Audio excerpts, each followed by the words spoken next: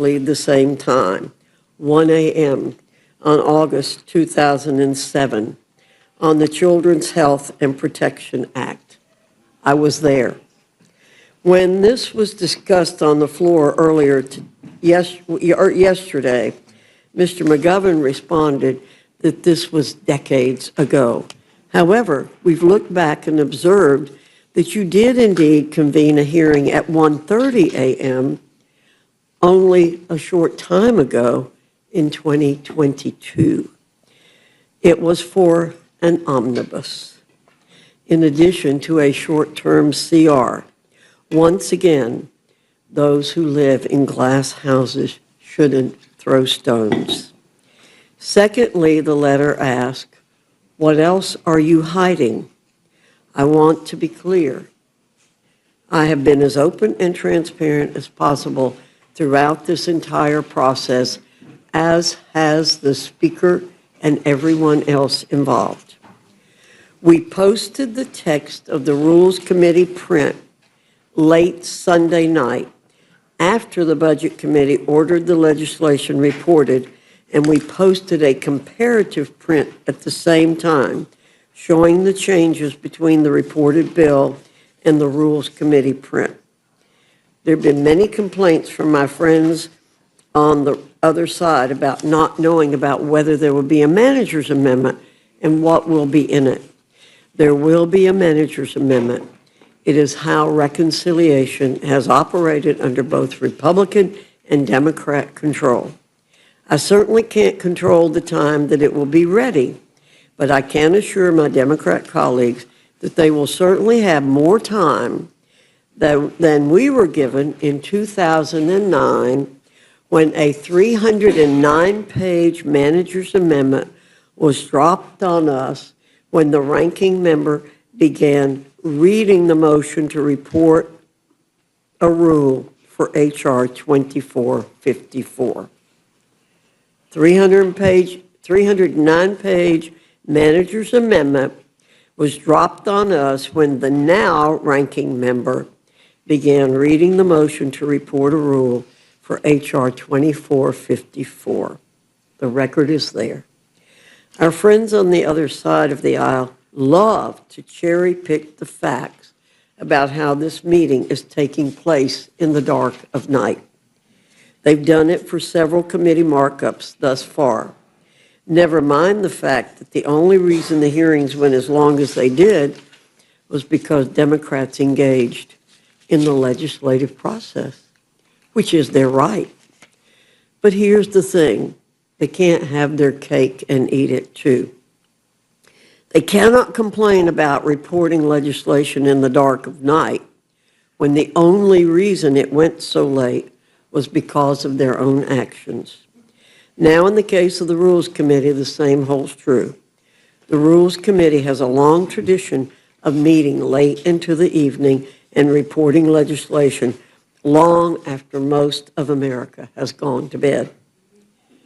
It is our duty to advance the agenda of the House of Representatives, the People's House. Let's roll the clocks back to when Democrats held the majority in the 110th and 111th Congress.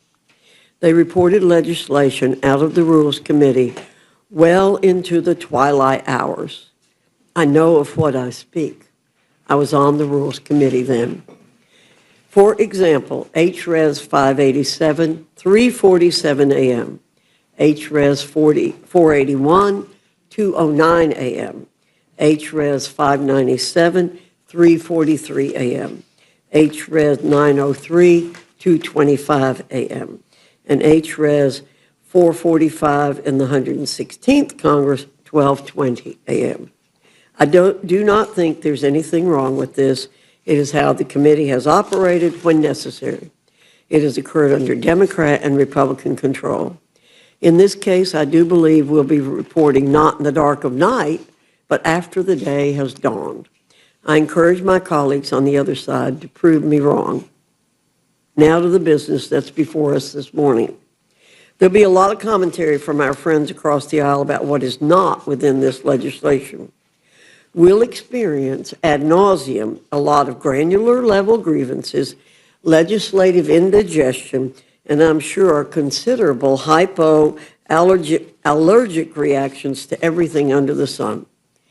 It'll be the same song and dance routine that we've seen and heard for months, likely with more drama than Shakespeare on the Hill.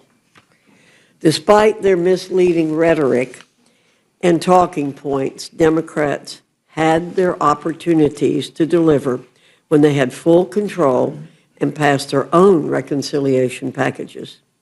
They did nothing to make the middle-class-centered Trump tax permanent. Despite the existence of the expiration of these tax cuts within their 10-year window, they refused.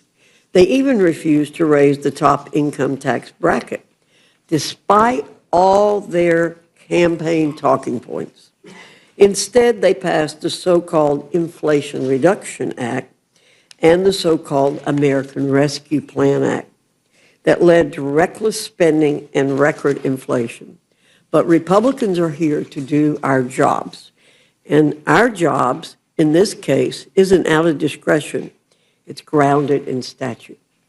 We're considering legislation that executes the instructions given to the committees pursuant to the budget resolution, one that passed both chambers and is binding on this body and the Senate.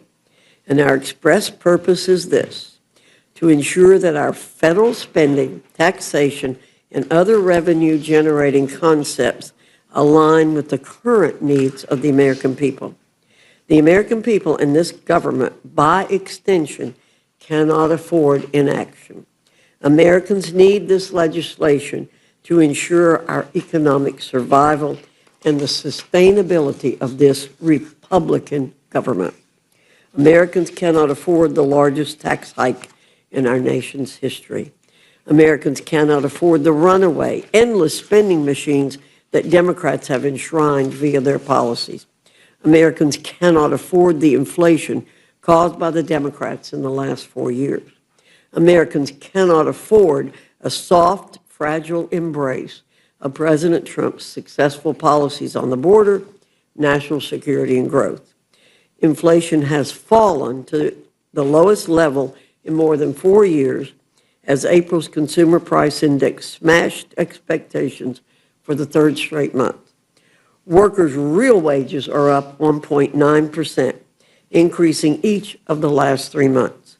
Encounters with gotaways, the top threat to public safety, are down by 95%. In March of 2025, fentanyl traffic at the southern border fell by 54% compared to March of 2024. Lastly, Americans and this government cannot afford to ignore the specific pro-growth provisions that President Trump campaigned on. Our bill delivers on the specific acute policies American workers embraced. We end taxes on tips. We end taxes on overtime. We boost tax deductions for seniors. We expand family-centered tax incentives like the child tax credit, the standard deduction, and family leave. The One Big Beautiful Bill is our answer to the American people's mandate from November. It is a clear, full-throated response to the millions of hardworking men and women across the entire nation who demand a serious course correction from the last 4 years and the setting of our fiscal situation on a sustainable footing. The committees within the House have all completed their respective parts, and all the pieces have come together. I commend all the committees, chairmen, members, and staff who worked for months, often well into the night and early hours of the morning, to craft the One Big Beautiful Bill Act. We're here to finish the job and ship this legislation to the House floor. With that, I look forward to the discussion. I now yield to the ranking member, Mr. McGovern, for any comments he wishes to make. Well, that's a lot to digest. Thank you. Madam Chair, before we get into the substance here, I've got a simple question. What the hell are Republicans so afraid of? What the hell are you so scared of that you guys are holding this hearing at 1 o'clock in the morning? It's a simple question that speaks to the heart of what's going on here, and one that I'm going to keep on asking. If Republicans are so proud of what is in this bill, then why are you trying to ram it through in the dead of night? If you guys are so proud to kick 14 million people off Medicaid, if you guys are so proud to rip food assistance out of the refrigerators of moms and dads and their kids, if you guys are so proud of shutting down rural hospitals and hurting our farmers, if you guys really think these are such great, awesome, beautiful things to do, like Trump keeps saying, then why not hold this hearing at 1 p.m. and not 1 a.m.? Why not debate this bill in prime time when most of the American people can watch? It's 1 o'clock in the morning. I think it's prime time in Guam. And I think it's crystal clear. It's crystal clear to everyone what this is all about. Now, the chairwoman wants to pretend like meeting at 1 o'clock in the morning is business as usual around here. It is not. This is not normal at all. She had to go back 20 years into the archives to dig up a single example of rules meeting at 1 a.m. And I guess, is that supposed to be some kind of gotcha? I'm actually glad she went back 2 decades to bring it up, because in 2007, Democrats convened the Rules Committee at 1 a.m. to protect people's health care. You guys have us meeting at 1 a.m. to rip it away. Now look at the record. George W. Bush was president, and the Children's Health Insurance Program was about to expire. That's an actual emergency, not a fake emergency like this. He vetoed not 1, but 2 of the bills that we sent him because he didn't want to cover those additional kids. So you guys caught us doing what exactly? Trying to protect coverage for uninsured kids. Great. We're proud of that. There is no comparison here. This is a 1,000-page bill, for God's sake. 1,000+ pages, and you want to shove it through in the dead of night because Trump said, close your eyes and vote for it. You're using emergency procedures to jam this through Congress to meet an artificial deadline that you created yourselves because the billionaires just couldn't wait for their tax cut. It's astonishing, really. It takes my breath away. It's just over 100 days, and you guys have gone from promising to lower costs to ripping away people's health care. Now, of course, you don't want anyone to know what you're doing here. It's because you know that this bill betrays the people who voted for you. You have the most ineffective Congress in a century. You've passed almost no legislation into law. And this is how you want to roll out your big centerpiece legislation at 1 o'clock in the morning. This isn't just incompetence. It's much more nefarious than that. You are intentionally hiding what you are doing.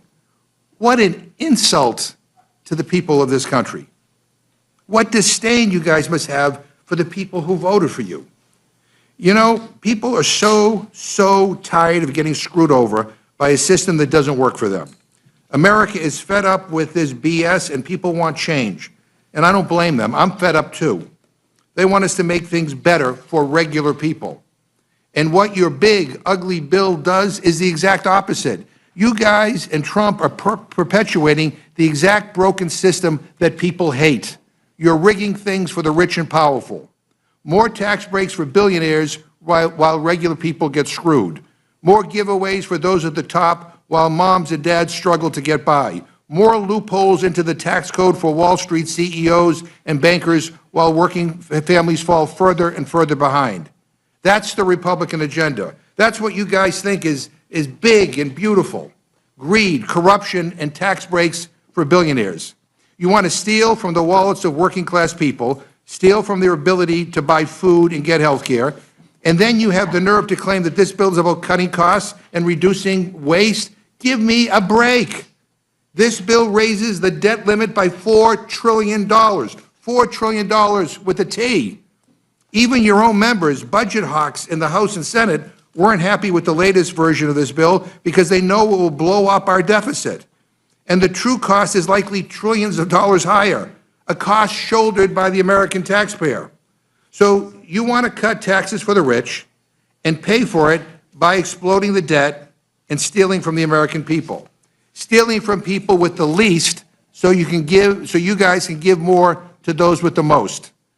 And I just find that fundamentally wrong, fundamentally cruel, totally out of touch, and totally and fundamentally immoral. Now, let me walk through what your bill does, since you guys are so eager to sweep it under the rug.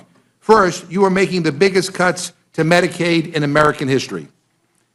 As a result of this bill, nearly 14 million Americans will lose their health care, and millions more will pay higher premiums, co-pays, and deductibles. That's just a fact. Hospitals will close, nursing homes will shut down, and people will die. And not a single one of the proposals in your bill is about making Medicaid work better. Not one. Your bill doesn't save Medicaid. Your bill destroys Medicaid. We can and we should make Medicaid work better. Absolutely. Instead, your bill creates more red tape, more hurdles, and kicks struggling people off their health insurance. Now, who asked for this garbage? I mean, more red tape? Oh, boy. When I talk to people back home, that's exactly what they want with their health care. More red tape. I mean, come on. And then, if that's not bad enough, you are making the biggest cut to food assistance in American history.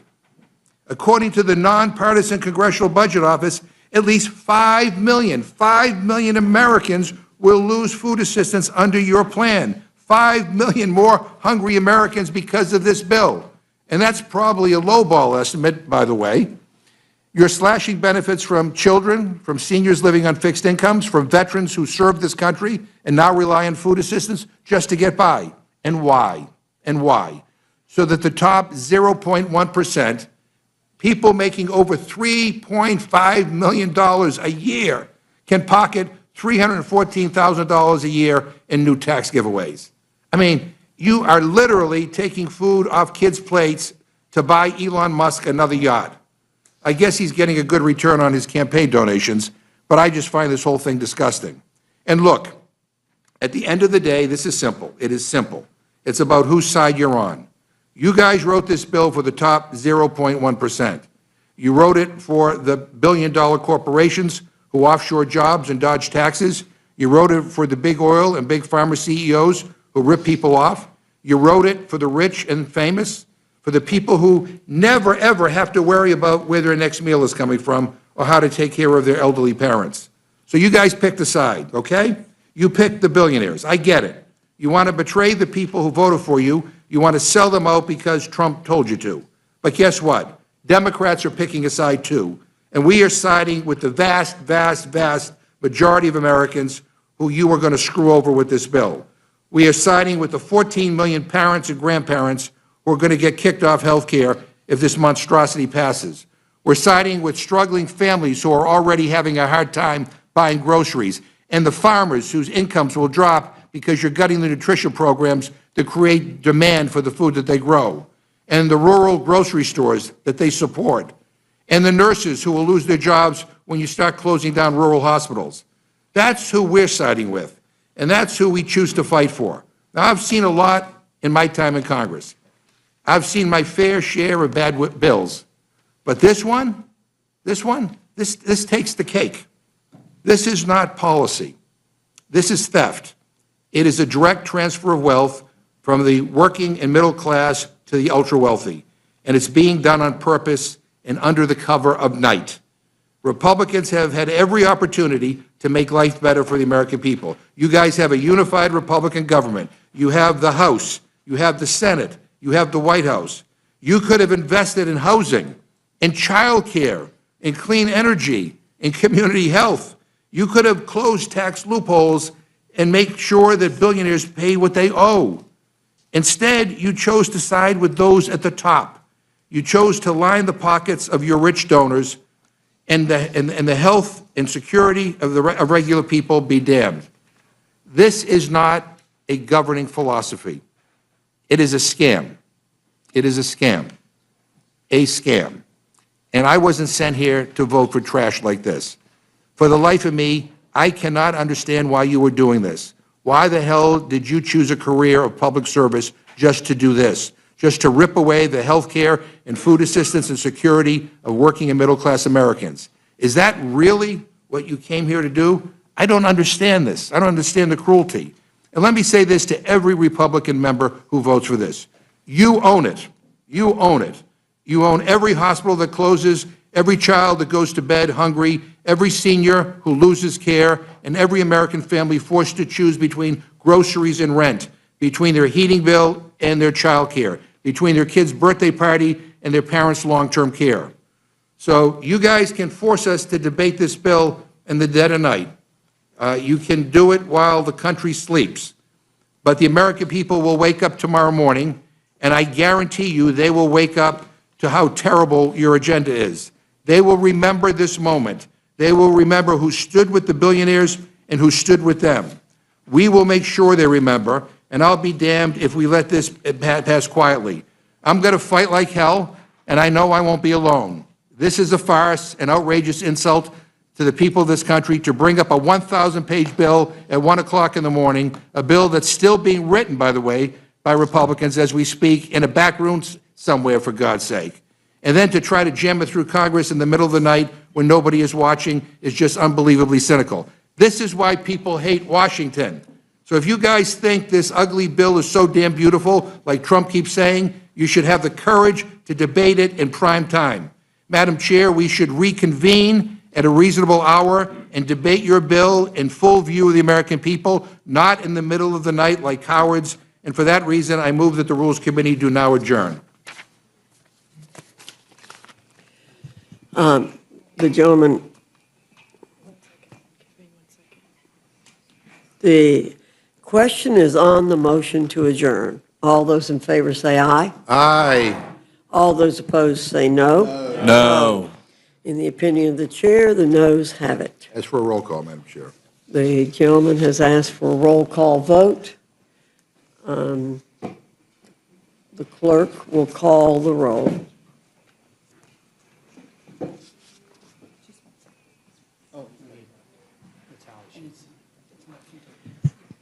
Why don't you just let me call?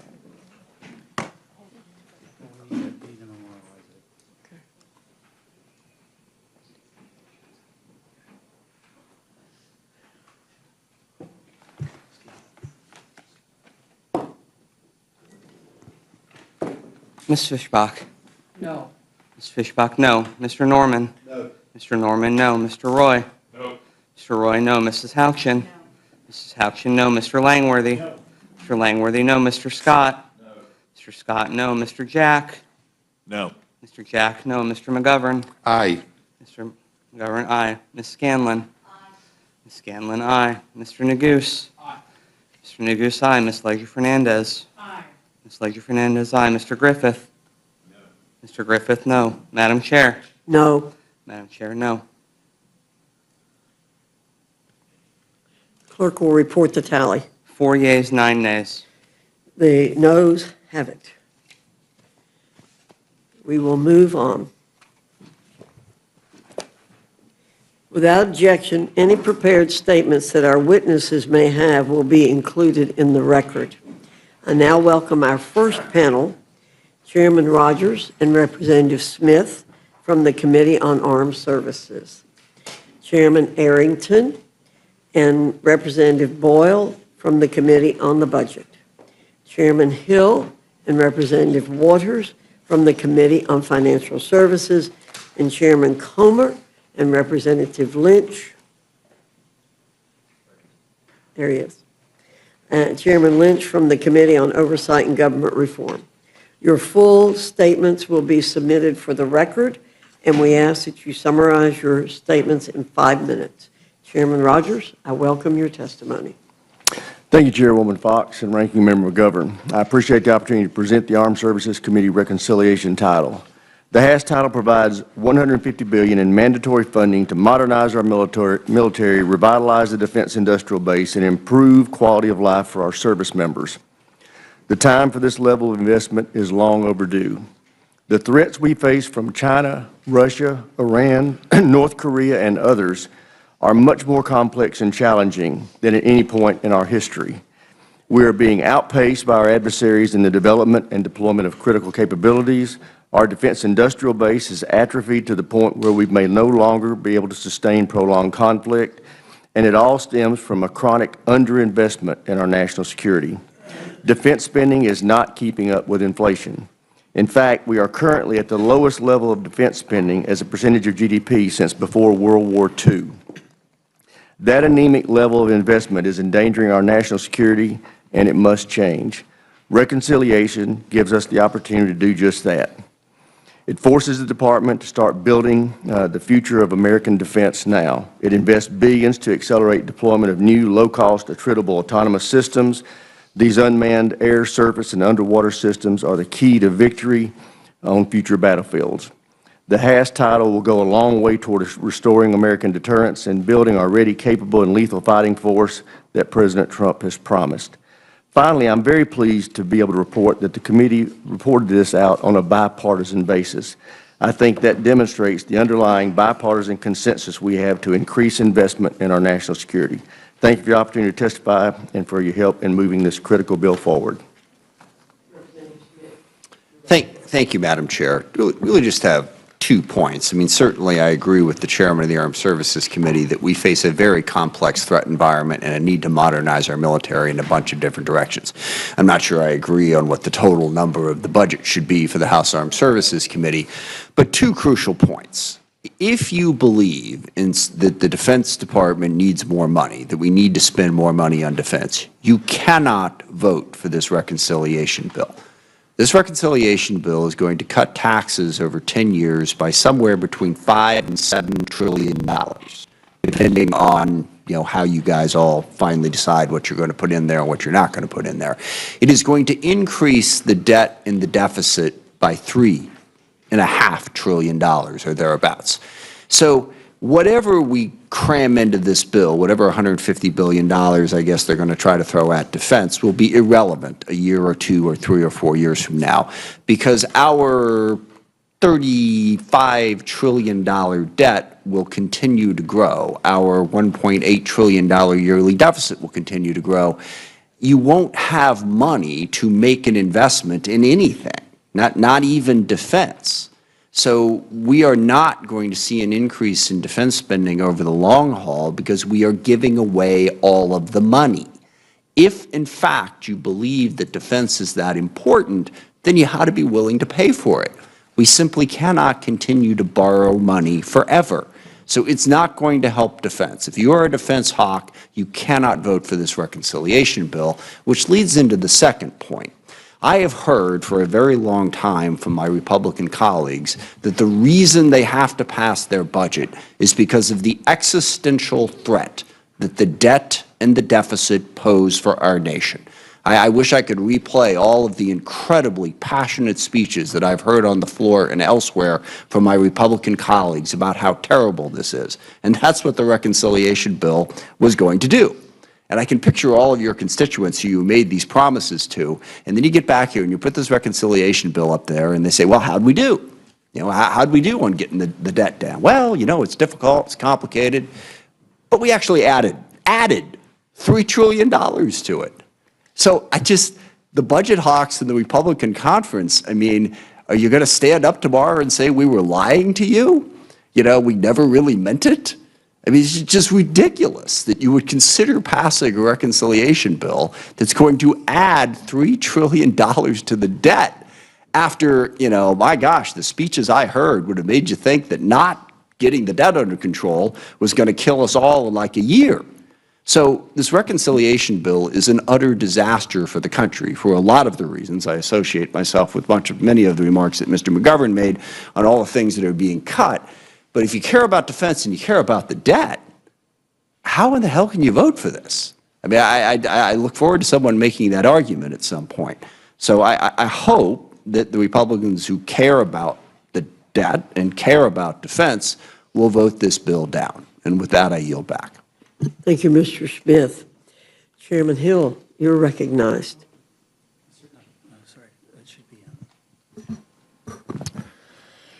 Good morning, Madam Chair and Ranking Member McGovern. I've never considered myself much of a morning person, and this takes it to a whole new level. A few weeks ago, the House Financial Services Committee completed work on the assignment to us under the budget resolution from Congress adopted early in April. The resolution asked us to decrease the deficit by at least $1 billion over the 2025 to 2034 period. We've done that.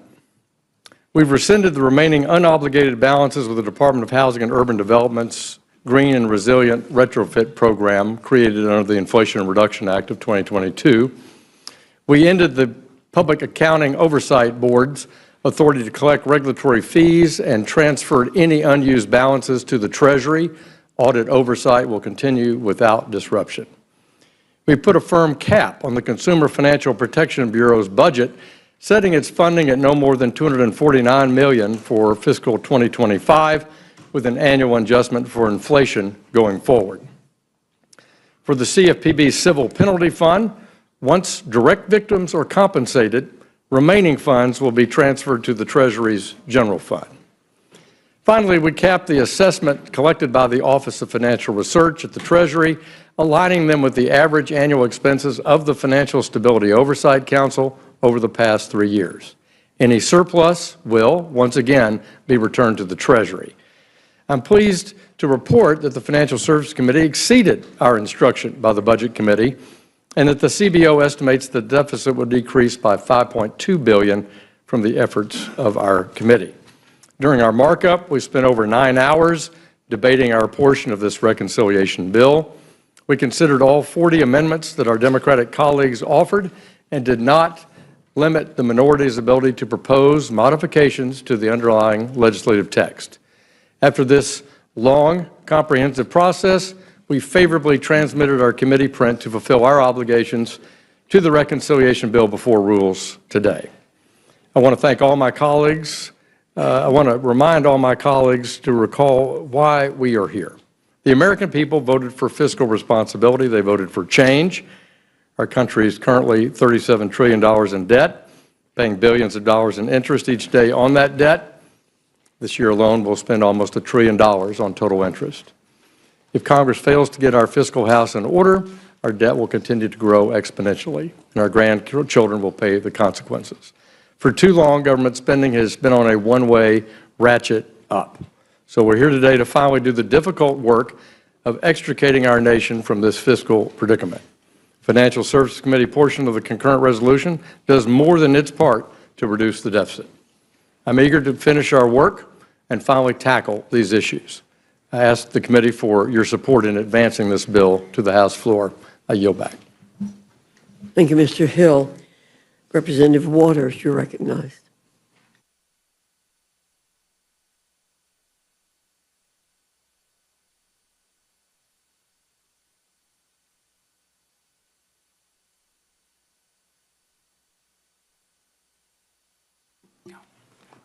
Well, I can't let that not be heard. Well, here we are. Republicans have dragged us here in the dead of the night under the guise of having a productive hearing about the GOP tax scam bill. But the truth is that Republicans couldn't care less about how bad this bill is. They're going to sit here and ignore every single thing that I and my Democratic colleagues have to say about this bill and how it will harm hard-working American families. And it's all because they are afraid of Donald Trump. They're so afraid of Donald Trump that they will gladly allow the American people to serve as collateral damage to the $5 trillion handout, $5 trillion handout to billionaires in this bill. They're so afraid of Donald Trump that they're okay with him getting richer while their constituents are getting poor. This isn't hyperbole. This is real life. This bill cuts programs that will literally make American families poor and make Donald Trump and his billionaire donors richer. I was there at the Consumer Financial Protection Bureau after Trump and Elon Musk illegally attempted to shut down the Bureau. I heard from consumers about what shutting down the agency means for them.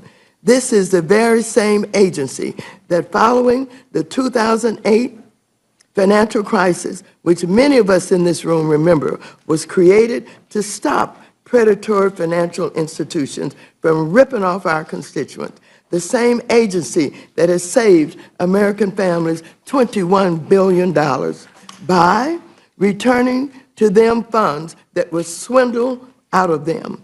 Trump failed to shut the agency down in court. So now they're trying to soliciting the help of Republicans.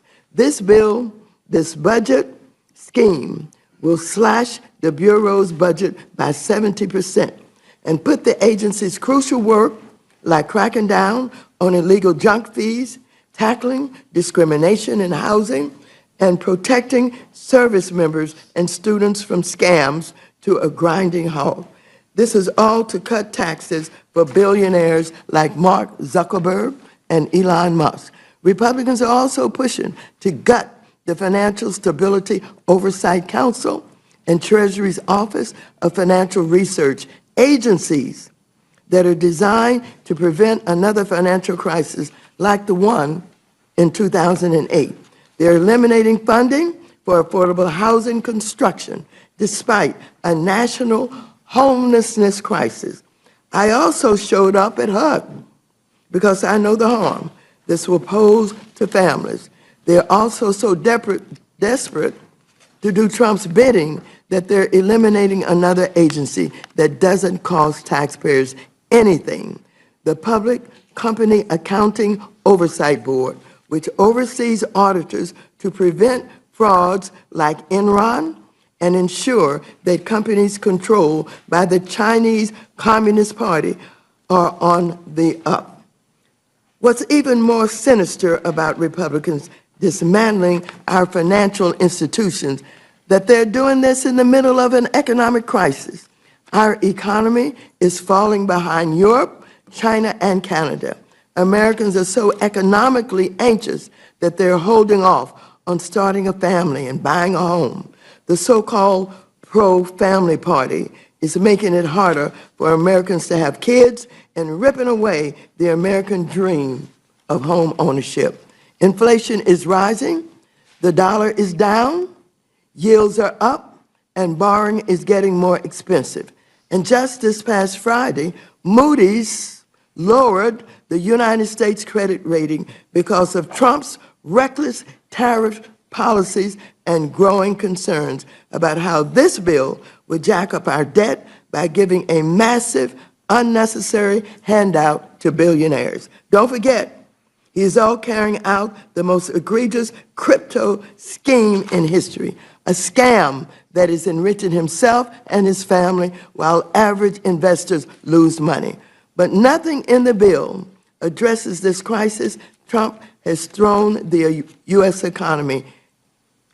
He's put us in this position. Republicans, let's face it, you're not serious about helping your constituents. You only care about kissing up to King Trump. This isn't what the American people elected us for. I yield back the balance of my time. Thank you, Ms. Waters. Mr. Arrington, you're recognized. Thank you, Madam Chair, Ranking Member McGovern, members of the Rules Committee.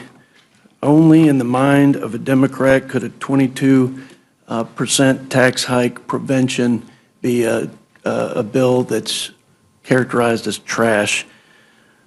Only in the mind of a Democrat could giving our soldiers, our sons and daughters in uniform, what they need to be ready to protect us, to keep us safe and free, be a scam. Only in the mind of a Democrat would keeping illegal immigrants from receiving taxpayer-funded social services so that we could sustain those programs for American citizens now and into the future could be a scam or trash. And I got a whole lot of other talking points, and I look forward to the conversation. The reconciliation bill under consideration today is the principal legislative vehicle for advancing the full America First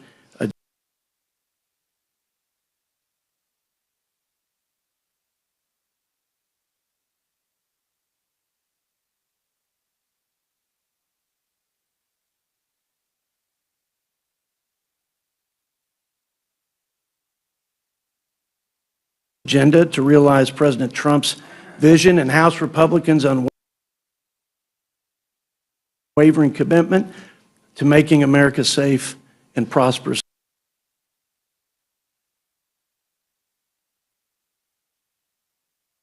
again. Our goals were as follows: to strengthen our military and security,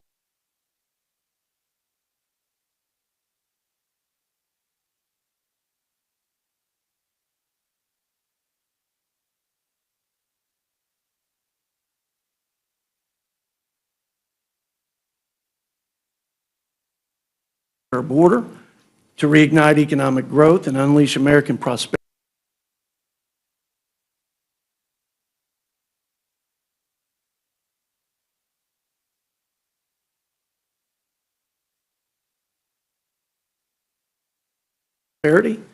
And to rein in wasteful Washington spending and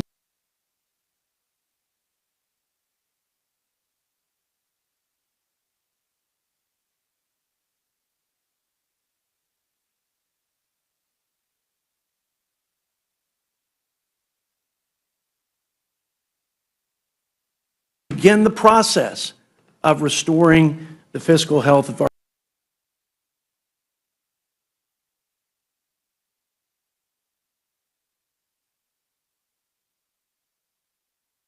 great nation. The One Big Beautiful Bill Act contains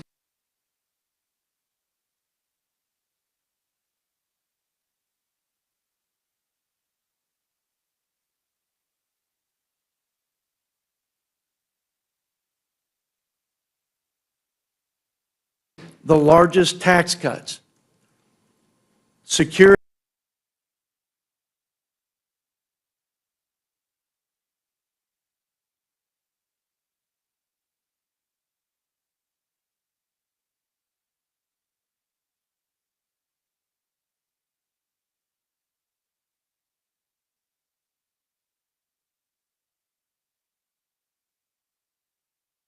investment, federal energy asset deployment, and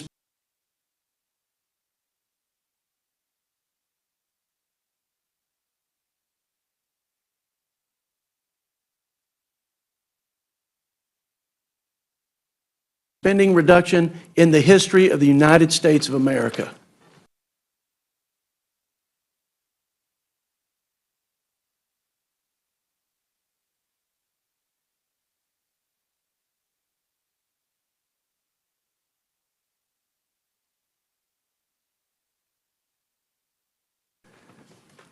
This is an historic moment. We believe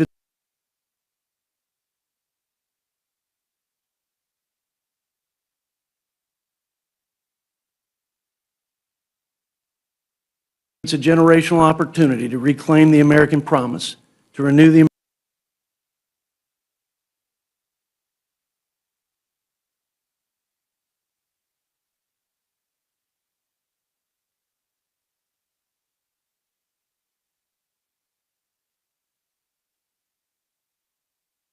American spirit and restore America's greatness. The American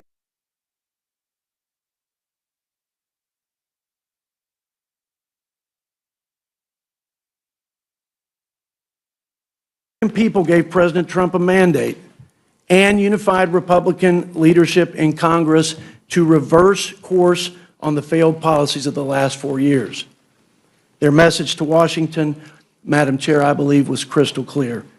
They want competent leaders, common sense policies, and a commitment from everybody in this room, all of the lawmakers and leaders of our great country, to be committed to putting America and Americans first. Let's give the voters what they got, what they asked for today. I yield back. Thank you, Mr. Arrington. Mr. Boyle, you're recognized. Thank you, Madam Chair, and thank you, Ranking Member, and thank you to all the members who go above and beyond by serving on the Rules Committee. When I was a teen, my late mother would often say, "Nothing good happens after midnight." Now I know what she meant. This big bill for billionaires will truly hurt working Americans. Let me highlight some of the major points. First, it will bring about, according to the nonpartisan Congressional Budget Office, the greatest loss of health care coverage in American history. It does it in several ways. First, by providing and instituting the biggest cut to Medicaid in American history. Second, by launching devastating cuts to Obamacare. Those two combined will result in a loss of health care for about 14 million Americans. But that's not all. Just tonight, a few hours ago, the bombshell came out. The nonpartisan CBO's official numbers show this bill will bring about an over $500 billion cut to Medicare, one of the largest cuts to Medicare since the program was created in 1965. So the largest cut to Medicaid in American history, devastating cuts to the Affordable Care Act, and one of the largest cuts to Medicare in American history. And why? To help subsidize tax cuts that mostly go to the top 1%. And of course, those cuts I highlighted to healthcare aren't the only cuts that are in here. We also have included the largest cuts to nutrition assistance and food programs in American history, cuts to all sorts of education programs, and the list goes on and on and on. And does that, in the end, mean most working Americans will be better off? No, because also out from CBO just tonight are the distributional effects of this bill. It's in its entirety. And what does it show? The bottom 10% of Americans will actually be poorer as a result of this bill, with the biggest benefit going to the top 1% of Americans. What is also quite clear is that this bill is not entirely paid for. Even after all of those cuts to Medicaid, all of those cuts to Medicare, all of those cuts to the Affordable Care Act and nutrition assistance and on, they don't come close to paying for the cost of the tax cuts. So how is the rest paid for? It isn't. Just tacking on more and more to our national debt. No wonder just on Friday evening, Moody's delivered the third credit downgrade this nation has ever received. This is truly, I think all sides will agree with this, a significant piece of legislation. Frankly, I think one of the most consequential in our lifetimes. Sadly, though, I believe the consequences for my constituents and most working Americans will be absolutely devastating. I urge you to reject it. With that, I yield back. Thank you, Mr. Boyle. Chairman Comer, you're recognized. Thank you, Dr. Fox and Ranking Member McGovern. Today, I'm here to talk about a generational opportunity to realize reforms that address the budget deficit. The provisions proposed by the Committee on Oversight and Government Reform in Title IX of this bill are part of President Trump's larger effort to improve the fiscal health of the federal government. Last November, Democrats offered to provide more of the same, but the American people instead elected President Trump to a historic second term on promises to change Washington, D.C. The deficit reductions in Title IX of the reconciliation package codify part of the President's vision for enacting his agenda and achieving significant taxpayer savings. Congressional procedure, precedent, and tradition too often contribute to an ever-expanding federal government. Meanwhile, too little is done to shrink the administrative state and make the federal bureaucracy more efficient. The budget reconciliation process provides a rare opportunity to reverse that trajectory. Fundamentally, Congress instructed the Committee on Oversight and Government Reform to advance policies that reduce the federal deficit by at least $50 billion. Despite our committee's limited jurisdiction over mandatory spending programs, we passed a package of budget reforms that save a significant sum. We are in a fiscal crisis. The reforms we moved out of the Oversight Committee met the moment in terms of addressing that fiscal crisis. We did the job we needed to do on behalf of the American taxpayers and future generations. The simple truth is that federal employee retirement benefits significantly outpace those of the private sector. To this point, the Congressional Budget Office issued an April 2024 report that I requested, stating that, quote, benefits for federal workers cost 43% more per hour worked on average than benefits for private sector workers, end quote. CBO stated further that, quote, benefits also constituted a larger share of total compensation for federal workers than for workers in the private sector, end quote. Most of the costs associated with these benefits are funded by hardworking taxpayers in the private sector and federal borrowing. I understand that our conference includes members that represent different constituencies. I support leadership's work to combine our package with the provisions reported by other committees into one bill that can gain the support of our conference. And I thank my colleagues for working with leadership to represent their constituents and reach an agreement on a package that advances significant budget-saving reforms. I fully support our collective efforts to advance a package that works for the House and supports President Trump's agenda. Title IX of the legislation before us today advances most of the Oversight Committee's important budgetary reforms. These reforms will save taxpayers money while protecting current retirees, as well as law enforcement officers, border patrol officers, air traffic controllers, nuclear material couriers, and firefighters who serve a clear public interest and typically have shortened federal careers due to mandatory retirement rules and early retirement incentives. Taken together, the reforms now being considered in Title IX will reduce the deficit and move us toward the more accountable federal government and the American people demand and deserve. I ask the Rules Committee to promptly advance this legislation for consideration by the House, and I welcome the committee's questions. I yield back. Thank you, Chairman Comer. Representative Lynch, you recognized. Thank you, Madam Chair, and Ranking Member.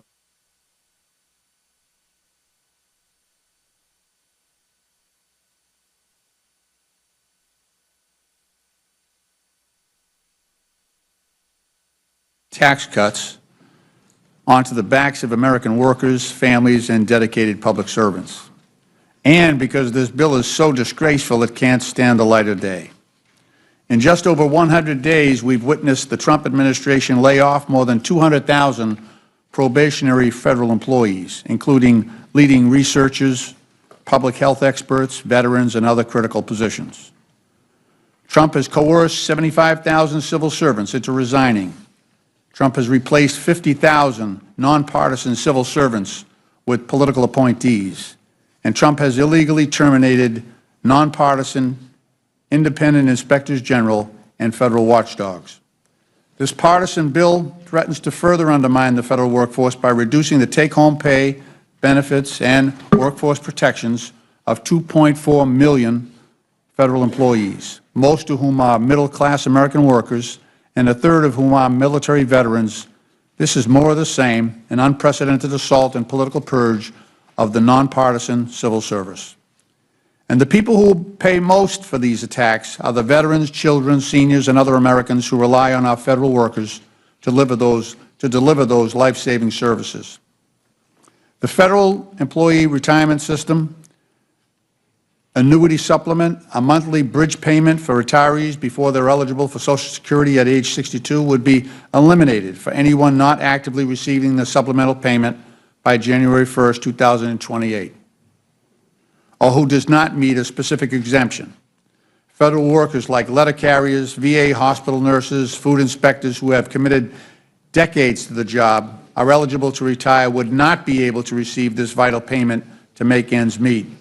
That's $18,000 per year in retirement income for the average beneficiary eliminated because billionaires need another tax break. This legislation would also retroactively change the annuity formula to base most employees' annual retirement payments on their highest 5 years of earnings instead of the highest 3 as they were promised when they were hired. This is an outright theft of earned benefits that would cost federal retirees thousands of dollars annually. And my Republican colleague, Representative Mike Turner of Ohio, was exactly right to speak out and vote against this provision during our committee's consideration of this bill, making the rejection of the oversight provisions bipartisan. Another particularly egregious provision of this bill would force any newly hired federal employee to accept at-will employment or lose 5% of their take-home pay to increase retirement contributions. Federal workers who choose to remain under the merit-based system would be forced to contribute nearly 10% of their paycheck towards retirement. CBO estimates that 75% of new hires in the federal government would now become at-will employees subject to political purges of the federal workforce with little to no protections. I'll be introducing amendments to strike this bill's at-will employment provisions and to exempt veterans and federal workers who entered the workforce prior to the bill enactment from the changes in the annuity formula. Despite the claims of this administration, federal workers are not leeches on the system, but hardworking, dedicated public servants who are paid about 25% less than their private sector counterparts. A strong, nonpartisan federal workforce is fundamental to a functioning democratic government. These dedicated workers deserve our respect and our support. Like most Americans, federal workers faced increased costs for groceries and housing and economic uncertainty because of President Trump's reckless tax and tariff agenda. The Trump tariffs are estimated to cost American households $4,900 per year, the largest tax increase since 1968. President Trump and congressional Republicans are also advocating for a tax regime that will actually increase federal deficits by more than $4 trillion over the next 10 years. And worst of all, they're seeking to offset their tax cuts for billionaires by gutting $800 billion from Medicaid programs. My Democratic colleagues and I strongly oppose that motion. Oversight Democrats stand with struggling families. We oppose corruption and abuse of power, and we are committed to solving our nation's crises without sacrificing the well-being of our civil servants. I urge my colleagues to reject this reverse Robin Hood legislation, which robs from the poor to give to the rich, and instead work towards a budget that respects American workers and the basic needs and services they provide. I welcome the committee's questions, and I yield back. Thank you, Mr. Lynch. Chairman Arrington, we keep hearing a constant refrain from the Democrats that the tax cuts were driven to the wealthy. The Washington Post fact-checked what they referred to as Democrats', quote, zombie claim, end quote, that 83% of the benefits from Republican tax reform in 2017 went to the wealthiest 1%. They fact-checked this multiple times. The Post gave the claim 3 Pinocchios, saying, quote, the tax bill has been in place for more than 3 years, and it's clear from the available data that the top 1% did not end up with most of the tax benefits. Do you agree with me that the Democrats have a credibility problem when they discuss President Trump's tax cuts?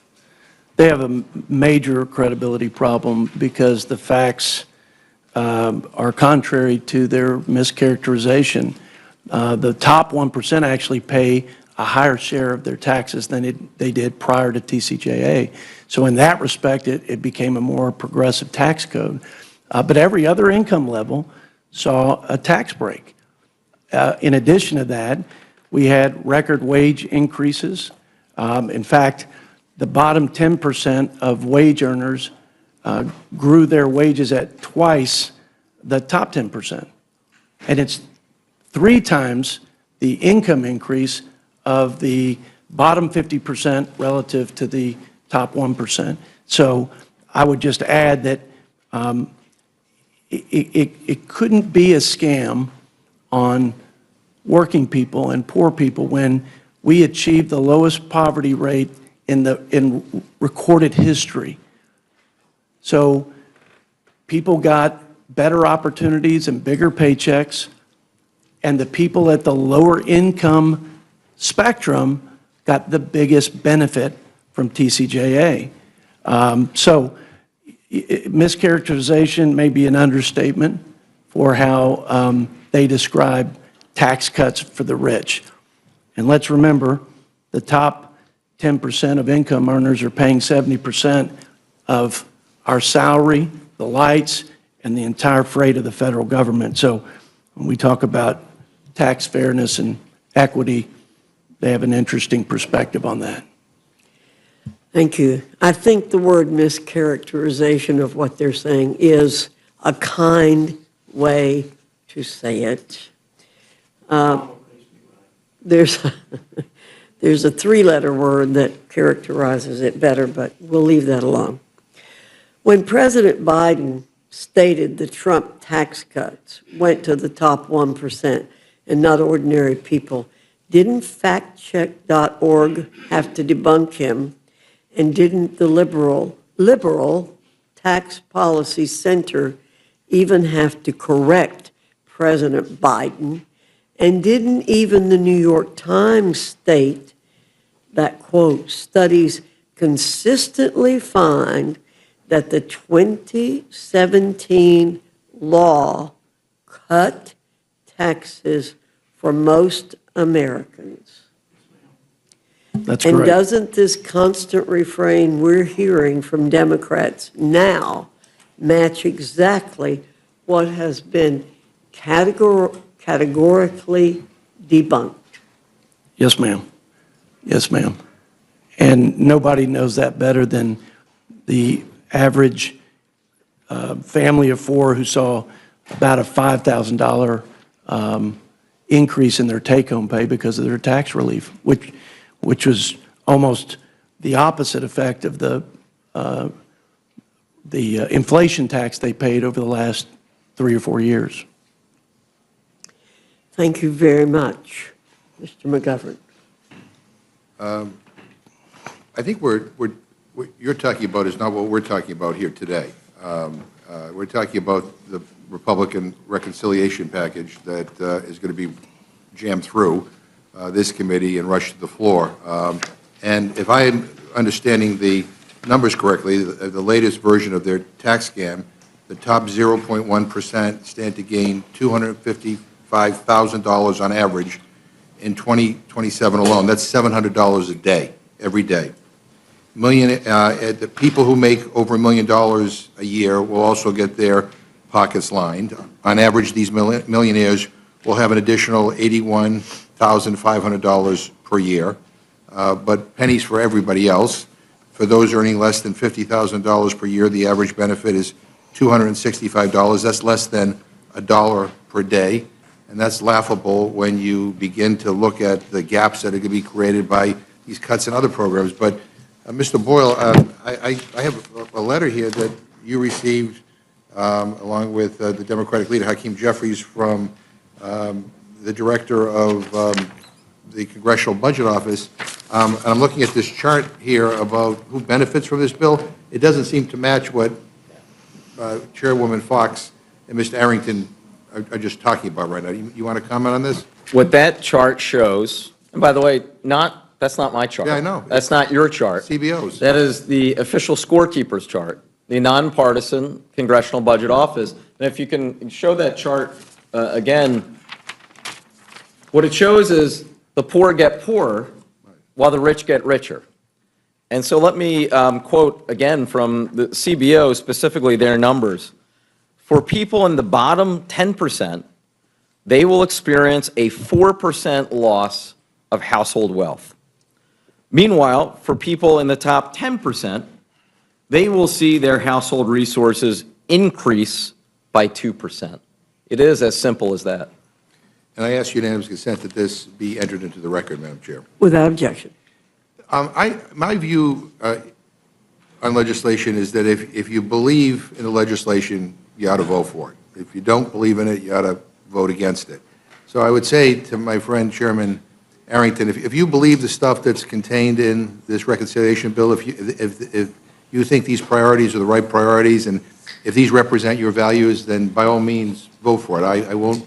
I'll disagree with you. I mean, I could spend all day here because I'm also on the Agriculture Committee, and we had a lengthy hearing on the impact of the nutrition cuts on average people and on states too. There's an unfunded mandate here as well, and it's going to be significant. But if this bill represents your values, I'll just say for the record, it doesn't represent my values. And so, we're just going to have to agree to disagree. But, let me ask you a question, though, Chairman Arrington. I mean, this is the Rules Committee print of what we're talking about. Is this Rules Committee print in front of us, is this the final version of the bill, or a change is going to be made? Sir, it's the final version of the bill until the manager's amendment is completed, and then we'll know what those definitive changes are. So are negotiations still ongoing? And if so, with whom? Where are they, and in what room? Shouldn't you be in that room instead of being here right now because you're the budget chair? I mean, during the budget markup on Sunday night, you said that you weren't aware of any changes being made, and then my colleague on the Rules Committee, Mr. Norman, on this committee, followed up saying he was happy with the direction, with the changes that were being made. So which is it? So changes are going to be made? Well, I'd say there are a lot of there've been a lot of conversations and discussion and healthy debate within the conference. But as far as I'm concerned, my job was first to make sure that the budget targets were achieved, and they were. So we had a balanced budget reconciliation bill. That was our job to affirm that in the Budget Committee. As to what changes, I don't know of any definitive changes until I see it on paper. Lots of things change, as you know, Right, yeah, in this process. But in the Budget Committee markup, you said that we would have an official score from the nonpartisan budget experts at CBO before we vote on this bill. And when will we get that score? I believe we will still have a score on the final bill. So you think we'll get the score before we vote on it? That's my expectation. And if we don't, would you recommend that we hold off until we get the I think score? we got a lot of the bill scored at this point. My expectation is that they'll have the bill scored. Yeah, but with the changes, yeah, I mean, one of the things about CBO is it talks not only just about the impacts on the deficit and the debt, but also on like how many people will lose health care benefits or, and other benefits. So any change will impact our constituents differently. And so I guess I just want to, do you think it's okay for us to vote on this bill without knowing how much it will cost the American taxpayer or how many people will get kicked off of their health care? And, if you're saying we should absolutely have a final CBO score before we vote on this, I could live with that. I just don't, I want to make sure I'm understanding what you're committing to or not committing to. I'm committing, my expectation is they'll have all the scores, Mr. McGovern, but I think they know the various machinations and what that will do to ensure a certain number of people who receive, for example, Medicaid, who are in this country illegally under the policies of President Biden, and what that will change when we put prohibitions against taxpayer funded services going via illegal. I'm not looking for a prediction. I'm looking for kind of certainty about what we will be. Mr. Boyle, as you know, statutory pay-go, which stands for pay-as-you-go, is a law that requires tax cuts and spending increases to be offset, meaning that they do not add to the deficit. If at the end of the year congressional legislation collectively violates pay-go, those deficit effects trigger across-the-board cuts to programs like Medicare. Does this bill trigger statutory pay-go? Yes, and it's not me saying it. It is the Congressional Budget Office confirming it as of a couple hours ago. And look, this is really the breaking news, because when the Budget Committee kicked off this process approximately 3 months ago, there was a commitment by President Trump that there would be no Medicare cuts in this piece of legislation. And indeed, over the last several months, there's been no discussion of Medicare at all. There has been of Medicaid, but not of Medicare. Well, here we are tonight because, as you explained, because of the size of the deficits, because of the pay-go or pay-as-you-go act, that would trigger sequestration of Medicare, and it would total over $500 billion. The official figure that CBO confirms is $535 billion in cuts to Medicare. And this bill doesn't waive statutory pay-go? No, it does not. So this will have a direct impact on Medicare and the federal budget, which is, again, I think a lot of people who are not following this as closely as you are probably are not aware of and will be surprised to learn about tomorrow. Chairman Hill, as you know, military service members and veterans are disproportionately targeted and endangered by financial fraudsters. And the CFPB, whose funding Republicans are aiming to cut by roughly 70%, received nearly 85,000 financial complaints from service members and veterans in 2023. And the CFPB has provided $363 million in monetary relief from enforcement actions that involved harm to service members and veterans. Our colleague from Connecticut, Mr. Himes, spoke on an amendment in your committee that would prevent funding cuts to the CFPB from harming veterans and service members. This seems like a common-sense amendment to me, yet not a single Republican spoke in favor of it. No one on your side even spoke up to explain why they were in favor of not moving this amendment forward, which again, I think threatens the financial safety of our service members and our veterans. So at the end of the day, I mean, this amendment was voted down. So I just want to give you an opportunity to explain why cutting an agency that protects the financial well-being of our service members and our veterans is a priority in this bill. I don't quite understand it. Well, thank you, Mr. McGovern. The plan that Republicans advanced in this reconciliation plan was to save mandatory spending, and it's our judgment, going back and looking at the history of the CFPB since its inception in the Dodd-Frank Act, that it could continue its core function and meet its statutory obligations at a 5% cap of the Federal Reserve's budget, which would be about $249 million this year, and that it could meet all of its statutory obligations in meeting what Dodd-Frank directed them to do, which is for large financial institutions and non-banking companies comply with consumer compliance. And we believe they can do that. Yeah, I'm hearing great concern about the impacts of these cuts, and what I worry about in a number of areas with regard to this bill is that cuts are being made not necessarily on the merits, but just because cuts have to be made. Ranking Member Waters, the CFPB has returned $21 billion to consumers over the last 14 years. If Congress proceeds to slash 70% of the CFPB's budget, a vital agency whose sole purpose is to protect American consumers in the financial marketplace, would the CFPB be still be able to fight for consumers and seek remediation when they are harmed with this kind of cut? Thank you very much for that question, Mr. McGovern. Absolutely not. The Consumer Financial Protection Bureau is extraordinarily important for consumers.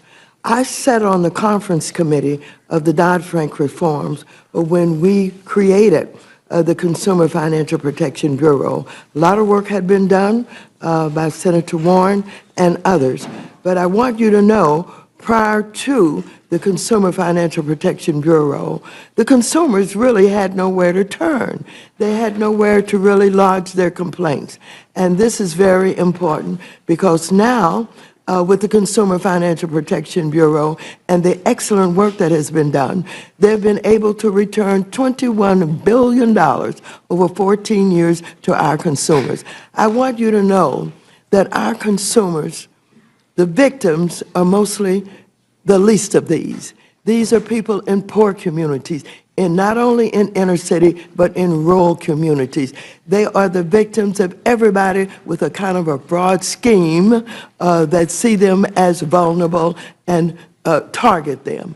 I want you to know, without the Consumer Financial Protection Bureau, we would not have been able to deal with the big fines that we had to do some of the largest banks in this country that were literally, in many ways, had less risk management that they should have, and all kind of errors and mistakes and fraud was taking place. And so this proposed cut of 70% literally would kill the Consumer Financial Protection Bureau. And I want you to know that even, and I'm recalling, when Mick Mulvaney was acting director of the Consumer Financial Protection Bureau, he basically said, I'm bound to execute the law as written. When he first went in, he did not request any money.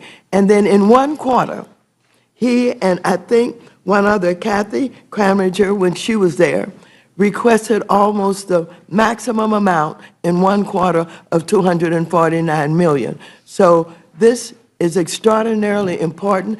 All of us, Democrats and Republicans alike, should care about our consumers, about our voters, about the fact that they need the money that they earn. Hard-working people to put food on the table, to pay the rent, getting ripped off in so many ways and nowhere to turn would be absolutely disastrous.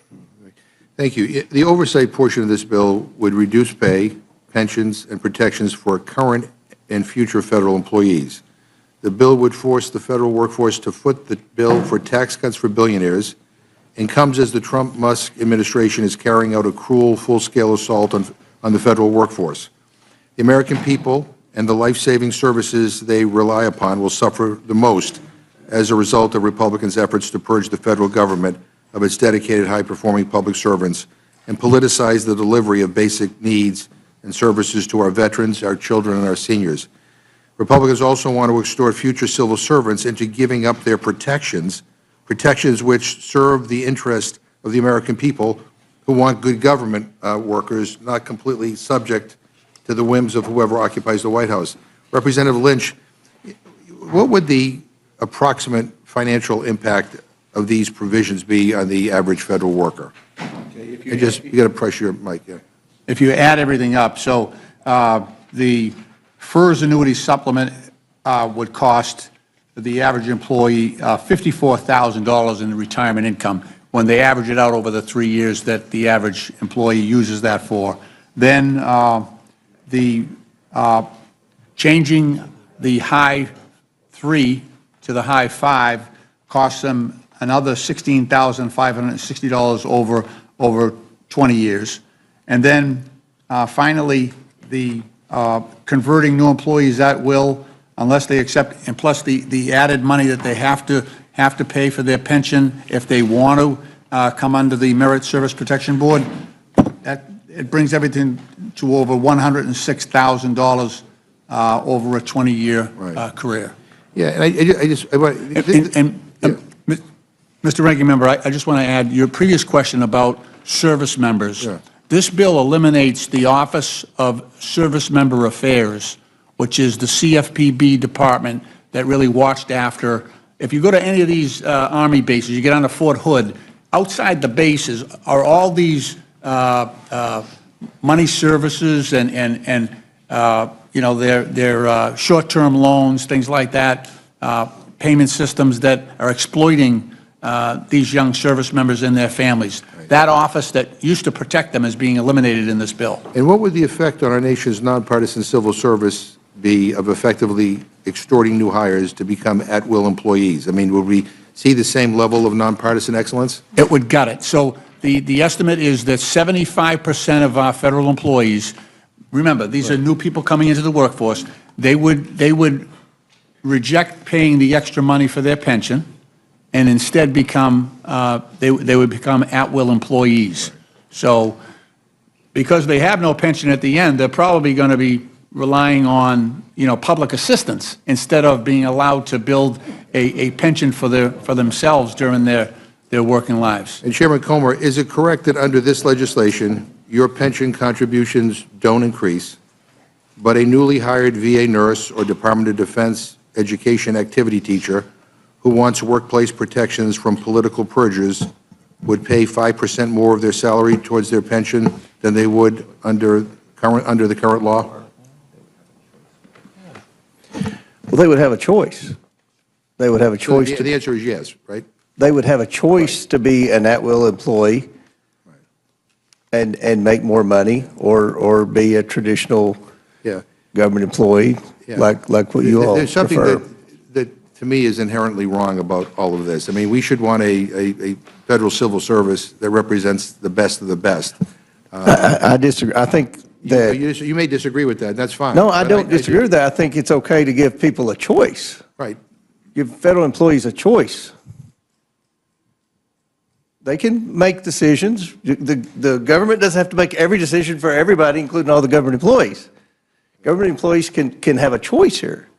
Right, but the incentives here are backwards, which that's the point I'm trying to make, is that I think there's an attempt by this administration, and you may agree with it, to basically politicize our federal workforce, to make everybody just say whatever the administration wants, and that's it. And I think this is about incentivizing that. But let me just say, my final, to Ranking Member Smith, from your time on the Armed Services Committee, it is clear that you understand the value of defense spending and investing in our military. Do you believe that an increase of $150 billion for defense over the $848 billion provided to the Department of Defense in fiscal year 2025 and with few guardrails makes sense when the pay for is devastating cuts from essential programs for the American people like Medicaid, Supplemental Nutrition Assistance Program, which is SNAP, and student loan and grant programs at the Department of Education? I do not, and that's why I voted against it in committee and opposed this. I mean, adding $150 billion to defense is debatable in and of itself, but where it's coming from, as I think a number of people have articulated, it's coming from all these other programs. It's also coming from just borrowing the money. And I will also say we do not yet have a national security plan from the Trump administration. We've heard that they want to cut 8% from certain aspects of it. We haven't seen what that is, so we don't know what the plan is for this $150 billion. It is spread out over 4 years, by the way, not all in the first year. And let me just add my final point here. I mean, many have expressed concerns with how Secretary Hegseth has managed the Pentagon, prioritizing loyalty, decimating the military and civilian workforce, and undermining the effectiveness of the Department of Defense. Given that chaos, is now an appropriate time to gift the Department of Defense an additional $150 billion on top of the $858 billion that they already received in FY 2025?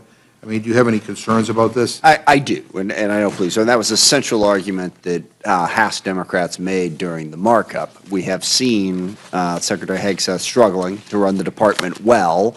I think it's up to like 5 of his employees have quit or been fired in the first 3 or 4 months. They've had highly critical things to say about the way the department is being run. Obviously, they don't know how to control secure information securely. And again, they don't have a plan in terms of where they're planning to spend. We don't even have an FY26 full budget yet. So, no, I don't think this department can be trusted with that. I want to thank all the panel for being here. Again, as I said before, this bill doesn't represent my values, and I'm going to be part of an effort to fight like hell to defeat this. This is bad for our country. I yield back. Thank you, Mr. McGovern. Mr. Scott, you're recognized. Thank you, Madam Chair. And Chairman Rogers, I'm going to come to you in just a second to talk about the investments through DOD, but I just want to make sure my understanding of the current tax law is that the top tax bracket starts for married couples filing jointly at $731,200, and that rate is 37%. Is that correct, Mr. Arrington? Yes, sir. Now, in our piece of legislation, do we reduce that 37% tax bracket for people making above that level? Do we reduce that bracket? That is the reduced bracket that we extend. It is 37% going forward, though. Yes, that's correct. It is an extension. So Yes. we're going to, the tax rate is going to be the same. That's correct. And there's a far cry from someone who's making $731,000 and someone who's a billionaire. That's And correct. so I think there's a little, as my grandfather would say on those hot summer days as we pulled in the cow pasture, a little bit of smells like money in the argument that this is billionaires when we're simply extending the bracket, and that bracket starts at $731,000 for married filing jointly. And while those people are certainly doing quite well, it's a far cry from being a billionaire. Mr. Rogers, as you know, I returned from the border on Saturday, and I got an opportunity to meet with some of our troops down there, as well as the men and women with the Border Patrol, who are doing an exceptionally good job now and could have been doing that job over the last 4 years as well. And one of the things that amazed me is that, and this was actually Border Patrol that told me this, that they were, by default, paroling people into the country, even if they had visible gang tattoos. If they ran the scans on them or ran the system on them and they did not have an Interpol hit, they were told to parole them into this country, even if they had visible gang tattoos. So we've got $5 billion for border security. That's a huge investment for the people of this country that I think will go a long way and pay tremendous dividends for us. We've got $7 billion for air superiority, $11 billion for Pacific deterrence, $12 billion for readiness, $13 billion for nuclear deterrence. Now, can you speak to these issues and what they mean to every American citizen and our ability to protect them from our adversaries, both at home now, more so than ever, and abroad? Yes, sir. On the first issue with the border, I would make the point that every administration, going back to President Clinton, has had to send National Guardsmen to the border to supplement border patrol efforts. That has been a higher demand right now because of the policies of the last administration that basically opened our border for 4 years. The problem that generated for us, though, is we already are spending at the lowest level on defense that we have as a percentage of GDP since before World War II for over 80 years. So that money had to come out of Hyde. This reconciliation is going to help backfill some of the money that we've had to spend to send our guardsmen down to help secure that border. And, you talked about just one leg of the triad. We have a real problem with our nuclear triad, which is the most important deterrent we have to aggression in our arsenal. The Sentinel, which is going to replace the Minuteman III, the ICBMs, is way over budget, behind schedule. These are 1970s missiles that we have got to replace, and we've got to have the money to do it. This reconciliation goes a long way toward that. Our nuclear submarines, which are the most valuable element we have in the triad. We're behind on both the Virginia class and the Columbia class. This puts a lot of money toward getting them caught back up. We just have a lot of elements. You've heard about the Golden Dome, which is really a layered level of defense against attack that we have been needing for a long time. This puts $25 billion against that threat. I can go on and on. There are many threats. I really disagree with the argument that the $150 billion isn't needed. The fact is, this is just the first installment of what we need to start to get our defense back to where it should be so that we deter aggression and stay out of wars. Mr. Rogers, thank you. I want to be respectful of other people's time. There's an additional $9 billion investment for service member quality of life, $34 billion for shipbuilding, which will be a lot of jobs that we need in this country. The $25 billion for Golden Dome. Our nation's defense systems, a lot of those systems are old. They were built to defend us from systems that are significantly slower and significantly larger than the weapons that we face today. And if we do not invest in that defense system, then I'm afraid we're putting ourselves at risk for hypersonics and other weapons that are extremely fast, extremely small. And I appreciate you, Mr. Rogers. I want to say this, Chairman Smith. It's always good to have two members who, for the most part, are able to work together. I appreciate your professionalism on the Armed Services Committee. And this is one we just respectfully disagree on. With that, Madam Chair, I yield back. Thank you, Mr. Scott. Ms. Scanlon, you're recognized. Thank you, Madam Chair, and thank you to our chairs and ranking members for joining us at this extraordinary hour. I also want to welcome our dedicated C-SPAN viewers and rules aficionados. You know who you are. For our special edition of DC After Dark. We're meeting in the dead of night so that House Republicans can try to jam through their disastrous reconciliation bill with zero transparency or scrutiny. This meeting began at 1 a.m. because our Republican colleagues know that a bill this bad can't be exposed to the light of day. 1 a.m. is when you work on bills that you want to hide from the public. Why would they want to hide this bill? This bill is going to enact the biggest cuts to Medicaid, the primary health insurance for nearly a quarter of Americans, in our nation's history. This bill is going to enact the biggest cuts to SNAP, which prevents Americans from going hungry, in our nation's history. And this bill is going to enact the biggest tax cuts for billionaires in our nation's history. Not only that, but the Congressional Budget Office has just released analysis showing that this bill is going to result in a wealth transfer, not from the rich to the poor, but from the poor to the rich. It's a bill for which there's still no agreement to guarantee its passage. That's why some of our members here aren't here right now. They're out there trying to cut some more deals with the Speaker in the White House. And these deals aren't just tweaks, but if our colleagues' tweets are to be believed, they're so significant that those deals are going to determine whether or not this bill passes at all. Although if it does pass, it's going to be a strict party line vote. So after months of debate and deliberation in the Republican caucus, certainly not bipartisan debate with Democrats, House Republicans still don't have an agreement. What have you been doing all this time, other than lying about whether or not you were going to cut Medicaid?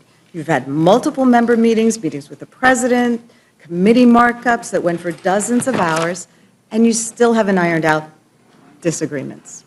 Not only is it sloppy, it's disingenuous. We're meeting in the dead of night to consider a terrible bill, and you haven't even drafted or shared some of the most critical parts of the bill. Haven't shared them with your Republican colleagues, haven't shared them with the other half of Congress, and most importantly, you haven't shared them with the American people.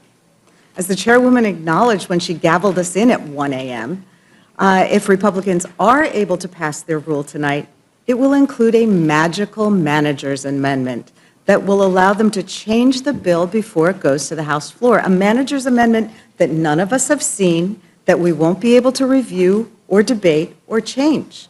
And when we do get that magical amendment, it's likely to be dozens of pages long and include significant changes to the underlying text, to make last-minute changes, changes that will move around hundreds of billions of dollars. These deserve transparency, these deserve scrutiny, and these deserve debate. As some Republicans have suggested, y'all should probably go home for the long weekend, collect yourselves, and come back to rules when you actually have an agreement. We're here in the middle of the night, of course, because the Speaker and President are trying to rush this bill through by July 4th, a timeline that doesn't seem plausible even if Republicans manage to jam their BS version of this bill through the House this week. It's clear they don't have the votes. The deadlines are made up just so they can jam the bill before anyone really knows what's in it. And for all your consternation over this or that provision of the bill, no matter what agreement the House reaches after this tortured process, y'all know that the Senate is going to rewrite the bill anyway. Senators, Republican senators, have said this bill is a non-starter. And in addition, since the bill has not yet been finished, we don't have a CBO score, how much this bill will cost. We don't have any score except on prior versions of the bill. All we have are some back-of-the-envelope estimates cobbled together by Republicans in their backdoor meetings.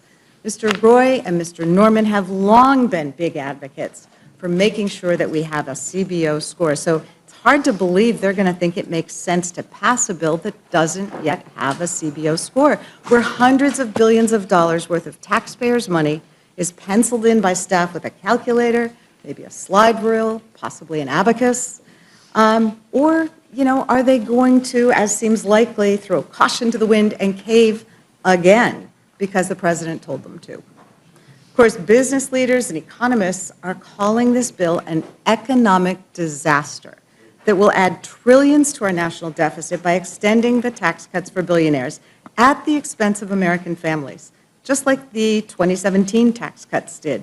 We've seen this play before.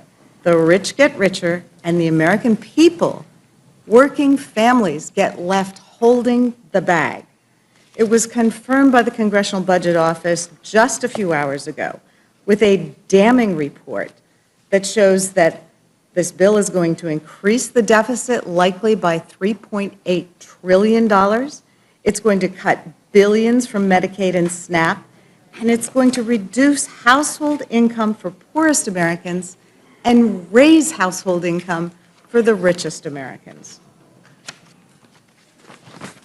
We can't emphasize enough how insanely rushed this bill is. You're proposing major health care changes that will impact every American, whether they get their health care through Medicaid or Medicare or some other source. The impact of those Medicaid cuts will reverberate throughout our health care system.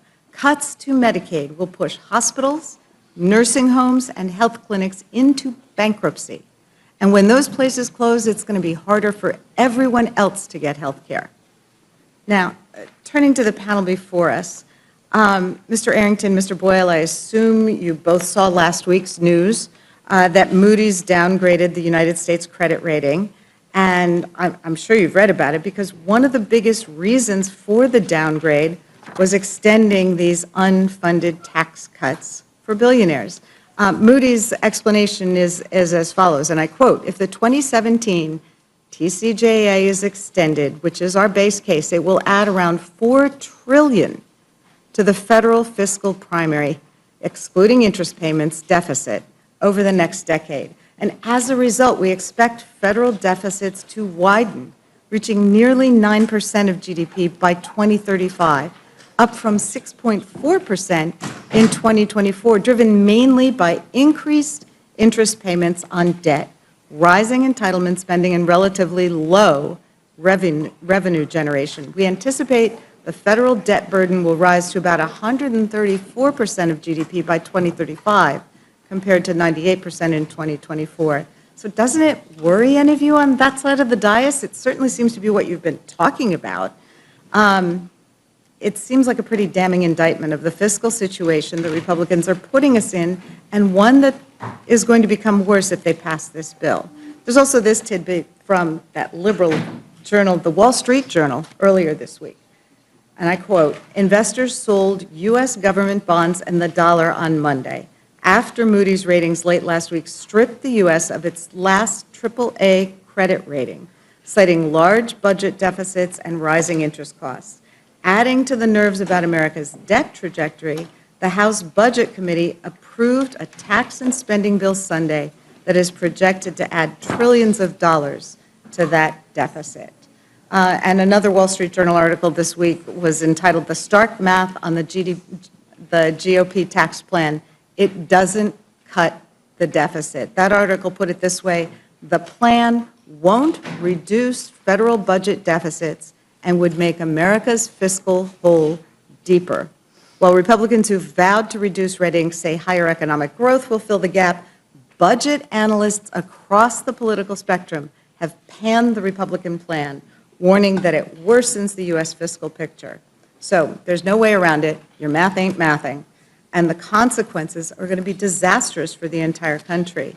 Now, as we've been looking at this bill over the last few months, as it has been clear that it was going to require drastic Medicaid cuts, we do have this breaking news this evening that it's also going to impact Medicare. Mr. Boyle, this is a major revelation, and it's exactly why this bill is not ready for prime time, barely ready for the 1 a.m. time. So can you talk about how this is a backdoor cut to Medicare, which is going to cut for seniors, and what's going to happen if the bill passes? Yes, as CBO showed, because of the deficits that are baked into the Republican bill for billionaires, that would, because of something called the Pay-As-You-Go Act, or PAYGO, that would trigger sequestration of Medicare. And it would, again, according to the Congressional Budget Office, be to the tune of over $500 billion to Medicare, one of the biggest cuts to the program. Indeed, I would say the largest outright cut to the program in American history. There are some who might want to argue and rebut that by saying, well, we'll just go ahead and waive PAYGO. It's actually impossible in reconciliation because it would not meet to the requirements of the Byrd Rule. So you cannot waive PAYGO. These cuts to Medicare will happen if this bill becomes law. Thank you. That's obviously really concerning. Now, we've talked a little bit already about the fact that there isn't a CBO score for whatever the current version of the bill is, but we also know that there are ongoing negotiations about this bill. One of the things we've heard is that there may be an agreement on this SALT deduction, which has been so concerning to some of the Republican members. Is that agreement with respect to SALT likely to increase the deficit or decrease the deficit? Well, I mean, obviously, if the SALT cap is raised even further than what was in the bill that was voted out of Ways and Means and passed out of budget when we basically put all of the component parts into one, then basically one of two things would happen.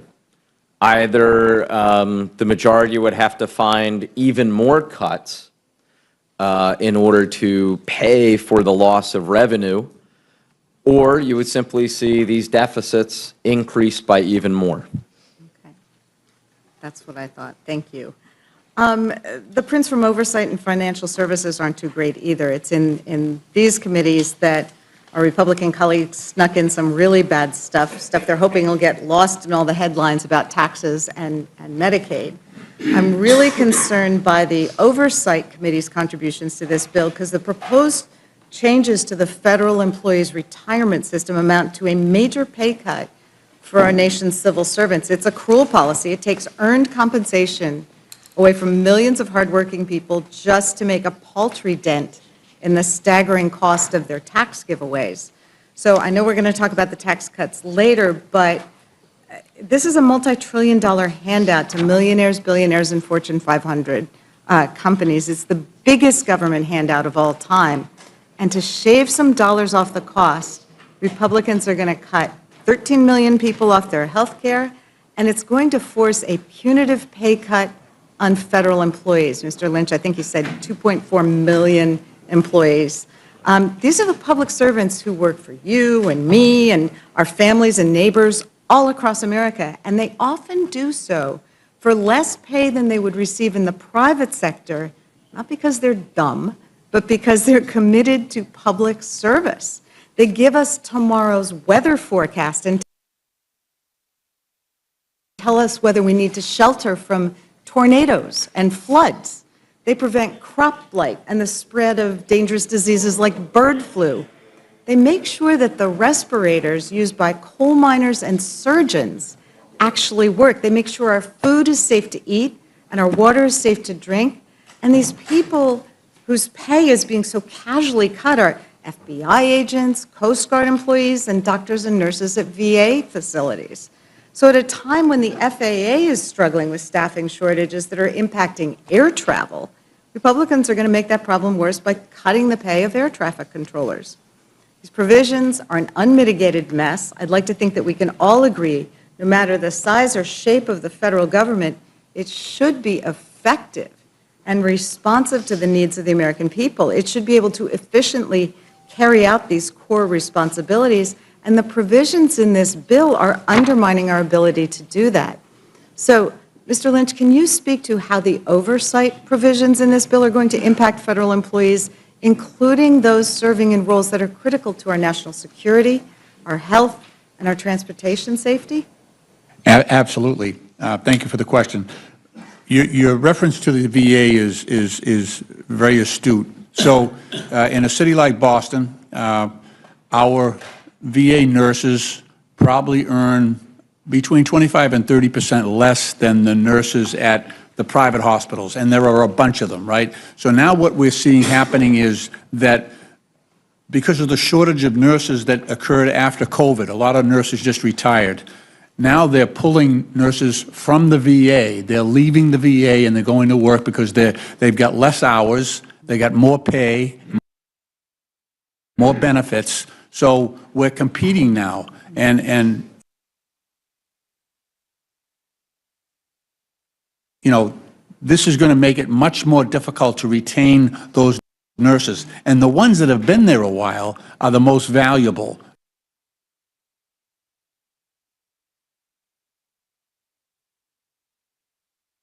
Right? It takes a while to get a nurse trained up, you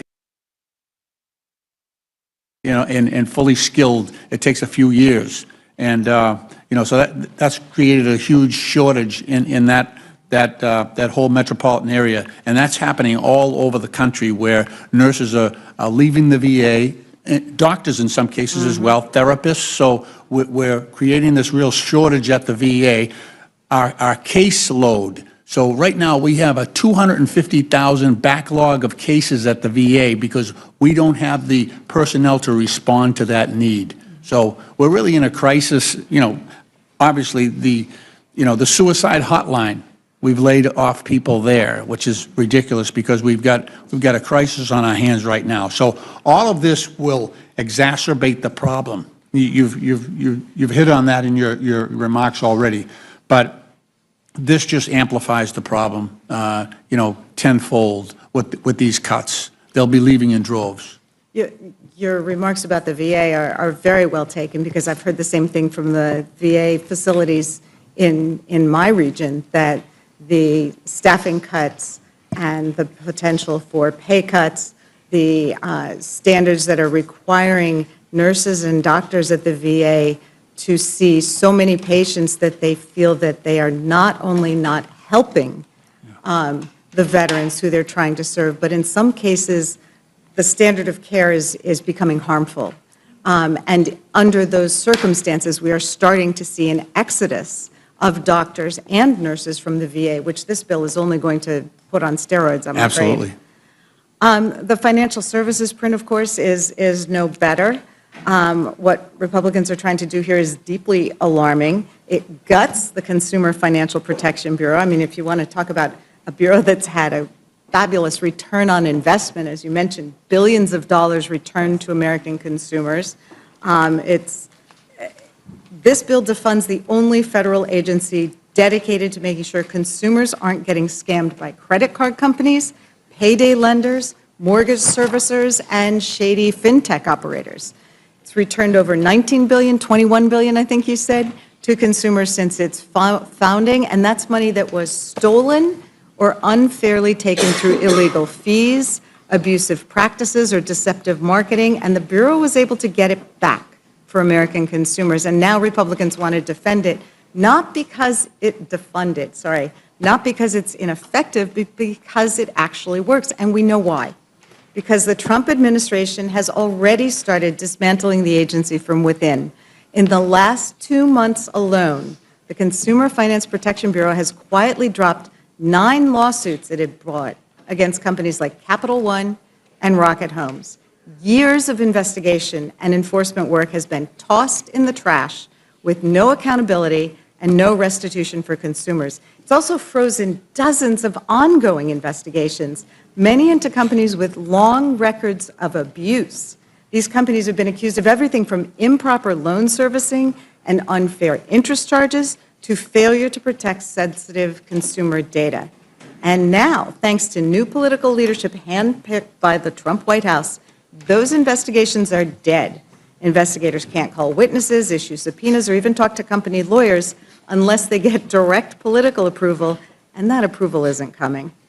Meanwhile, these very same companies, it's such an amazing coincidence, have given generously to Mr. Trump's campaign, and especially his inauguration fund. Meta, the parent company of Facebook under investigation for allegedly misusing consumer financial data, donated $1 million to the inaugural committee. Greenlight, a fintech company accused of misleading families about debit card access, is backed by a Trump-aligned venture capital firm.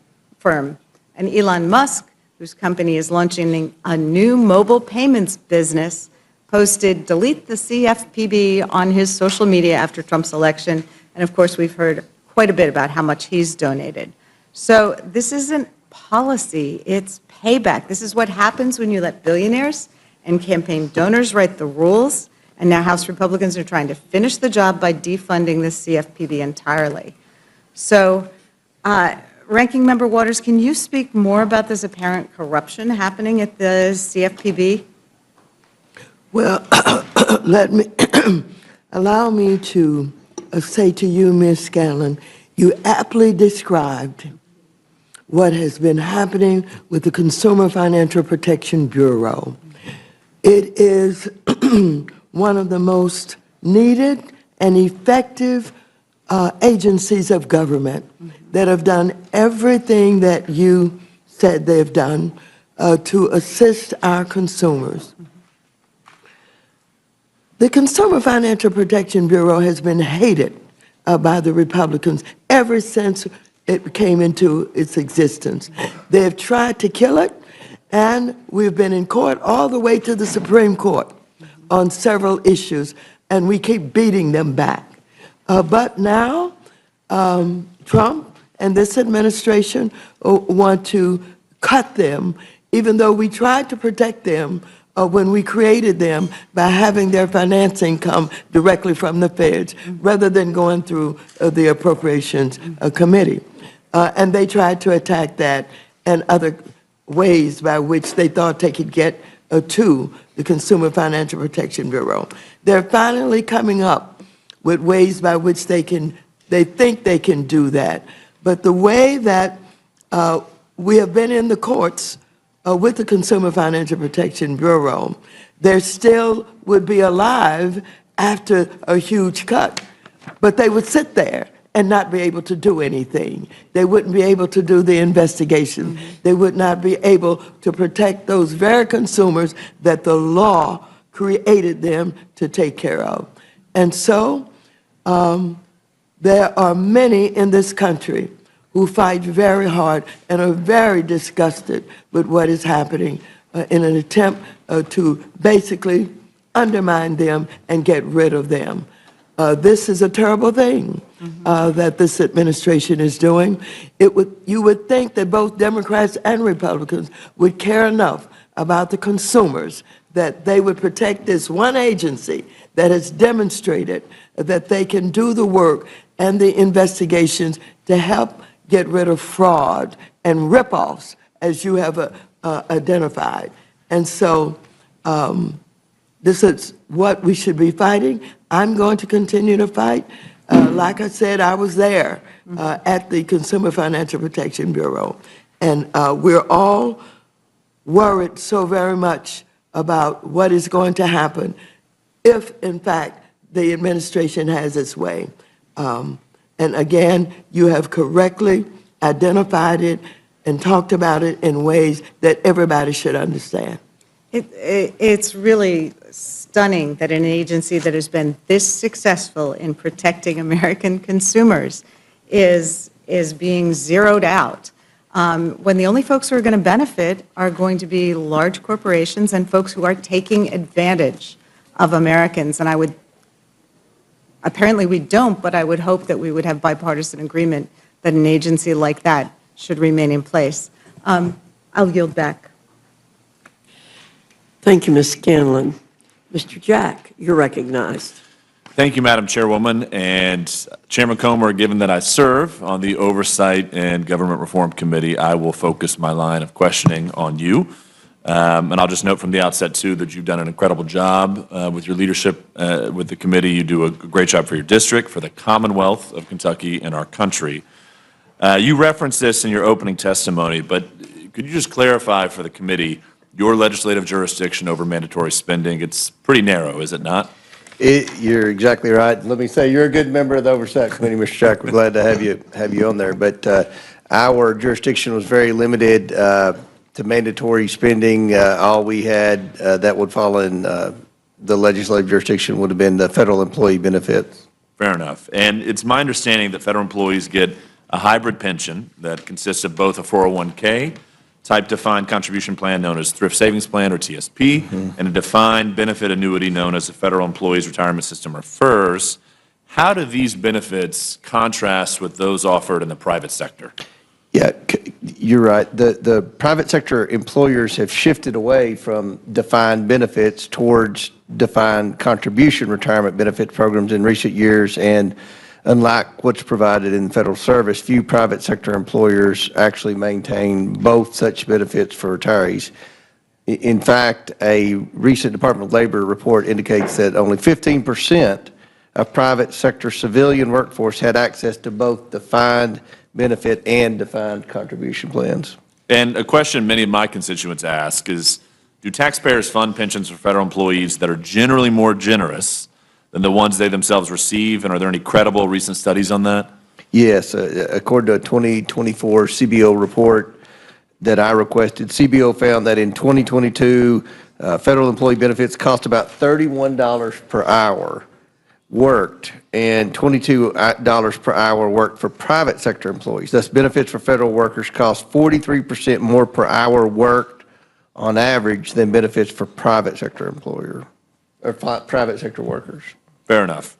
One thing that you've mentioned in your testimony, and I've heard you speak over and over about, more than 2 million federal retired employees currently receive federal pension benefits costing more than $100 billion annually, with taxpayers shouldering most of the expense. I just want to repeat that for the committee. 2 million federal retired employees that currently receive over $100 billion in benefits from tax not affect the benefits of those retired employees. Is that a fair statement? That is 100% correct. That is opposite of what some of the Democrats in Congress have been saying. It does not affect those. The benefits of those are already retired are not impacted, and the change we make to the FERS benefits, the supplemental retirement benefits, takes effect for those retiring after 2027, so that's a 2-year delay. Exactly. And just to clarify, for those future employees, people that may not be hired for years from now, I think they're given a choice when they're hired. Right. It changes in that aspect, but for those retired, it does not. But could you just walk us through what happens as it relates to those who may be hired in the future? Yeah, in the future, they're going to have a choice. They can be an at-will employee, or they can be the traditional government employee that Mr. McGovern cherishes. And if they're an at-will employee, they would receive a higher benefit. If they want to be a traditional employee that's protected with the very generous federal employee personnel laws that are on the books, then they can do that. So I think this is our proposal saves billions of dollars, and I think it gives federal workers a choice. Well, one thing I want to focus on as well is, my district, I'm just south of the Atlanta airport. I represent an enormous amount of air traffic controllers and heard a lot from the air traffic controllers throughout this entire process, and would just love for you to walk the committee through how air traffic controllers are treated as it relates to some of these changes. I know we've worked at great lengths to ensure that we're recruiting the best, enabling the best system for air traffic controllers to thrive so we can keep our skies safe. Yeah, and Mr. Jack, you've done a great job advocating for them on the Oversight Committee, and I want to correct a statement that was stated by a Democrat on the Rules Committee earlier. The air traffic controllers are exempted from any changes in this bill. That's in print, so that needs to be clarified. They're completely exempted from any changes. And law enforcement officers, federal firefighters. That's right, Border Patrol.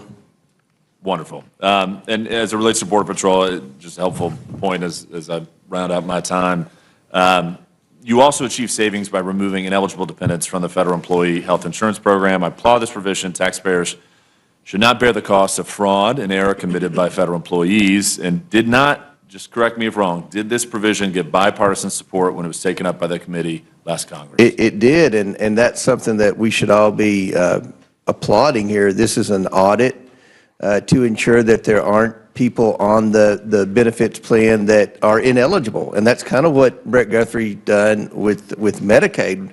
We're not cutting Medicaid. We're not cutting these benefits. With that provision, we're trying to ensure that people who are on the system are truly eligible, and to remove those that are ineligible. GAO report estimated that if we do this audit, it'll save $1.5 billion. Taxpayer money. So I think that's a pretty good deal for the American taxpayer.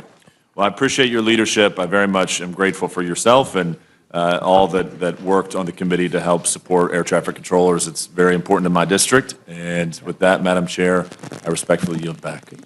Madam Chair? Thank you, Mr. Chair. Madam Chair, I just want to point out, you called this meeting, and I'm looking at who's here. There's 4 of us and only 3 of you.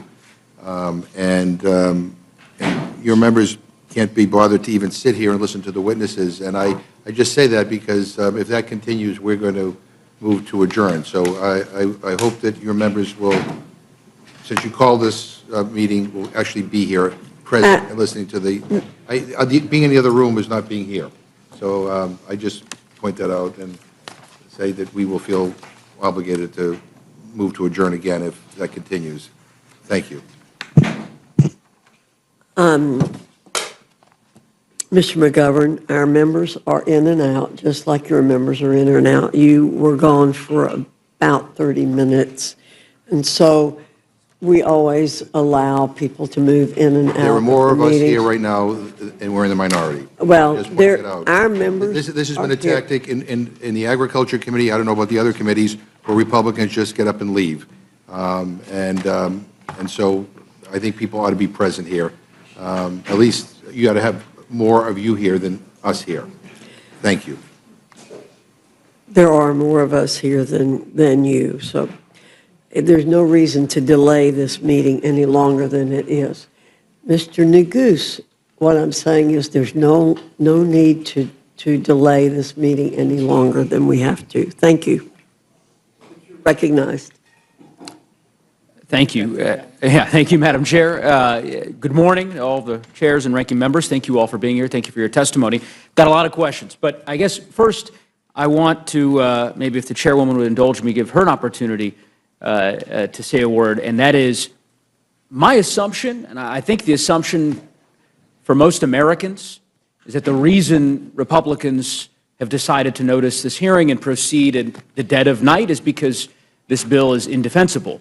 It sounds like maybe you have a different reason, and so I guess I'm trying to understand, why was this meeting scheduled for 1 a.m.? Why are we meeting at 3 a.m.? What was the rationale? Or is there a rationale that am I mistaken? I think my opening statement stands for itself, Mr. Neguse. Okay, well, I appreciate that, Madam Chair. I would just say, I mean, your opening statement essentially, as best as I could tell, were ruminations about, what happened in 2007, 20 years ago. I wasn't here. Most of us weren't here. I don't know that that is a cogent rationale to 2022, two and a half years ago. And so the basis for scheduling this hearing in the dead of night is that you've decided that this is just the way things should work, and that this is, I mean, I'll just proceed. I'll just say this, Madam Chair. It does not take more than a cursory review online to find quotes from just about every member on the other side of the dais, including you, Madam Chair, back in 2009, again, it's a long time ago, regarding a stimulus bill that you described as rush legislation that was thrown together, quote, who threw together the final stimulus bill in the dead of night. Another bill that you quote said, the bill that was finalized in the dark of night. So I think it's an unfair and unreasonable mischaracterization of our position and with respect to the disagreement we have about this process unfolding in the dead of night. And it makes no sense to me why House Republicans didn't notice this hearing for 6 a.m.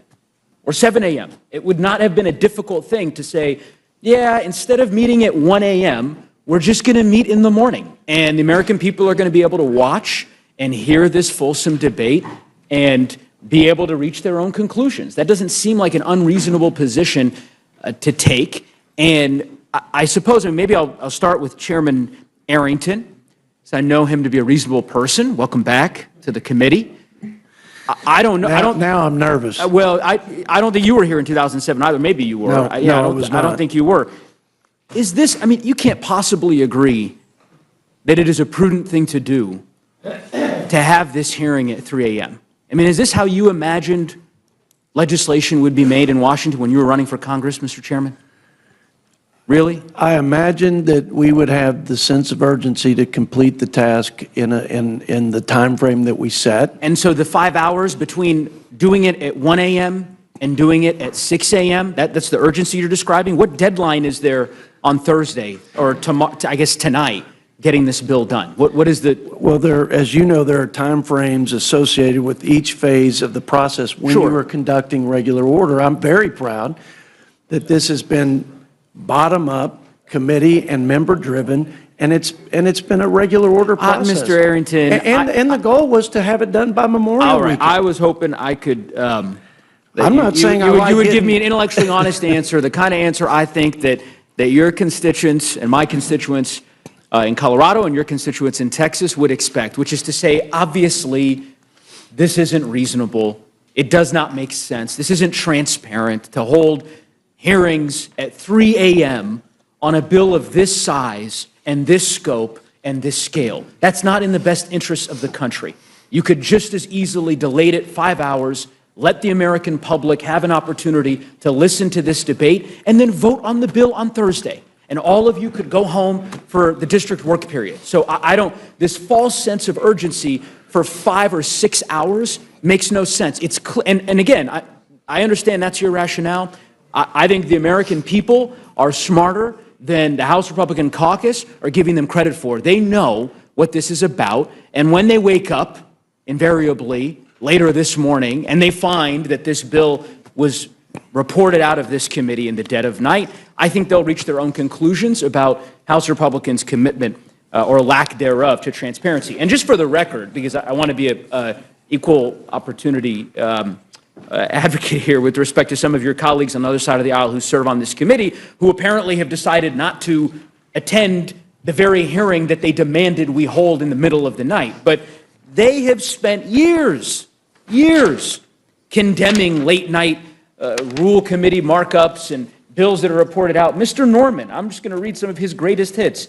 This is from 2019.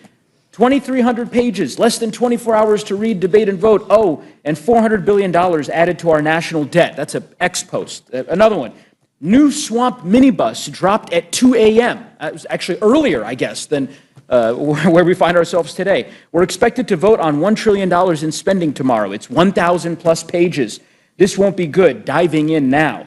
Another one. You'd never be expected to sign a 1,000-page document to buy a new car in a day. Why should Congress be expected to sign off on 1,000 plus pages resulting in $1.2 trillion in spending in a day? That's our colleague, Mr. Norman. I'll be very interested to what he has to say when we wrap this hearing up at 10, 11 a.m. later this morning. Mr. Arrington, I want to talk about the deficit. I've known you historically to be, I thought, somewhat of a deficit hawk. At least is that a fair characterization? That is fair. At least prior to this bill? Even with this bill that let's get into reduces that. the debt. I'll ask you a couple questions on that front. Okay, so here's a press release. This is from March 25th of this year. A gentleman by the name of Ray Dalio. I haven't had the pleasure of meeting him. It says, Ray Dalio to House GOP. This is on the House Budget Committee's website. Cut the budget deficit to 3% of GDP. This was his admonition to you and to your Republican colleagues that it was a laudable goal to try to get the deficit to 3% of the GDP. Do you agree that that's a laudable goal? Yes. Is that something you're passionate about? Absolutely. What's fascinating is that the Committee for Responsible Federal Budget just issued a press release today. You might have heard it. You might have read it. I'll read you the headline. House bill would put 3% deficit far out of reach. So this goal that you have, that you've praised in the past, telling you you're way off, that you've praised in the past, telling you you're way off the mark. Make it make sense, Mr. Chairman. Well, to get to a 3% deficit to GDP, which would stabilize the debt, you've heard the Secretary of Treasury establish a similar metric, would take $7+ trillion in spending reduction. It's a great goal, and it's a clear one, and it's measurable. Just like coming out of the World War II, 120 roughly percent debt to GDP, we're comparable to that today, actually have exceeded it. It took time.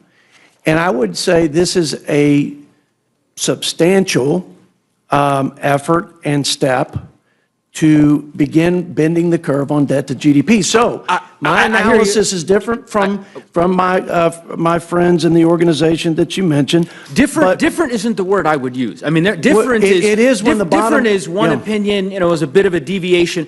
They are saying you are wrong. I didn't quote it length. I mean, I'll just keep reading here. In 2027, we estimate the House reconciliation bill would boost deficits to about 7% of GDP, which is more than double Besant's, the Treasury Secretary that you referenced, proposed fiscal target, 1.8% of GDP above current law and 0.7% of GDP higher than a simple extension of the Tax Cut and Job Act's individual provisions. What they're saying, I think, is that if you just simply extended the tax bill and didn't do anything else, you would reduce the deficit more than what you've done here. I don't know how that could be even possible. Well, I'm reading their press release. But we reduced, let's think through this. We reduced spending by 1.7 roughly trillion dollars. And they're suggesting by extending the tax cuts without that reduction in spending, we would be better off? I think I can tell you why. And I'm Yeah, happy to love give to. the ranking member of the Budget Committee opportunity. It's because of the tax breaks that you have given to the richest Americans embedded in this bill, such that at the end of the day, the savings that you've described ultimately don't put the dent into the deficit that you proclaim. Ranking Member Boyle, you can correct me if I'm mistaken about that. I like you both, but Neguse has the better side of the argument, I think quite clearly. I would point out a few things. The Committee for Responsible Federal Budget is, I have to say, admirably independent, and at times they are an equal opportunity afflictor of both sides of the political divide, depending on the piece of legislation that's coming down the pike. Their credibility is quite clear. They've been consistent when it comes to deficit and debt, and they are calling out the intellectual dishonesty in this piece of legislation. There's actually a conservative think tank called the Manhattan Institute, which indicates that the Republican bill is actually the most expensive piece of legislation since the 1960s, since Lyndon Johnson's Great Society. So it's no accident that Moody's chose this past Friday to, for the first time in American history, downgrade our debt. They've been withholding joining the other two credit agencies, one of which had downgraded our debt back in 2011 when the Tea Party Congress drove us right up to the brink in terms of whether or not we would have a debt ceiling crisis. And then there was another credit downgrade by a different credit agency a couple of years ago, which was also related to another potential crisis in terms of the debt ceiling, though that credit downgrade a couple of years ago did also reference the future trajectory of our debt. And now here we are with Moody's, for whom the trajectory, because of this legislation, of our deficits and debt was finally what prompted them to be the last of the three credit agencies to downgrade our debt. So finally, as you pointed out, what we're seeing in the bond market, that can't be spun. That can't be papered over with a gimmick like current policy baseline. The reality is these markets are charging us more now for our debt, which means higher mortgages, higher auto loan rates, higher costs for the American people. Yeah, I couldn't agree with you more, Ranking Member Boyle. And as I go through the constellation of the entities and the individuals that have opined as to the impact of this bill on the deficit, it's pretty clear to me the conclusion. Apparently, the CBO, the Committee for a Responsible Federal Budget, I was unaware of the Manhattan Institute's conclusions. I guess we'll add them to the list. By the way, Republicans also, Republican senators, right? I mean, Chairman, you're aware of, we don't have to go through the litany of the statements. I mean, I'm happy to read them to you, but you're aware of what Senator Rand Paul and, other colleagues of yours in the upper chamber have said about this bill and about their concerns regarding the deficit. Well, it's 3 a.m. Why not? I'll offer a few of these. May as well. This was Rand Paul today. Apparently, the Speaker, I guess, met with the Senate Republicans, and this is Rand Paul's quote. Quote, the Speaker basically said that conservatives just have to live with raising the debt ceiling $5 trillion or $4 trillion, which is a historic amount. And I'm one conservative who won't live with that. Senator Ron Johnson, this is a week and a half ago, quote, the one big beautiful bill, I never thought I'd be quoting Senator Johnson, but anyway, I digress. The one big beautiful bill that Congress is working on is certainly big, but beauty is in the eye of the beholder. Too often, the reality of these budget debates get obscured in details, politically charged issues, and demagoguery. Under every scenario now being considered, federal debt continues to skyrocket from its current level of almost $37 trillion. And I could go on. So Republican senators, the CBO, the Committee for the Responsible Federal Budget, my Democratic colleagues, everyone who's looked at this bill seems to conclude it is going to blow up our deficit. Everyone but you, Mr. Chairman. And I just can't understand why.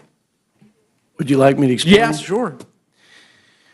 Well, I don't know if you know what the annual average GDP was during Trump's tenure prior to COVID, and I'm not going to ask you the questions. I appreciate that. But it was close to what the annual average GDP rate was for President Biden, actually, if you control for COVID, around 2.8. It was 1.8 when President Trump took over in his first year of his first term. He was able, because of the pro-growth policies, including the Tax Cuts and Jobs Act, but also massive deregulation efforts, America First trade, et cetera, good energy policy, was able to move the needle by an entire 100 basis points, which over the budget window is about $3 trillion. So just to be conservative, we locked in an assumption that was lower than both, 2.6. So ironically, CBO projects the annual average growth rate at this point, which I think is actually pretty aggressive, given that they assume the tax cuts would expire, is 1.8%. So to have a conservative assumption of 2.6 plus the $1.7 trillion in spending reduction actually not only balances, but in 10 years it reduces the deficit, and more importantly, it brings the debt to GDP down, which I think is the best measure of the fiscal health of our country, by 10 percentage points. I've given when you, has that ever happened? I've given you some room to respond on that. Thank you for the time. Of course. Can I tell you what the Committee for Responsible Federal Budget Well, said about? I wish you wouldn't. I'd be happy to, because they actually looked at this exact issue. Yeah, sure. I think it's important. And they said, and I'll quote, most analyses have found that the House bill, that the House bill would have either a modest positive or modest negative effect on output and would not meaningfully change the annual growth rate. Yet even with the concurrent budget resolution's assumptions of 2.6%, the very percent that you just identified, average real annual growth, which is quite optimistic in the near term and highly unrealistic over a decade, deficits would remain well above the 3% target. Mr. Chairman, look, I get it. It's one source, but we've been through yeah. this routine previously. I know when you testified in front of the committee before. I recognize you're here selling a product that I honestly don't think that you agree with. But, I understand the assignment. And so I will just simply tell you, I don't think that this bill is in the best interest of the fiscal health of our country. And there's a reason why virtually every expert has reached the same conclusion. I want to ask some questions of Chairman Hill, if he might indulge me. So can you just describe to us, Chairman Hill, the impetus behind the Public Company Accounting Oversight Board? Public Company Oversight Board, what we've done is we've transferred. No, not what you've done recently. I'm asking, why do we have it?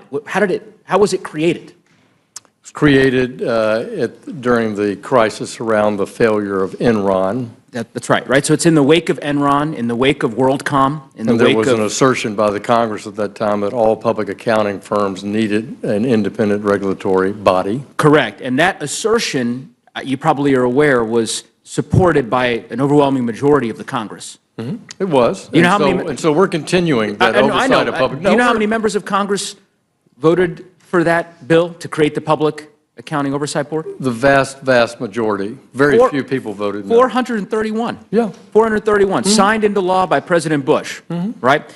And you all have chosen to eliminate it, right? Not true. You're not eliminating it. No, we're transferring the authority to oversee the public accounting from the PCAOB to the SEC. To the SEC, got it. But you're not allocating any funding to the SEC to actually perform these duties, right? There's no money in this bill for that. We are taking the fees that were being charged to the companies and eliminating those fees. I understand you're eliminating the fees, yeah. So my point is, you've said, I'm not dismantling the agency, but we're moving it to the SEC. But we're not giving the SEC a dime to do any of these critical accounting functions that virtually every Republican in the United States Congress supported a mere 20 years ago, right? We're cutting the mandatory spending that is in this, currently in the budget for the PCOB, transferring those authorities to the SEC, and I'm sure they can come to the Congress for appropriations. Got it. So in the interim, there will be no public accounting oversight activities, right? Yeah. That's not true. The work of overseeing the public accounting firms will continue. By who? We've contemplated that in the bill in the terms of the phase-out. It's in the reconciliation bill.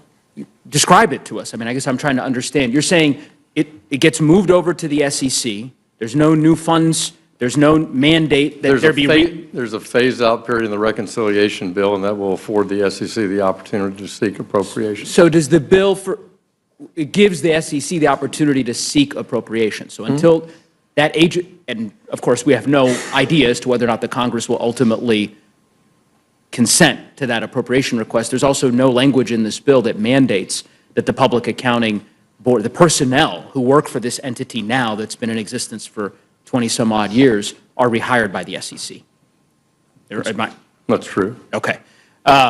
This is coupled with, obviously, we've gone to great length, and Ranking Member articulated well the cuts to the CFPB, and I know you don't contest that, the 70% cut, obviously, to the Consumer Financial Protection Bureau. We're taking the cap of the amount of money the CFPB can request from the Fed from 12% to 5%. It's not being cut, as the gentleman from Pennsylvania asserted, to zero. It's also not the only agency that does consumer compliance in the financial services sector. I understand your rationale with respect to that secondary part, but I just want to zero in here on the financial piece, because I guess my read of the bill was that it will significantly reduce the funds that are available for the CFPB to be able to perform the duties that it's responsible for executing under federal law. The CFPB is often lost in federal court time and time again for exceeding its authority, proposing regulations that are not statutorily approved, proposing new functions that are not statutorily approved by Congress. And we believe that the money that is in the 5% cap is adequate for them to do their compliance responsibilities under the Act. Yeah. Again, I got your question. I hear your rationale for opposing the CFPB. I was just trying to get a better sense. I didn't say that. I said we think this is the adequate. That's adequate for them to perform the function, but that it is a significant reduction in the resources that they have. And I understand in FY 2019, it was exactly around $250 million. This year in FY 25, they're proposing $800 million in spending. And yet, in our view, the spending is adequate to be at $250 million, looking at their own analysis of their own personnel, compared from when it was at its full initial operating phase in 2012 and comparing it to today. We believe it's adequate. Okay. Financial Stability Oversight Council, reducing funding by 90%. No. No? What we've done is the fees that are the budget for the Financial Stability Oversight Council, which is supported by bipartisan members of the Congress. Right. We're simply saying that it's the actual expenses. So the Office of Financial Research, where that revenue takes place, we've looked at the 3 years average use to support the FSOC's operation. We've capped it at that 3-year average level for the actual functioning expenses of FSOC. We're not eliminating FSOC. We're not eliminating the funding for FSOC. I want to give the ranking member an opportunity to respond, and perhaps she can clarify if I'm misunderstanding the nature of the way in which FSOC's funding will be implicated. So I'd like to have that clarified.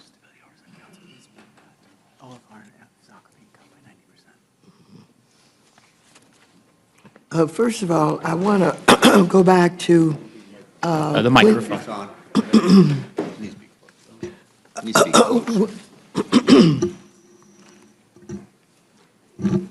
I want to say a word about the PCOB that is being transferred.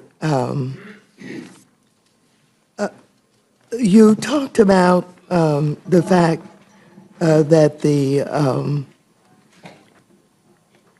PCAOB was being transferred to the SEC. And you wanted to know whether or not there were any funds that followed that. And the answer by Chairman Hill was that they could come and ask for more money. But it is really a lot more serious than simply whether or not they have the money. They had a hard time getting an agreement with the Chinese that are in our financial markets.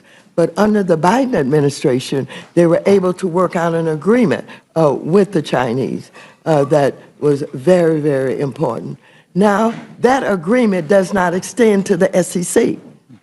And so that means that the SEC, the auditors won't be able, perhaps, to deal with China, Germany, and a lot of the other places. So this is very, very serious, and I just wanted to say that. Next, you were talking about the council. FSOC. About why it is so important and what is happening to it. Well, the council is very important because we are at a time when all of these crazy tariffs are being initiated by the President of the United States of America, and we have rising inflation also. This means that the cost of loans are going to be much more expensive. I want you to know that investors around the world are freaking out, unsettled about what is happening. And so what you have is not only the unsettlement, but the uncertainty that is being created by these tariffs. And we haven't talked a lot about tariffs here tonight. And the president is giving all these excuses why he wakes up in the morning and decides that he's going to change the amount of the tariffs. And he said that the reason that we're having all these tariffs is they aren't paying their fair share, and he's going to use the new money that he's going to collect for manufacturing, et cetera, et cetera. He's going to do all of that. However, I want you to know that these tariffs are being placed on bananas and coffee, and that has nothing to do with what he's saying he's going to use the money for. So the council is so very important as we take a look at what needs to be known with this crisis that's being created and how the federal government could get involved much sooner than what happened in 2008. And so we need it. If you just take a look at what happened with AIG, which is one of the biggest problems that had to be corrected, they got in charge of that, and they were able to not only give new oversight, but it was restructured, and it was no longer a threat. So it's very important to have the council and the research that goes along with it. Well, I would say, thank you, Madam Ranking Member, and I would just say, Mr. Chairman, Chairman Hill, I respect your expertise. I know you've worked on these issues. I know you've served in the Treasury Department, and I understand the policy reasons that you might have, and we were directed, and Mr. believe. Nuggies. Well, let me finish. It wasn't a question. That you believe with respect to some of the changes that you're seeking to make. My simple suggestion is that the changes you are making to the Accounting Board, to the CFPB, to FSOC, taken together in the aggregate, all of these agencies, these entities were created for a reason, right? And they were in the wake of very serious financial crises that engulfed our country. And I don't think that it's in the best interest of American consumers to pursue these kinds of changes. I also think they're policy changes, and that, ultimately, if the parliamentarian in the Senate is abiding by precedent, that they shouldn't make it through the birdbath, but that's a different inquiry. So, in any event, I will move on. My final question to Chairman Comer. Mr. Chairman, so with respect to the exchange you were having with one of my colleagues earlier about the exemptions that you all crafted into the bill regarding air traffic controllers, that's in relation to the at-will, this distinction essentially between giving federal employees the choice of choosing the at-will employment versus non-at-will employment, federal protections, but a higher retirement contribution. Am I right that that's what the exemption is applying to? What's that? I mean, I don't understand your question. Why don't you describe to me, I wanted to better understand the language that you all have adopted regarding air traffic controllers and law enforcement. They're exempted from any changes. Any of the changes that you all are making with respect to the federal benefits system. That's correct? Yes. Okay. That didn't exist in the original bill, or was that not the case? There were exemptions for Border Patrol, and I was,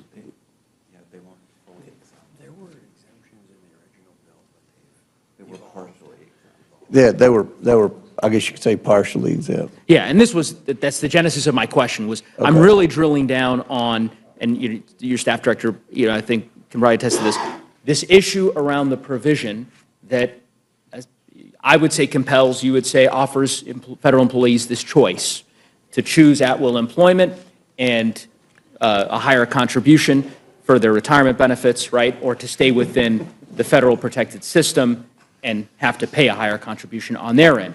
That original provision did not have the exemptions that you all have added now for law enforcement, for Border Patrol, for air traffic controllers. That wasn't in the bill that you all marked up a few days ago that the Republican majority on the bill approved. Or am I wrong about that? That's correct. Okay. What I am interested in is, was there a discussion, and are you willing to have a discussion, particularly as you consider a manager's amendment, to draw out a similar exemption for veterans?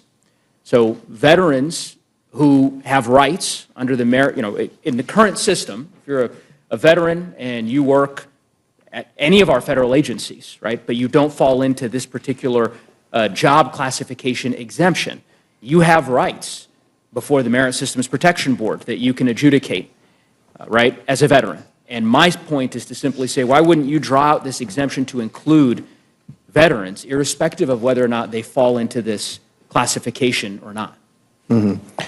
Look, the bill can be amended through the process. I mean, this is, we passed out, we were given instructions to say $51 billion. We met that.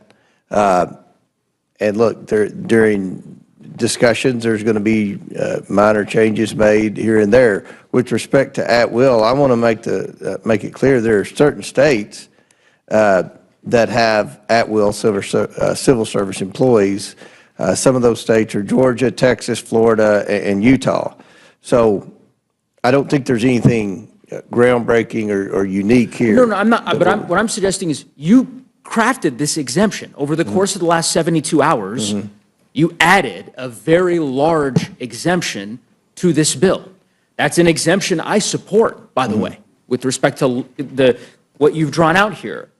Clearly, you have the capacity to just add veterans. You could do that now. There's negotiations apparently happening somewhere in this building, in Ranking Member McGovern and Chairman Arrington's colloquy, I think, established that. So I don't really understand why you wouldn't just make the case to the leadership, respectfully, Mr. Chairman, to say, okay, if this exemption was worth pursuing, let's add veterans as well, so that we're not forcing veterans into this Hobson's choice that we've decided we did not want to force upon firefighters, air traffic controllers, and other law enforcement officials. I think that's a reasonable request to make on behalf of our nation's veterans. And as you know, a large portion of the federal workforce are veterans. So I think that this would be the least we could do. And I would implore you, I don't know if you have further thoughts on that, but I mean, you're the chairman, and I assume we've already passed our bill out of the committee, so it's not. But this amendment happened after you marked up the bill. That's my point. You passed the bill.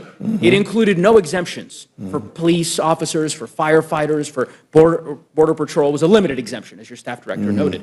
You've added that in the last couple of days because there were stakeholders who made clear their outrage, which, by the way, was expressed by Democrats, I understand, during the markup, and Ranking Member Lynch can comment on that if he'd like, but I think Democratic members of the committee made the case that this ought to be, obviously, we believe it should be eliminated entirely. Democrats want to spend, into oblivion. I mean, if it were just Democrats, there wouldn't be any cuts. Well, we would just keep spending money. I would not call. I mean, somebody has to step up. We're on an unsustainable path. Mr. Neguse, Chairman, respectfully, Mr. I would not call. I'm almost done, Madam Chair. I would respectfully. You ask a question. Mr. Comer was attempting to answer your question.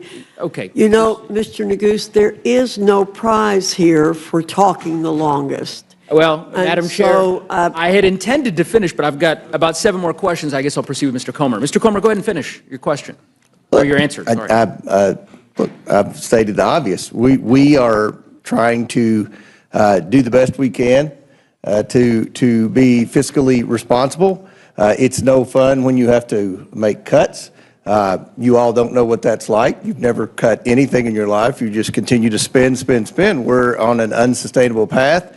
We have limited jurisdiction on the Oversight Committee. We're very passionate about eliminating waste, fraud, abuse, and mismanagement in the federal government.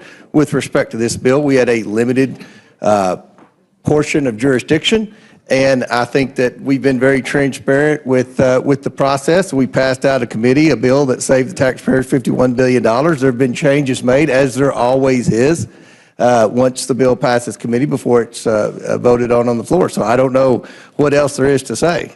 So I would say to you, now that you've apparently concluded your answer, that my question was really simple. Really simple. I wasn't asking you to draw out exemptions for this category of folks and other categories of folks. It was very simple. A simple question, which was, are you willing to consider carving out an exemption for our nation's veterans in the same way that you drew out an exemption after the committee marked up this bill? I don't think that's spending into oblivion to say that our nation's veterans should be exempted in the same way that our law enforcement and border patrol agents and air traffic controllers. I don't think that's an unreasonable request. Ranking Member Lynch, do you think that's an unreasonable request? No. As a matter of fact, one of the amendments I have is to exempt them from the change in the calculation going from the high 3 to high 5. We would maintain the veterans at the high 3, and just to be clear, they could do that right now. They could, and the cost, and they've done it, as you pointed out. They've done it for a narrow subset of employees, and that,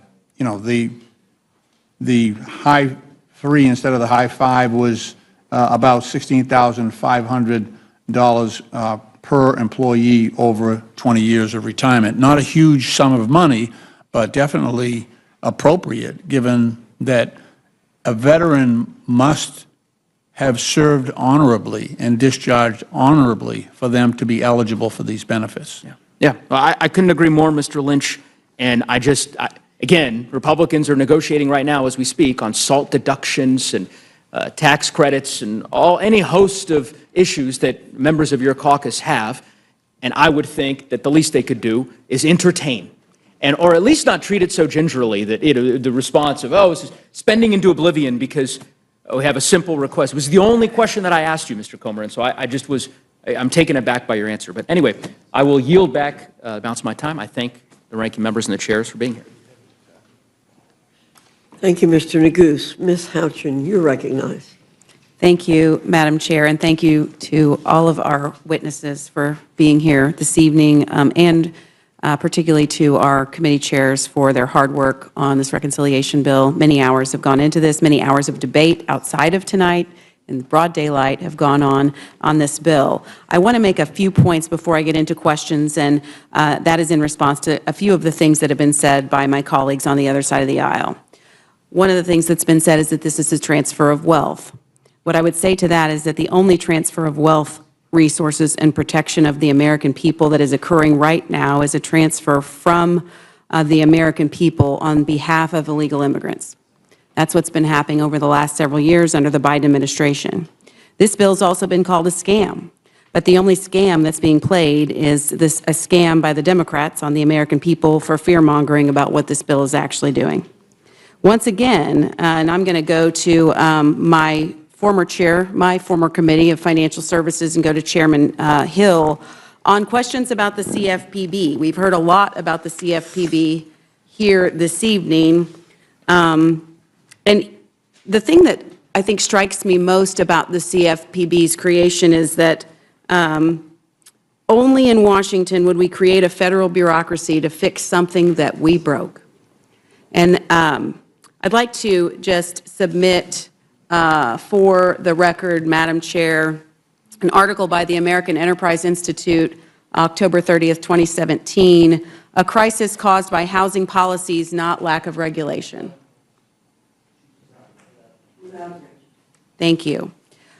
Because we have the CFPB as a result of a reaction to the banking crisis of 2008, which was driven by housing policies, not by any lack of regulation. And now we've got the CFPB that we live with, and as Chairman Hill, you noted that their budget has been expanding.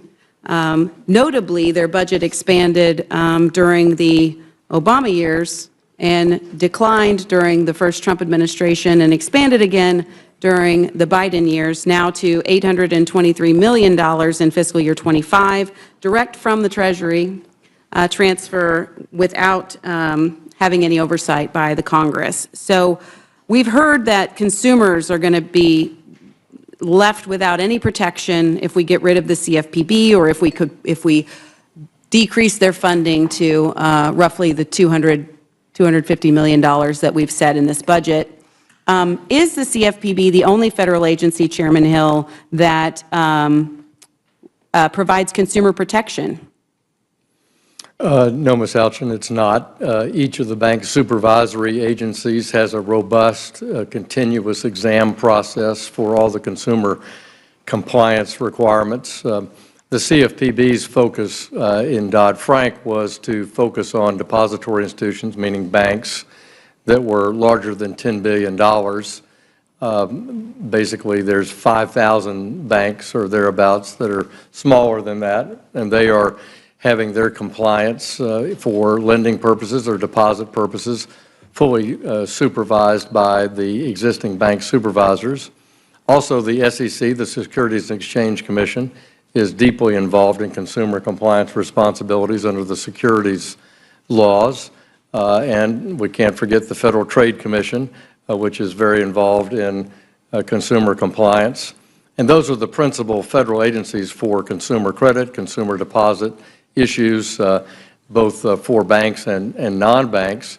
And then we cannot forget that the states also regulate non-bank consumer finance, and the state's attorney generals enforce those laws. So there's no lack of oversight and consumer protection in the financial services space, and therefore, that's why, in my judgment, since we're here talking about a reconciliation bill, that the Consumer Financial Protection Bureau can complete its statutory tasks under Dodd-Frank with the 5% cap of the Federal Reserve funding. And the two other changes that we made there was simply saying that their civil penalty fund, where they charge wrongdoing and collect funds for the benefit of victims. Once that fund is, the victims are repaid throughout the adjudication process. If there's any surplus money, instead of them being able to keep it, that it go back to the Treasury to benefit the federal budget. And likewise, we say that while they're a unique agency because they have no oversight, they have no congressional appropriation, they have no inspector general, they have no real full compliance with Administrative Procedures Act, for example, in their rulemaking. They've been struck down in the federal courts for overreaching their statute. We also, they have a unique position that once they take their money at their request from the Federal Reserve, they get to carry it over. I don't know a lot of federal agencies that can carry over spending and pile up cash on their balance sheet after September 30 each year. So we cap that in this bill at 5% of that annual budget that they can have. And in fact, the CFPB has a civil penalty fund sitting on about $2.5 billion, according to my account. 1.7 billion of that was a fine levied against one entity, but they can sit on that cash too. Is that correct? They can. What we argue is that that money should be allocated to settle victims' claims, and that can take some time during the legal process, so that money can certainly sit there. But the money that's not dedicated to paying a victim claim should be returned to the Treasury. So you mentioned the FTC. I'm glad you mentioned that, because the motto of the Federal Trade Commission is protecting American consumers. In fact, the United States has 12 separate federal financial regulators and state regulators for securities, banking, and insurance. And it is duplicative that we do have the CFPB. We certainly don't need to be funding the CFPB at the extent that we do, because as you mentioned, not only do we have states' attorneys general who are also protecting consumers, but we also have plaintiffs' lawyers who can take class action suits as well. Madam Chair, I would like to submit for the record an article dated February 18th, 2025 by the Cato Institute, "Consumers Will Be Safe Without the CFPB." Without objection. In the remaining time that I have, and I've gone over 5 minutes, but I do want to go to my Budget Committee Chair, Mr. Arrington, just with really one question. Has the CBO ever been wrong? Well, in my short tenure, they actually were off in their estimation of the deficit, and their excuse was it was hard to keep up. I'm paraphrasing. It was hard to keep up with the trillions of dollars in spending, would be $8 trillion total in deficit spending of the last administration, $2 trillion by executive actions. That was what was hard. So let's consider all things. They were off by $1 trillion. Which that's a big miss. And so, yes, they've been wrong. They were wrong in their projections on revenue to the Treasury post-TCJA. We had record revenue, record corporate revenue. So they are wrong often, and sometimes they're wrong in an order of magnitude, in one case by $1 trillion. And if I'm not mistaken, sorry, I went past my second, I went down to a second question, and I'm going to be wrapping up. They underestimated the cost of the IRA, and they underestimated the benefits of Trump's Tax Cuts and Jobs Act. Is that correct? Along with underestimating the cost of Obamacare and a whole list of other things, but that is correct. I will say that JCT was the initial scorekeeper or administered the score for the IRA tax credits, green energy tax subsidies, and they were off by almost 4 times. Yeah. The actual cost. So all this conversation about how reliant we should be on CBO scores to tell us what, the cost of what we're doing is going to be, CBO has not been all that reliable, and as history has shown. Is that correct? That's correct, and if I may, Ms. Houchin, I'd say the best predictor of the future is past performance, and what we tried to do is be conservative about a growth assumption at 2.6, which was under the annual average of both President Trump and President Biden. I thought that was the responsible thing to do, which forced us as a conference to put these gentlemen in the position, among other authorizing chairmen, to dig deep on rooting out waste in this, the people's government. I'm very proud that in the end, it's reducing the deficit by about $175 billion. We need to do more. We need to rinse and repeat future reconciliation bills. But the debt to GDP going down by 10 percentage points is, in this environment, and over the last couple of decades, is just probably unfathomable, but we've achieved it.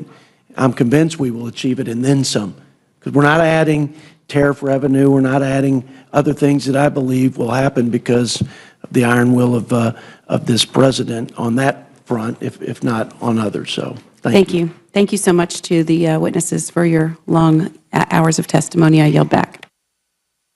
Thank you, Ms. Houchin. Ms. Leisure-Fernandez, you're recognized. Thank you, Madam Chair. And I don't know whether to say, buenos dias, good night. We don't really have a word in either Spanish or English when you start at 1 a.m. and when you finally start asking questions at 4 a.m. But it is still nighttime. And Americans, some of them looking, we have 150 people outside standing in the rain asking us to do the right thing. I want to do a shout out to them. But Americans might have just woken up and they don't know what's happening. But let me tell you, it's a nightmare, right? We are living through a nightmare. And if you are a veteran, if you are a pregnant mother, if you live in rural America, is a Republican nightmare. Because this bill that they are going to be pushing through in the dead of night is the biggest transfer of wealth from the poor, working families and middle class, to the wealthiest, right? And CBO put it out.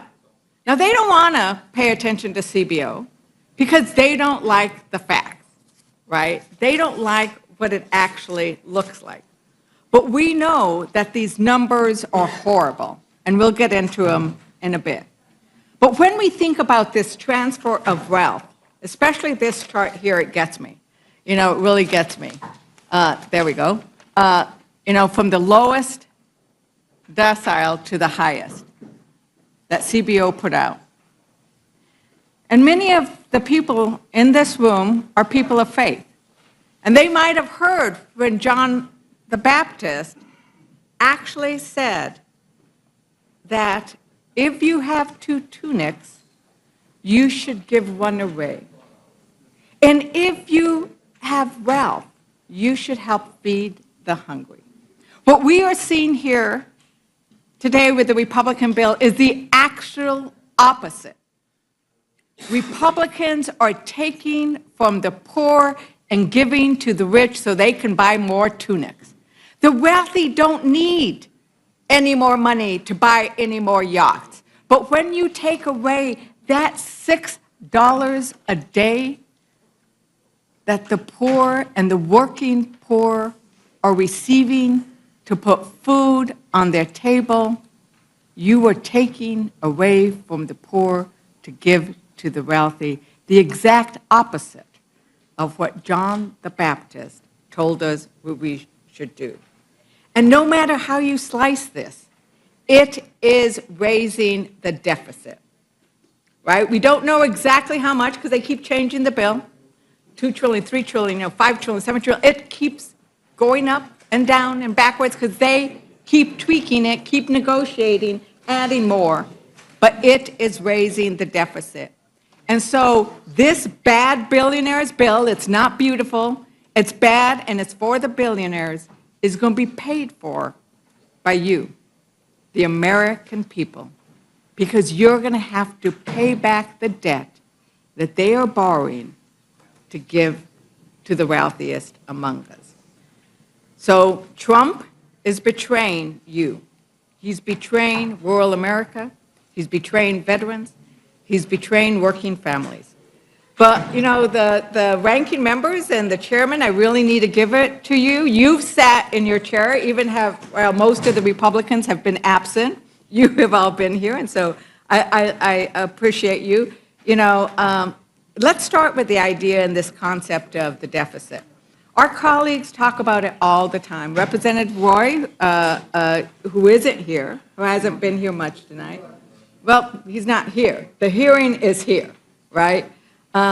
Representative Massey, who used to sit out there, he has that little ticker, right? Everybody sees this ticker, you know, that goes on. I'm so worried about him because once you guys pass this bill, that thing is just going to go so fast, it's going to burn a hole through his suit. And Representative Norman, he's often rallied against increased deficits. In fact, you know, Congressman Roy said, who's not here, but since he's not here, I'll quote him. Open quote, "I have to now admonish my colleagues on this side of the aisle. This bill falls profoundly short. It does not do what we say it does with respect to deficits." You know what? I agree with Representative Roy. It doesn't do what they say. It increases the deficit. So, Chair Arrington, it sounds like you are in favor of reducing deficits. Correct. Would you repeat that, please? I apologize. Do you favor reducing deficits? Yes, I do, which is why I support this bill. Which is why I support the bill.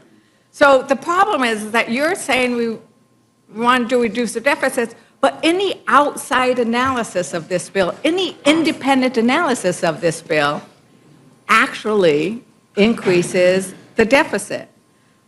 So, you know, Ranking Member Boyle, they keep saying it doesn't increase the deficit.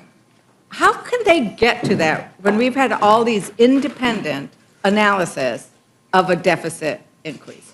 Well, I mean, CBO, which of course is not infallible, but it's not just CBO. It is literally every organization that I've seen, from nonpartisan to center-right, Committee or Center for Responsible Federal Budget, CBO, Yale Budget Lab, Wharton Budget Model, Manhattan Institute. The list goes on and on. So for the other side to be right, all of those organizations I've mentioned would have to be wrong. I think that is highly implausible. Right, and we also heard the White House press secretary yesterday say, this bill does not add to the deficit, right?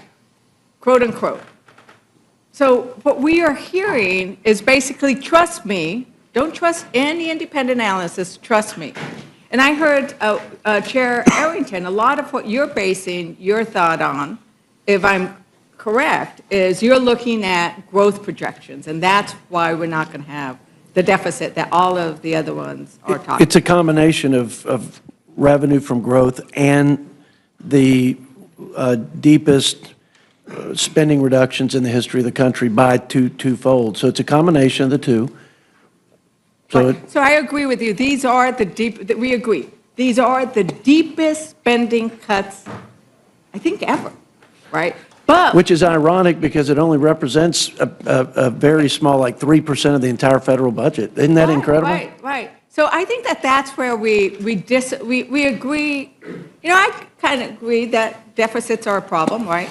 But what you are doing is, instead of saying there are different ways of cutting the deficit, you are saying we're going to cut the deficit by going after the people who rely most on the programs to feed the hungry, to make sure that Americans have health care, to make sure that veterans who rely on Medicaid and these programs to make sure you're not hungry, disabled people.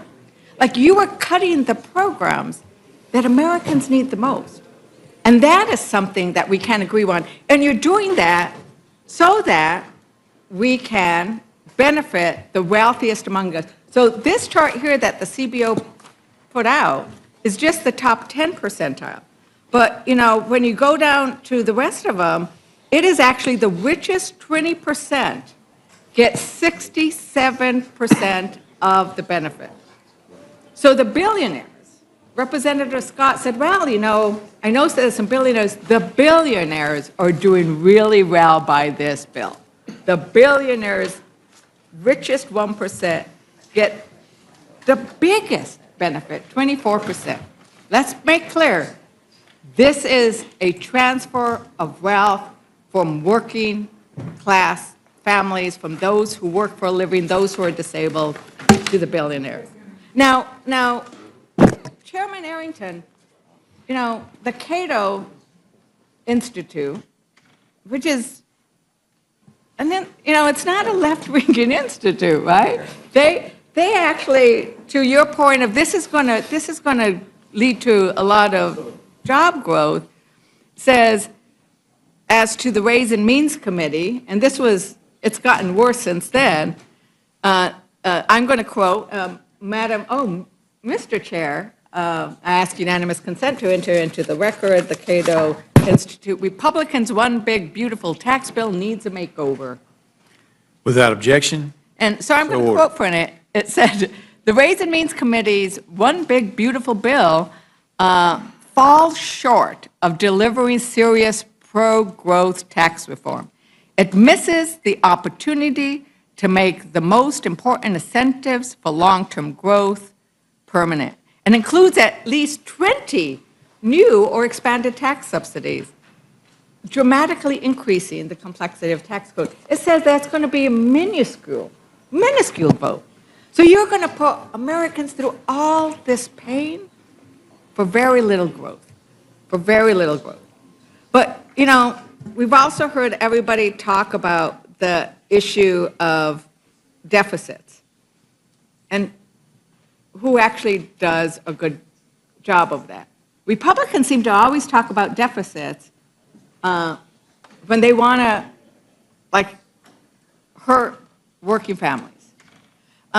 Ranking Member Smith, I really appreciated your comments about the fact that these deficits are really a national security issue.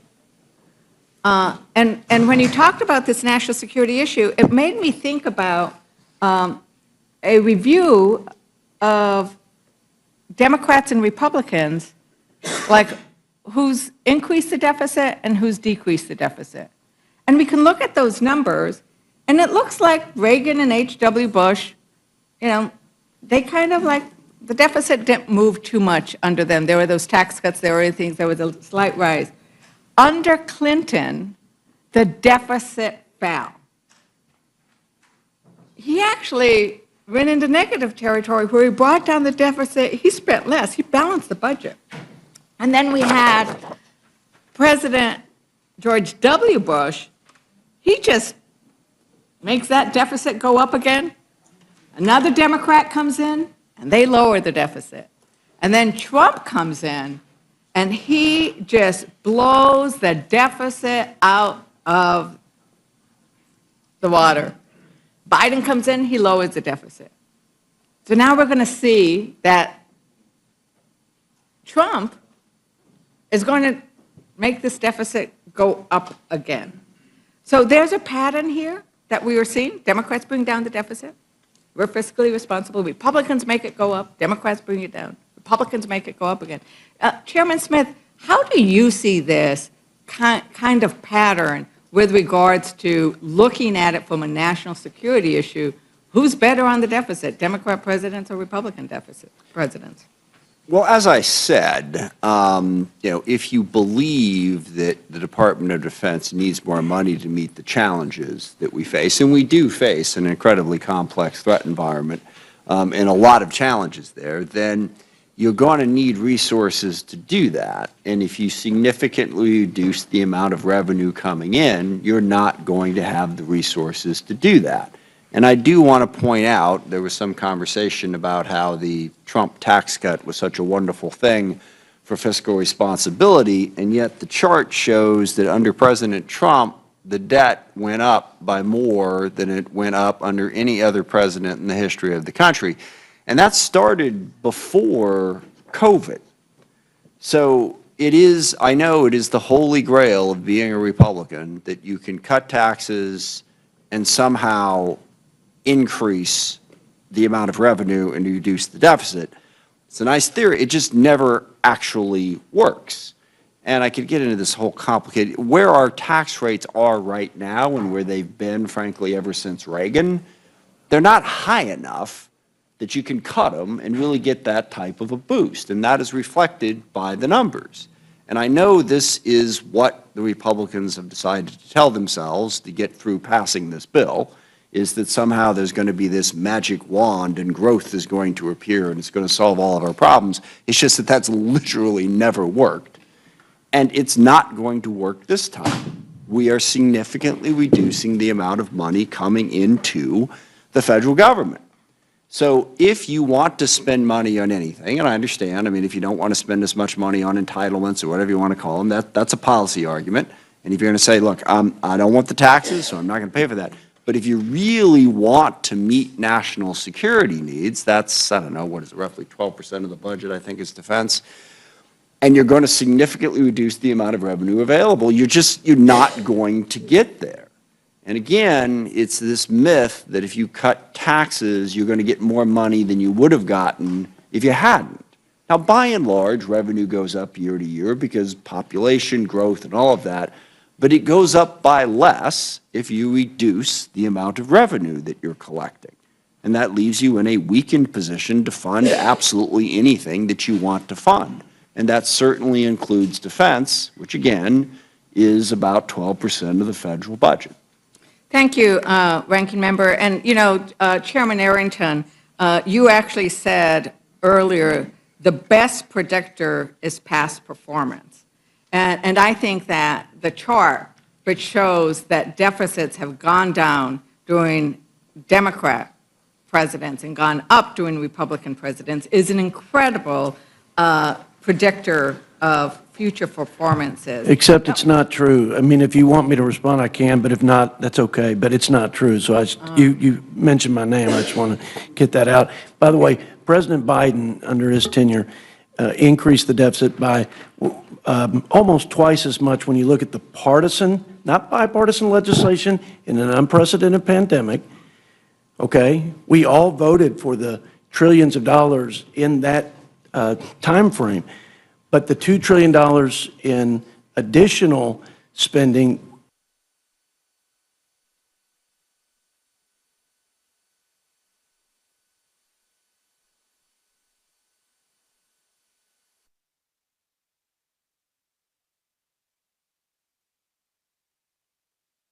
purely true.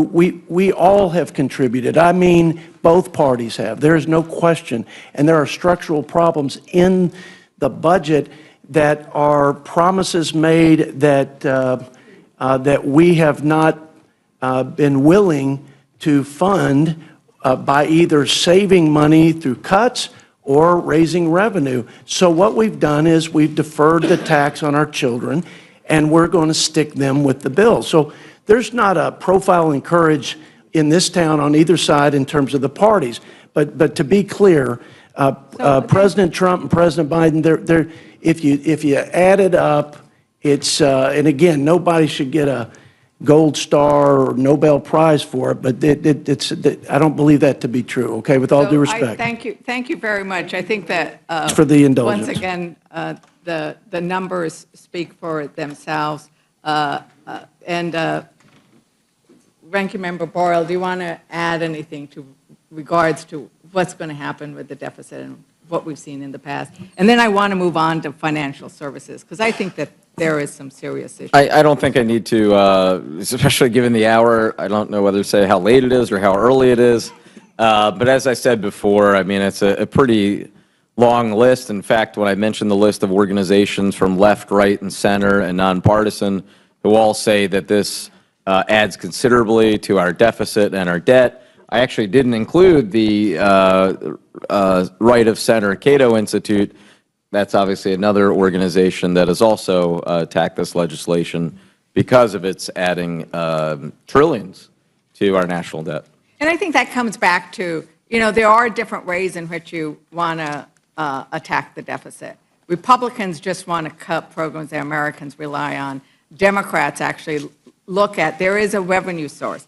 But another thing, because Republicans are always fiscal responsibility, and then they always use this term regulations. Regulations are bad. The reality is regulations is how we keep people healthy so that we don't have contaminated food. It's how we make sure workers stay safe. And it's also how we make sure that consumers are protected. Because the reality is the biggest corporations, the biggest banks, the biggest manufacturers, they are motivated solely by profit, and that's their job. So it's government's job to make sure we come in and regulate the worst excesses. And you know what? Americans don't feel like anybody is fighting for them. They feel like they are being left behind. And the reality is what Republicans are doing to those organizations that are supposed to be fighting for the working families, for the consumers, they're getting rid of them. They are getting rid of them by starving them. And that's what they're doing to the Consumer Financial Protection Bureau. Let's see what that says, Consumer Financial Protection Bureau. They are protecting the consumers. And they've done so by bringing back $21 billion. That wasn't $21 billion that came back to the federal government. That was $21 billion that went to American consumers. And they're the ones who are speaking for the little guy. But this administration doesn't like the idea of organizations that go after fraudsters, that go after scammers, that go after, the auditors that are cheating, right? They want to get rid of that. So Maxine Waters, when they say that, by not giving enough funding and starving something like the Consumer Financial Protection Bureau, is that saving us any money? Or who's really getting hurt when they do that? A lot has been said about the Consumer Financial Protection Bureau, And I said something that I stand by, and that is the Republicans have hated it ever since it was initiated. And they have attacked it in so many ways. We've been in the courts even before this big bill. We've been in the courts at various times when they've tried to eliminate the way that they get their funding, who sits on the board, on and on and on. And they never give up. And now with this bill, what they have found ways to do is to actually cut the funding that's going to the Consumer Financial Protection Bureau. I was reminded that the CFPB is the only federal agency to examine the big banks and non-banks for compliance with consumer financial laws. And so here you have the Consumer Financial Protection Bureau dealing with the big banks and understanding why we should be concerned about them and the lack of risk management in some of those banks. And the bigger they are, and the more we allow these mergers to go on, the more they end up harming, our consumers. And the consumers need this protection. And without it, even though it was attempted here this evening to say consumers have protection in all these other ways, that is not true. And that is why the Consumer Financial Protection Bureau was initiated and founded with the Dodd-Frank reform bills that we did. You're talking about not only the big banks, but you're talking about all of the fraud that goes on in so many different ways, whether you're talking payday loans or rent to buy, all of these ways that the most vulnerable people are undermined and attacked in order to rip them off from the meager funds that often they have. And so the Consumer Financial Protection Bureau is very important to all of our constituents, whether they're in urban areas or rural areas. And for the rural areas, sometimes they get treated even worse with no protection from that side of the aisle, who do not consider the Consumer Financial Protection Bureau as important. And so everything that's been said here that have identified not only the $21 billion over the 14 years, but the way that people have had somewhere to turn to get these investigations and feel as if the government cares about them. It's absolutely true. Thank you so very much. You're And then the last point is I did, as we were talking about federal employees and what they're doing to federal employees in this bill, and the fact that we happen to have sitting right next to each other the oversight concerned about federal employees and the defense, right, House Armed Services, because it is our members of the who serve in the military then go on to serve in our country in a different way. 30% of our federal employees are veterans. And the idea that we would not support the amendment that Representative Lynch has brought, that was suggested by my colleague, of let's make sure we protect veterans as well.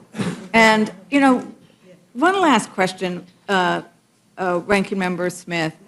Why do you think that so many of our military end up serving America in our federal government? Because they believe in public service. It's part of why they joined the military in the first place. They believe in service above self. They could do a number of different jobs in a number of different places, but public service appeals to them. I think that's very obvious. It's one of the things I've always loved about working with the military, is you see the ethic that's what it's about. They are trying to serve something larger than themselves, and they want to continue doing that after their service in the military has been completed. And we've seen them do so in many, many places, quite ably. I think this idea of public service and service, I often say that service is an act of love, whether you're serving in the military, even in this chamber. And the idea that you are going to demonize and penalize those veterans, those federal employees who've already done so much for this country is really shameful. And, you know, I am going to just say that it is now 4:20, and I think it is important that we are on this dais asking the question and taking the time, because this is a 1,100 and something page bill. Americans don't know what's in it, and I do think that it is important that we end up going into and bringing light and maybe even sunlight by the time we get through all of these panels. But with that, Madam Chair, I yield back. Thank you, Ms. Leisure Fernandez. Mr. Norman, any questions? No questions, Madam Chairman. Thank you very much. Mr. Langworthy? I just, thank you, Madam Chair. I want to just take a moment and thank all the committee chairs for the countless hours and all the staff and the ranking members on both sides. This was an incredible legislative exercise. They have 11 committees produce this much work and the hundreds and hundreds of hours that have gone into the construction of our reconciliation. So I just want to show my gratitude there. I'd also like to yield a moment to the gentleman from Georgia, Mr. Scott. Madam Chair, I just ask unanimous consent to add an article to the record. The title of the article is Clinton Signs Welfare to Work Bill, August 22nd, 1996. And without objection. I would just point out to my colleagues that the same complaints about that piece of legislation came from people on the left, including from the Clinton administration, where he had people actually resign in protest. And the article ends with the statement, welfare and poverty rates both declined during the late 1990s. However, leading some observers to view the legislation's success, and certainly the welfare to work signed under Bill Clinton was a success, and we believe that this one will be as well. With that, I yield. Thank you. Mr. Griffith? And I yield back. Oh, sorry, Mr. Langworthy. Thank you. I don't have any questions of these witnesses. Thank you very much. Seeing no further discussion or questions, our panel is dismissed. Thank you very much. And I also want to add my thanks to the staff. I appreciate Mr. Langworthy bringing that up. We can't do our jobs without our staff, and I appreciate all of them being here too. You don't make another one. Save it for me, though.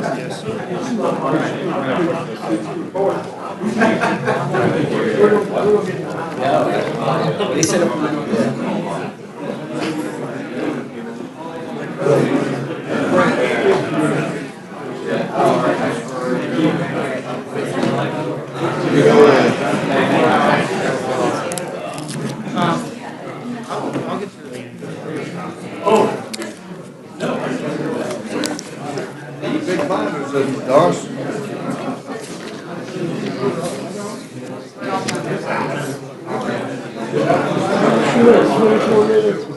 Right, just jot it down.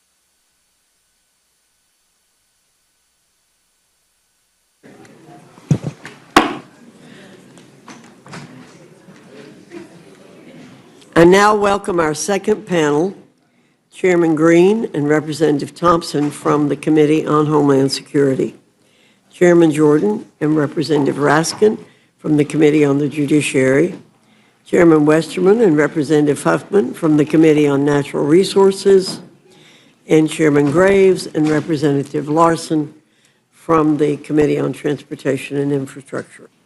Your full statement will be submitted for the record. We ask that you summarize your statement in 5 minutes. Chairman Green, I welcome your testimony. Thank you, Chairwoman Fox, Ranking Member McGovern, and members of the Rules Committee. I'm pleased to be here with you this morning.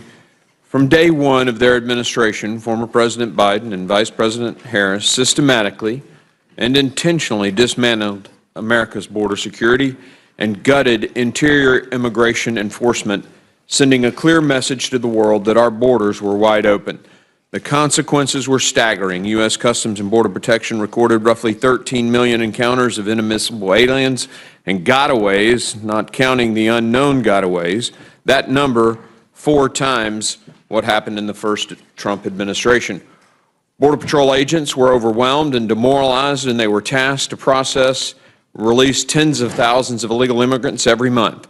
Apprehensions of individuals on the terrorist watch list illegally crossing the southwest border spiked from 11 during the 4 years of the Trump administration to 385 between FY21 and 24. Illicit narcotics, especially fentanyl, surged across the southwest border, contributing to a national overdose crisis. ICE agents were effectively prevented from doing their jobs, and deportations plummeted to historic lows. But the tide has turned. President Trump was decisively elected, in large part because he promised to fix the self-inflicted crisis created by the prior administration. Now Border Patrol agents have returned to the front lines, empowered to enforce the law. Scores of criminal aliens are being detained and deported, and law and order is finally returning to our communities. The numbers make it clear. President Trump's approach to actually enforcing our laws works.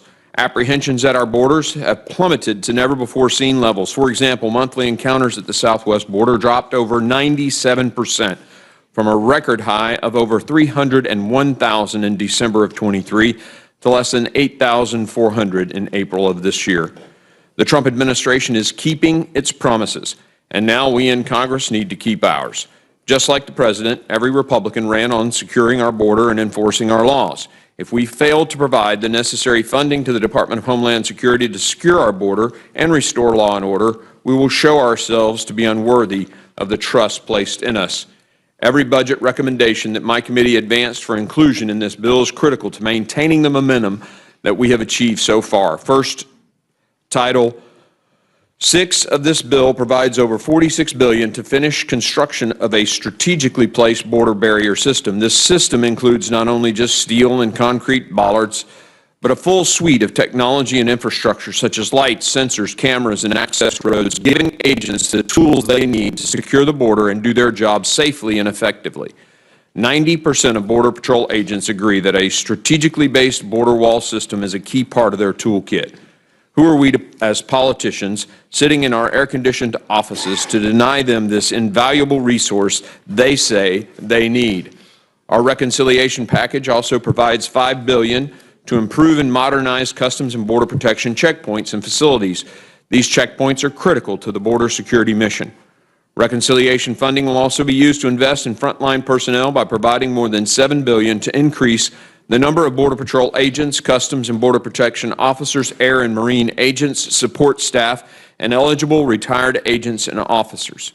Without immediate and sustained investment in workforce expansion and retention, CBP risks further erosion of both effectiveness and morale, endangering not only border security but also the well-being of those sworn to protect it. Title VI also invests in cutting-edge technology to help agents and officers interdict illicit contraband and drugs like fentanyl. As cartel tactics evolve, Congress must provide CBP with the cutting-edge technology they need to carry out President Trump's successful border security agenda. Our bill invests over $5 billion in modernizing and enhancing our border security and surveillance technologies, drones, ground sensors, enhanced communication systems, and surveillance towers at and between ports of entry. The bill will also provide $450 million to Operation Stone Garden, a grant program designed to help border states and local communities enhance their own security.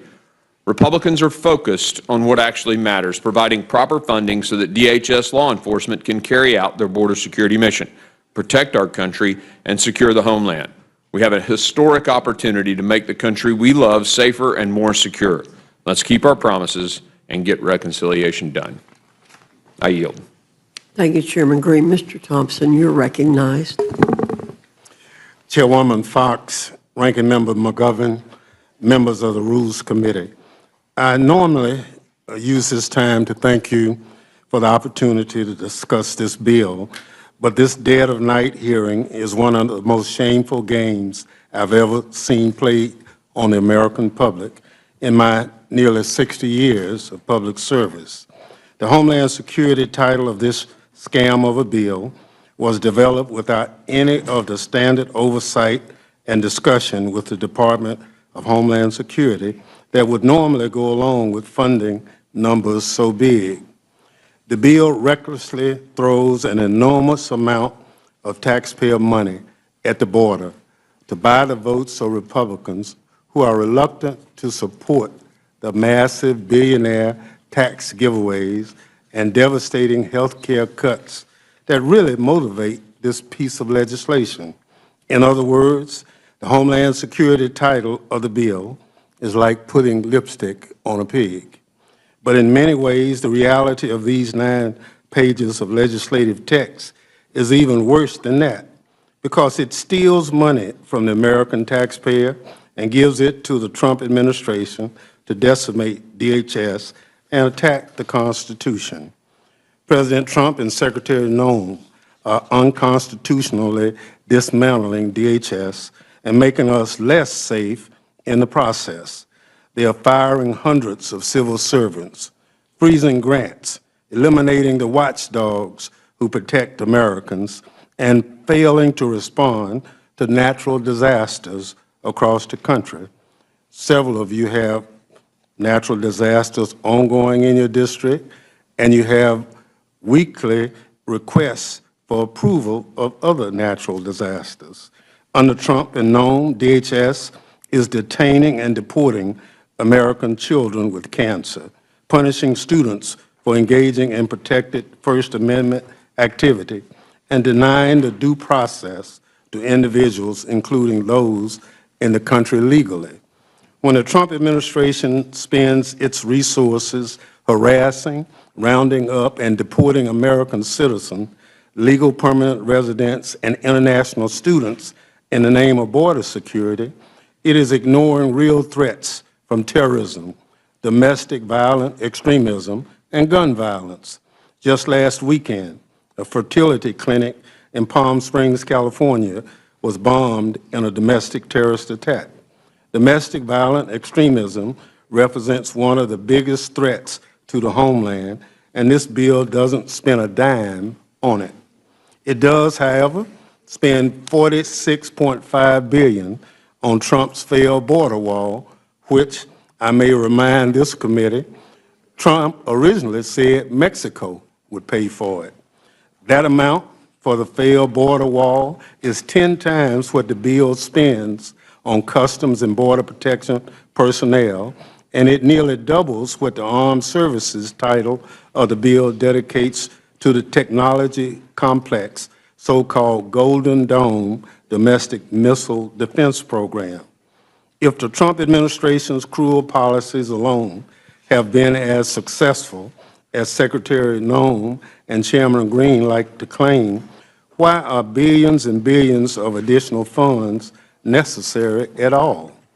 We got some insight into that question last week when Secretary Noem took a break from her costume changes and photo ops to ask the Appropriation Committee for a new $50 million private jet. See, Rolexes are not enough for our made-for-TV Secretary of Homeland Security. She needs a new Gulfstream 5, too. Never mind that the Coast Guard has much older equipment in service they use daily for life-saving missions. Those aircrafts should be replaced. placed first. This reconciliation package allows the Homeland Security Department to create a slush fund that enables the worst excesses of this administration, like private jets for the Secretary and securing the President's multi-million-dollar golfing vacation at his branded properties. This bill may be big, but it's far from beautiful. In fact, it's beyond irresponsible. Earlier, I described Homeland Security portion of this bill as putting lipstick on a pig. I come from an agricultural district as well as a part of the country. So let me use another farming analogy to wrap up. We may be here in the dead of night, but you do not need the light of day to smell manure. The American people are not going to be fooled by any middle of the night manure slinging here. As my dear friend Congresswoman Dina Titus once said in a Homeland Security Committee markup, you can't shovel shit and call it sugar. The American people are constituents, and they won't make mistakes what is being shoveled in this room tonight because it stinks to high heaven. I yield back.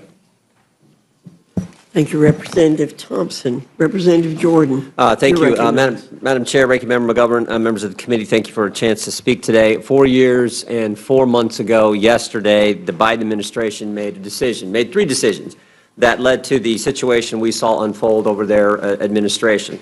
They decided on day one, intentionally, deliberately, in a premeditated fashion, they said, no longer will we have remain in Mexico policy, no longer will we build the wall, and when illegal migrant gets here, they will not be detained, they will be released. And as a result of those three decisions, 8 million individuals came into our country in the course of the Biden administration. This legislation that we put together, working closely with Chairman Green and his committee, we think will help alleviate and correct the situation that they deliberately, intentionally allowed to happen back 4 years ago. I won't read through mine. I will just say this. I think we focused on sort of three things. First of all, I'm proud of our committee's work in that the Budget Committee tasked us to spend $110 billion over the time frame. Instead, we wound up spending, allocating resources of about $80 billion over that time frame. And we initially weren't tasked with raising any revenue, but we did in our bill with $66 billion in revenue raised. So we netted out at a much better position than what we were initially allocated to do, or instructed to do, I should say, by the Budget Committee. The resources we have in this bill, in short, will allow for 10,000 new ICE agents, 100,000 new detention beds, and the resources for the repatriation of 1 million migrants over the course of the Trump administration.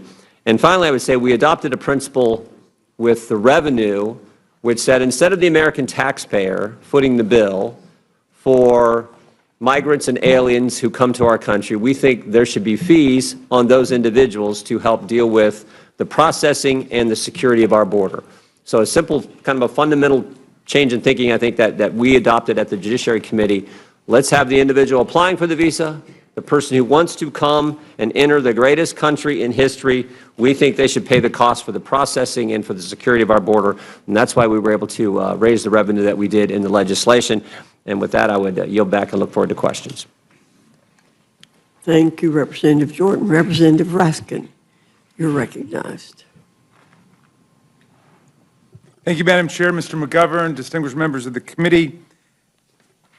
In the House Judiciary Committee, which is supposed to protect the civil liberties and the civil rights of the people, House Republicans want to hand Donald Trump a blank check to keep violating the Constitution, supporting criminals like the 1,600 insurrectionists and rioters he pardoned, and trampling the rights of the American people. In the first 120 days, we've seen federal courts all over the land issue an astounding 155 preliminary injunctions and temporary restraining orders against the administration's matchless onslaught of lawless executive orders and executive actions. That's more orders than have been issued against all other presidential administrations in the same period in American history put together.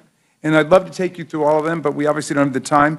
But, you know, last week the Supreme Court heard oral argument on President Trump's first executive order purporting to nullify birthright citizenship in America.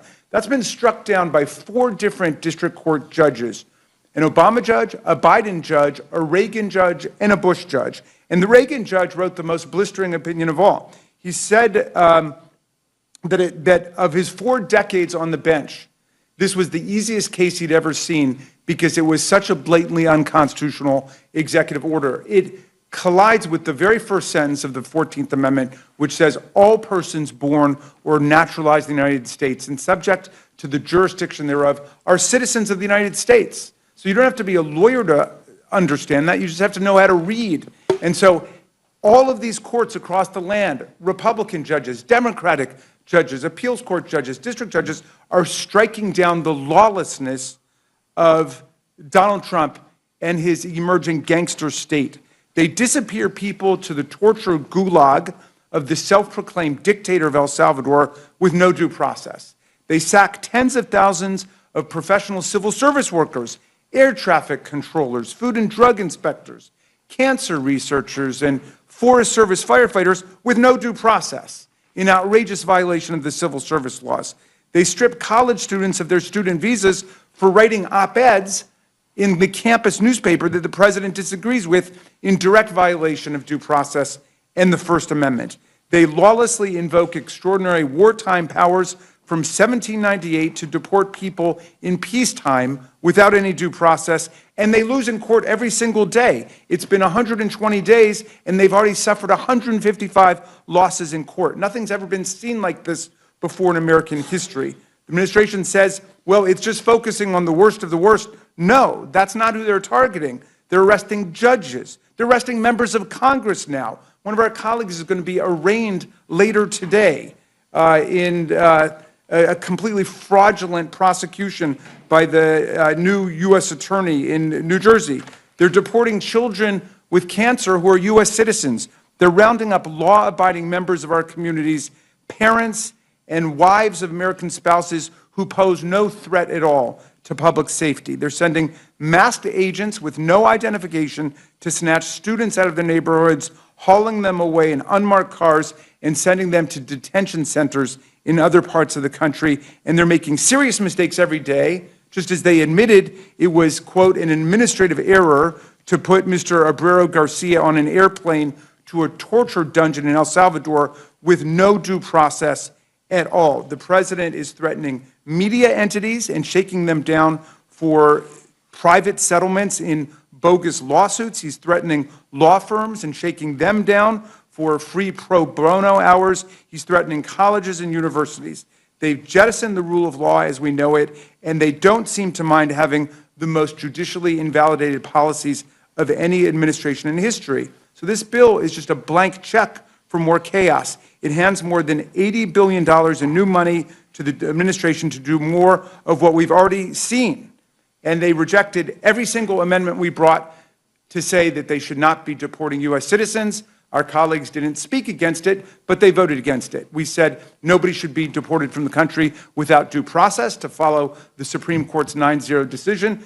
Our colleagues didn't speak against it, but they all voted against it. And they want to give really extraordinary, unseen amounts of money to ICE.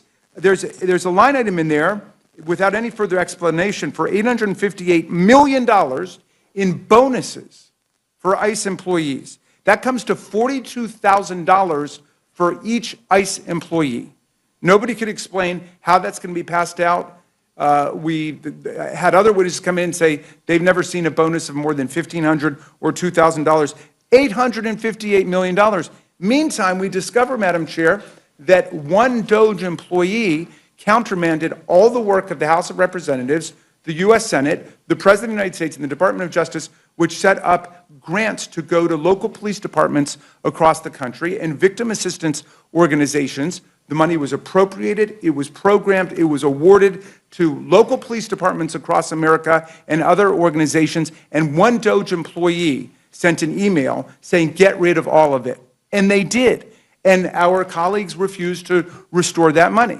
And the same amount of money they want to put into bonuses for ICE employees to get $42,000. They're literally defunding the police. DOGE is defunding the police, and our colleagues are going along with that. And so the Republican Party is now defunding the police across America. So we would urge you to accept our amendment restoring that money that was deleted by one DOGE employee who spent his entire career working for Elon Musk and at Tesla, came here without knowing anything about Congress or how government works, and he deleted all of that money going to local departments. So this bill is a monstrosity, and it just further swells a bloated the immigration bureaucracy. Nobody can even really say where the money's going, and we're not dealing with the real justice problems of America. Thank you for your indulgence, Madam Chair. I yield back. Thank you, Mr. Raskin. Chairman Westerman, you're recognized. Chairman Fox, Ranking Member McGovern, and members of the committee, good morning, and thank you for the opportunity to testify today on the House Committee on Natural Resources Reconciliation title, which far exceeds our committee's instructions by kickstarting a golden age of American energy and wisely stewarding our natural resources. Madam Chair, there's been an attack on American energy that goes back to the Biden administration, where political science versus real science has ruled the day. And Washington's been playing games with our energy security, with our energy production here at home, and we're in a tough position right now because of the increased demand for energy resources. But thank goodness Republicans, President Trump has made energy dominance a priority of the Republican Party, and that's outlined in the House Committee on Natural Resources part of the reconciliation bill.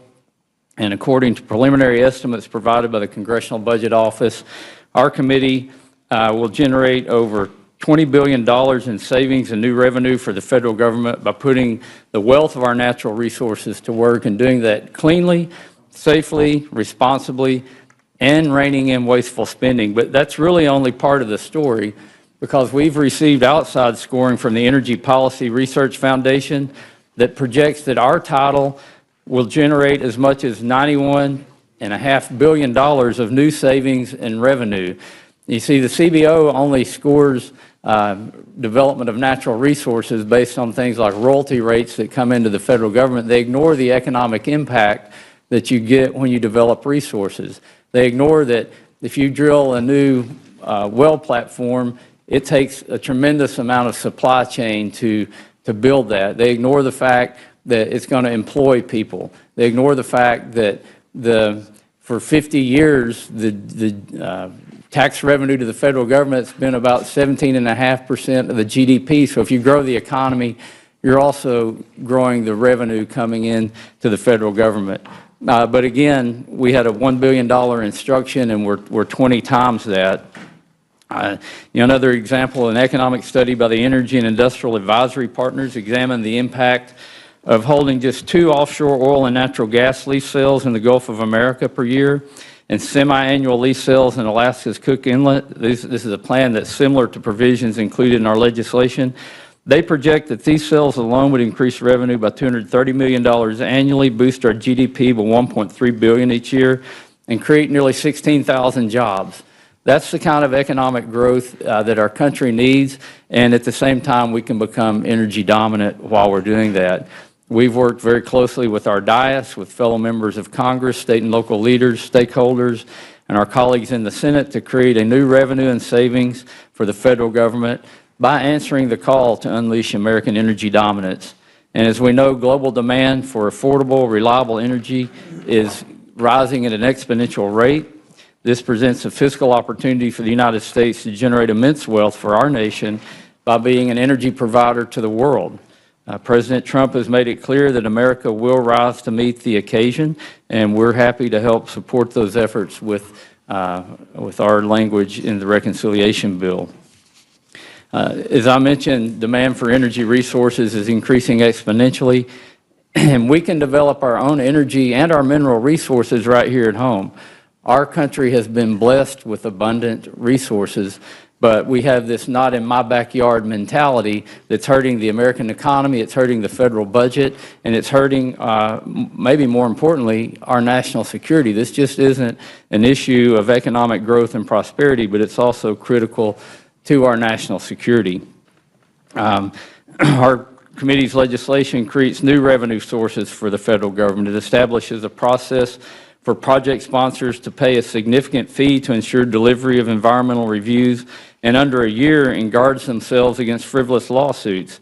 In addition to raising nearly $1 billion in new revenue for the federal government, it will restore common sense to federal permitting processes that often lag for years, costing taxpayers billions of dollars, delaying much-needed development and innovation, and doing absolutely nothing for the environment. These processes actually hurt the environment by delaying these projects and making the world depend on energy from places like the Middle East and Russia and Venezuela.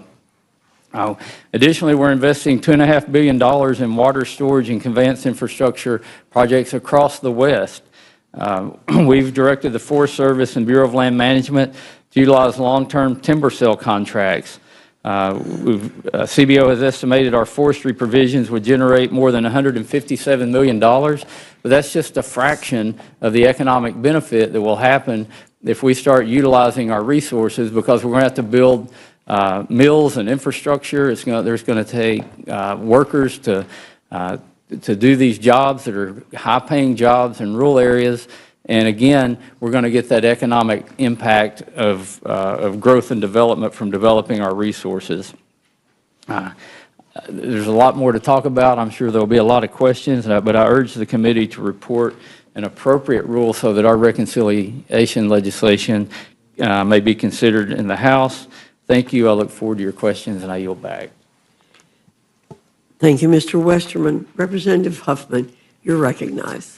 Good morning, Madam Chair, Ranking Member McGovern, colleagues. Appreciate this opportunity to testify here at 5 a.m. on the big billionaire boondoggle bill. We know that it rips off millions of Americans by taking away vital services in order to finance billionaire tax cuts. But there's another part of this bill that we need to discuss, and that is the fact that it is the most extreme anti-environment bill in American history.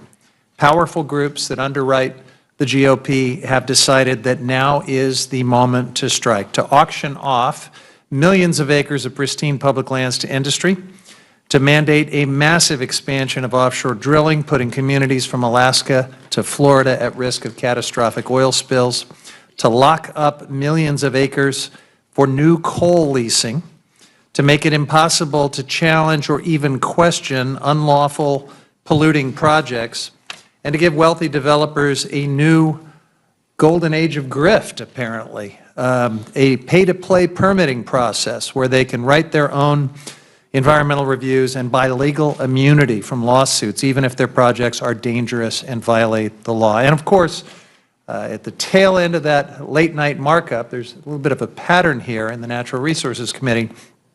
A provision was added to sell off hundreds of thousands of acres of land in Nevada and Utah. Most Americans hate all of this. They cherish our public lands. They value clean air, clean water, and wildlife, and they reject billionaire giveaways. That's why Republicans have had to jam all of this stuff into budget reconciliation. That's why we're here in the dark of night.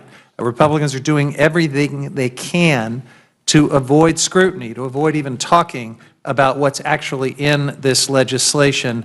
This dark of night approach is the only way that these extreme and toxic policies can pass. But Americans are going to see this for what it is, and that is a betrayal.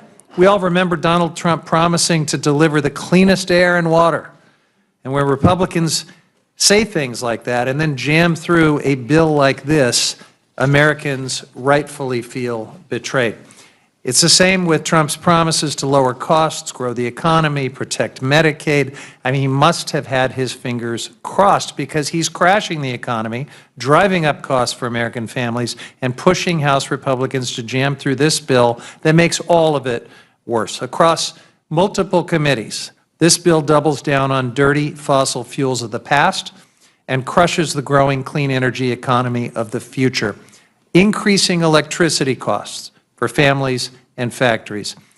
The CEO of Next Era Energy Company, John Ketchum, recently said this: if you take renewables and storage off the table, as this bill does, we're going to force electricity prices to the moon. To the moon, his words. You know, when Trump promised a mission to the moon, that was supposed to be astronauts, not your electricity bill. The natural resource title of this bill, which we call the Environmental Liquidation for Billionaires Act, is a massive betrayal of anyone who values clean air and water, wildlife, outdoor recreation, pristine public lands, sacred tribal sites, or anyone who wants affordable electric bills.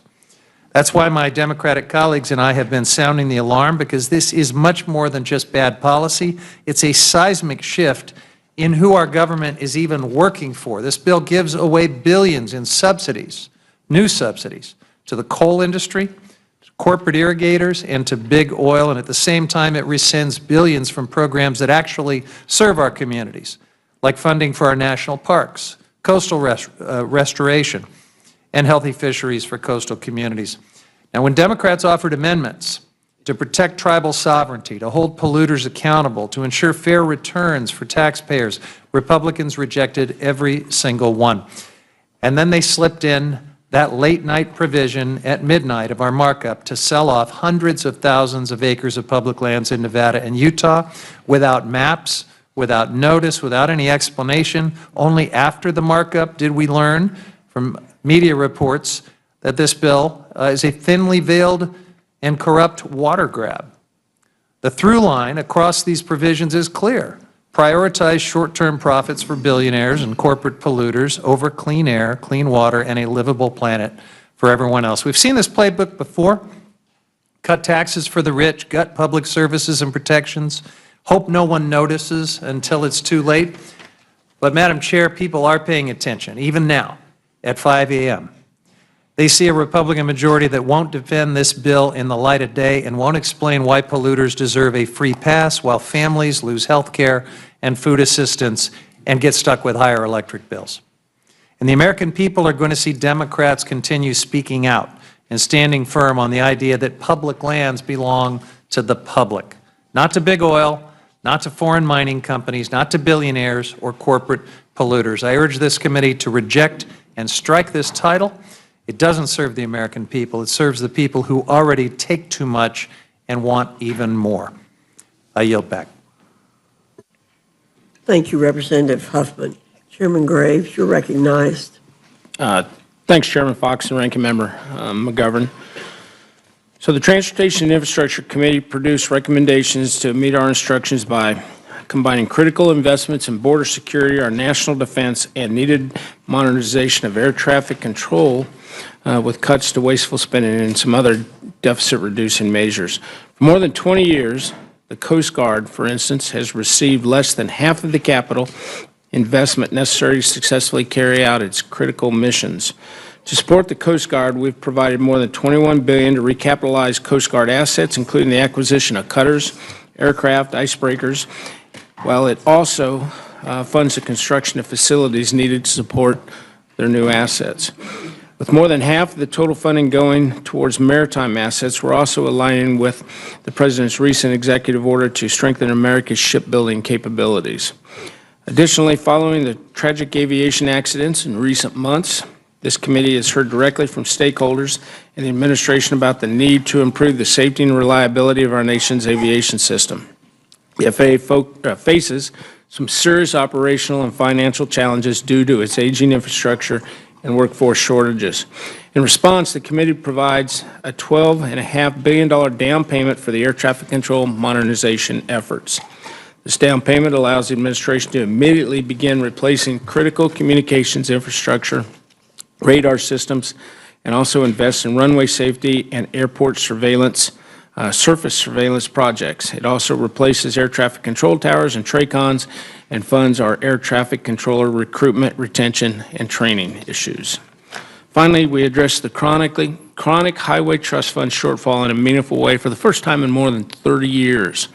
The Congressional Budget Office projects a $142 billion cumulative shortfall in the Highway Trust Fund over the 5-year period following the expiration of the current authorization. So put simply, the system for funding our federal surface transportation programs is broken. And our recommendation is to implement a $250 annual fee on electric vehicles and a $100 annual fee on hybrid vehicles and deposit all of those collections in the Highway Trust Fund.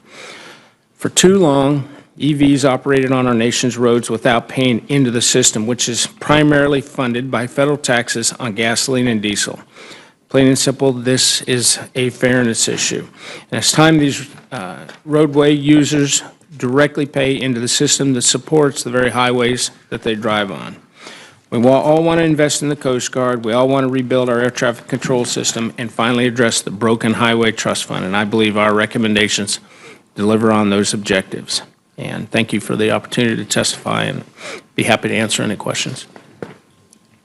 Thank you, Mr. Graves. Representative Larson, you are recognized. Thank you, Chair Fox and Ranking Member McGovern and members of the committee. Chair Graves and I appear today with conflicting views on the T&I committee title, a departure from our regular work on the committee and our preference of working together. And Democrats stand ready to advance bipartisan solutions to support the Coast Guard, to improve our air traffic control system, and to shore up investments in surface transportation. But Republican leadership has not gathered us here in the middle of the night to invest in job-creating infrastructure. This morning is about jamming through a fiscally reckless package that provides a gut punch to working families. This bill makes the largest cuts to health care access and food assistance in American history, ripping away health care from 13 million Americans and taking food assistance away from millions of families, not to reduce the deficit, but to hand out tax breaks to billionaires. Democrats support job-creating infrastructure investments. We use the gavel to enact historic levels of funding for all means of travel, to promote clean energy, to support supply chain improvements, to modernize water infrastructure, and to build and connect stronger, healthier communities. Democrats want to keep these investments going. And I'm deeply concerned that the Republican budget will cut our committee off at the knees as we're trying to address bipartisan priorities for the rest of this Congress. Next September, the T&I committee has to reckon with $200 billion in investments that will end, including $66 billion to improve and expand rail service and improve rail safety, $47 billion to fix or replace aging and deficient bridges, $25 billion to upgrade airports and control towers, $21 billion to give more people access to safe, affordable transit, $13 billion for clean water in more communities, and $2 billion to boost the supply chain through safer and more efficient ports. The budget resolution that underlines the reconciliation bill does not continue these investments beyond fiscal year 2026. In addition, the Highway Trust Fund faces a shortfall of over $140 billion over the next 5 years that Congress will have to address. Communities in every state and county rely on these investments that the T&I committee provides through the bill. Unfortunately, this budget resolution provides little comfort that job-creating infrastructure investments will later materialize for transportation, for water infrastructure, or disaster preparedness and response. The investments that T&I committee provided keep people safe in the skies, on the roads and bridges, and when traveling by bus, boat, or train. We can't afford to skimp on or to delay safety. The funding for air traffic control that the committee provided in this reconciliation bill is only a down payment on a much more expensive and urgent problem that we have to address. And it's been well documented by the committee and by multiple aviation safety experts that our current ATC infrastructure is becoming unsustainable. In the wake of one of the deadliest aviation accidents in the last 20 years, and with a rise in near misses at airports across the country, increased investment in our air traffic control system is needed. And similarly, the Coast Guard badly needs fleet modernization and funding for new icebreakers, shoreside infrastructure, and aircraft. And the funding for the Coast Guard in this bill is a welcome and a bipartisan priority. But we also have to meet the needs of the members of the service. Where is the funding for COSI's health care, including mental health, for Coast Guard housing, for child care? Coast Guard cutters and aircraft do not operate by themselves, and we can't forget the needs of the women and men who serve in our Coast Guard. The T&I portions also contain substantial funding cuts to Inflation Reduction Act investments, cuts that are unnecessary to comply with Senate reconciliation instructions. Targeting these locally selected projects for rescission is a direct attack on communities we represent. In particular, the rescission of neighborhood access grants claws back 80 grants that have already been awarded to many of our districts, including to 41 Republican-held districts. Chair Fox, Representative Norman, Representative Scott, Representative Scanlon, grants in each of your districts are up for rescission. Constituents in many of our districts have spent time and resources applying for these grants, and they're relying on the announced funds in their budgets. This unnecessary clawback after communities have secured grants makes no sense. Finally, I want to commend Chair Graves for firing the opening salvo and addressing the revenue gap in the Highway Trust Fund. The legislation establishes fees on EVs at $250 per year and hybrids at $100 per year. Fees that are frankly out of proportion with what the average gas-powered vehicle pays, about $90 a year. But these new fees represent a marked change in how we tax highway users and deserve a full vetting by members on both sides of the aisle and both sides of the Capitol by governors, mayors, and other stakeholders. And to date, the reconciliation process hasn't offered that needed debate. The surface transportation reauthorization that's due next year is important, and finding the funding to pass that bill is a major priority. The lack of parity among types of vehicles and the proposed fees and the lack of consensus among members means we have a little more work to do. But I look forward to a future bill when members of the Rules Committee get to see us work together in this Congress. But this big, ugly bill is not it. Yield back. Thank you, Mr. Larson. Thanks to all of you for being here this morning. Chairman Green, Democrats spent all of last Congress telling us that we needed a comprehensive immigration package to fix the border. But it simply wasn't the case. After only 5 months in office, President Trump has ended the worst border crisis in history by simply enforcing our current laws and empowering our law enforcement officials to execute their duties. To ensure his successes aren't short-lived, shouldn't we continue to provide sustained resources to invest in our border security infrastructure and personnel? And that's what the legislation from your committee delivered, correct? Hard resources. Yes, Chairwoman. This is pretty much hard resources in addition to the personnel stuff. We're increasing the number of Border Patrol agents and things like that. So there's some human resources pieces of this, but the vast majority of it is hardware. So would you agree that the Democrats have a credibility problem when assessing the problems at our border? After all, we didn't need a single change in authorizing statutes to make this sampling. We simply needed a president who was willing to enforce the laws on the books. Yes, ma'am. The excuses that were shared were many, from increased poverty and other parts of the world that were driving people to the United States. Those things didn't change at inauguration. What changed was a president willing to enforce the law. Thank you very much. Mr. McGovern. I don't even know where to begin. It's 5:11 in the morning, and for those who are just tuning in, the Rules Committee began meeting on this reconciliation bill at 1 a.m. And you may ask, why do the Republicans want us to meet at 1 a.m. and not 1 p.m.? It's because they don't want anybody to know what the hell's going on here. And let me repeat, as I did in my opening statement, so people understand the impact of this bill on the American citizens. This bill will throw 14 million people off of health care. 14 million people. It will throw millions and millions and millions of people off of food assistance. And those savings, I guess, will be used to pay for tax cuts for billionaires. Who does this? Who does this? On what planet does this make sense, that you rob from the people with the least and give to the people with the most? That is the heart and soul of this legislation. And as we're learning from the current panel, this bill also is not kind to the environment. It is not kind to civil liberties. And there are all other kind of negative things that are associated with this bill that I think most Americans, quite frankly, don't agree with. Yeah, Americans want to get our immigration system under control. Yes, they They want to make sure that, there's law and order and things are safe for everybody in this country. But they care deeply about the Constitution. They care deeply about due process. They care deeply about the environment. As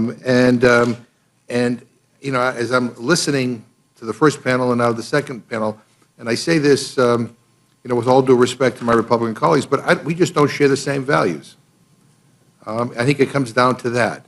And let me ask Ranking Member Huffman a question.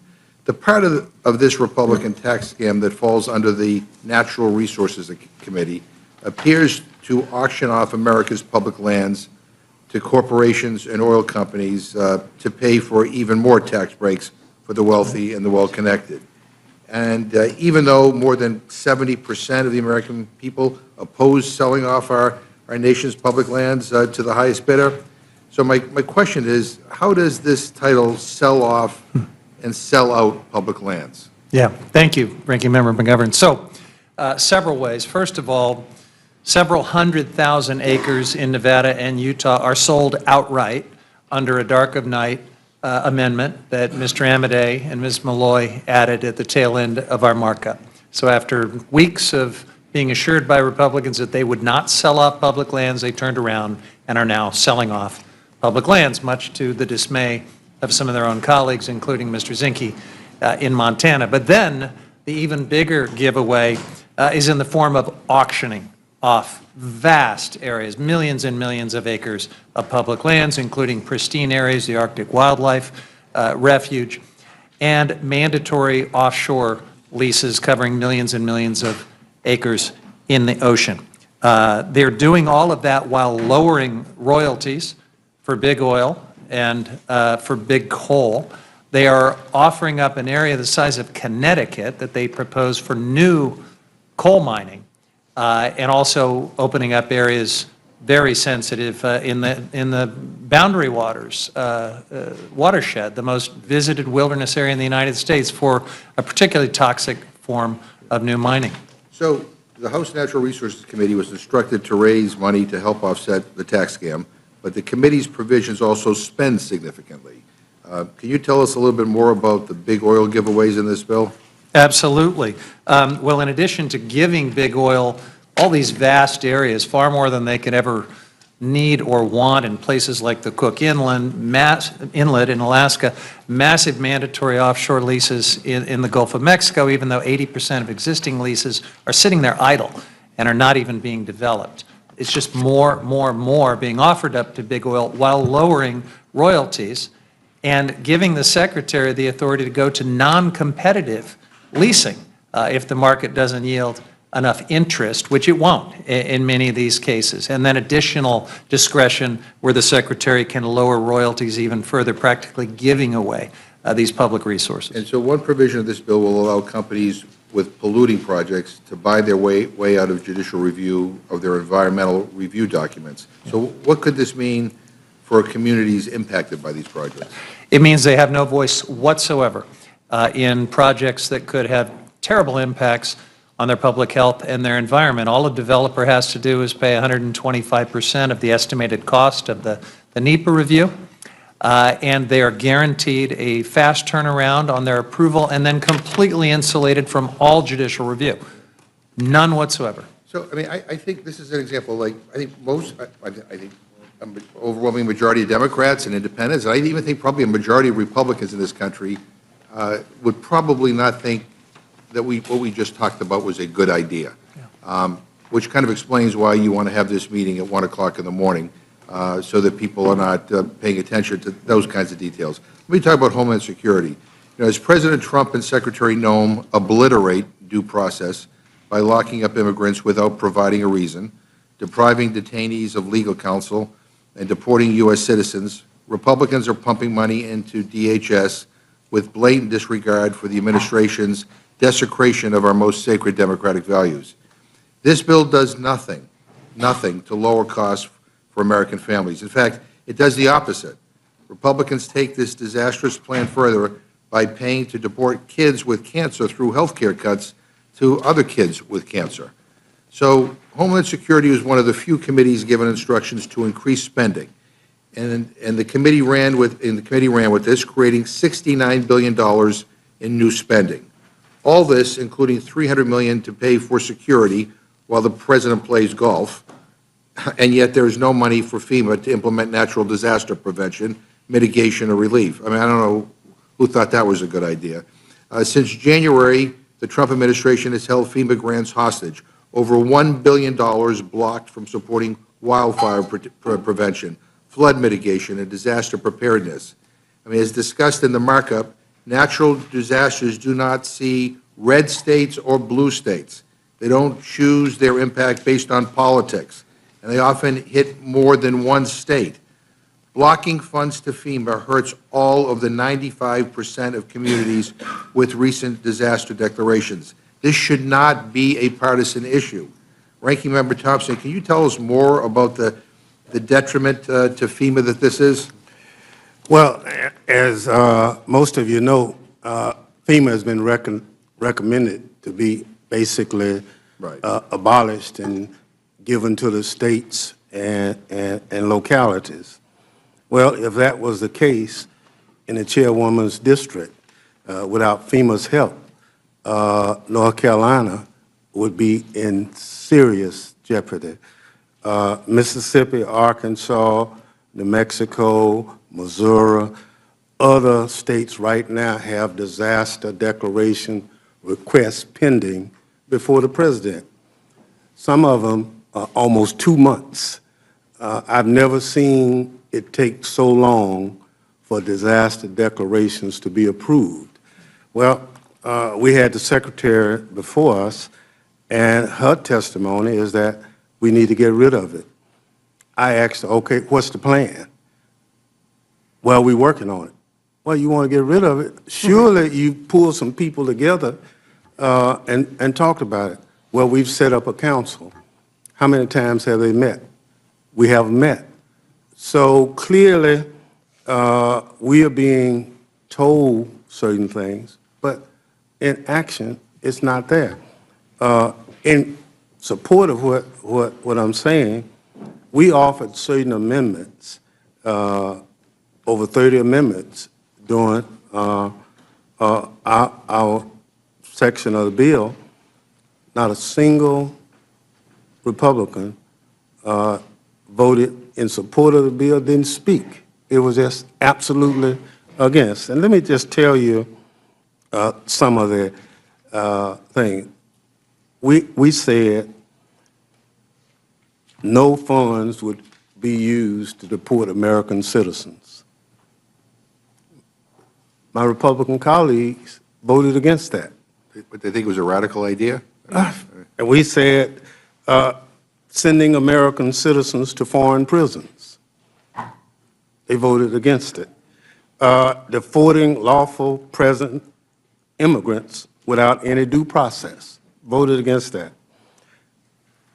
The one that bothers us most is ignoring Supreme Court rulings. And so we were trying to basically establish with our amendments some basis that most Americans already agreed to in law. And so we couldn't get a support for due process, for hearings. So, you know, it's chilling.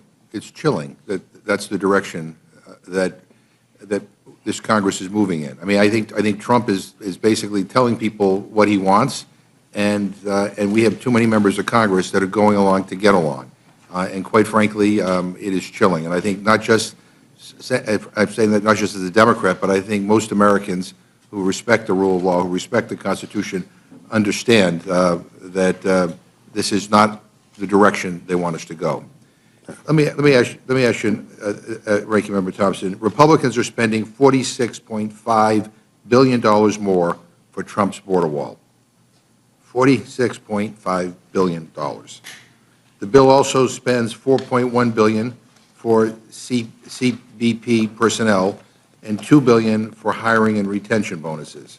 So if I'm doing the math, the Republican reconciliation bill spends 10 times the amount on Trump's stupid border wall as it does on CBP personnel.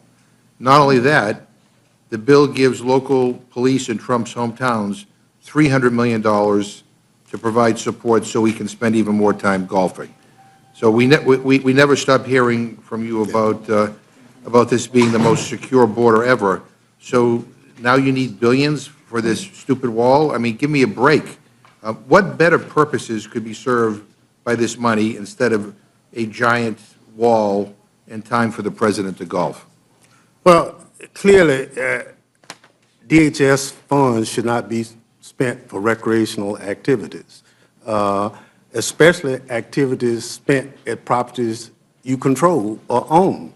And so, again, this is part of creating the ability to make money at government expense. And the reason I say that is our Secret Service and other personnel would end up having to stay on the property while you're playing golf. We understand that, but you know, we have a lot of golf courses, if you want to play here, and people can go home. So it's not good. More importantly, so much of the other thing we are addressing is we're not providing training for our law enforcement personnel. When you pause a grant, that means you've stopped the money. And so the language is confusing to a lot of cities and counties in this country because they said we were approved and then we were told we were paused. We were trying to buy a fire truck. Now we can't buy the fire truck. We need it. We need to train our personnel. And so all those efforts have pulled us back and make us less safe as a country. And I go back to the FEMA. You know, natural disasters don't pick party. Right. And so I encourage the committee to look at this notion that we take care of Americans in that time of distress and danger. Normally, when FEMA comes, it's because state and local resources have been overrun. Yeah. And for us to move in a direction with no plan at this moment is not in the best interest of any American citizen. Look, I think all of us have had natural disasters in our districts at some point. And I will tell you, I have had in my district, and FEMA has been extraordinary. And I don't know what we would have done without them. Mr. Raskin, I didn't know if you wanted to add anything. Thank you, Mr. McGovern. But I wasn't aware of this provision. Would you just tell me that number again? Did you say there were $30 million for $300 million Yeah, $300 million. Security for golf trips? For Basically to help. you know, I would just say from a judiciary perspective, you know, we've been talking a lot about the foreign government emoluments clause because of the very risky and dangerous idea of accepting a $400 million jumbo jet airplane from the dictator of Qatar, which is categorically forbidden by the Constitution without congressional consent. But we also have a domestic emoluments clause, which says that the president is limited to his salary in office and cannot draw other money from the federal government, other agencies and departments. And I mean, it sounds to me like what you're raising really it implicates the domestic emoluments clause. We're spending hundreds of millions of dollars following the president around for him to play golf. And I like the chairman's point here, which is that there's a golf course not far from the White House at Haynes Point. We're throwing people off their health care. We're taking away people's nutrition assistance. I mean, we are hurting people in this country, and yet it's $300 million to provide support to make it easier for him to golf in his hometowns. And the final thing I'm going to say, Madam Chair, you brought it up. You know what? Please don't diss the notion of the importance of a comprehensive immigration reform bill. The Senate, in a bipartisan way, came together and actually constructed one because we do need to help make it easier for people to have a legal pathway to become citizens. We need to regularize the status of many people who have been here for many, many years, including the Dreamers. We need to make their status permanent. They came together in a bipartisan way. Unfortunately, Donald Trump, in the heat of the campaign, told Republicans in the House to walk away from it, and unfortunately, you all did. And I hope we, at some point, get back to it, because, quite frankly, we need that. I yield back. Thank you, Mr. McGovern. I said in my opening statement that we were prepared for hearing a lot of things today and tonight, or whenever we finish up. And one of our colleagues called them misleading statements. They really are. And I want to point out the comment Mr. McGovern just made, that we don't share the same values. That is an understatement. Then we agree. We agree. Good, okay. Yeah. No debate. Good. We know that national security is the #1 issue for the federal government. And that's what members of this panel are talking about. And you talked about taking care of Americans in time of disaster. And we don't think that a border wall is stupid. A border wall is necessary to take care of Americans. I do, but I'll also point out that Homeland Security is hometown security. Yes. And unfortunately, I think you guys have lost sight of that. So, Mr. Langworthy, you're recognized. I have no questions for the panel at this time. I just also want to reiterate to this panel, thank you to all the chairs and the ranking members and for the staff of the committees for all of the hard work that they've put in and the hundreds of hours going into this reconciliation process. This is quite an exercise, and I really want to salute you all for the work. I yield back. Mr. Langworthy. Ms. Canlin, you're recognized. Thank you, Madam Chair, and thank you to all our ranking members and chairs for getting up so at an ungodly hour of the morning to join us, and thank you again to our C-SPAN folks who are up way too early. The question I've been asked most since about 36 hours ago when this hearing was noticed for 1 a.m. Is why on earth would anyone try to hold a congressional hearing at 1 o'clock in the morning? And of course, the obvious answer is because the bill is so horrible, they want to hide it from the public. So just, to do a little bit of, no spoiler alerts or anything, but to catch up from the last episode, the last hearing, we had a little bit of breaking news, a couple CBO letters that came out after 5 o'clock yesterday. One demonstrated quite convincingly that this bill will cause the household incomes of the lowest 10% of the poorest 10% of Americans to decrease, and it will cause the household incomes of the richest 10% of Americans to increase. So it is a wealth transfer. I know our Republican colleagues say that they don't like to transfer wealth between different groups, but apparently if it goes from the poor to the rich, it's okay. The second piece of breaking news is that this bill will violate the pay-go provisions and induce sequestration, which will then lead to a $500 billion reduction in Medicare.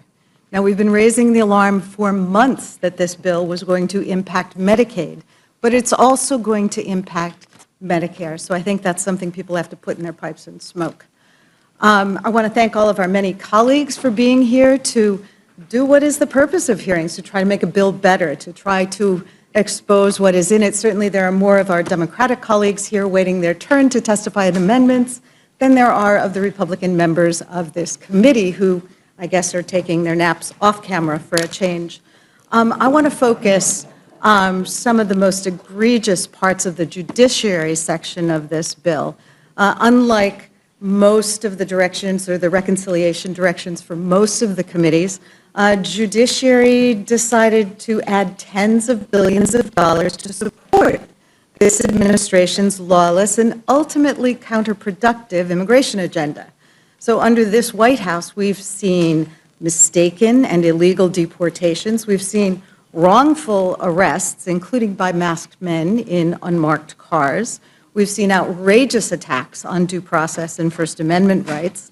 And this agenda has made the United States government complicit in the false imprisonment of people in an El Salvador jail that is notorious for human rights violations. Our government is now complicit in this. And it's shameful that the U.S. government is refusing to lift a finger to return these people home to their families, even when the government has admitted that they were sent there by mistake and in violation of a U.S. court order. This White House's lawless immigration agenda has seen people ripped off the streets and detained not for a crime, but for exercising their First Amendment rights. This isn't immigration enforcement. It's calculated cruelty. This isn't keeping our communities safe. It's an un-American attack on the truth, on the First Amendment, on fundamental human rights. It's a campaign of fear and lawlessness being carried out on the American taxpayer's dime, and no one should kid themselves.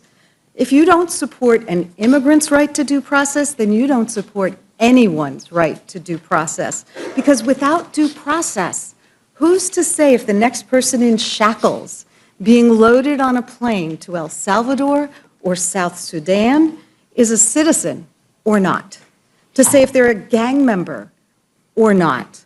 To say if they're an actual threat to national security or just a political threat to this White House? So, in addition, we've got buried in this bill a provision that would prevent U.S. courts from being able to enforce their rulings when government officials violate court orders. This bill would prevent the courts from using their most powerful tool to uphold the law, the power to hold government officials in contempt.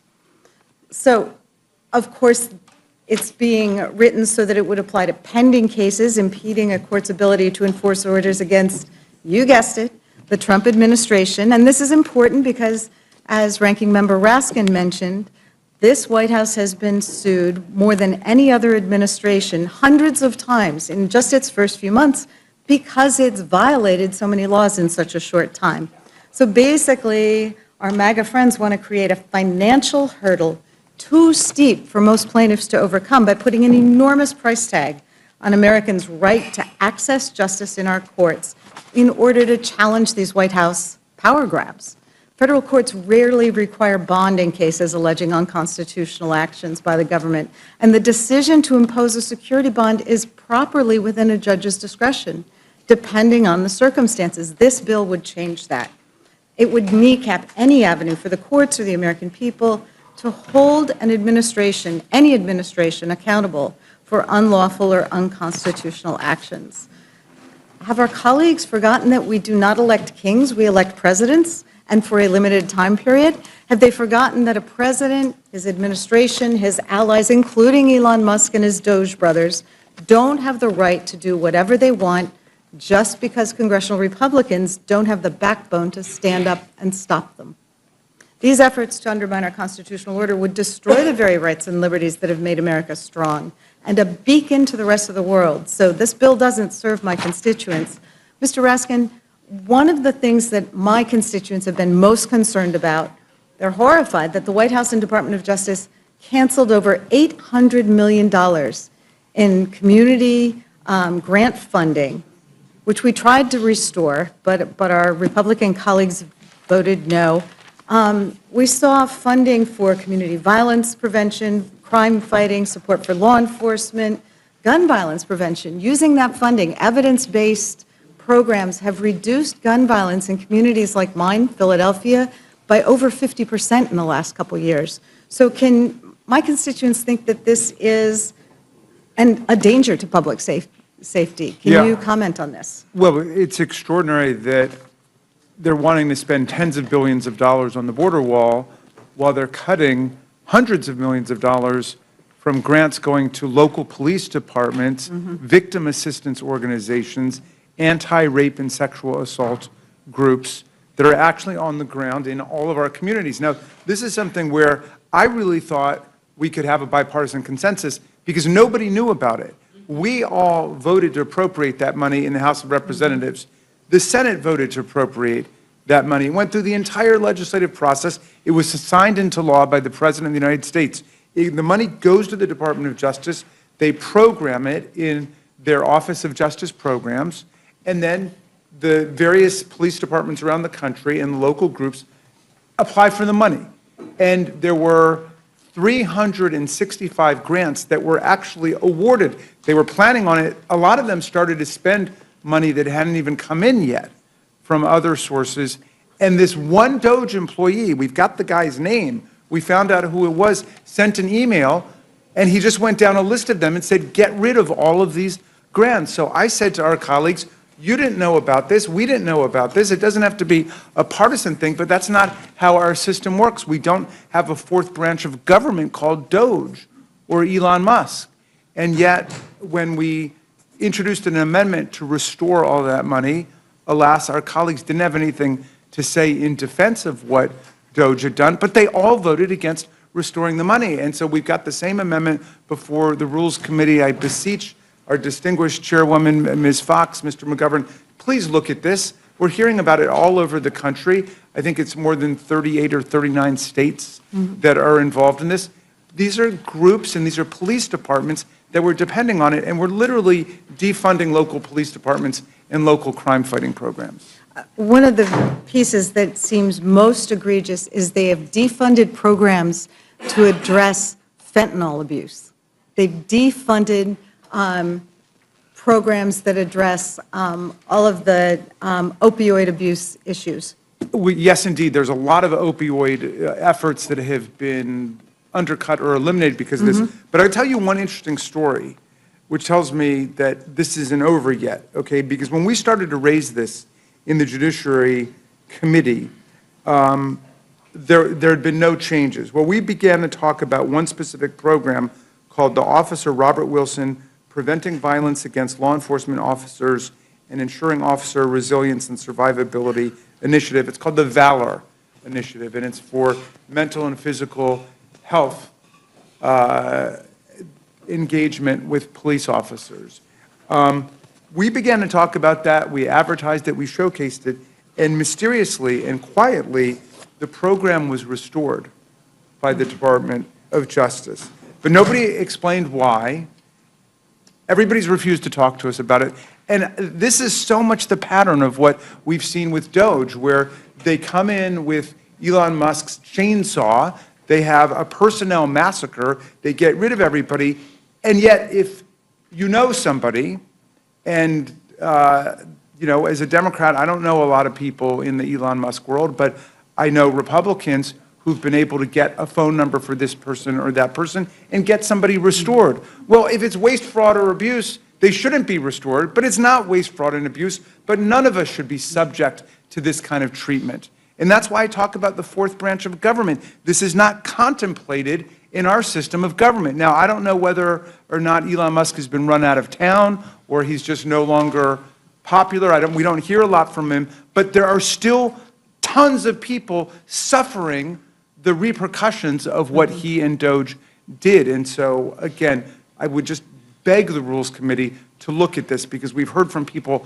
all over the country about that. And unfortunately, the logic of what they did has carried over into the President's budget proposal. They want to cut $1 billion out of Department of Justice programs in the next budget. You know, $500 million from the FBI, the ATF. There's this cybersecurity and infrastructure security center.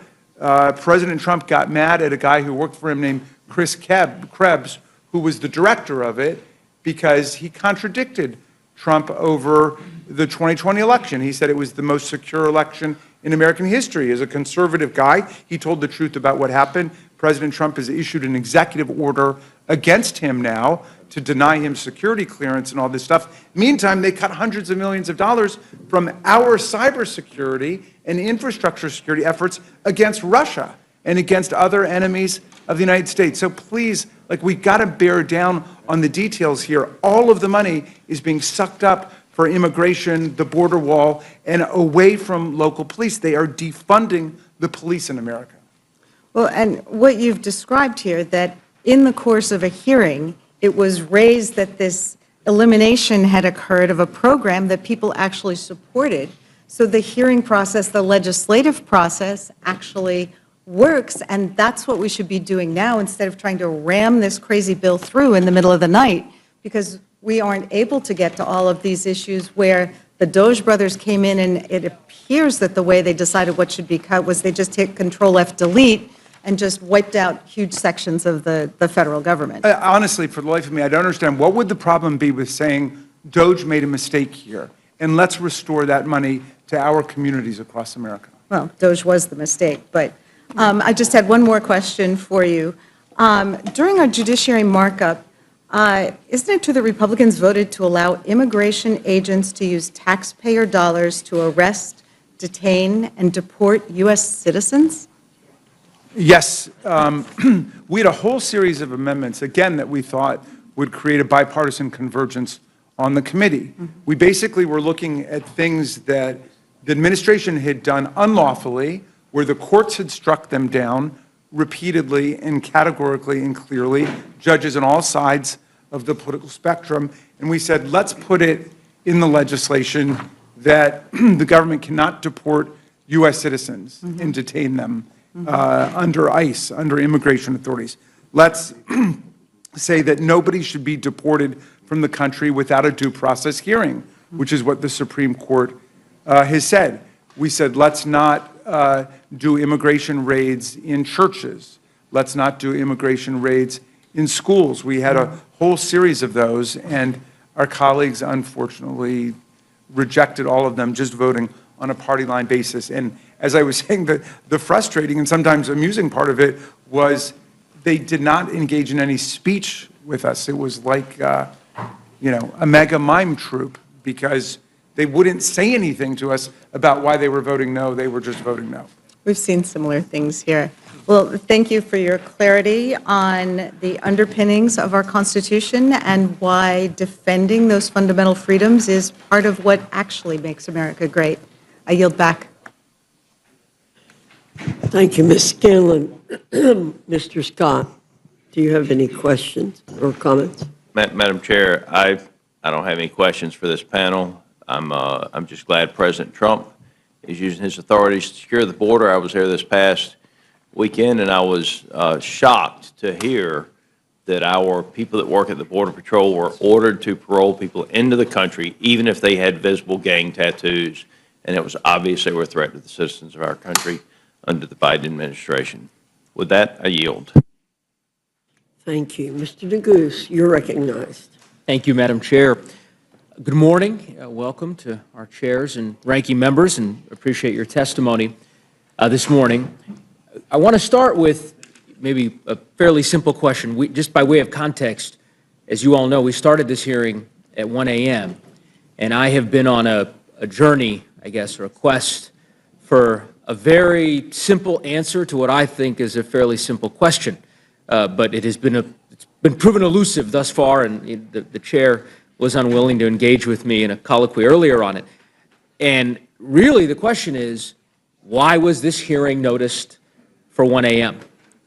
Why have we spent the past 5 hours debating this bill in the dead of night? Of course, I have a theory, and it's that this bill is indefensible and that House Republicans know that full well and decided that it would be in their interest to hold this hearing in the dead of night rather than in the daylight. But I wonder if my Republican colleagues, the chairman, have any thoughts on that front. Chairman Green, any observations you might offer as to, do you think it was prudent for this committee to convene in the middle of the night? I don't have any opinion on when the committee is called. I'm an ER physician. I work day and night. I'm an ex-Army Ranger. I work day and night. It was 3 o'clock in the morning when we flew into Baghdad. Time doesn't matter to me. Okay. How about this? How long have you been chairman of the Homeland Security Committee? I'm in my second term. Second term, so how many years? Is that 3 years? That would be 2+ this year, which I guess is 2+. Couple years? A year, 2 years and 5 months. You've held a lot of hearings, We right? have, yeah. Have you noticed any of them at 1 a.m.? We've had some markups go past. Not if they went past. Have you noticed any hearings at 1 a.m.? I have not, no. What time was the markup for your committee on this bill? On this bill, I think 10 a.m. 10 a.m. Yeah. Interesting. Yeah. Yeah. I'm pretty sure Chairman Jordan's markup was around 10 a.m. too, because I'm on his committee. The same goes for Chairman Westerman. The question I have is why the Rules Committee decided to deviate from the protocols that the chairs have apparently established, those who are testifying in front of our committee. Why this committee, the Speaker's Committee, decided to gavel in the middle of the night to take up this bill. It's an interesting question, and I've yet to get a good answer, but maybe the third panel will perhaps provide some clarity. Chairman Jordan, I was going to say, when you got a great product, you want to get after it and get it passed. Oh, is that right? This thing cuts taxes, secures the border, Let's cuts talk, taxes, let me secures... talk to you a little bit about Okay. the product, Chairman Jordan. So I want to talk to you in particular about the contempt provision. So this is Section 70302, a restriction on enforcement. You're familiar with this provision, right? Is that, you know the provision I'm talking about? I'm waiting for you to explain it. Okay, well, you're testifying. I was going to ask you to explain it. So my understanding of the provision, you can tell me if I'm wrong or incorrect, is that this provision would bar any federal court from enforcing a contempt citation in a case in which an injunction or a temporary restraining order has been issued if security, that is to say money, has not been provided or ordered by the federal court in that particular case. Is that right? That's right. Okay. I think that's existing law. I think that's, It's not existing law. I'll clarify. As you know, under the Federal Rules of Civil Procedure, it is discretionary as it relates to cases against the government, right?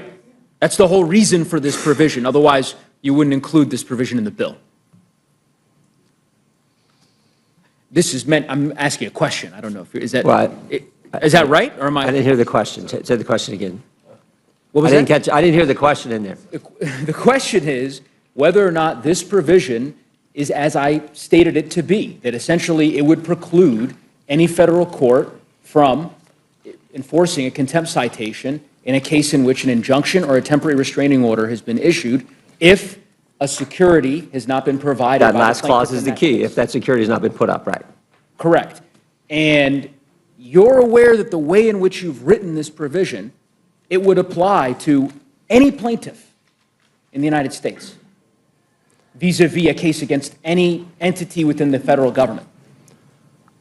I can look at the drafting, but my understanding is it applies to the cases we're talking about with immigration cases. Yeah, no, you're incorrect. So, yes, those What you're cases, saying are incorrect. I'm just saying how I believe it was written. You think it's written different. Let me explain to you what this provision actually does. I can't wait for your wisdom. Go right ahead. Chairman Jordan, this provision would bar any plaintiff in the country from being able to obtain a contempt citation from a federal court in a case in which an injunction or a temporary restraining order has been issued if security has not been provided. It is not limited to the cases that you've identified. So let me give you an example.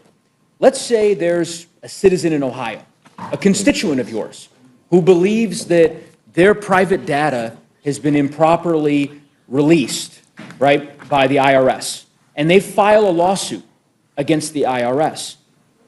If this becomes law, your provision, that individual would have to provide security, whatever security the court would deem reasonable. That is not something that has existed up until now. Do you understand that? Got it. Okay. So I'm trying to understand why you think that's in the best interests of the people that you represent in Ohio. Judges were waiving this. Our understanding is this would prevent enforcement of a contempt order if security was not provided, if the security was not provided in accordance with the Federal Rules of Civil Procedure 6S. That's what we put in the legislation. Yeah, this provision, so you're saying that essentially the way that you read this language is that it's not compelling the federal court to require security of a plaintiff. That's a situation now the judge can waive it. We're saying it should compel the court to have the security there. Correct. Yeah, we're saying the same thing. Okay. Let's go back to my core example, all right? We'll walk through it together here. A constituent in Ohio who believes that their information was improperly released by the IRS. I remember you've served on the Judiciary Committee for many years. Hold on. We're talking about in the context of immigration cases. This is all cases. This is not immigration cases. The plain language of this statute that you have written applies to every conceivable case brought in a federal court, period. IRS cases, patent cases, immigration cases. If you have a constituent that sues the ATF, this provision applies to them. This is the point. And you can visit with your lawyers and maybe they can provide you with the clarity, but it is unquestionably the case that this provision applies to every plaintiff. Oh, okay.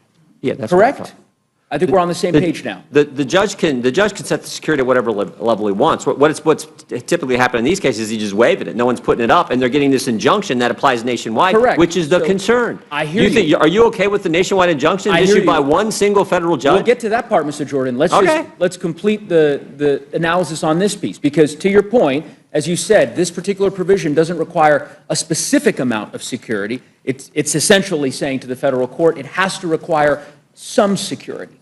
And my point is that this is a deep deviation from existing federal law. This has never been the case. We've never said to constituents, hold on, Mr. Jordan, I'll give you a chance to respond. We've never said to American citizens and constituents that in order to vindicate their rights in federal court, they're going to be required to provide a security when their constitutional rights have been violated by their government. And I find it astounding. I'm not sure that many of your colleagues understand the full import of this. They will by the time this gets to the floor. I imagine there will be a lot of limited government advocates who will find deep reasons to be concerned about this type of provision, because as you could imagine, it will preclude folks from being able to vindicate their constitutional rights. Now, I would also say the way that you have written it, as you've noted, it's retroactive, right? So this applies to any... I just want to say the situation we're trying to address is what's been happening around the country. You didn't write it that way. As you know, a single federal judge gets cases brought to the judge. They waive the security and then issue a decision that applies nationwide to all immigrants who are in that situation. Why didn't you put nationwide in this language? Well, we can look at the language. I mean, it's 6 a.m. You're voting on this thing in like 10 hours. What are we talking about? We've had weeks. You could have put nationwide in here. That's not what it says. This applies to every one of America's 330 million citizens. The judge has discretion on what that amount can be. Sure. So a judge could say, you know what? And judges are right now waiving it, and that was the concern we had. Sure. And I think a judge... And you don't think that's a problem? Even Supreme Court Justice Kagan has said there's a problem with these nationwide injunctions being issued from one single federal judge. That's what we're trying to get at. Okay. The Supreme Court's considering that question right now. I will just conclude here. All I'm saying is let me conclude my statement, even more liberal justices have said this is a problem. I understand. We've actually passed standalone legislation. Mr. Neguse, please let Mr. Jordan speak, and then he will let you speak. I'll finish my question, and then he can answer. Okay, but you're not asking a question. Okay, sure. You're asserting a statement. Madam Chair, Mr. Neguse controls the time. Yes, sir. And so, But I'm trying to ask him to ask a question and then let Mr. Jordan answer. I will conclude my statement and then ask a question of Mr. Jordan, since he, I don't think, wants to engage in this constructive dialogue to try to actually address the purported problem that he is trying to solve. So I will simply finish the hypothetical that I offered. Any constituent in Ohio who believes that their private data has been disclosed improperly by the IRS, any citizen of Ohio or Colorado for that matter who believes that their constitutional rights have been violated in some way, if this becomes law, they would be required to pay the court money in an amount that the court deems necessary to cover the costs of the potential damage in order to proceed in federal court. That has never been the law of the land in our country, and I cannot believe that Freedom Caucus, so-called Freedom Caucus members, would support that kind of principle. Secondly, the way that this is written, as you noted, Chairman Jordan, yes, this would apply to the 93, 94 different injunctions that have been issued against the Trump administration. It would also apply to any existing injunction that is in effect today. I don't know what that number is. 1,000, 10,000 desegregation injunctions that are still operating today in different federal courts in the country. A variety of different litigation that's pending in different courts across the country that would be implicated by this provision. So I don't think that ultimately it's going to survive the birdbath in the Senate, because it's clearly changing policy. I also think it's patently unconstitutional. There's no world in which the Supreme Court would ever deem this, and we could go through the Supreme Court precedent that establishes that. But I just also would encourage you to take perhaps the legal counsel on the Judiciary Committee can take a deeper look at this paragraph, because as it's written now, it is deeply problematic for civil liberties in our country. Ranking Member Raskin, I can see, has been jumping at the opportunity to. Well, I mean, I think you did a pretty masterful job of addressing it, Mr. DeGoose, but I would add just two things. One, it's worse than you say, because it doesn't just apply to cases against the government, it applies to private cases as well. There's nothing in the language here that would exempt a case between two private parties, two commercial parties. And so, but your final point, I think, is the key one. It's blatantly unconstitutional. It's because the power to hold someone in contempt for a court is an inherent judicial power and has always been deemed to say that. They don't need to wait on Congress to give them the power to hold someone in criminal or civil contempt for refusing compliance with a court order, any more than we do when we at least used to, engage in the inherent powers of contempt that Congress has against people. We don't need to wait for another branch of government to give us that power. So it is unconstitutional. It's ridiculously broad, and it's a very ham-handed approach to what their real issue is. They don't like the fact that Judge Boasberg, who was a Bush appointee when he first got on the bench, he was Justice, which he was one of the justices' roommates at Yale, I think. Well, anyway, he's a Kavanaugh. Yeah, Kavanaugh. He was Justice Kavanaugh's roommate. He was a pillar of the conservative bar, right? Well, they don't like his opinion because he said, turn the planes around and give this guy due process. And then they laughed at him. I mean, the president of El Salvador was tweeting, oopsie, we made a mistake, like he was mocking the judge. And this is a judge who doesn't fool around. He's a stickler for the rule of law. And so he said, I think there's probable cause to believe that whoever in the administration disregarded my authority and didn't turn the planes around and didn't guarantee due process is in contempt of court.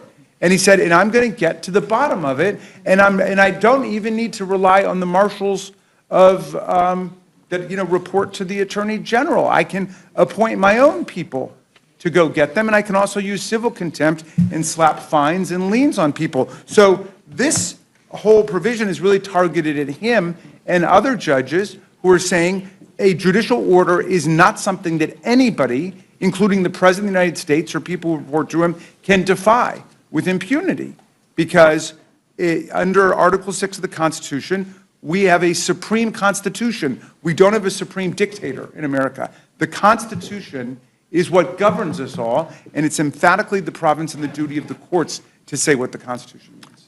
I agree, Ranking Member Raskin. I think you articulated it well, and maybe my hypotheticals earlier were a bit too obtuse. I'll give a tangible example. There was a case a few years ago, Ranking Member Raskin, you're probably familiar with this, Missouri versus Biden, right?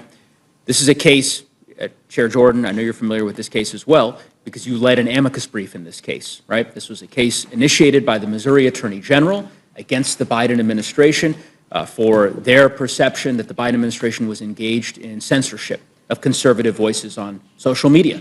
And Chair Jordan, you led an amicus brief on behalf of judiciary Republicans in that case. A permanent injunction was issued in that case against the Biden administration. The state of Missouri was successful. Chair Jordan, do you know if a security was issued in that case? Don't know. It's up to the judge. It was not. There was no security in that case. It's up to the judge. Well, no, this is the point. There was no security in that case because under existing rules, it is not the case under Rule 65, subsection C, generally speaking, as a matter of just general practice, security is not issued, or rather required, in cases involving the government. And that is the point. If this provision became law... It could be required, the judge waives it. That's what happens. If this provision became law, two things would happen. Two things. One, the permanent injunction that I suspect remains in place in that case would no longer be enforceable. So just for the record, the permanent injunction that you worked so hard to secure against the Biden administration, That's gone. You can't enforce it anymore because of this provision. And then secondly, as we've probably belabored here at this point, it would make it very difficult, potentially, for similar types of lawsuits to be initiated in the future by prospective plaintiffs against the federal government if they feel as though their constitutional rights are at risk. So anyway, I will close there, but I think it's a deeply problematic provision. It ought to be removed. And I yield back. Thank you, Mr. Neguse. Do you feel properly instructed now? Fine, I'm fine. You're Thank you. properly Yes. instructed. Thank you. Mr. Griffith, do you have any questions or comments you'd like to make? Yes, Madam Chair, I do. Recognize. First, I want to respond to Mr. Neguse's question of why we started this meeting at 1 o'clock in the morning. And there may be different opinions, but when the chair lady was out and I was sitting in the chair in our meeting on Monday, I said to members of the other side of the aisle, I don't remember who was in the room or not, but there were Democrats in the room. I said, look, the reason we want to start is that you all will have a lot to say. We want you to have time to say it in. And if we don't start early and we want to get this done, we have to start early. And I said, now, if y'all want to put a restriction on the time, we could start later in the morning, perhaps. And then there was no response directly to that, but there was a response that something along the lines of, we're glad you're not going to try to limit our time as has happened in some other committees. So, I mean, we could have worked out a different time, but, and it's true that we have set the clock as to when we want to try to get this bill across if we have the votes to do so. And that's within the majority's prerogative. But the reason we're meeting at 1 a.m., Madam Chair, in my opinion, based on that discussion, was that the Democrats did not want to restrict themselves to 2 hours or 3 hours of discussion on this. We've already been at it over 6 hours, and that's appropriate. But it just strikes me as just one of those oddities in life. You complain that we start at 1 o'clock in the morning when what we're trying to do is to accommodate the ability for members of this committee on the other side of the aisle to speak their mind. And now, hang on, I get to say my piece. If that was not the case, and if people were willing to say each panel is only going to have an hour, we could have started later. And that was not the case. And I respect that, but I just don't want to be whipsawed by saying, well, y'all started in the middle of the night for some other reason. The reason was so there'd be plenty of time so we can get through this thing, let everybody have their chance to say their piece, and then we can move forward. So with that said, I will ask this question of Mr. Jordan. Mr. Jordan, is there anything that you didn't have an opportunity to say in the discussion that's occurred thus far that you had great desire to say? Well, I was just going to say, I think the overall legislation is good legislation. Cuts taxes, secures the border, requires work, and gives moms and dads the ability to pick the school that they think their kid's going to get the best education. Those are 4 fundamental principles that I think vast majority of Americans agree with. That's why I think the bill is so good overall. And I think what we were able to do in our committee, particularly proud of, and that the fact that we were charged with just spending, allocating resources to keep the border secure, but also we're able to bring in revenue to help help offset the cost to secure to keep our border secure. All right. I thank the gentleman. I have no additional questions. You yield back. If you'd yield just a moment to me, chairwoman. I was going to answer a bit ago. I agree with what you're saying about why we started so early. Mr. Neguse had said we'd be on the floor between 11 and 12, I believe, today. And so starting at 6 o'clock, at 1 a.m., and hopefully we'll be on the floor by that time, so we won't be passing bills in the dark of the night. But I want to quote President Obama saying, there's a fierce urgency of now. We're not the only ones that have felt a fierce urgency of now. Madam Chair. Madam Chair, I yield my time back to you. Thank you.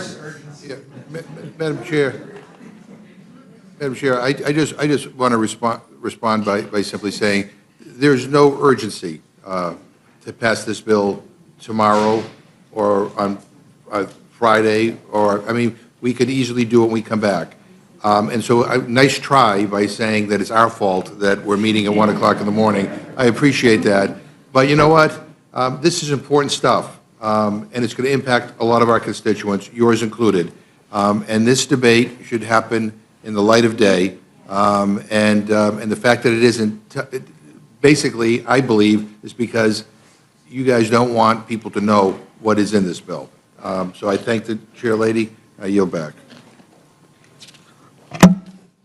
Ms. Leisure-Fernandez, you're recognized. Well, thank you very much, Madam Chair. And I really did appreciate when Representative Griffith sat on the chair because he did answer questions. He, it was a lot of, well, we don't really know. There's tweaks, right? He kept saying there's going to be tweaks in these bills, and the tweaks haven't even started. But the reality is we could have started this at 7 o'clock in the morning and still had all day long to talk, right? Still had all day long to explain to the American people what we are doing here. Where we could have maybe not forced every chair and ranking member to sit as if though they were on a cheap airplane or something. Look at them. They can't even open their hands. They are crushed in here.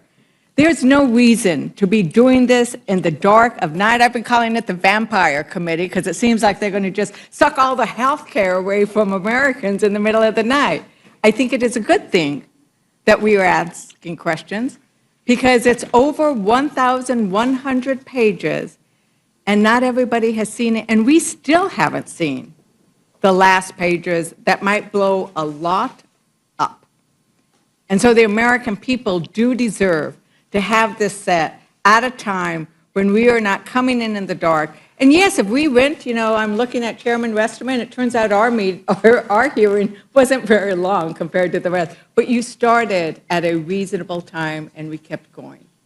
The Ag Committee reasonably said there's a lot here, and they set it for 2 days. There is no reason we needed to come here at 1 a.m., except for that you want to push this through. You then passed a rule that Representative Roy had to walk out so he could not vote no, but you then rush everything. You want to get everything done in 1 day. You want to get everything done in 1 day. You're going to have the biggest transfer of wealth in American history, and you're going to do it in 1 day. That's your goal. And I don't know if it's because you're worried that maybe some Republicans won't be here to vote. Well, if this is that important for them, they should show up and vote. They should be at this hearing, right? We know you have to step out. We've been here since 1 o'clock. Democrats have pretty much been here, except for we're going to step out and grab a little quick something to eat, refill our coffee bottle. But Republicans aren't even showing up. Republicans aren't asking questions. They're not willing to defend what they're doing in this bill. That's a reality. But I wanted to, I had thought I would follow up a little bit on the conversation with Chairman Jordan, because I need to say, Chairman, last Congress, I sat here and I saw you and Ranking Member Jerry Nadler being in great, it was great. I felt like I was in an alternate reality. I told you, it's like, oh my God, that's amazing. That was FISA. That was FISA. That was FISA. Yeah, it's coming back. We're going to do that again. Yeah, I'm working on Mr. Raskin. Yeah, but what you were concerned about and what united you and the top Democrat on the committee was a belief in constitutional principles. Is that right? Yeah, I don't think the government should be spying on Americans. But if you believe in that constitutional principle, shouldn't you believe in all of the constitutional principles? I do. Yeah, well, thank you, because you actually even wrote a Washington Post article about that, and I'm going to quote it because it says, we can balance, this is your Washington Post article, we can balance First time I've had an op-ed in the Washington Post. That's you right. did write an op-ed in the Washington Post. I'll send it to you. It's a Washington Post editorial, and your words were, we can balance the need to protect Americans' fundamental constitutional rights with the need to give our intelligence and law enforcement agencies the tools to fight those who want to do us harm. You still agree with that? Yeah. I don't recall if you voted for our warrant requirement amendment last year. I hope you did, but you'll get a chance We get a chance in 10 months to But this issue of deal with it believing again. in due process, I think, means you need to believe in due process. You need to believe in our constitutional rights, even when it's dealing with due process. And Chairman Jordan, is there anything in this bill that protects Americans' due process? Nothing that harms American due process. I mean, the Supreme Court's nothing been that clear. harms Americans' due process. Maybe I'll ask Ranking Member, part of the problem of why we're so worried about due process right now is we have a president who is violating due process, who is sending citizens, deporting citizens with their children who have brain cancer. They are deporting That's not accurate. citizens. They deported citizens' children. They deported citizen children who needed medical care. They have said oops numerous times. And in fact, I'm sure, Chairman Jordan, you know what the meaning of habeas corpus is, don't you? Do you know the meaning of habeas corpus? Yeah, What is the meaning of habeas corpus? Yeah, release of the, I think in technical, release of the body. It's like there's a process, you can't just be detained, there's a process you have to be able to access in order to be released. So it's critically important, but. Well, Secretary, the thing is, Secretary Noem thinks that habeas corpus means you get to just deport people, right? That's what she testified. Ranking Member, what are some of the reasons why we should be concerned about due process in this moment, and why it might have been a good thing to actually put some protections in this bill? Well, the provision that we were just discussing about the court's authority to hold government officials in contempt is a provision that's all about due process, right? Because what's happening is you get judges like Judge Boasberg, who says, no, this person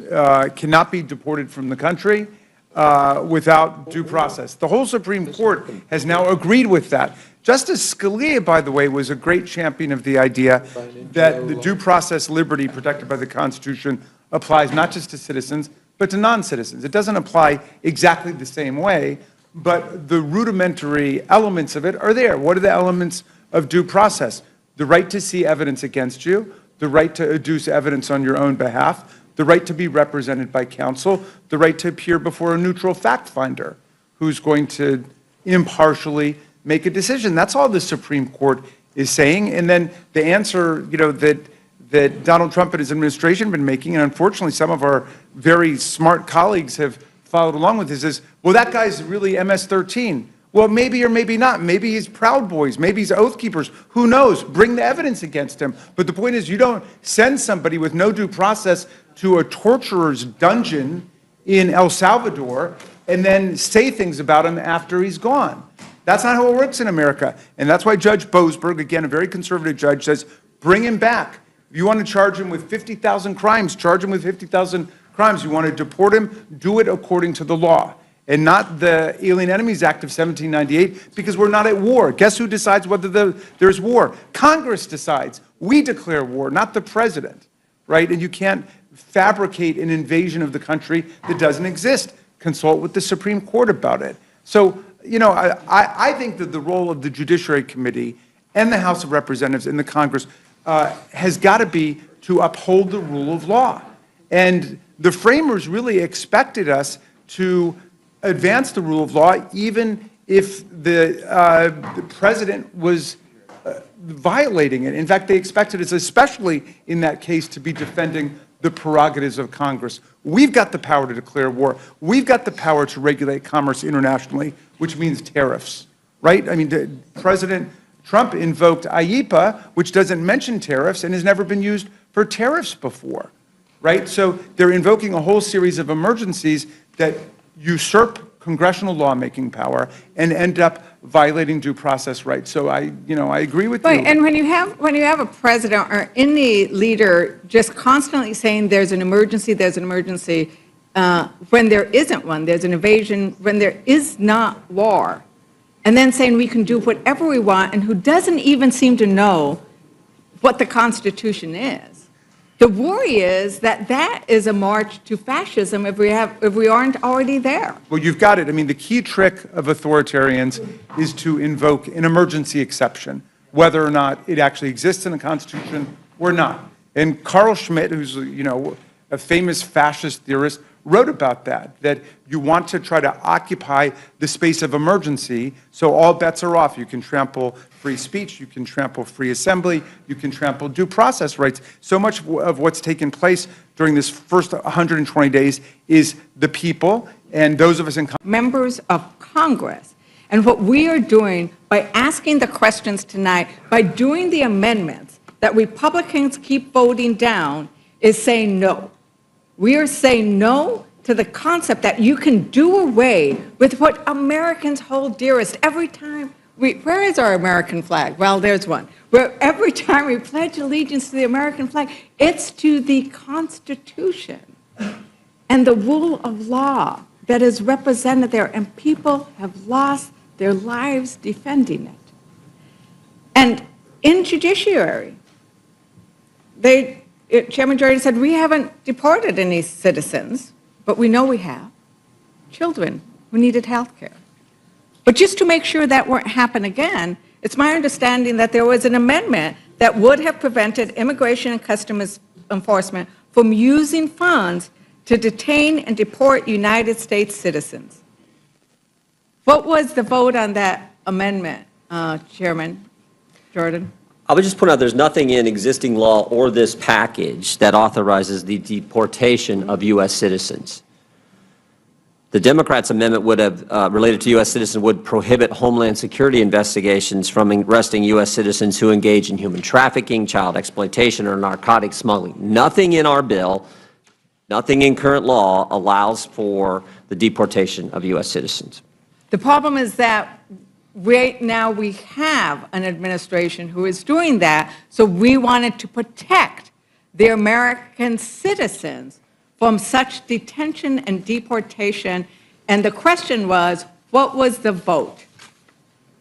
And the vote was, Ranking Member Raskin? Well, I don't remember the exact numbers, but it was a party line vote. It was a party line vote. Not a single Republican was willing to vote to say citizens should not be detained and deported. So I wanted to note that there is money in here for $46 billion for a border wall. There's a whole lot more money for jails. And many, right now I think that there is a concern of the American public about issues of corruption, that we are seeing billions and billions of dollars being funneled to private corporations, right? We're seeing a lot of stuff that is funneling money. They're getting rid of competition. They're saying that Musk's, Starlink and other companies get these contracts without competition.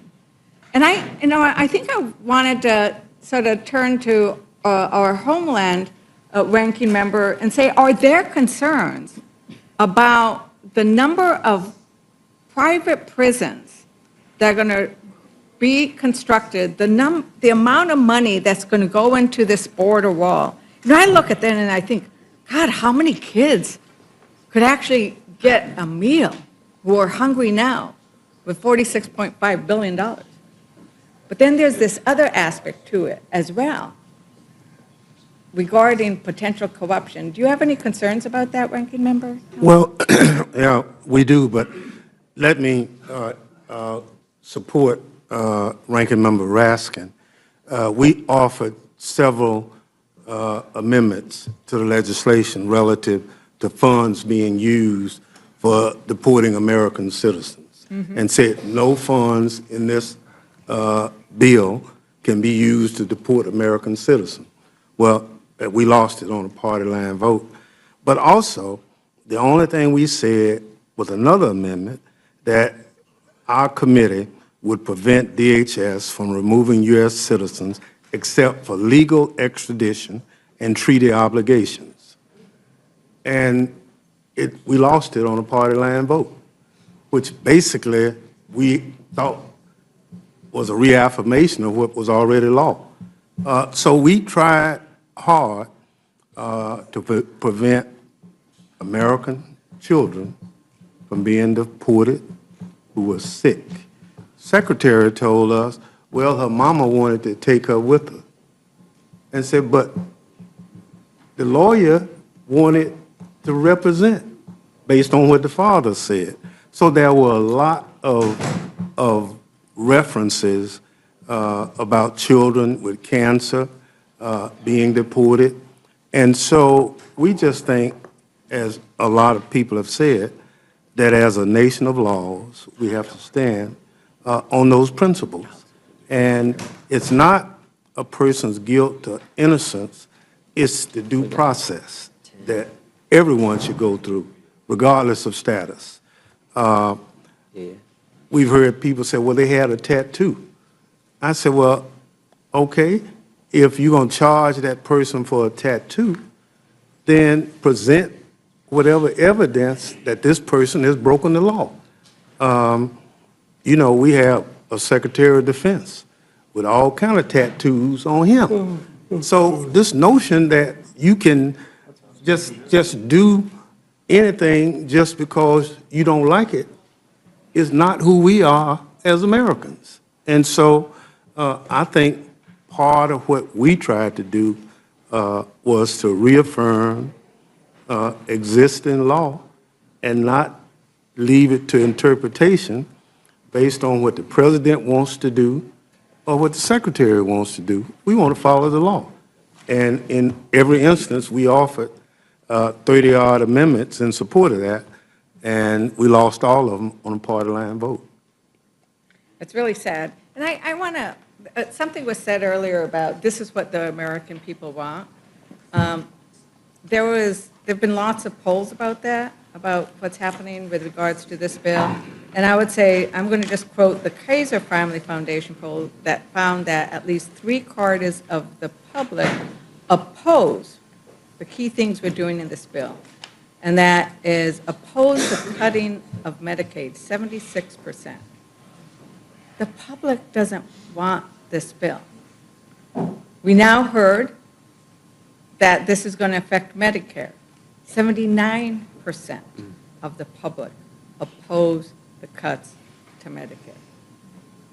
What is really happening in this bill is an attack on working families, and the education cuts, you know, that Chairman Jordan, mentioned education as well. We're going to deal that with in the next panel, but, you know, those are going to be hard on folks. And, you know, this concept that my colleague from Colorado was going to about who is now having to pay, the idea that Americans now have to pay to be able to access our courts, I think it's very problematic. That we are turning on its head what we're doing. And I think that I'm going to yield to my colleague because she wants to talk in this vein a bit. Just with respect to that, this provision that would limit the ability of the courts to enforce their provisions, I just wanted to request unanimous consent to enter into the record an article published in Just Security on May 19th by Professor Edwin Chemerinsky. It's entitled A Terrible Idea, and it provides a very thorough rundown on just how bad that provision is. Without objection. Thank you. And I would yield back to my colleague. Thank you. You know, in natural resources, we also, I think, are limiting people's access to the courts. And that is really problematic. And one of the reasons that I think it's incredibly problematic is I have a lot of tribes in my district. I sit as the ranking member on the Subcommittee on Indian Affairs. And we know that tribes, much of the federal lands were once tribal lands. And that the tribal lands are also subject to federal oversight. So that when we remove access to the court for a tribe, it's not like it's private property, it is federal land. And you know, Chairman Westerman, I know you've been a great supporter of tribal lands and of tribes in general. We had that wonderful meeting in Oklahoma on self-determination. I guess I don't understand why you would support removing tribal access to the courts when the federal government is going to be doing something that's on their land sometimes, or that's on land where they have cultural resources and sacred sites. I really, because I know how great you are usually on tribes, and I offered an amendment to make sure that tribes could get access to the courts, and I believe you voted against it. Well, I thank the gentlewoman for her flattery, and Madam Chair, it's a new day in America, not just metaphorically, but literally. The sun's been up for quite some time now. So For quite some time. Yes. And we've been in here, we can't tell. and it appears we'll be in here maybe when the sun goes down at the rate that things are going. But the reason you probably can't understand why I would want to deny tribes access to the courts is because I don't want to deny tribes access to the courts. And we talked about this in the markup that the Senate Committee on Indian Affairs received no instruction from the budget committees, so we didn't get into any tribal jurisdictions. And, again, our focus was about energy, and I know that there's talk about, it was even mentioned, energy prices going to the moon, but it must be because they're going to start at Mars, because under the Biden administration, electricity prices went up 32%. Gas prices in 2022 under Biden went over $5 a gallon. And there's also this argument about handouts to big oil companies. Well, when oil companies profit the most is under Democratic administrations. Actually, an oil company set, I believe it was a world record for profits in 2022 and 2023, the most profits ever, $247 billion in profits.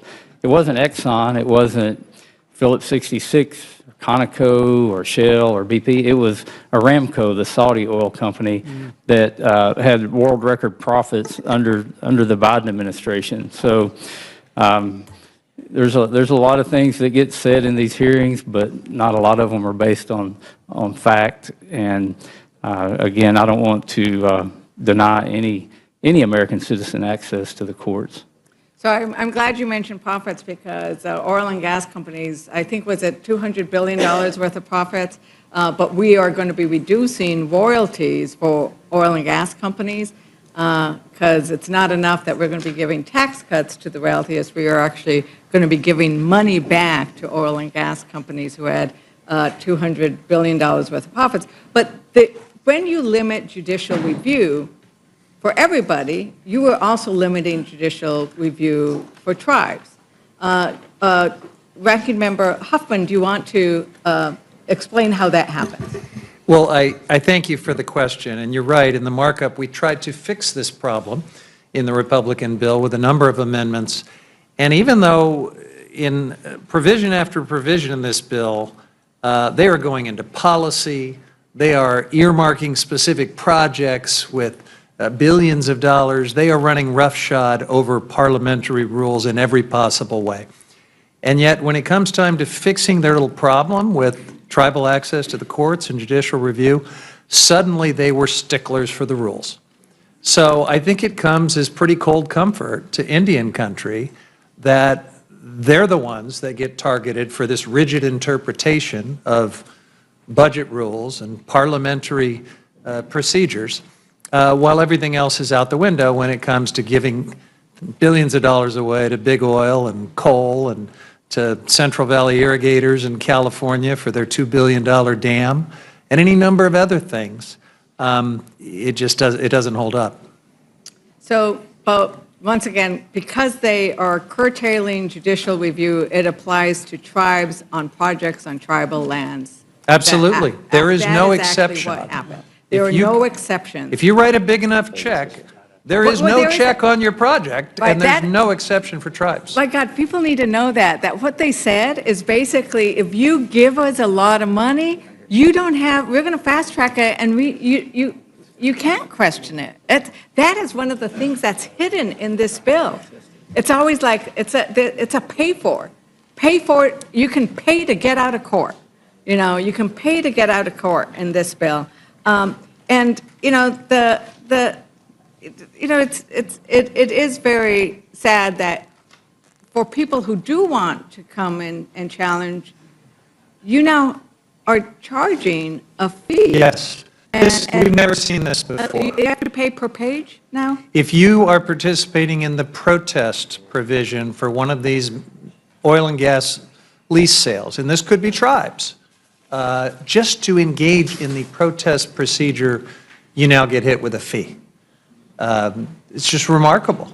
So cutting royalties for oil and gas, giving away millions and millions of acres at fire sale prices to the industry, but if you want to protest any of it, you pay a fee. And by the way, no judicial review if it's a wealthy enough developer that they can pay the special golden age of grift fee for permitting. Thank you for that, and I think with that, I might want to go see that there actually is some sun out there, because we're trying to bring light to what's actually happening for the American people so they can see some of these provisions. We don't have time because it's 1,100 pages long that they are ramming through in a single day, and we haven't even seen all of the provisions.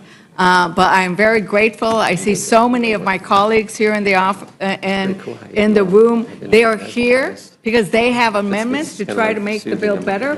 Hopefully, we'll consider some amendments. We haven't been doing that much lately, but it'll be good to hear what they are so that we can talk about the unique aspects of what could be fixed in this bill if we only had a chance. And with that, is there anything else anybody wants? Any other comments from, I'm the last Democrat, so this is when you, I don't know, Republicans might want to say something. Actually, I do have a question on this tattoo thing. I have kids, and 2 of 3 of them have tattoos. How many of you guys have kids? It's all guys. Yeah. How many of you guys have kids? We got 4 kids and we got 4 kids and 8 grandkids. How many of our kids have tattoos? None of mine. None of yours? Wow. Wow, that's really, I thought it was good with 2 out of 3. But our kids have tattoos, right? So many people have tattoos, you cannot go anywhere without seeing tattoos. So the idea that we're using a tattoo as an indicator for you get kicked out of the United States without due process is really scary. Thank you very much, Madam Chair. I yield back. Thank you, Ms. Leisure Fernandez. Ms. Fishbach, you're recognized. Thank you, Mr. Chair, and there's so much I would love to unpack from the last 25 minutes, but I recognize that we are trying to make sure that we limit our time. But I do want to just say, first of all, the sun is up. It's a little overcast. So if Ms. Leisure Fernandez wants to see the sun, it's a little overcast. So yeah, a little overcast. And we are not, and I just have to address the fact, we are not ramming this bill through. Every one of these bills went through committee. They were put together in committee process. They've all been through budget. They've all been out there. And so ramming something through is, I think, an inappropriate way to discuss this bill. This has been through the process. Yes, we are sitting in committee and we are working this through and we are hearing testimony and allowing people to ask questions. But I think it's a disservice to the American people to say that this has been rammed through, because it has been through various committees. And with that, I am going to yield back, but I just wanted to make sure that someone said that this is not accurate. Thank you, Ms. Fishbach, for saying that, because even one of our colleagues said earlier these bills had been months in the making. Yes. And someone did need to say that, and I appreciate that. I also sit on the Agriculture Committee, and I should say on that committee, they actually, we did not have a full and open process. They cut debate off, and they prevented dozens of amendments from even being offered. And yes, we'll have we'll be able to discuss that. This is being rammed through because we don't even know what the text of this bill is going to look like. And there's going to be major changes, and we're hearing about them, bits and pieces in the news media, and none of them have been vetted. But I do, because I know you're struggling for votes, so you're making all kinds of deals right now, and they're going to hurt my constituents, so I yield back. I too will resist saying more. No sense in prolonging this. If Ms. Houchin, you're recognized. Thank you, Madam Chair. I'd just like to ask Chairman Green, how long was your markup on your section of this bill? I think we started at 10 a.m. and ended like around 4 or 5, I think. 4 or 5 p.m., Yeah. yes. Chairman Jordan, how long was your markup on your section of the bill? 8 hours. And Chairman Westerman? We started at 10 a.m., I believe, and finished at 12:42 a.m., so, or was it 1:42? It was a long time. A long time, Yeah. several hours. And 12, 14 hours, something like that. Chairman Graves, how long was your markup? 7 hours. So, and were these markups televised? Yes, yes, they're televised. The whole kit and caboodle. Our 26-hour and 28-minute hearing in Energy and Commerce was live on C-SPAN for the whole time. So the thought that this is being done in darkness is absurd. I yield back. There are negotiations going on in the back room right now that none of us know anything about. So please, let's not talk about an open process.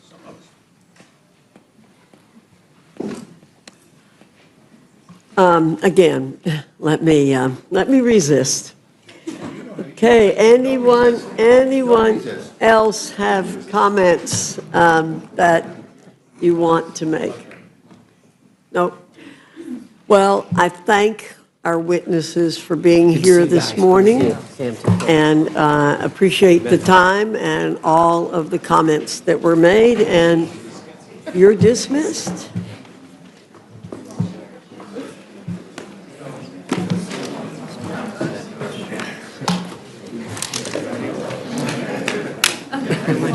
Save your question for Chairman Smith. I don't even know what his credibility again, so I'll skip ahead on it. Okay. That's my view. Okay, here.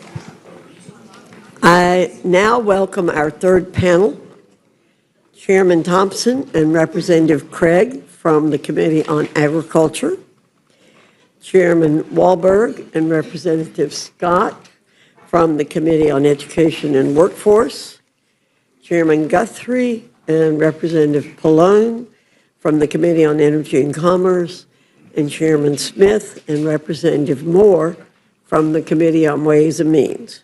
Your full statements will be submitted for the record, and we ask that you summarize your statement in 5 minutes. Chairman Thompson, I welcome your testimony. Well, thank you, Chairman Fox, Ranking Member McGovern, and members of the committee. I appreciate the opportunity to come before you today concerning the agriculture title of the One Big Beautiful Bill. The Agriculture Committee was tasked with $230 billion in net deficit reduction, and I'm proud of our product and proud to report that we exceeded our instruction.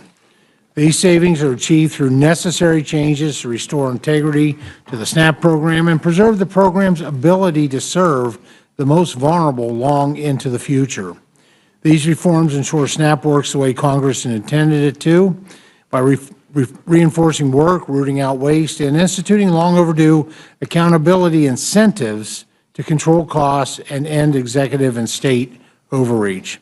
This program is in dire need of reform. Just since 2019, SNAP costs have skyrocketed from $60 billion to $110 billion annually. That's an 83% increase, while enrollment has grown from 36 million to 42 million.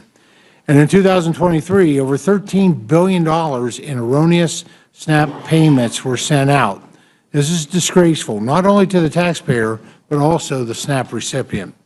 The Rules Committee print includes several improvements to the SNAP program, including preventing future administrations from unilaterally increasing SNAP benefits beyond inflation, focusing on a core principle that everyone receiving the benefit that can work should work, and modernizing the work requirement and closing loopholes that allow for widespread waivers.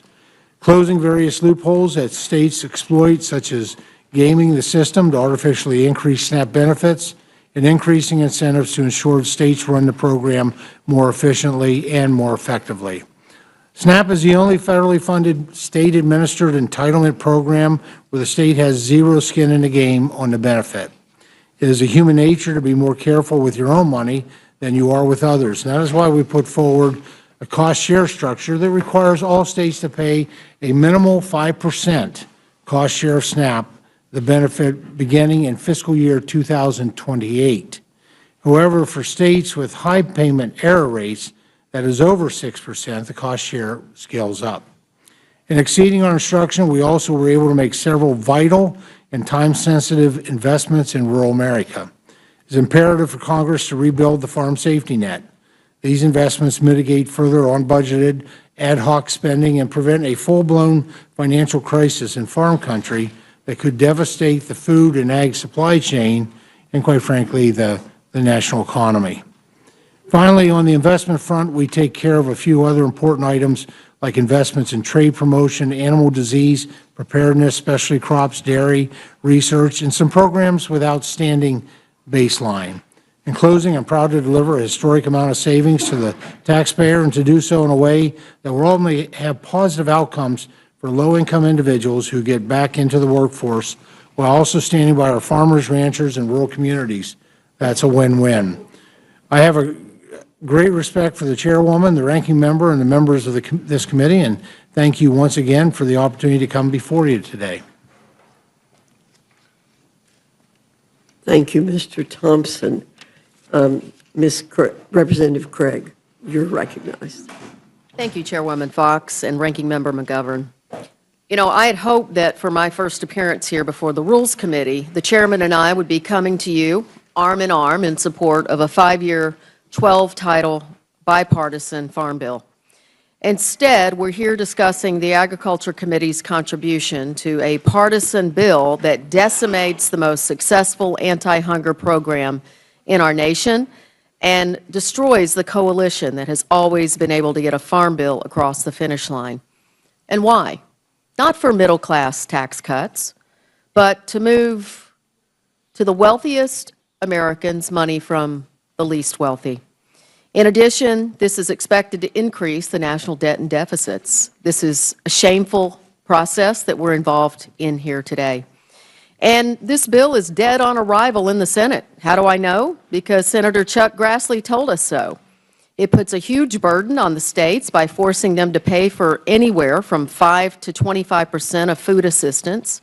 Chair Fox, the governor of your state said, and I quote, "If Congress goes forward with these plans, our state will be forced into perilous budget decisions. Should North Carolinians lose access to food, or should we get rid of other essential services?" End quote.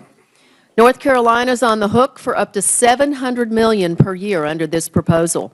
That's the equivalent of 8,900 public school teacher salaries in North Carolina.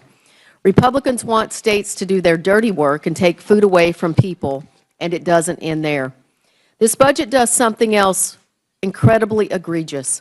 It changes the definition of dependent from children under the age of 18 to children over the age of 6. Once a kid turns 7 years old, their parents could lose food assistance unless they meet new paperwork and work requirements. I wonder if the people who came up with that policy have children or understand that there are summer breaks and there's spring break. I have several, and let me tell you, they eat more as they grow, not less. It's truly beyond the pale what this budget would do to children in our country. And let's be clear about what we're talking about here. The average person receives $6 per day in food assistance. Let me say that again, $6 a day. No one chooses to sit at home and not work for $6 a day. $6 a day doesn't build you a life. It can, though, build you a bridge to the next paycheck, the next opportunity, the next moment of stability. CBO estimates that the new work requirements, paperwork requirements alone, will take food away from at least 3 million people. They didn't say that 3 million people will receive a little less food. They say 3 million people will receive no food assistance. So much for claiming that you won't cut benefits. Hunger is a policy choice. Republicans in this room are choosing to allow children to go to bed without dinner, seniors skipping meals so they can afford their medicine, parents sacrificing their own nutrition so their kids can eat, single mothers having to choose between leaving their 7-year-olds at home or to let them go more hungry. Everyone in this country is struggling with higher costs already, and instead of addressing that problem, Republicans are choosing to make it worse, and it's shameful. You claim you're rooting out waste, fraud, and abuse, or holding the states accountable for high error rates. This bill does not tackle fraud and does not include any common sense policies that help improve program efficiency. And for what? To fund tax breaks for large corporations and the super wealthy. I look forward to answering your questions. Thank you, Ms. Craig. Chairman Walter, you're recognized. Thank you, Madam Chair. The Student Success and Taxpayer Savings Plan saves nearly $350 billion to help advance President Trump's agenda, the common sense agenda, and ensure taxpayers, students, and schools are better served. The current system is effectively broken and littered with incentives that push tuition costs upward. Schools have no reason to lower costs or ensure degrees align with employers' needs, all while students and taxpayers pay the price. The Biden-Harris administration compounded this crisis and attempted to spend an additional $1 trillion in taxpayer funds on so-called forgiveness by executive decree. Dumping more federal money into a broken system doesn't mean that system will work. In fact, government spending on higher education has reached record highs, yet millions of students supposedly benefiting from those funds will ultimately end up with a degree that doesn't pay off or fail to finish school. Those funds will ultimately end up with a degree that doesn't pay off or fail to finish school.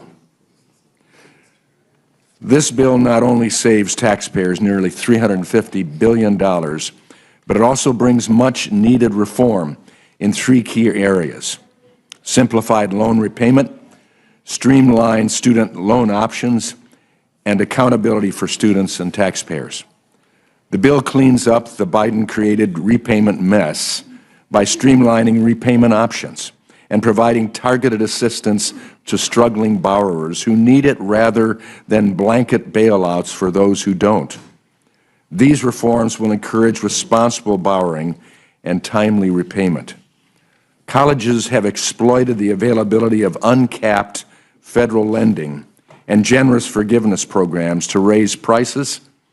Streamlining loan options, as done in this bill, will increase affordability for students and families, as well as curtail the extent to which schools use taxpayer dollars to line their pocketbooks by loading students up with debt they can't repay.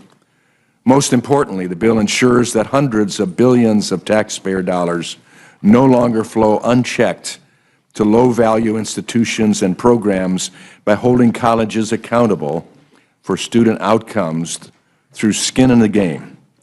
Colleges will be financially accountable for the loans they give out, and schools that go above and beyond to provide high-quality, affordable, and accessible education opportunities will be rewarded. What's more, through these reforms and others, the bill protects and strengthens the Pell Grant, the cornerstone of our financial aid system. The bill closes the funding shortfall that would otherwise result in students being unable to afford college as early as next year. Additionally, it expands student choice by allowing students to use Pell on high-quality, short-term credentials aligned with workforce needs. We're on a fiscally unsustainable path in higher education. Without change, we can't deliver on the promise of economic mobility for all Americans. So I urge my colleagues to pass this big, beautiful bill. And I yield back. Thank you, Mr. Walberg. Mr. Scott, you're recognized. Thank you, Madam Chair, Ranking Member McGovern, and members of the committee. I'm here to speak in opposition to the reconciliation plan. In fact, we're considering this in an overnight committee hearing. That tells you all you need to know about how bad a bill it is. And after reviewing the big bad billionaires bill, it's clear that the central theme is to make life harder for everybody but the wealthy. Just consider the numbers. Under the bill, 4 million students are estimated to have their Pell Grants reduced or eliminated. Up to 18 million children are estimated to lose access to free school meals. And over 13 million people are set to lose their health coverage. And what is the purpose of all of these cuts? To give tax breaks to millionaires, billionaires, and corporations. But now, as ranking member of the Committee on Education and Workforce, I want to focus on what this does to education. It's currently drafted. The bill will increase costs for students attending college. It will increase students' exposure to low-quality, higher education programs, which would then reduce the likelihood that they'd actually find a rewarding or successful career. It will divert federal money into private schools and reduce the number of students who will be able to get free lunches, and then take all of those savings to pay for more tax cuts for wealthy and the well-connected. Under this plan, the Republicans will cut students' access to Pell Grants, drastically lowering the amount of federal loans they can take out. That will either deny them the opportunity to get a college degree or push students into unaffordable repayment plans and push them into the private, high-cost private loan programs. Under this bill, loan payments will be less affordable. For example, single borrower making $45,000 a year will see the student loan payments just about triple. Under the SAVE plan, which was President Biden's final plan, the borrower would have been paying about $41 a month. This bill will have them paying $150 a month. and making it more expensive to attend college isn't bad enough. The bill will also increase their exposure to low-quality programs. That's because the bill eliminates existing regulations that protect students from predatory, low-quality, for-profit programs. In addition to making it harder for low- and middle-income people to afford college, the proposal will significantly impact public school meals program. For some students, the food served at school may be the only nutritious meal they receive that day, and when children are fed healthy, nutritious food, they not only are more likely to show up at school, but their academic achievement increases. And yet, despite this, the new analysis from the Urban Institute estimates that up to 18.3 million children could lose access to free meals as a result of the cuts to the SNAP nutrition program. And this is just what the SNAP program does to the students. We've not received the complete analysis on what other parts of the bill do. Last week, Ranking Member Boyle and I wrote to the Speaker requesting specific data on the number of children and families that would lose access to free or reduced school lunches, critical WIC services, and grocery benefits through the summer EBT program, all due to SNAP and Medicaid cuts in the Republican reconciliation plan. We haven't received a response, and we should receive a response before we have to actually vote on the bill. Finally, I'd like to point out that the bill includes language to fund privatization of public education that would constitute the first nationwide federal voucher program, effectively diverting taxpayers' money and resources into private schools, away from public schools, which will be serving 90% of the students. That tax credit program was drafted by the Ways and Means Committee, but this committee has put in additional language that is clearly within the jurisdiction of the Education and Workforce Committee, including language preventing federal, state, and local governments from adding oversight mechanisms or guardrails that could protect students. I'm disappointed that the Education and Workforce Committee didn't have an opportunity to comment before that ended up in the bill. In summary, the so-called one big bad billionaires bill disproportionately helps the wealthy, then has others paying for it through losing health care, nutritious food, and access to college. And this is all to provide more tax breaks to billionaires and corporations, and to add insult to injury, Madam Chair, the deficit goes up. And we know how to reduce the deficit. In fact, every Democratic presidential administration since Kennedy has left for the Republicans a better deficit than they inherited. And every Republican since Nixon has left a worse deficit for the Democrats that succeeded them than they inherited. We should reduce the deficit. We know how to do that. And for those who oppose the bill, and ask that we start from scratch and produce a bill that reduces the deficit, fiscally responsible, and addresses the needs of the American people. With that, Madam Chair, I yield back. Thank you, Mr. Scott. Chairman Guthrie, you're recognized. Thank you. Good morning, Chairwoman Fox and Ranking Member McGovern. Thank you for holding this hearing. And the Energy and Commerce Committee, we had a marathon 26.5-hour markup of our reconciliation instruction. It was a unique opportunity to consider issues spanning the full jurisdiction of our committee. We worked through legislation that will unleash American energy, end costly EV mandates, and advance American innovation, along with strengthening the Medicaid program for the most vulnerable Americans and improving their access to quality care. Our committee was tasked with identifying $880 billion in savings and new revenue, and I'm proud to say we exceeded that goal.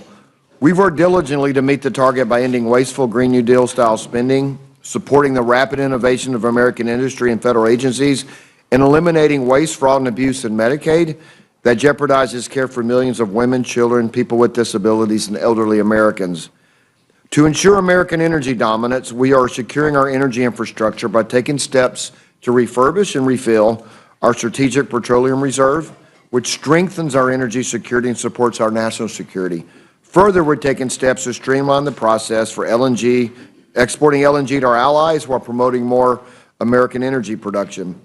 Through an increase in federal revenues, we are streamlining the siting and permitting of new pipelines to transport energy around the country, which is critical to meeting the energy demands and winning the AI battle with China.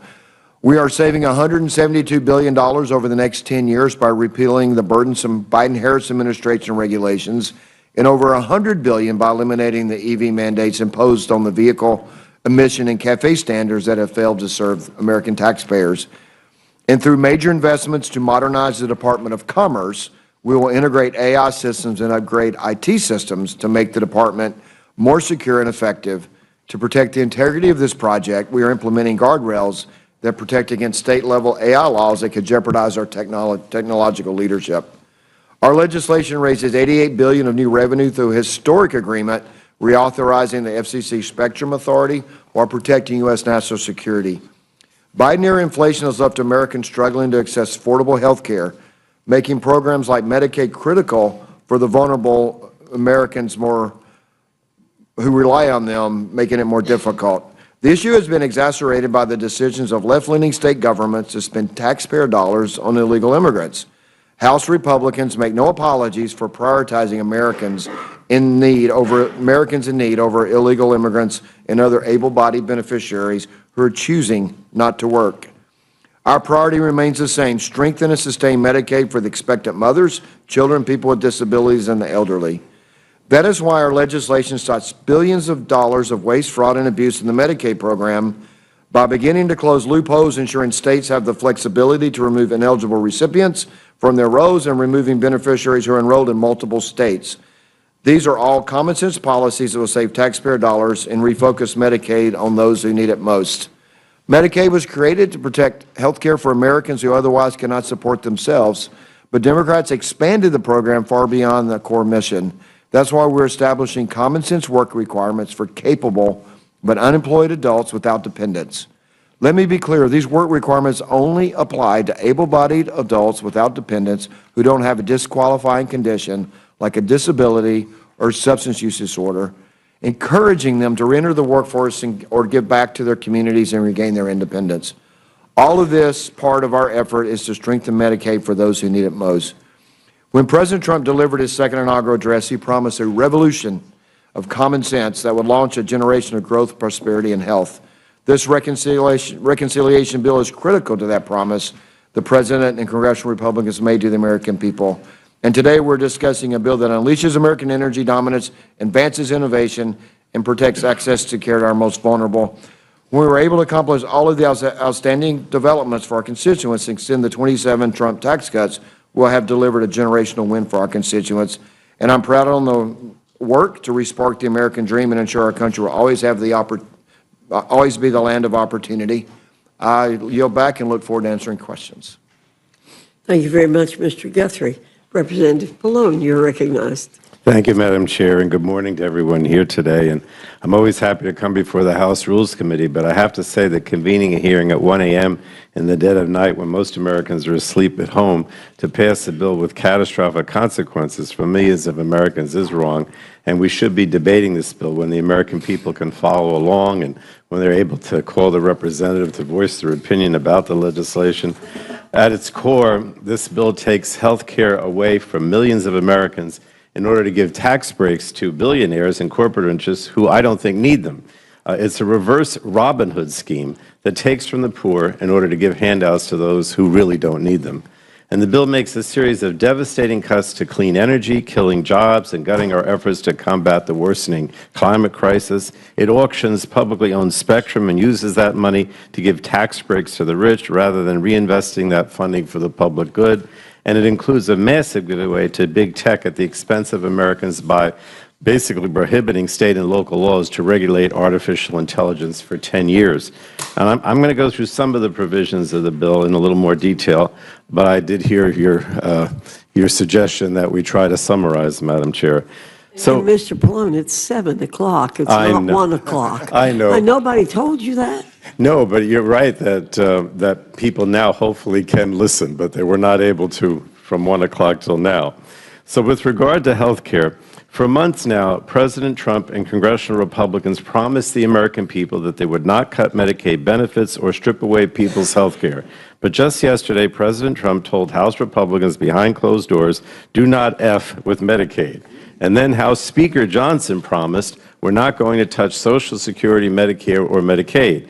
Well, the nonpartisan Congressional Budget Office released their latest accounting of this bill yesterday, and they found the bill that advanced out of the Energy and Commerce Committee last week will cut nearly $800 billion from Medicaid and take health care away from 8.6 million people. And I should point out that these figures are a floor. They're not a ceiling. CBO expects these numbers will rise as additional changes are made to the bill. And then there's the changes the bill makes to the Affordable Care Act. When you add the Medicaid cuts to the ACA cuts, the total number of people expected to lose their health care under President Trump and Republicans' watch is at least 13.7 million people, based on the CBO estimates. Now, let me be clear. That is not, some of you are saying this is a moderate bill, but it's not.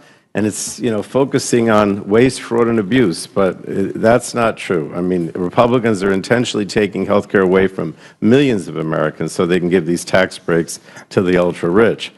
And Medicaid, as all of you know, is a life-saving program that 80 million Americans count on every day. It provides health care to 1 in 3 Americans and nearly half of all children in the United States. It covers close to half of all births and is the largest source of funding for long-term care for seniors and people living with disabilities. But with this bill, Republicans are intentionally taking health care away from millions of Americans. I'm going to keep stressing that. They're putting all sorts of burdensome and time-consuming roadblocks in the way of people just trying to get by, all so they can kick them off their health coverage. And if someone loses their coverage through Medicaid, the bill bans them from getting coverage through the ACA marketplace with any kind of subsidy. And this is just one way this bill essentially repeals the ACA for most people and makes it more difficult for people to get health coverage. And Republicans are making it more difficult for states to finance their share of Medicaid costs by preventing them from implementing new provider taxes. This will be catastrophic for states as their health care needs change over time. Cuts will not just impact people who count on Medicaid. Hospitals, particularly those in underserved and rural communities, are going to close. They've been telling you that. Nursing homes will close, and seniors will lose the care that they rely on. Emergency rooms will once again be overflowing as people are forced to delay care until it's life or death. Now, for decades, Democrats have been working relentlessly to make quality health care more accessible and affordable. It's worked. Thanks to our efforts, the number of uninsured Americans reached historic lows. But that's now all at risk as Trump and congressional Republicans look to strip health care away from almost 14 million people.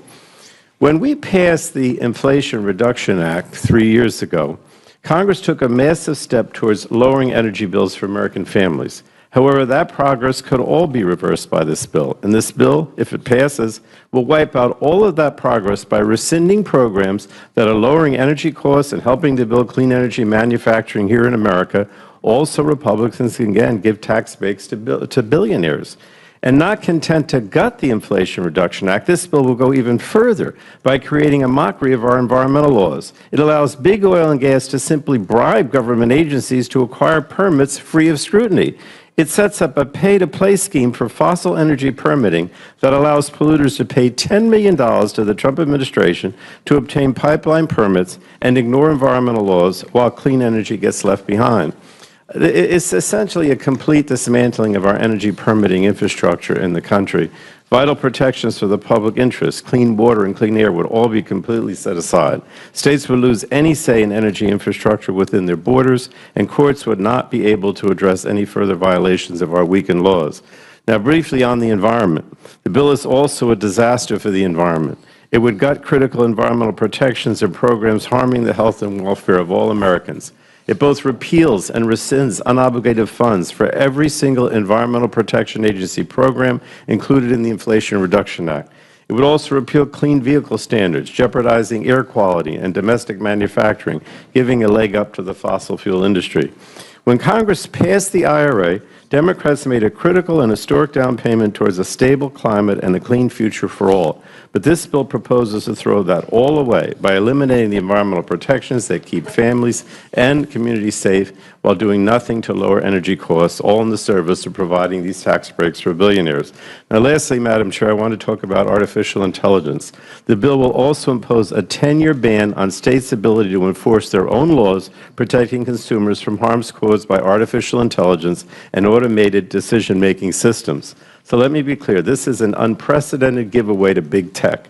The 10-year enforcement ban will allow big tech to run roughshod over American consumers, including our children and teens whose lives are increasingly intertwined with AI models and automated decision-making systems. Last Congress, at the request of big tech, the Republican leadership refused to move a bipartisan comprehensive privacy bill that would have provided important guardrails on the use of consumers' personal information by AI systems. It was an unfortunate giveaway to big tech at the American public's expense. By contrast, states across the country have been working hard to protect their residents from harmful uses of AI. They've enacted laws that protect consumers' privacy, prohibit the use of AI to commit financial fraud and to steal elections, prohibit algorithmic bias in housing and credit, prohibit harmful uses of facial recognition technology, and protect consumers from AI systems that put their mental health and physical safety at risk. Now, Congress, in my opinion, should be learning from the work done by the states. We should be working to enact federal laws that protect consumers from the negative consequences of poorly understood AI models and badly designed automated decision-making systems. But instead, House Republicans are leaving American consumers, and especially our children, at the mercy of big tech and their powerful and invasive algorithms. If this policy becomes law, states will be powerless to respond to harmful uses of AI and automated decision-making systems for the next decade. And that includes threats we know exist today, as well as any threats we can't currently imagine that arise over the next 10 years. So it's just a reckless policy giveaway to big tech that puts all of us, especially our children, at risk for years to come. I forgot I did have to also mention spectrum. And finally, the bill reauthorizes the spectrum auction authority of the Federal Communications Commission and requires the agency to auction additional 5G spectrum for a savings of at least $88 billion. Now, historically, auctioning spectrum has been a bipartisan effort, and we've used that money to reinvest in the public good. However, under this bill, Republicans are tunneling the money to tax breaks for the rich instead of directing the savings to fund grants like Next Generation 911 or to make high-speed Internet more affordable for American families. And that's, again, a gross abuse of spectrum auction funds, and it's a perfect example of what's at the core of this bill, selling out the American people to give handouts to the rich. So, Madam Chair, I just have to say this is a bad bill. It takes away basic needs like health care and food assistance from some of the poorest Americans in order to give these tax breaks to the richest. And we don't need to take from the poor in order for the rich to have more than they already have. Republicans should abandon this effort, work with Democrats on a bipartisan basis to pass a fair tax bill that lowers costs for the middle class and ensures the wealthy and corporate interests pay the fair share. And with that, Madam Chair, I yield back. Thank you. Thank you, Mr. Pallone. Chairman Smith, you're recognized. Thank you, Chair Fox, Ranking Member McGovern, every member of the committee. It's a great opportunity to testify on the historic tax relief for working families, farmers, and small businesses included in the One Big Beautiful Bill. This legislation makes the successful 2017 Trump tax cuts permanent, and it delivers on President Trump's priorities of no tax on tips, no tax on overtime pay, no tax on auto loan interest of autos produced in the United States, and tax relief for seniors. Families and workers will benefit from additional tax relief with an expanded standard deduction and a larger child tax credit, as well as receive help with the high cost of adoption, education, child care, and health care.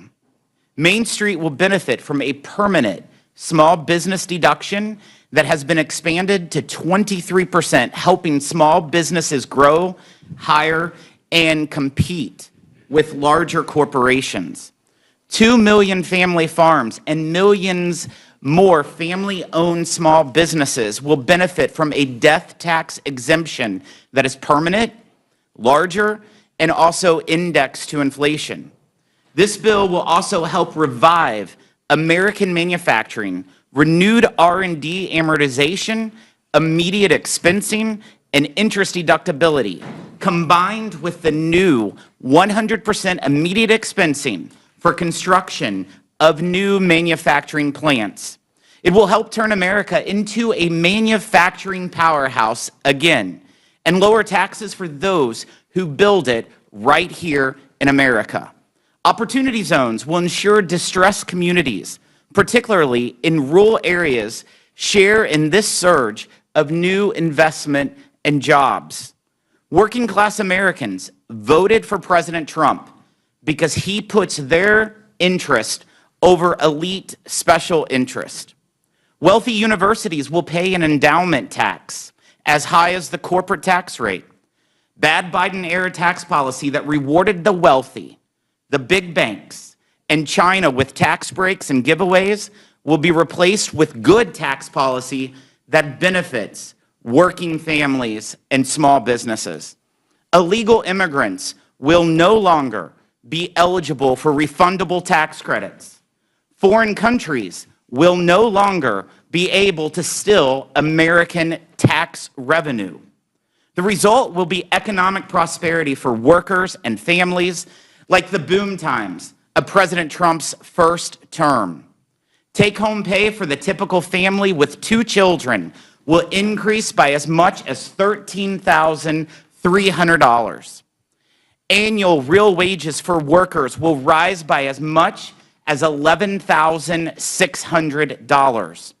Pro-growth tax policy will save up to 7 million jobs, while the permanent and expanded small business deduction will add 1 million new jobs each year and expand small business economic output by $1.5 trillion. And Ways and Means was able to deliver pro-growth, pro-worker tax cuts below the committee's reconciliation instruction of $4 trillion. I suspect Democrats will make the false claim that this bill rewards the rich at the expense of the poor. But that tired talking point was wrong following the enactment of the 2017 Trump tax cuts, and it is definitely wrong under this bill today. People who make over $1 million annually will pay a greater share of the tax burden than they currently do. Households earning less than $100,000 get a 13% tax cut. If you make less than $100,000, you get a 13% tax cut. Not only do we stop a looming $1,700 tax increase on the average American family, if these tax provisions expire, we actually deliver that same family an additional $1,300 tax cut compared to what they pay today. The winners of this bill are the working class, farmers, mechanics, waitresses, linemen, and nurses. My focus has been on delivering for America's working class because I'm a product of the working class. I grew up in a single-wide trailer in a small town of less than 5,000 people. And this bill delivers for families like mine who have fallen further behind for decades. Failure is not an option in getting this done. The one big, beautiful bill to President Trump's desk. Otherwise, every single American will face, on average, a 22% tax increase. Nearly 30 million small businesses will lose the small business deduction and pay a tax rate above 43.4%. American manufacturing would compete with one arm tied behind its back against competitors like China. Families would have to sell the farm just to pay the IRS. Congress must deliver on the priorities expected by the 77 million Americans who voted for an America where workers and families will thrive again. Main Street and rural towns will grow again, and America wins again. Thank you for your time, and I look forward to your questions. Thank you very much, Mr. Smith. Ms. Moore, Representative Moore. Good morning, Madam Chair, my classmate. I count it all joy to be here with members of the Rules Committee, Ranking Member McGovern and others, and I count it all joy to be able to testify on the behalf of the Ways and Means Committee and of my constituents and all those who are the least lost and left behind in America. I want to talk about the tax provisions of the so-called One Big Beautiful Bill Act. I really can't argue with the president over the fact that this bill is big. It's 1,000 pages of a big bonanza for billionaires. I know that we have been accused of characterizing this as a bonanza for billionaires, and the numbers will bear that out. I know, Madam Chair, you're fond of fact-checking stuff, so I hope that you will do that on behalf of the American public when it comes to talking about how those folks under $100,000 are going to experience such a great growth in wealth and income. You've heard a lot about work requirements and how that's going to generate all these savings. You heard about how these lazy little boys that are in the basement playing video games and saying to mom, you bring down some more potato chips, are going to, that's going to cost $800 billion in savings. How many of these boys do we have? Are there that many video games, I would have to ask.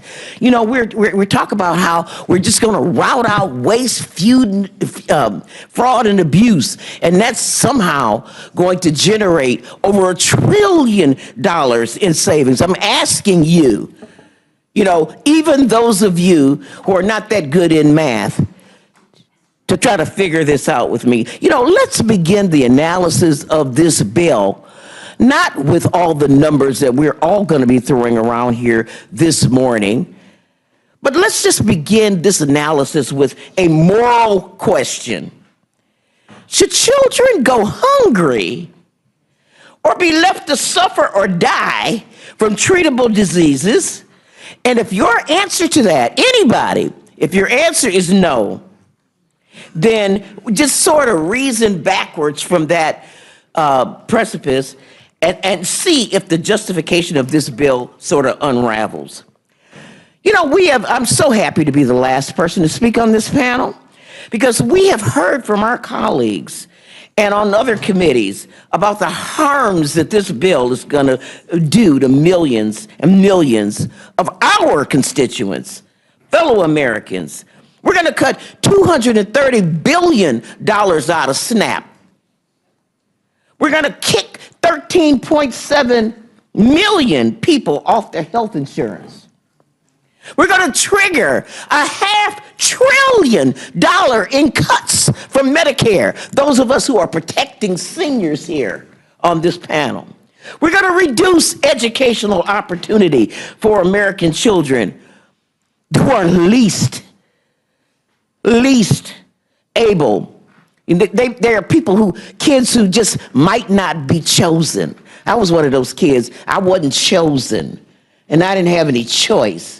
And this is who we're going to take money from. We're sitting here bragging about so-called savings. And what are we going to do with these savings? What are we going to do with the savings? Are we going to take these savings and reduce our debt? Nope, we're not going to do that. These tax cuts are so massive that we don't have enough kids to starve. We don't have enough people to deny health care. So we're just going to ask Americans to finance tax cuts for billionaires on the national debt, on the credit card. I just paid off a credit card. I was so relieved. It was the first night's sleep I had in a long time. And we have people here. I know my good friend, the chairman of our committee, does not like debt. Well, he used to not like debt. but it kind of likes debt today. The JCT scored this bill at $3.8 trillion. $3.8 trillion. But that's not even the real score. Why not? Because of all the budget gimmicks in there. You know, they've got all kind of budget tricks in this billionaire bonanza bill, like cutting the budget window after 9 years and making dozens of provisions that benefit regular Americans temporary to get them through the 2026 cycle, to get them through President Trump's tenure as president, assuming that he won't get a third term. Otherwise, he's going to have to do something else. But that being the case, I mean, it is so cynical to tell people we're going to give these to you. We're going to have permanent tax cuts for wealthy people. But we're going to make this temporary, just long enough to trick you into believing that it helps. So, what is the cost of this bill after we strip away all the gimmicks? It's going to be, not including the interest on the debt, it's going to be at least $5 trillion. So, my twist on Mark Twain's statement, there are lies, damn lies, and then there's trickle-down economics. You know what? We've heard, at least, I'm 74 years old, and I swear to God, I can remember when the talk of the trickle started. And it hasn't trickled yet. And this bill is not going to start the trickle. The so-called fiscal hawks will try to make you believe that this country club, urban legend, that tax cuts pay for themselves. It has never worked, but it just has not stopped the talking point. That's what it is. That they claim that this bill will generate $2.6 trillion of revenue from economic growth. There is not one. Produce them. Fact check this, Madam Chair. Where is the economist who will back up those numbers? Where are they at? They ain't here. Deficits aside, this bill is ugly, as we say, because it is ultimately a betrayal of the contract that we have made with the American people, and especially to our babies and to our working people. You know, it's a union hall, you know, working man's bill, but it is all for the millionaires and billionaires. The so-called no tax on tips. That's a distraction from the windfall that they're giving to the richest people in the country. Let's just put the facts out. Let's talk some numbers. I've been just hollering and hooping. Let's put some numbers out. Fact check this, Madam Chair. People who make over $1 million per year on average get a tax cut of $81,500 under this bill. Fact check this, Madam Chair. People who make under $50,000 per year on average get a tax cut of $265. That means a person who makes over $1 million per year on average gets 310 times what a person making under $50,000 gets. Now, this notion that if we don't pass this one big, beautiful bill, that taxes are going to go up for everybody, this is a choice. Tax breaks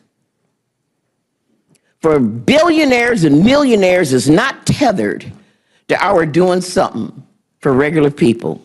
Y'all chose to do that. It's perfectly possible to draft tax legislation in a way that doesn't provide the most fortunate among us with a windfall. But y'all chose to do it. Now, in the Ways and Means markup, we stayed up all night, and I do empathize with you, Madam Chair, for having to stay up all night, because we stayed up all night. And I see some of my colleagues are still here, staying up all night again. We offered 33 amendments, 33, to keep the wealthiest from getting the benefit, most of the benefit from this tax cut. So we suggested that, there shouldn't be any tax cuts for individuals making over $400,000 a year. Republicans voted no. We suggested that, if they make $10 million, we shouldn't give them a tax cut. Republicans voted no. We said, how $100 million? Republicans voted no. We said $1 billion. They voted no. You know how they voted.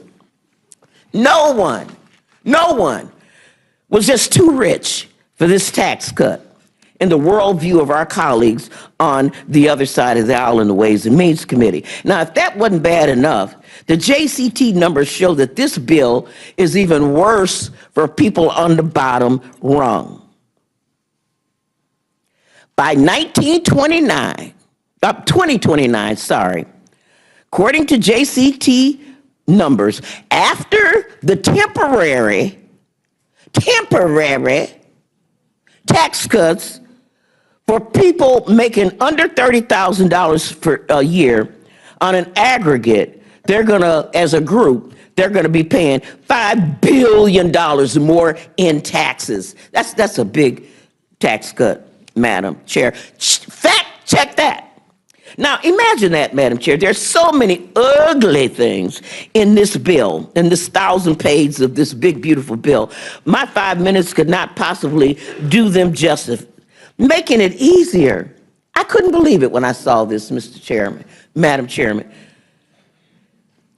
I couldn't believe it when they proposed to take away the taxes on silencers for guns.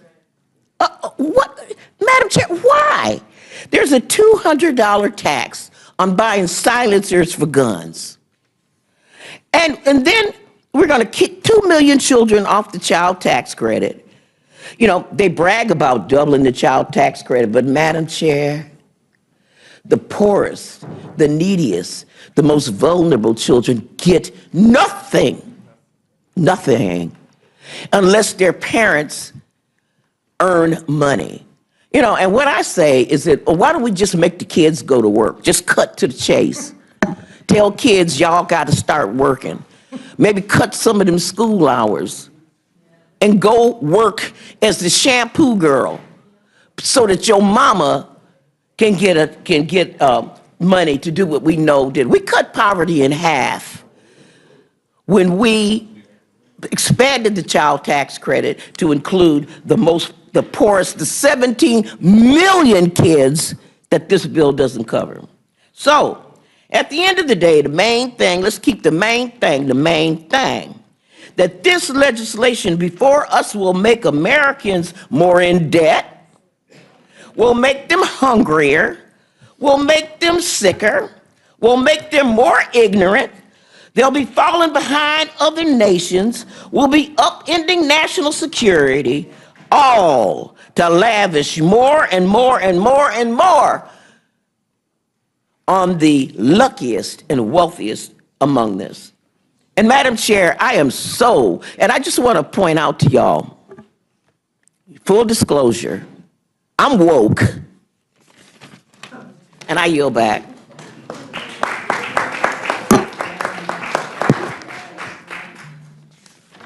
Well, Ms. Moore, I think that applause indicates performance, having been brought to the Rules Committee this morning.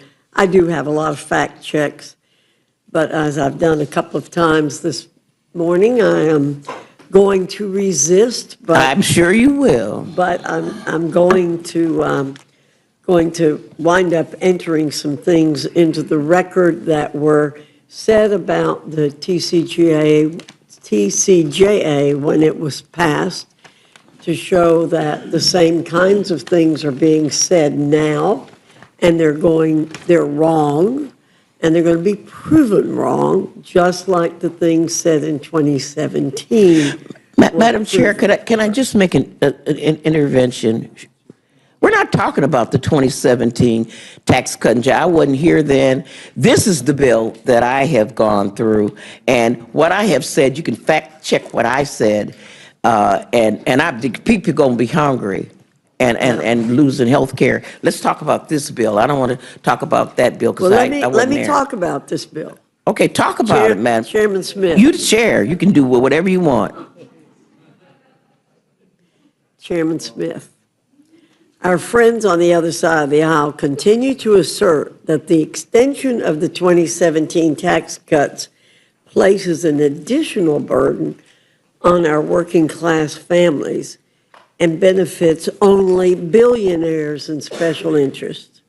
However, isn't it true that President Trump's tax cuts increased American families' income and were a boon to the working class, and that the bottom 20% of earners saw their federal tax rate fall to its lowest level in 40 years, while the top 10% of earners now pay over 75% of all income taxes? And as a result of the Trump tax cuts, the 1% paid more income taxes than ever before. Can you check my facts? Your facts are 100% accurate. I think it's important to note, Chair Fox, if you listen to the counterparts that you just heard, if you use their statements, it actually proves that our tax bill is cutting taxes for working class.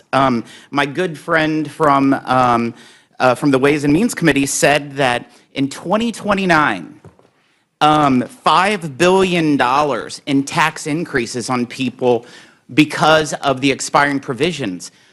In order to those to be increased, that means they had to be cut, and that's what we're doing here. We are cutting $5 billion for those tipped employees, those Uber drivers, those linemen who work overtime, and it's for 4 years.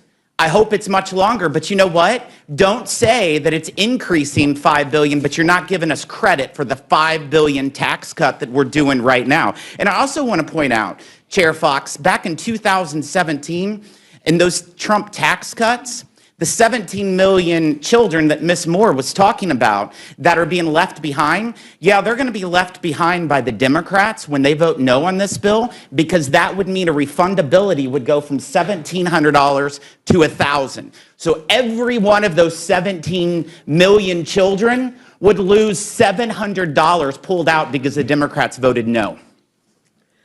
So in effect, the shares of those who foot the tax burden got more progressive in the 2017 bill, and will get that way, and will be that way again with this bill. Correct? That's correct.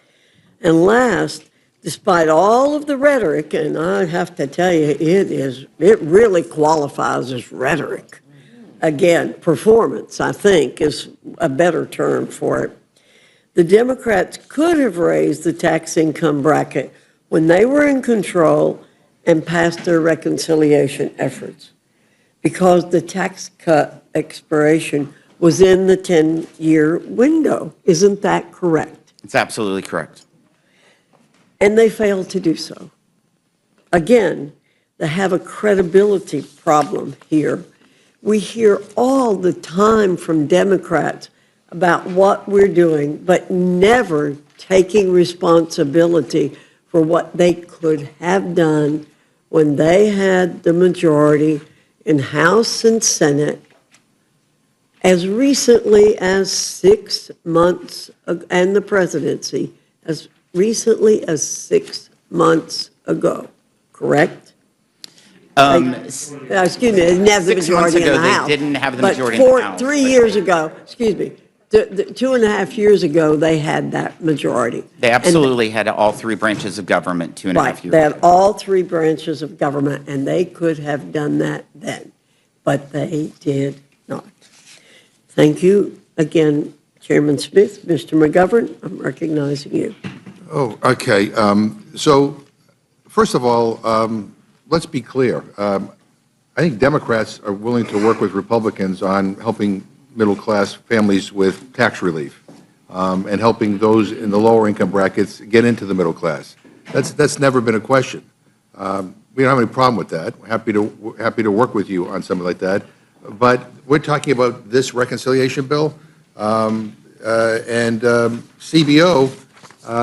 just did an analysis, which basically, and I said this earlier, I'll repeat it again, it shows how your bill would impact the bottom 10% and the top 10%. And as you see on this graph here, the bottom 10% are going to be worse off, and the top 10% are going to be much better off. And one of the reasons why is because in this beautiful bill that you think is so beautiful, there are cuts to SNAP that amount to $230 billion, cuts to Medicaid that amount to $880 billion. And so basically, I mean, I'm trying to put this politely, but middle-class families, those struggling to get a middle class, are going to be screwed if this becomes law. And we went over this earlier, with the latest version of this bill, the top 0.1% stands to gain $255,000 on average in 2027 alone. That's $700 a day. People who make over $1 million a year will also get their pockets lined. On average, these millionaires will have an additional $81,500 per year. For those earning less than $50,000, as Ms. Moore pointed out, the average benefit is $265. That's less than $1 a day. So that is what our problem is with your reconciliation bill. The people that we think that we get elected to try to fight for are going to be hurt the most in this reconciliation bill. And let me also just say, I mean, I kind of hope that we would get to a point where Democrats and Republicans and liberals and conservatives would all agree on some fundamental basic principles. One is that, everybody should have health care. Two is that nobody should go hungry in this country. I mean, we live in the richest country in the history of the world. We have 46 million Americans who are food insecure or hungry. I don't know about you, I'm ashamed of that. And as I said, because I'm also on the Agriculture Committee during the debate, is that hunger is a political condition. We have the money to end hunger. We have the infrastructure. We know what to do. We lack the political will. We have the political will to give billionaires tax cuts, but we don't have the political will to end hunger in this country. In fact, what is particularly galling is that this bill takes from those with the least and gives to those with the most. I said this in the Agriculture Committee. You guys make Marie Antoinette look down to earth. I mean, this is like crazy. I can't believe that you're doing this. I mean, again, as someone who's on the Ag Committee, and the chairman heard me, and the ranking member heard me speak at length about this, but I find it unconscionable. I find it unconscionable and immoral that we're here debating a bill that's will take food away from kids. I mean, this bill will do that. All the denials won't change the fact that this bill will hurt these people. It will take food off the table of families of 7, 8, 9-year-old kids in your communities. It'll mean more kids go to school hungry, more kids get kicked off their free school meals, more kids will suffer chronic illnesses because they don't have access to good nutrition. By the way, there's a cost to being indifferent about those who are food insecure in this country. And because of this bill, more and more people are not going to go without health care, they're going to go without food. And for most of last week's hearing in the Ag Committee, and, most Republicans, this is the thing that really bothers me, most Republicans on the Agriculture Committee couldn't even bother to show up during the debate. I mean, I made a comment, I think that almost got my words taken down. I said, look, I mean, we're all arguing about work requirements for people who are poor. How about some work requirements for members of Congress that should show up to these committee hearings and pay attention to the witnesses and offer amendments and to actually be engaged? I mean, most of them came in for 5 minutes and then left. Well, guess what? I sat there for virtually all of the 13 hours. I heard firsthand how much this bill is going to screw over kids and seniors and working families and so many other people. People who voted for Republicans and who I think now are going to feel betrayed by Republicans. They're going to lose their food assistance. Now, I don't know why so many people didn't show up, but I think it's because many of you know how deeply unpopular what you're trying to do here is among the American people. And since you guys don't want to talk about it, I'm just going to talk a little bit about it. Your bill cuts SNAP, a program that provides kids, seniors, veterans, and people with disabilities with, on average, of about $2 per meal to afford food. You're going to cut it by over $313 billion. You know, when the chairman of the Budget Committee was here a month and a half ago advocating these cuts in food assistance, I asked him a simple question. I said, what is the average SNAP benefit? He had no idea. He had no idea. He didn't know it was $2 per person per meal or $6 a day, and yet was advocating these huge cuts. But that means you're gutting 1/3 of the entire program. That is the biggest cut in history. And, you know, your bill takes food away from families with kids if their single parent is struggling to find a job or can't access child care. Your bill forces older adults up to age 65, many who have limited educations and dismal job prospects, off of benefits in 3 months. I mean, who's hiring a 64-year-old who was recently laid off? I mean, do you really think that you can change careers at 64? It's not easy. Some people can. It's not easy. Your bill prevents future increases to benefit calculations, meaning families will have less money for food in the future as costs rise. I mean, really, this is $2 per person per meal. That's what it is. And your bill threatens food benefits for 16 million children, 8 million seniors, and 4 million people with disabilities by shifting the cost of benefits onto states whose budgets cannot support the hundreds of millions of dollars that have to put up every year to maintain benefits for these individuals. Chairman Thompson, I want to ask you a pretty simple question. This bill, the bill that you wrote, takes benefits away from families with kids as young as 7 years old if their parent loses and cannot find another job. So let's say you're a single dad with a college degree, you live in a small rural town, there may not be a lot of jobs available, you have a college degree, but millions of single dads in this country are in this position. And let's say you get laid off from your job with no notice, no warning. And let's say it's March. So you now got 90 days to get a new job or you lose your portion of the SNAP benefits, which means less food in the fridge for you and your family. So yes or no, Mr. Chairman, do you think it's right for the government to punish those kids because mom or dad can't get a job, locked down in 90 days? And let me just also add, the majority of able-bodied people who are on the benefit actually work. They actually work. They earn so little, they need the benefit. But I asked the question, I mean, do you think that that is an okay thing to have happen? Well, Mr. McGovern, being on the Agriculture Committee as long as you have, I think really felt like you'd have a great grasp on the entirety of the nutrition title of the Farm Bill. States have had and will have waivers in those situations so that that they can exercise. When you got a single parent, like you said, there's not two parents there. Obviously, there's provisions if there are two parents, one parent would apply, the other parent it would not apply to in terms of any kind of work, volunteer, or educational opportunities, which we pay for. And there was also, I mean, there's a deduction from SNAP income for SNAP eligibility for uncapped amount of child care expenses, which includes child care. And then we have federal government also funds subsidized child care through the Child Care and Development Block Grant, not to mention the Child Tax Credit and the Child and Dependent Care Tax Credit. So absolutely, there should not be a loss of access to supplemental nutrition. I know that one of the things that talked about was CBO made the comment about 3 million people, I believe, that were coming off of SNAP.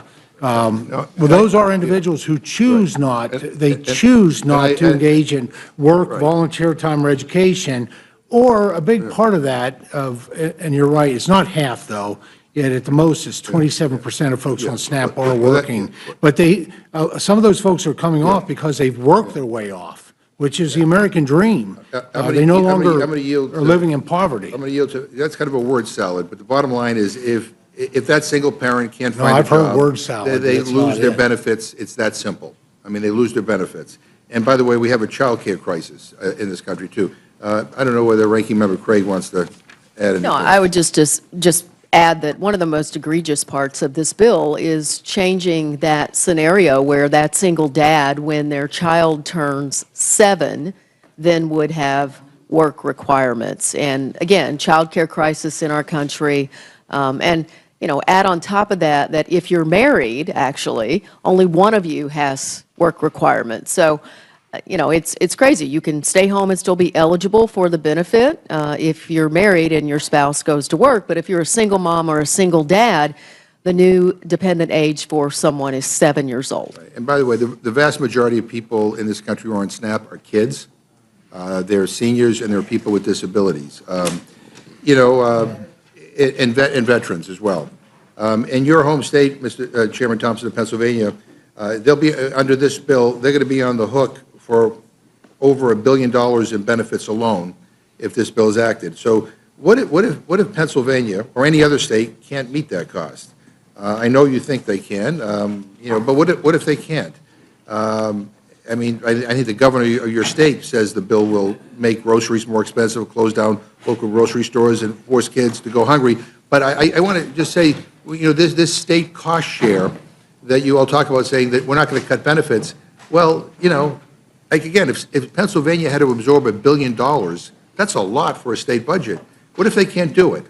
Then did they then do benefit cuts? Well, I actually reject your premise of your question that states will refuse to cover 5% of a supplemental nutrition assistance program, given that they have 2 years to adjust their state budgets. SNAP, as you know, is the only state-administered entitlement benefit that is fully funded by the federal government. And states are already paying anywhere from 25 to 50% of the cost of Medicaid benefits in their states. States are fully capable of paying for SNAP, and every single state has achieved an error rate below 6% in the last 10 years, which would bring them down to that base cost share. And really, the time has come to impose clear incentives for states to improve their services to SNAP participants and control costs. Right. And the only way for that to occur is for them to have some level of skin in the game on benefit expenditures. Well, as you know, it's not just 5%, it could go up to 25% and for some states. But let me switch to Ranking Member Craig so we can get, you know, get some different perspectives here. Ranking Member, what will states do if they can't meet the absurd new scam set up by Republicans in this bill? We all know that they're going to cut the benefit. It's just that plain and simple. And look, the way that this bill takes the error rate right now, if it's $56 or less, the state does not count that, whether it's an underpayment or an overpayment. But like under this, everybody's error rate is going up. And I'm sorry that the chairwoman left, because 19% of her households in her district are benefiting from the SNAP program today. And the cost in that state is going to be just exorbitant. So isn't this just a backdoor way to take food assistance away from people without having to get your fingerprints on it? Well, it's shifting the blame for taking away the benefit. So this body is trying to shift the blame to states. 23 governors wrote to us to say, we cannot afford this, we cannot pay for this. And in fact, Ranking Member, is there anything in this bill that prevents a state from cutting benefits for kids? There's absolutely nothing in this bill. So this bill could lead to kids, seniors, veterans, and Americans with disabilities from being cut off of food assistance or seeing their benefits reduced. This bill will lead to benefit loss to millions of Americans. Now, Chairman Thompson, you know, even if you disagree with everything that we just said, would you support amendments? And that's a pretty accurate statement, Yeah, no, yeah. Mr. Ranking Member. Thank you. Yeah, but would you support amendments that simply say that SNAP provisions in this bill cannot go into effect unless no child, no veteran, and no one living in a rural community will have their food benefits cut under this bill? I mean, we tried to offer that in committee because there's great concern. Well, Mr. Ranking Member, I don't see it necessary, given the depth and the width of the nutrition title. You know, what we're putting forward can't be taken in a silo. You have to look the entirety of how the nutrition program works. And I don't believe, actually I believe that we're going to be empowering more children to have a better future. How There may be parents out there that will choose not to engage in work requirements that, by the way, we've had since the 1970s. Right, but this is but not something new. Not at 7, not with kids at 7 and 8-year-old, 9-year-old. If you go back and you look at the general work requirements, it's age 6. We move it to 7 with this bill.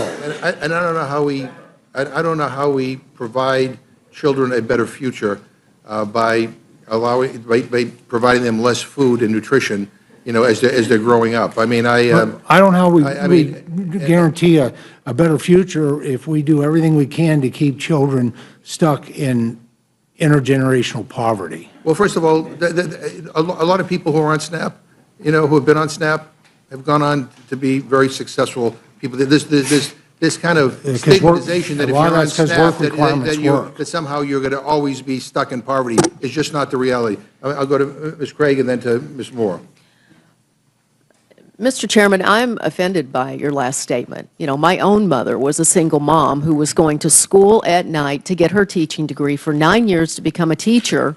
Yep, she did it, but under the scenario we just outlined, my mom would no longer be eligible for benefits once I turned 7 years old because my mom is going to school, not able to work during 80 hours a month. That is the truth, and you know it. And look, 11 million people, according to the Center on Budget and Policy, including 4 million children, live in households that would be at risk of losing these benefits if this bill passes.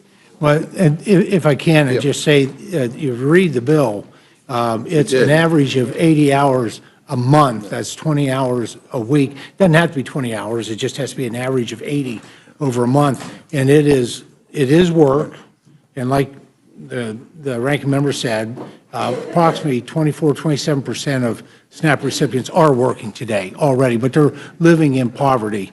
But it can be volunteer work, but it also, your mom would qualify because she was actually getting education, and that is a qualifier for not 80 hours a week, not 80 hours a month. And let me just, we throw around these numbers, 13 million people lose their health care, 5 million people lose their food assistance benefits.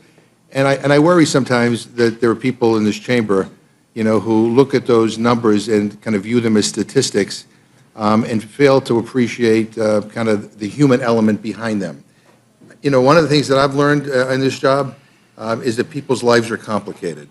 And one glove doesn't fit all. And as much as we want to, say that this should apply to everybody or this should apply to everybody and this, and it is complicated.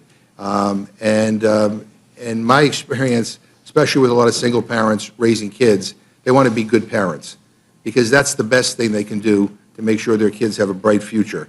And to have to add on to that now, if I don't meet this new requirement, I will lose my SNAP benefit, and there'll be less food in the house.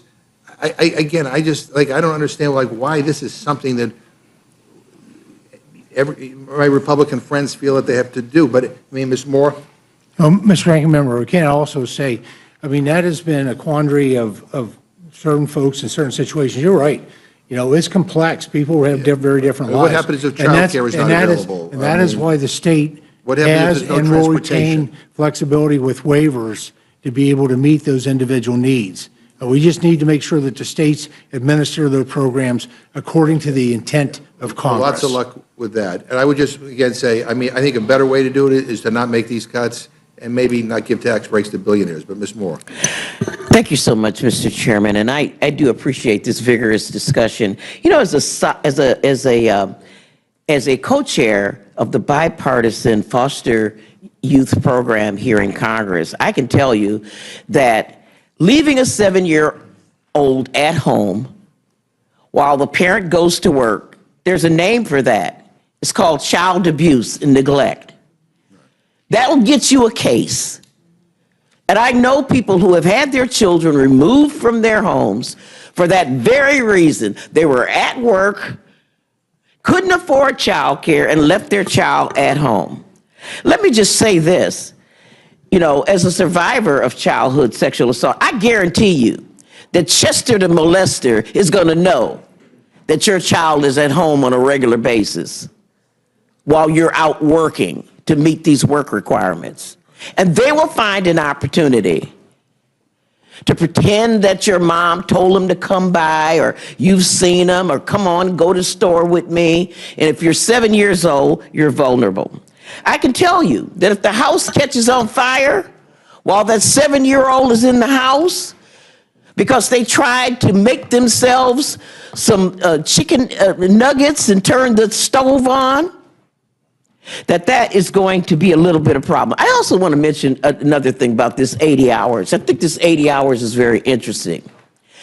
I remember my daughter once working for a daycare center, and I mean, the minute she hit that 19th hour, no matter how busy they were, they sent her home because they didn't want to incur payroll tax charges. There's employers make decisions that low-wage people, low-income people, people that you're targeting, don't have any choice about it. You're working in a fast food restaurant, they're not going to let you work 40 hours a week, so they have to pay workman's comp. They're not going to let you work 20 hours a week in order to do it. They're dumb if they do, because they don't. The whole point is to have people churning in and out. So I don't want to, this is, I so appreciate my colleagues here from the Ag Committee that have greater information about this particular part of the bill, but I just could not let it pass without talking. So if you want to change anything, this 7-year-old at home alone, it's a name for it. Child abuse and neglect. Thank you. Now you're back. I just want to ask a few quick questions to Chairman Smith. Chairman Smith, you keep saying that if we don't pass this beautiful bill, it will result in the biggest tax increase in history. Well, as I see it, that's your fault. And why? Because when you passed your tax bill in 2017, you made the corporate tax cuts permanent, but you made the tax cuts for middle class temporary. So when those cuts expire and the rates go up on hardworking Americans, is because you drafted your bill. That's why you drafted your bill. I mean, another thing, you keep touting no tax on tips, no tax on overtime, setting aside that under this bill, parts of tips and overtime are still taxed, just like in 2017, you drafted those tax cuts as only being temporary. They expire. So if these are an important centerpiece to help working class Americans, why are you making them expire? Why are those tax cuts temporary? So the bill that we passed in 2017 out of the House made everything permanent. It was the other side of the building that put the expirations in, but the bill that I drafted, Mr. McGovern, and that I was part of the Ways and Means Committee made everything permanent. And the good thing about it is this one big, beautiful bill before you will make all those expiring provisions permanent. Well, let me ask you this. Do you think the child tax credit should go down in 2029? You're talking about 2029. Yeah, no, that is the enhanced boost that we're doing, which is $500 more for the child tax credit. But you think it should expire in 2029? I would love for it to go longer, but I would love for Democrats to work with us to try to make sure we have permanent tax policy. Do you think the standard deduction should fall in 2029? Absolutely not. That's why I think Democrats would want to work with us to make sure that we continue to provide tax relief for working families. Do you think taxes should go up on senior citizens in 2029? That's why I hope Democrats will work with us to make sure that we're providing tax relief for seniors. Do you think people should have to pay taxes on their tips in 2029? That's why you'll vote with me to make sure that it doesn't happen, right, Mr. McGovern? And do you think that people should have to pay tax on their overtime in 2029? That's why we're eliminating it in this bill, and that's why you're voting against it. No, I mean, I'm voting against it because I don't like the taxes for billionaires and the cuts in health care and the egregious But no cuts in tax food for and food overtime is benefits. in this bill, But and you'll be voting no. I mean, and as I said at the beginning, I mean, we're more than willing to work with you on tax cuts and tax relief for those in the middle and for those vulnerable populations. But it just seems that all these provisions that seem to benefit the people who are most well-off and well-connected don't have to worry about that, but all this other stuff we do. So I'll just close with this. I think this is an awful bill. And I understand why we began meeting at 1 in the morning to talk about this. because I think my Republican friends don't want people to know about it, the idea of people losing health care benefits, and the idea of billionaires getting tax cuts, and people losing their food benefits. I said this in the Ag Committee. I said that there's a special place in hell for people who take food away from hungry people. And I feel very, very strongly about this. I'm angry that this is the path that you have chosen to go down, and we're going to fight like hell on the House floor. I yield back. Gentleman yields back now. Recognize Ms. Fishbach for her time of question. Thank you, Mr. Chair. And I can tell who got a full night's sleep, so that just kind of shows. But first, I want to start out by thanking Chairman Thompson for all of your work on your portion of the bill. I know you've been working a long time, and you have not only the America's farmers in concern, that you're concerned with them and you're working towards them, but also the people that are affected by the bill. So I appreciate your work. And Chairman Guthrie and Chairman Walberg, appreciate what you've done. I mean, you have done wonderful things, and I know that you've been working on it for months and months and months. It went through your committee, and we've all been working on those things over a great span of time. And Mr. Smith, Chairman Smith, excuse me, I have to say, I thank you for your work on Ways and Means, and I was honored to work with you on that. We've been working well over a year, working through all of these provisions and making sure that we are addressing the issues that we need to keep the economy going, to offer tax breaks to the middle income, and all of those things that we did. And you mentioned some of the provisions, or a lot of the provisions that were and we've discussed a few of them that are in the bill. And, I wanted to get just a little more specific, because some, as we were talking about, we need to talk about people, we need to talk about what's going on. And, we heard about how important 199, over the year that we worked, and I'm sure everybody has heard from their constituents, we heard about how important the 199A 20% deduction is, and we were able to increase that to 23%. I'll just tell you, in my district, that affects 55,000 small businesses and family farms. And you know what? I don't think they're billionaires. I mean, if I have 55,000 billionaires in my district, that's incredible. I would like to meet them. And just to put it into perspective, in Ms. Scanlon's district, there are 60,000 small businesses that would be hit with a 43.4% tax rate if this bill isn't put in place. In Mr. Negus's district, it's over 110,000 small businesses that are affected by 199A. In Ms. Ledger Fernandez's district, it is over 41,000 small businesses. And in Mr. McGovern's, it is 67,000 small businesses that are affected. And these are not billionaires. They're not billionaires. These are small businesses, the backbone of our communities. And that's why that's so important. This bill does invest in tax relief for workers, families, farmers, rural communities in a way that we haven't seen before. This is incredible. And if we talk about the child tax credit, we talk about the enhanced child tax credit. In my district, 75,000 families are affected by that provision. In Ms. Scanlon's district, there are 83,000 families that are affected by that. Mr. Negus's district, 73,000 families that are affected by the child tax credit. In Ms. Ledger Fernandez's district, 75,000. And in Mr. McGovern, almost 100,000. And all of those people would see their child tax credit cut in half without this bill.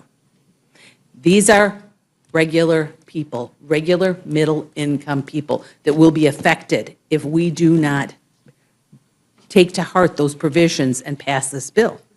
This is about making sure that people have what they need and the middle income are there and supported.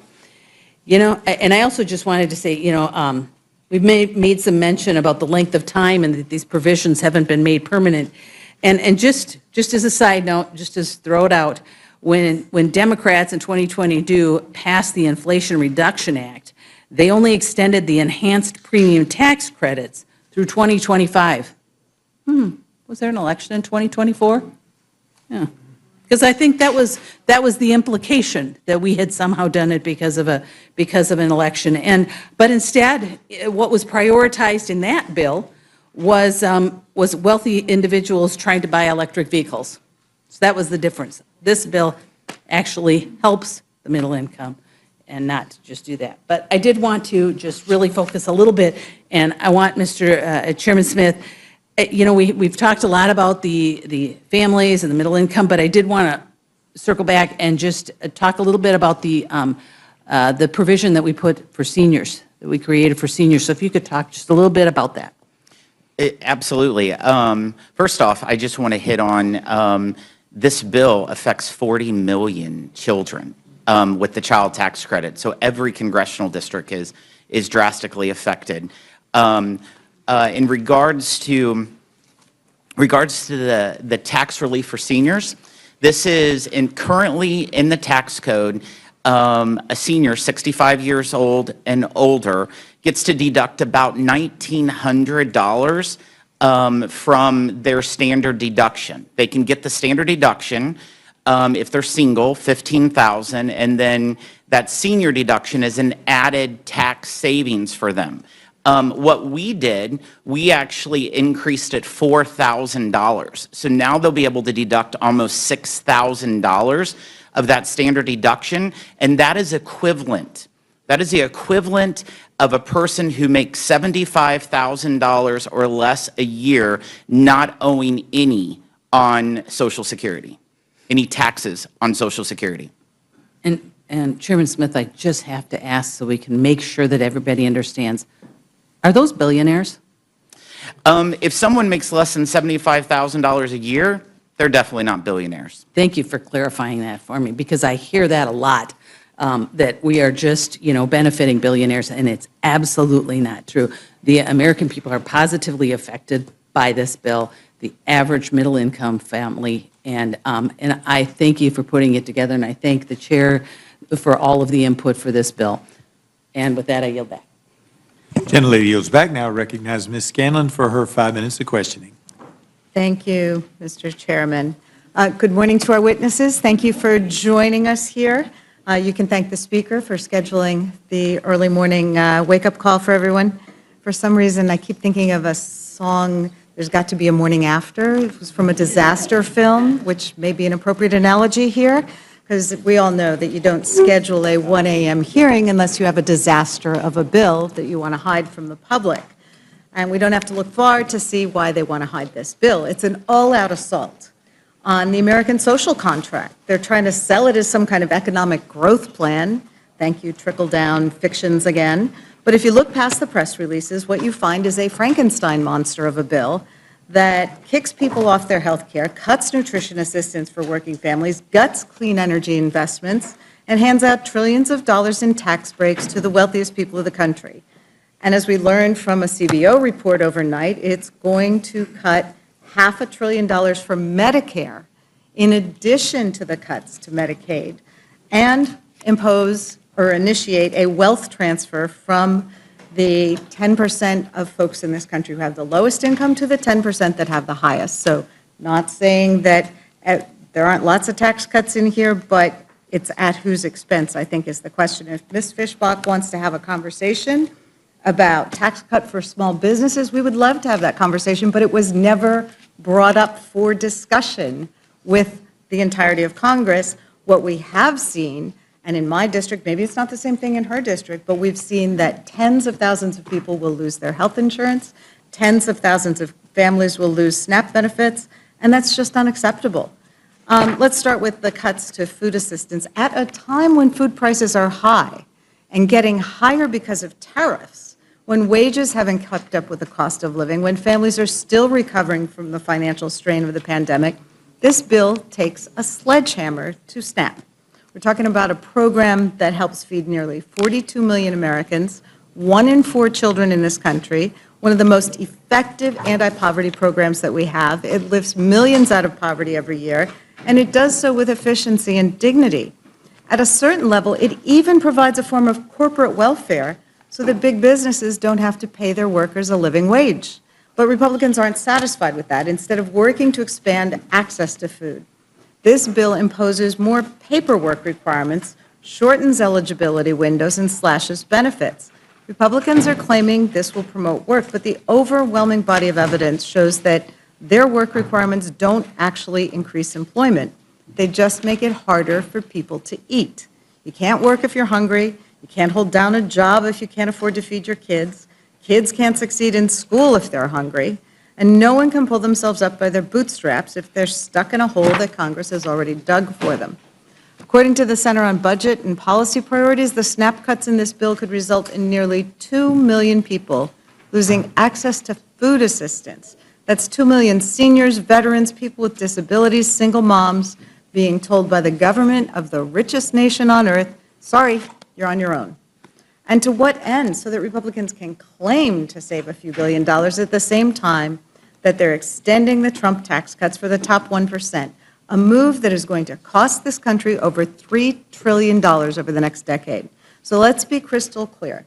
The trade-off that Republicans are proposing in this bill is not between cutting waste and boosting growth. It's between feeding children and giving billionaires another yacht. And speaking of tax cut, let's talk about what the bill does on that front, because it's breathtaking in its recklessness. It locks in place the worst parts of the 2017 Trump tax law. It extends tax breaks for corporations, slashes taxes for people at the very top, and opens up new loopholes for the ultra-wealthy to exploit. According to the Penn-Wharton budget model and the Tax Policy Center, more than half the benefits from these tax provisions go to the top 1%. Meanwhile, middle-class families will see little to no benefits, and millions of them will actually see their taxes go up because the cost of the Trump tariffs are greater than the tax cut they're going to receive. So this bill was going to increase the already obscene inequality in our tax code and do so at a moment when the ultra-wealthy are already paying a lower effective tax rate than working-class Americans. If you want to talk about fairness and rewarding work, maybe we should start by asking why a billionaire hedge fund manager pays a lower effective tax rate than a firefighter, a nurse, a plumber, or a school teacher. This isn't tax reform, it's tax rigging. It's trickle-down economics with a fresh coat of paint. And like every other time this theory has been tried, it's going to end in disaster. We already have a preview of what's coming because the fiscal impact of this bill is a five-alarm fire. The bill's projected to add more than $3 trillion to the deficit over the next 10 years, and that's not coming from liberal think tanks. It's coming from conservative think tanks and former Republican budget officials. And that's a baseline estimate. That's before the creative accounting and gimmicks get stripped away.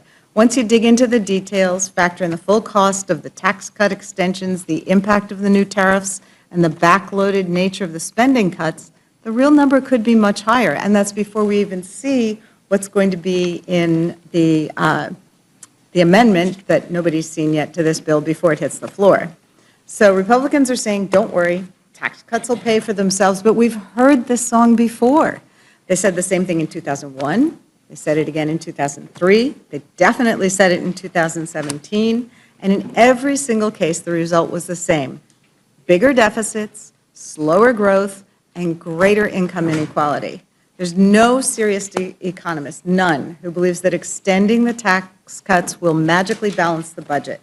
And we know that Moody's just downgraded our credit rating in part because they know these tax cuts will balloon the deficit and make our fiscal situation even worse.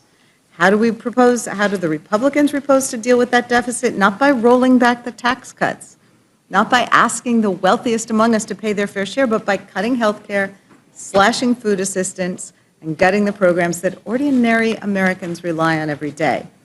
So looking at the health care cuts, because they're among the most devastating parts of this bill, if this bill becomes law, nearly 14 million people lose their health coverage. 14 million, millions of low-income Americans who rely on Medicaid for doctor's visits, prescription drugs, life-saving treatments.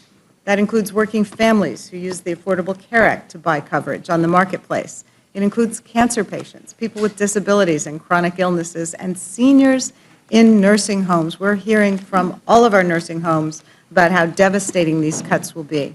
This bill rolls back Medicaid expansion, slashes subsidies for ACA coverage, and imposes harsh new work requirements that will lead to coverage losses without increasing employment.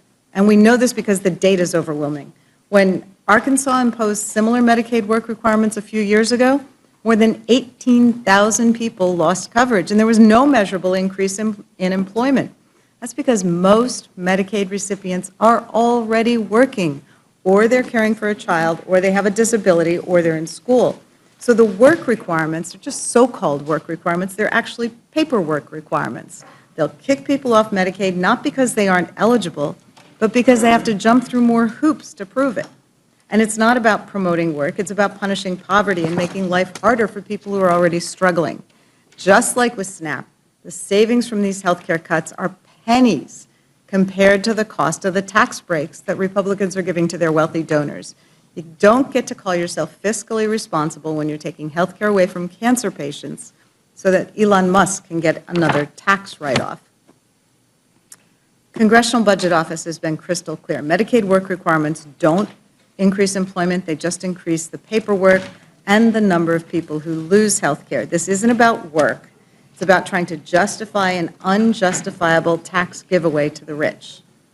And then we have the clean energy and environmental investments that are being gutted in this bill. At a time when we're seeing record wildfires, catastrophic flooding, skyrocketing insurance premiums due to climate-related disasters, Republicans want to gut the very programs that are helping us fight back. This bill rescinds billions of dollars in clean energy tax credits, slashes funding for renewable energy deployment, blocks support for home energy efficiency that many homeowners in my district have been able to use to upgrade their furnaces and water heaters and reduce their energy costs. And it even goes after investments in climate resilience and environmental justice. So this is just sabotage. These clean energy investments aren't just good for the planet, they're good for our economy. They've created jobs, they've reduced household energy bills, and they keep our air and water clean. And they help our communities, particularly disadvantaged communities, prepare for and respond to climate threats. But because these provisions were passed by Democrats and they help us transition to more sustainable energy sources and reduce our reliance on fossil fuels, Republicans are determined to tear them down. And the irony is that a lot of these projects are happening in red states, Texas, Oklahoma, Iowa. They're leading the way in wind and solar development. But this bill is going to pull the rug out from under that progress, all to make a political point. The American people deserve better than this. They deserve a government that works for them, not one that caves to corporate lobbyists, science deniers, and billionaire donors. So just looking at the whole picture, this bill cuts food assistance from working families, kicks millions off their health care, hands trillions in tax breaks to the wealthiest Americans, blows a multi-trillion-dollar hole in the federal deficit, and sabotages our fight against climate change. So it's not a big, beautiful bill. It's a big, disgraceful betrayal of the American people. It's a bill that punishes the poor, rewards the rich, and threatens the stability of our economy. And the fact that it's being rushed through the House with no real debate, with new things being exposed about it practically on an hourly basis, no final CBO score, no transparency, no accountability, should alarm everyone here, regardless of party. So obviously, I'm not a fan of the bill. We have to do better. The sun is up. The American people are looking. Ranking Member Craig, this bill includes the most significant cuts to SNAP in decades. Can you explain what this means for working families and children and seniors who rely on SNAP to put food on the table? Yeah, it's devastating. It is the largest cut in American history to the most successful anti-hunger program in American history. I mean, we're talking about, and let me make sure my Republican colleagues understand this. The nutrition title is a title in the Farm Bill. This absolutely destroys the Farm Bill coalition that we have worked for decades to establish in our country. One issue that is raising a lot of concern in Pennsylvania, which I represent, as does Mr. Thompson, is that for the first time ever, this bill would require states to start paying a portion of SNAP benefits. What would this kind of cost shift, Ms. Craig, mean for the state's ability to serve their residents? Well, at the end of the day, every state's going to make its own decision about what they can accomplish here, and the net effect is going to be in many states around this country, they're going to cut the benefit. States already share 50% of the administration cost of this program. That goes to 75%. Most states, including Pennsylvania, are going to be on the hook for 25% of the benefit cost after this bill passes. Well, I know that our state legislators are already gravely concerned about the reduction in federal benefits coming to the Commonwealth, and this is not giving them any ease. Representative Moore, the majority claims this bill is a middle-class tax cut, but analysis shows that people earning under $50,000 a year would get an average tax cut of less than $1 a day, while the top 1% would get nearly $300,000 a year. Does that sound like a fair or balanced approach to tax policy? Absolutely not. Absolutely not, Ms. Scanlon.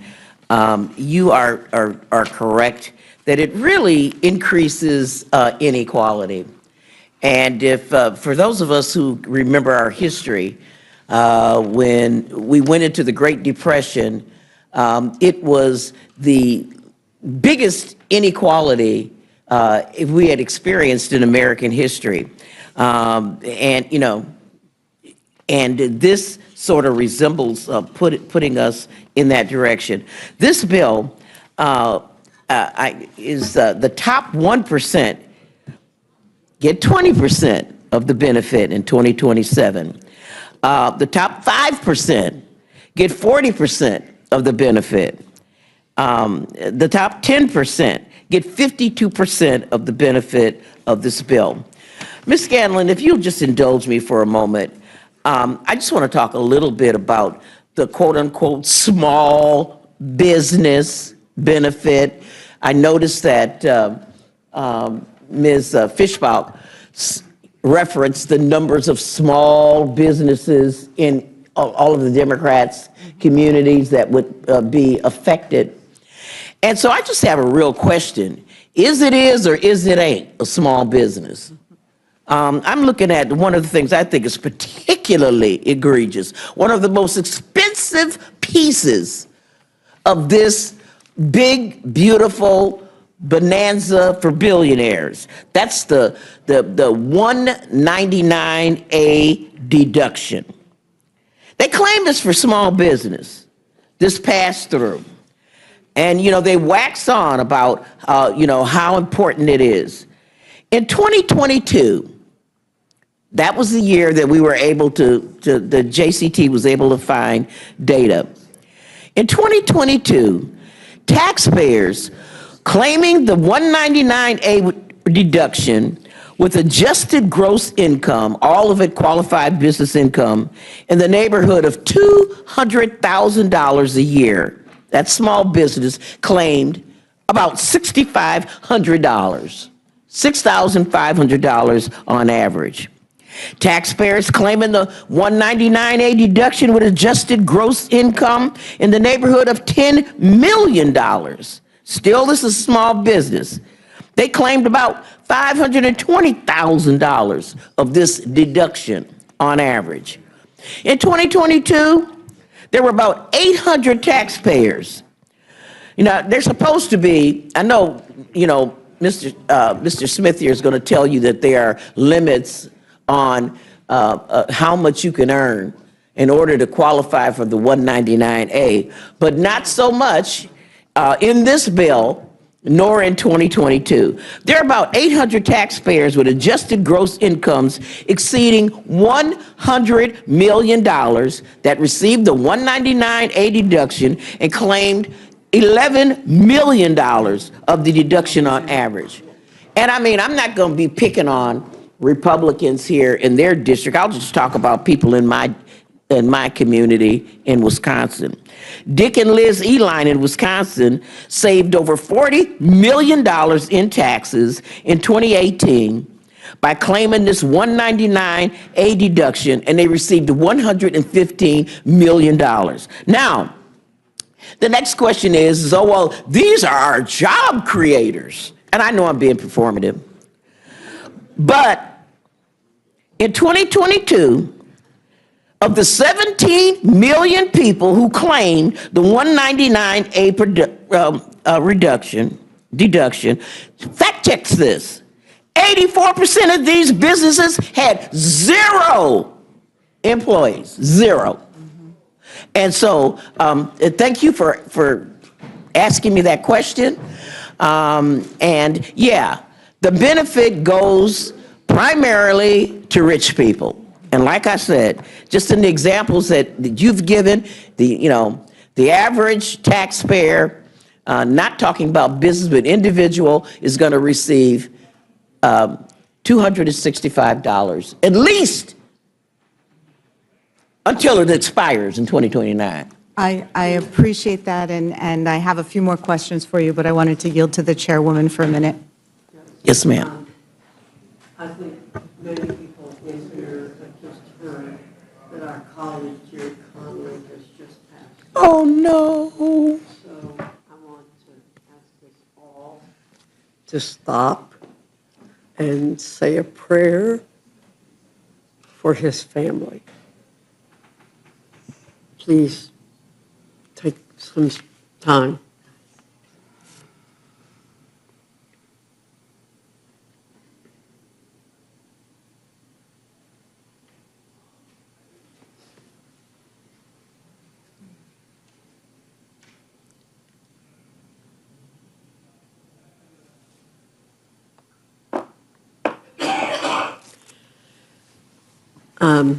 Thank you, Madam Chair. Everybody, Ms. Scanlon. Thank you, Madam Chair, for doing. Thank you. Oh, it's absolutely the right thing to do. You're recognized, Ms. Scanlon. I appreciate that. Certainly a valued colleague, and this is quite a loss. Representative Moore, we had just talked about the fact that the top 1% or top 0.1% are going to get a $300,000 per year tax break, which is almost 4 times the median household income in my district. So the fact that the very top would not only not pay their fair share, but this kind of break, what do those kind of trade-offs say about the values and priorities in this legislation? You know, Ms. Scanlon, it exacerbates the income equality that we have.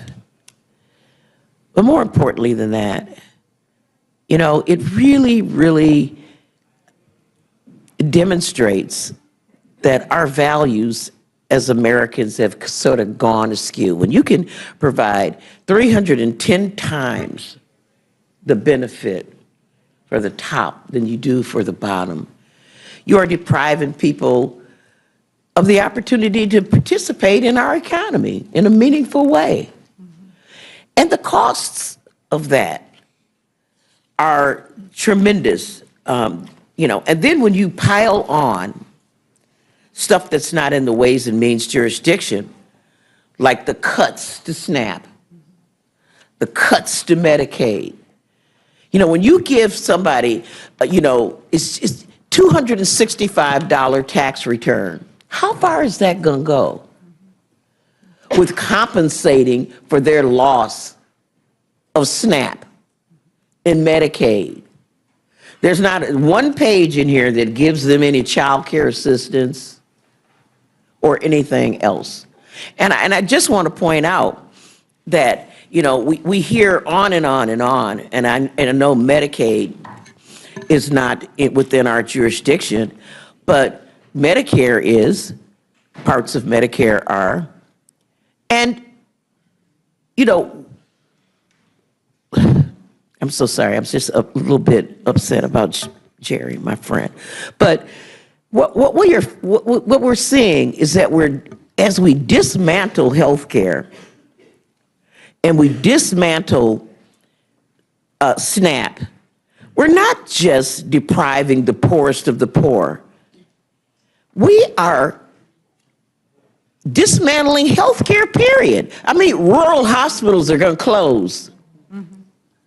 Urban hospitals are going to close down their maternity wards.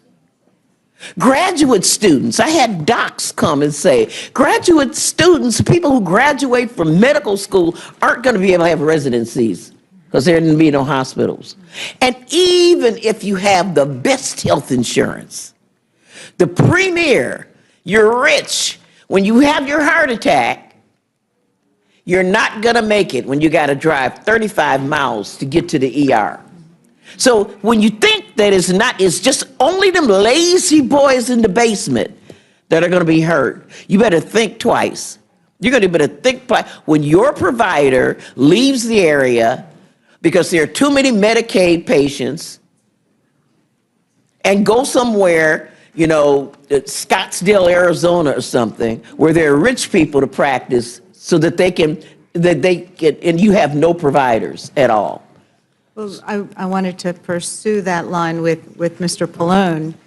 In our community, we actually just lost the major healthcare system. It was bought out by a private equity entity and bankrupted, and we have been unable to find anyone to take it over because the Medicaid funding source is so unstable or not sustainable, or these cuts were threatened. So can you talk a little bit about what this is going to mean, these cuts to Medicaid for the entire community? Well, as you point out, or already been stated, when hospitals and all healthcare institutions depend on some kind of reimbursement, either private insurance, Medicare, Medicaid, whatever it is.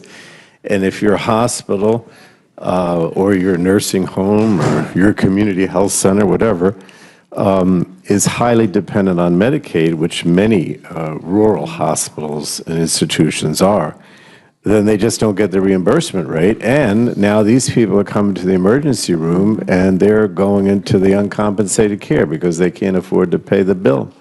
And so what does the hospital do? Well, most states don't have the ability to make up for that. Some don't have much pay out much uncompensated care at all. And so they either close because, now they can't make it, or they try to pass that on to private payers or other government, or other government payment programs.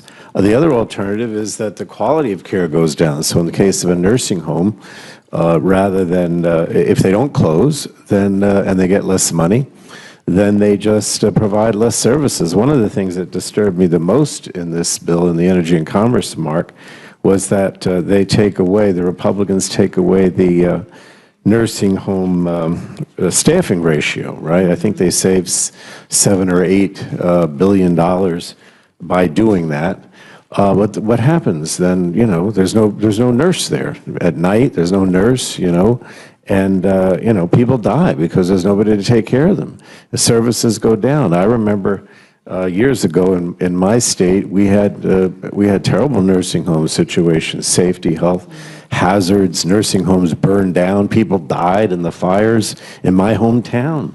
I don't want to go back to that. We made a lot of progress, and we certainly don't want to go back to that. But if I could just add, when the gentleman from Wisconsin said that,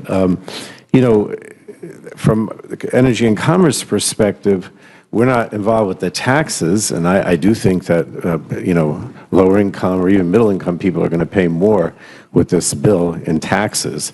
But that we're concentrating on all these other affordability issues, right? In other words, we spent our time when we were in the majority trying to expand options so people could live and it was more affordable. So expanding Medicaid was an example of that, right? Making, expansion of SNAP, making, having affordable connectivity programs so people could afford, to pay for the internet. LIHEAP, right? All those things are on the chopping block now. Some of them are on the chopping block in this bill with the Medicaid cuts. But, the president is essentially eliminating LIHEAP. The Republicans refuse to renew affordable connectivity. In this bill, they have up to $35 copay that's mandated, so people have to pay more out of pocket. So what are we talking about here? Everything in this bill, and I don't even get into the tax issues now, everything in this bill that's within our committee makes things less affordable. Right? At a time when the president said, when I'm elected, prices are going to go down, everything's going to become more affordable. It's the opposite is happening. Groceries cost more, inflation's going up, everybody's, and this is just aggravating that situation completely. it is the reverse Robin Hood. That's exactly what it is. Take from the poor and give to the rich, not just with the taxes, but also with everything else, because all these things are paying for tax breaks primarily for wealthy people and corporate interests. Well, you've touched on so many issues that are of really paramount concern for my constituents. The LIHEAP cuts obviously are huge in our northeastern cities where we have cold winters and hot summers. The Medicaid copay, as I understand it, that was something that many of our Republican colleagues were unaware of, the fact that this bill would impose a Medicaid copay. The issues with respect to hospitals, we hear quite a bit about how these Medicaid cuts are going to hurt rural hospitals, but they obviously also hurt our frontline urban hospitals. And we just had an article in the Philadelphia Inquirer this week about how many of our urban hospitals we've lost because they were dependent on Medicaid. So that remains a huge issue. Could you comment at all? As I understand it, there's a provision in this bill that would impact the expansion of Medicaid coverage for new mothers, which is something we've been trying to work on with the Black maternal health crisis in this country, and the fact that we have women dying at a rate in this country that is 3-4 times the rate of other developed nations. And one of the proven tactics for reducing maternal mortality is to make sure that women have health care coverage for the first year after birth. I have to mention that Robin Kelly is in the room, who's a member of our committee, and she, with the CBC Brain Trust, worked very hard on a lot of these maternal mortality issues, because they even, in a disparate way, even affect black women even more so, But yeah, I mean, that was another thing that we did as Democrats. We expanded to 1 year postpartum coverage, which is negatively impacted in this bill. And again, it's another example of how Democrats were trying to make things better and more affordable and keep people healthy, as opposed to Republican efforts, which will all go in the other direction. Representative Scott, Pennsylvania has a disproportionately high level of folks who have student loans, and they have a greater dollar value on average than most states, and that may be in part because of problems with funding our state universities, but nevertheless, we have a lot of people who have a lot of student loans that they are struggling to pay at this point. Can you comment on what this bill would do with respect to student loans? Oh, there are a couple of things on student loans. One, it limits the amount of student loans you can take out, so a lot of students will have to choose between going to college or taking out private loans to make out the difference. But on the repayment is much more expensive. And so it's much of a problem they have now. It'll be even more. So they limit the amount of aid you can get, so a lot of students won't be able to go to school. Those that do will be paying more. And for longer. And I mean, it's an issue that is really something that over our lifetimes has really just taken on a whole new structure. I mean, when I went to college, I could work as a lifeguard and get a little help from my family and take out a few loans and could manage to do that. But now you can't, without a college degree, you can't make enough money to even begin to start paying for college. Well, a few decades ago, the Pell Grant covered the 80% of the cost of going to a state college, tuition, room, and board. Now it's about 30%. Yeah. And that's where the student loan crisis came in, because families don't have that kind of money. Sure. They have to, if they don't have a lot of money, they have to come up with, make it up with loans. Yeah. And by limiting the amount you can borrow, you may not be able to get enough to be able to go, so you don't go at all. Or you get into the private loan market and pay all kinds of extra fees. And then after you've gone, the repayment is more expensive. Right. So it's just a bad deal, particularly if you're going this far into debt. People ought not be worse off. So we've got bad news on the food front, we've got bad news on the health front, we've got bad news on the education front, we've got bad news on the tax front for our working families. I think it's a bad bill, and we shouldn't move it forward. Thank you. I yield back.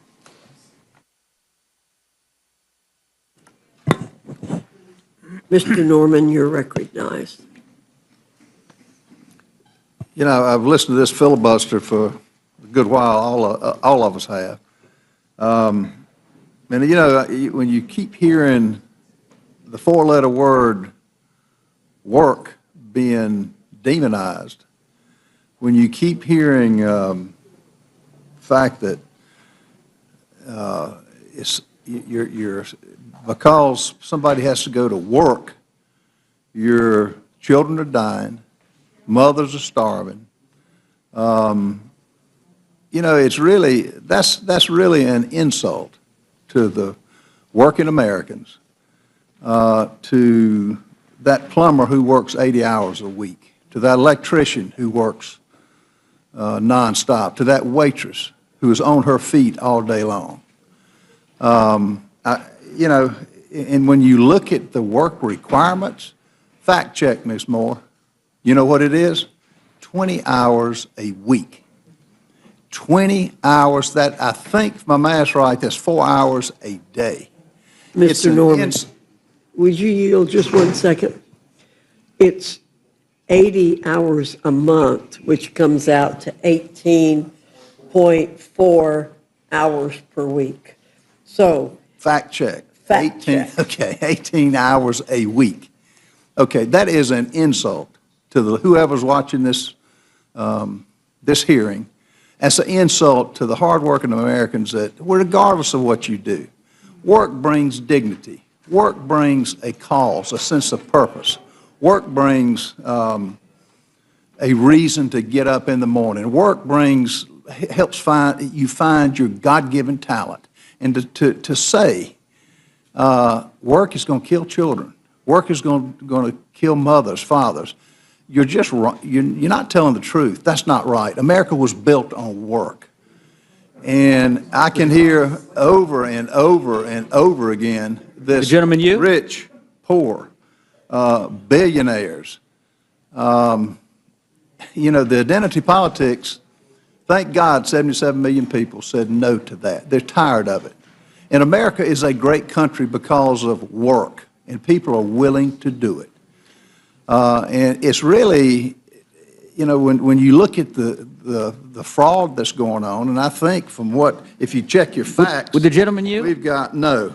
All right. There's 13 billion, that's, if you check the facts, 13 billion of fraud, like in the SNAP cases, people getting money when they shouldn't have.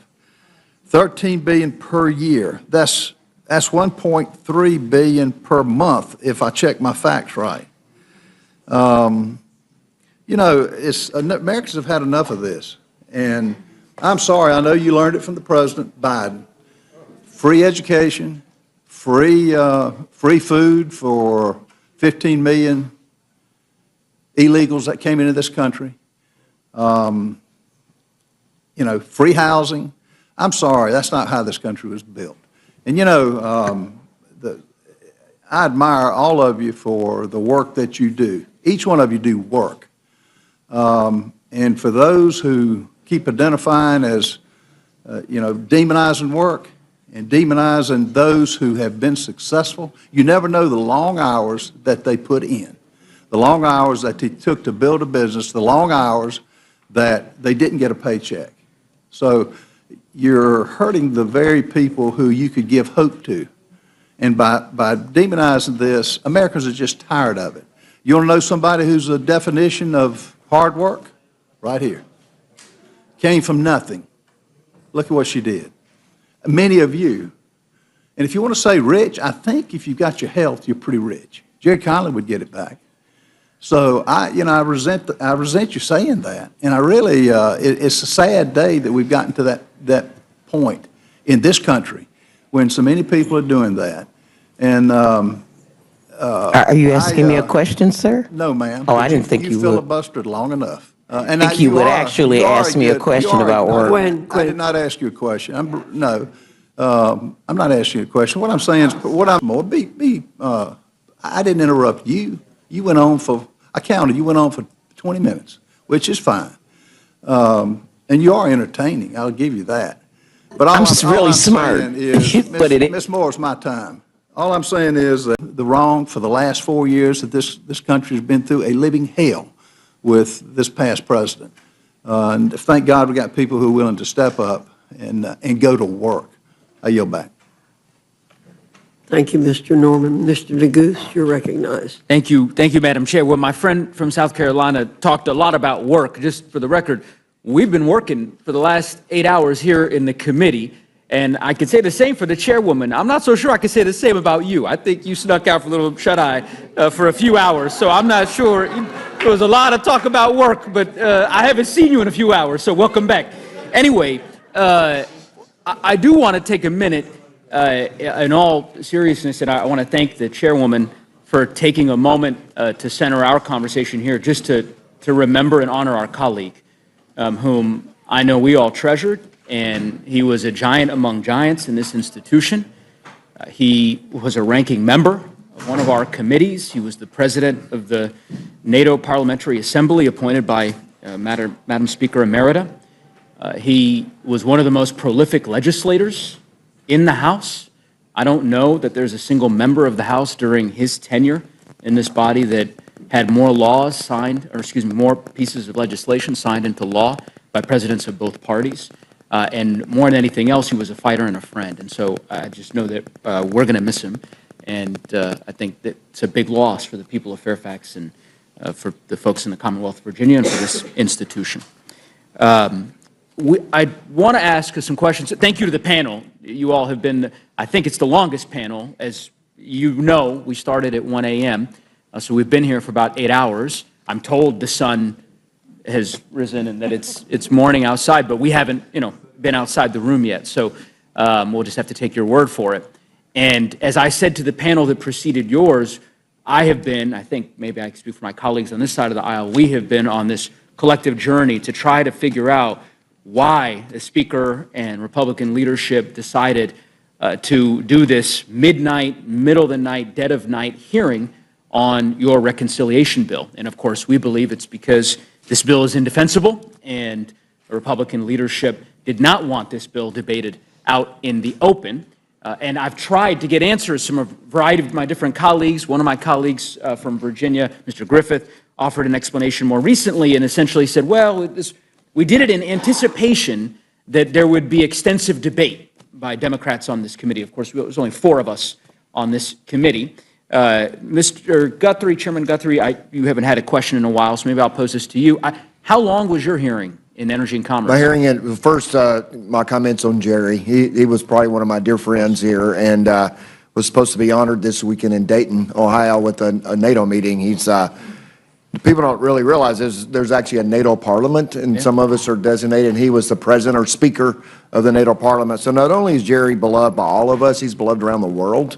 All of our NATO allies, every time he showed up at a meeting, Jerry, there's Jerry, and they just, everybody adored him because he's just an adorable, wonderful person, and I'm going to miss him. And I'll be in Dayton this weekend, and I'm sure a lot of us are going to shed a lot of tears for him. So, send that. So, the question, my hearing went for 26 and a half hours. 26 and a half hours. What time did you start it?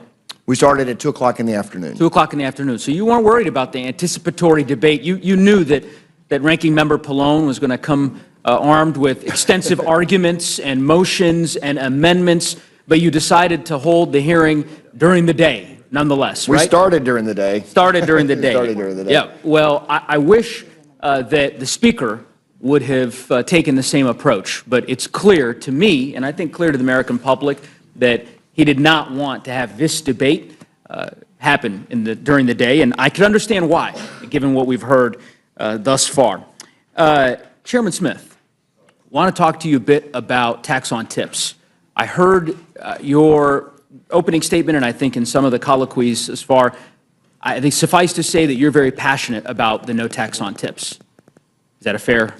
Yeah, I'm passionate because of the 4 million tipped employees. Just yesterday in Washington, D.C., at the restaurant that I was at, my waiter asked me, are you going to be able to deliver this, Chairman? So this affects real Americans, so very much passionate about it. Totally. Why haven't you passed a standalone bill to get this done if it's so important?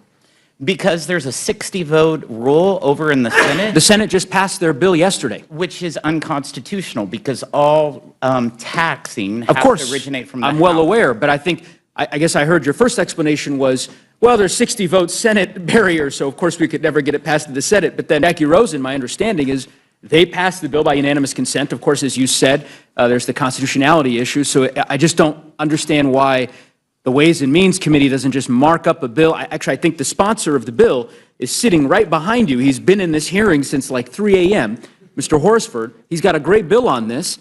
I think we could get this on the bill tomorrow. I think there'd be bipartisan strong support. Clearly, there's unanimous support in the Senate. I mean, if you're so passionate about it, why don't we get it done? Mr. Neguse, you know that I have tried to work on tax policy, bipartisan tax policy the last Congress, that we got 82% of the vote to move it forward. Unfortunately, it died in the Senate. So sometimes bipartisan tax policy does not work.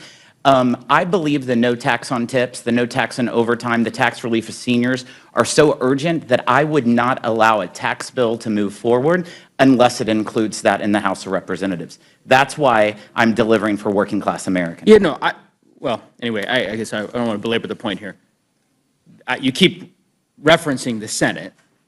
Unless I'm missing something, I thought the United States Senate passed on unanimous consent without any objections Ted Cruz, Jackie Rosen, Democrat, Republican bill to not tax tips. And so I'm not really understanding the hurdle there. But anyway, you have a different worldview as to, I guess, the way to effectuate it.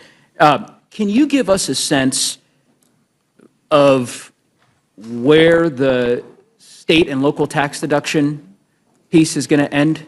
What are we going to be voting on later today? What I'll say is that the $30,000 deduction that we passed out of the Ways and Means Committee, capping it at people who make less than $400,000, the Ways and Means Committee felt like that was a reasonable compromise that would help provide necessary tax relief. And that's what the language is right now. Okay, but I mean, you're the chairman of the committee. We're supposed to be voting on this bill in a few hours, is what I understand. There's rumors of a manager's amendment or maybe a secondary manager's amendment, or they'll come up with some other way to describe a third manager's amendment. I'm not sure. There's a lot of reporting on it. Who would I go to talk to figure out what we're voting on later today as it relates to the state and local tax deduction? I would say that's going to be the discussion of the Rules Committee when the manager's amendment is offered and debated. So you'll probably know before most members of Congress. I hope so. We've been here for 8 hours, and we've yet to get any indication of that. And I'm not, I mean, this would apply to Chairman Guthrie as well. I mean, we've heard a lot about the IRA phase-outs. I don't know if you have anything to share with the group about where that stands? That would be Ways and Means Committee jurisdiction, not Guthrie's. E&C doesn't have a lot of committee jurisdiction. Well, I'll let you two battle that out. But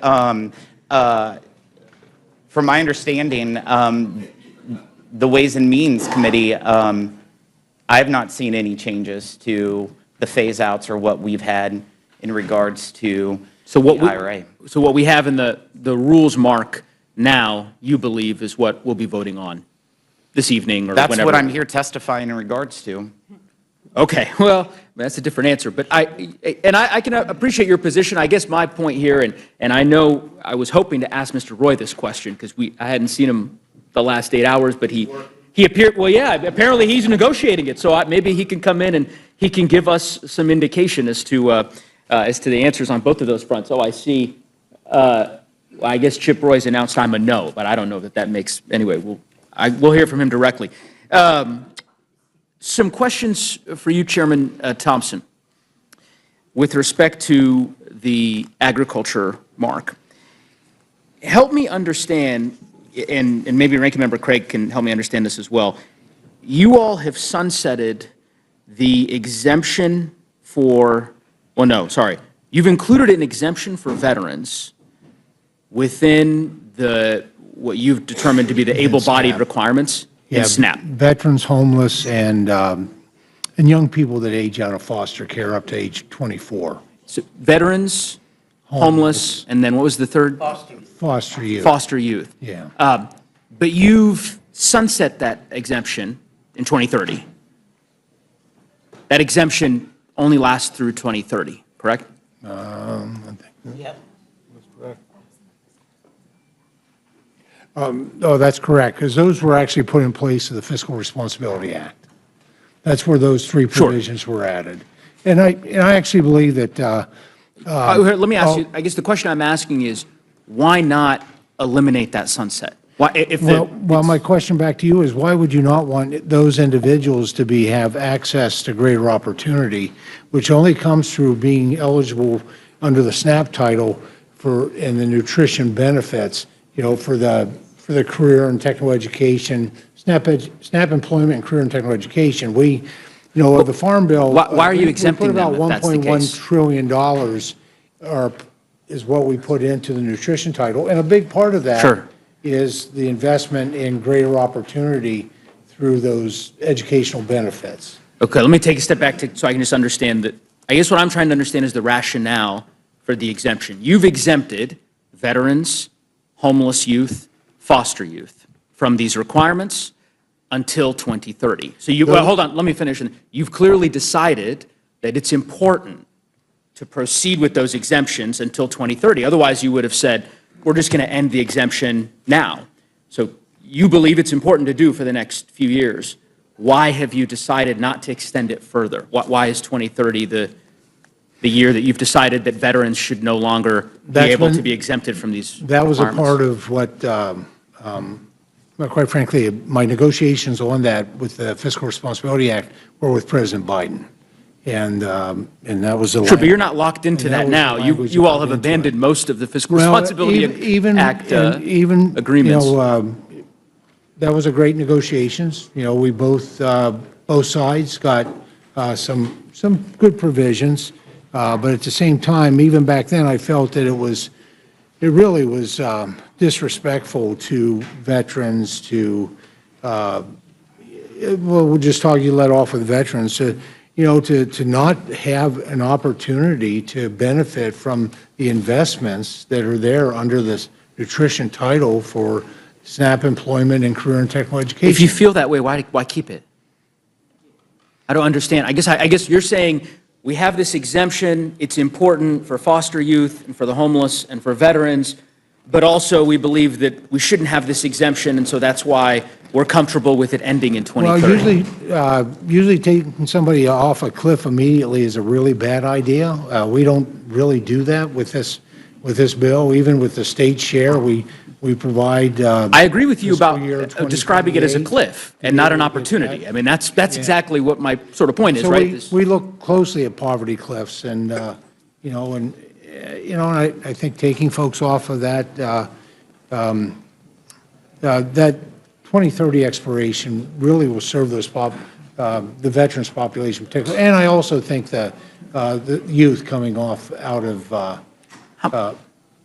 foster care. How much money do you think it would cost, your team may have a better sense of this than I would, to extend that out to 2031 or to 2032? Do you all know what it costs per year for that exemption to have continued? I'm not sure the CBO has provided it for. Yeah, we don't.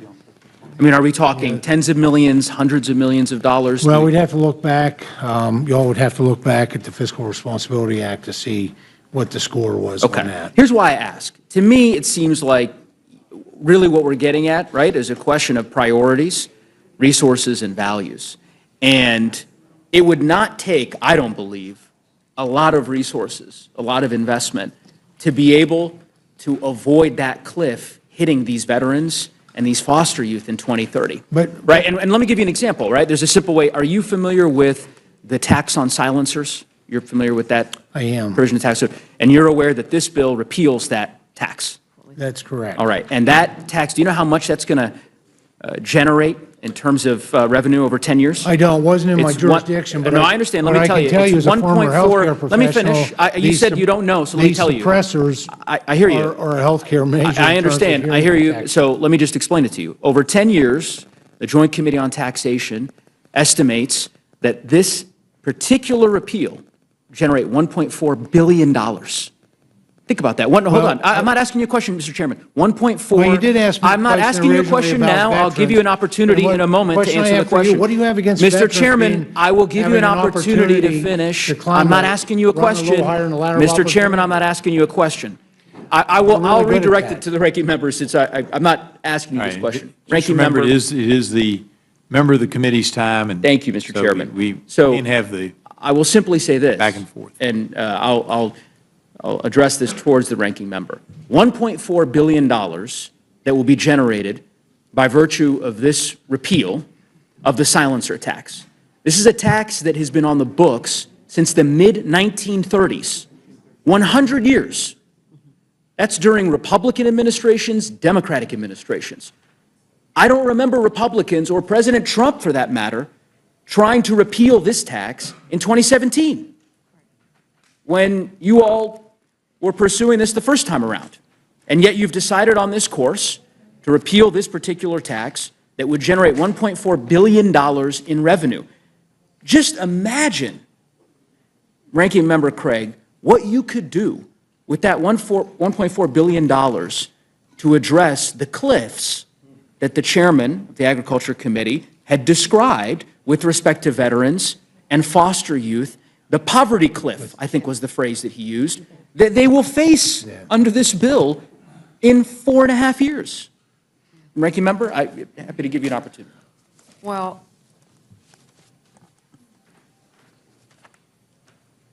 we could spend, we wouldn't have to cut, I suppose, or Republicans wouldn't have to cut food out of the mouths of hungry children, veterans, and our nation's seniors.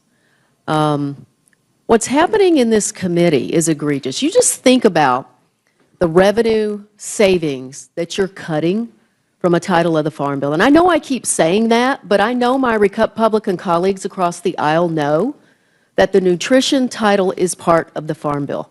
And they know that these cuts, $313 billion to a title of the Farm Bill, outside of a 12-title, 5-year process, is putting a Farm Bill in jeopardy. And my colleagues are coming after food. We talk about work. I wish Mr. Norman was still here. Nobody here is arguing He's against done working. work. He left. He left again. He's done working, apparently. Mr. Norman said, what do you get? Are you kidding me? We already have work requirements in SNAP. What we're doing is we're adding work requirements to single parents of 7-year-olds. Who thinks that's a good idea? It's egregious. And you talk about child care costs in this country, it's egregious where we are. And, you know, Mr. Norman, and I could give you examples for every single one of your districts, but I'm going to use his just because I had it open here. We're talking about 11% of the state population in South Carolina that he's going to cut. We're talking about $321 million a year to the taxpayers of South Carolina in additional cost shifts. We're talking about $1 billion a year to the state of Pennsylvania. These are real dollars if we move forward with these. And so I have no idea why we think it's a good idea to repeal a tax on silencers when we are going to feed fewer children in our country as a result of this. It's a moral damn failure is what it is, Congressman. I couldn't say it any better. Ranking Member Craig, I think you articulated it well. And I guess it is just full circle in some ways, given that this was the last panel that we're going to hear from. But it makes a lot more sense in retrospect now why Republicans decided to proceed with this particular hearing in the dead of night. Because I think when you begin to see the full picture, it's only when you have the chair of the Ways and Means Committee to talk about the various priorities they are pursuing, repeals of taxes on silencers by way of example, and hear from the Agriculture Committee about the priorities they are pursuing, massive cuts to the social safety net, that you begin to understand the full picture holistically that is reflected in this bill.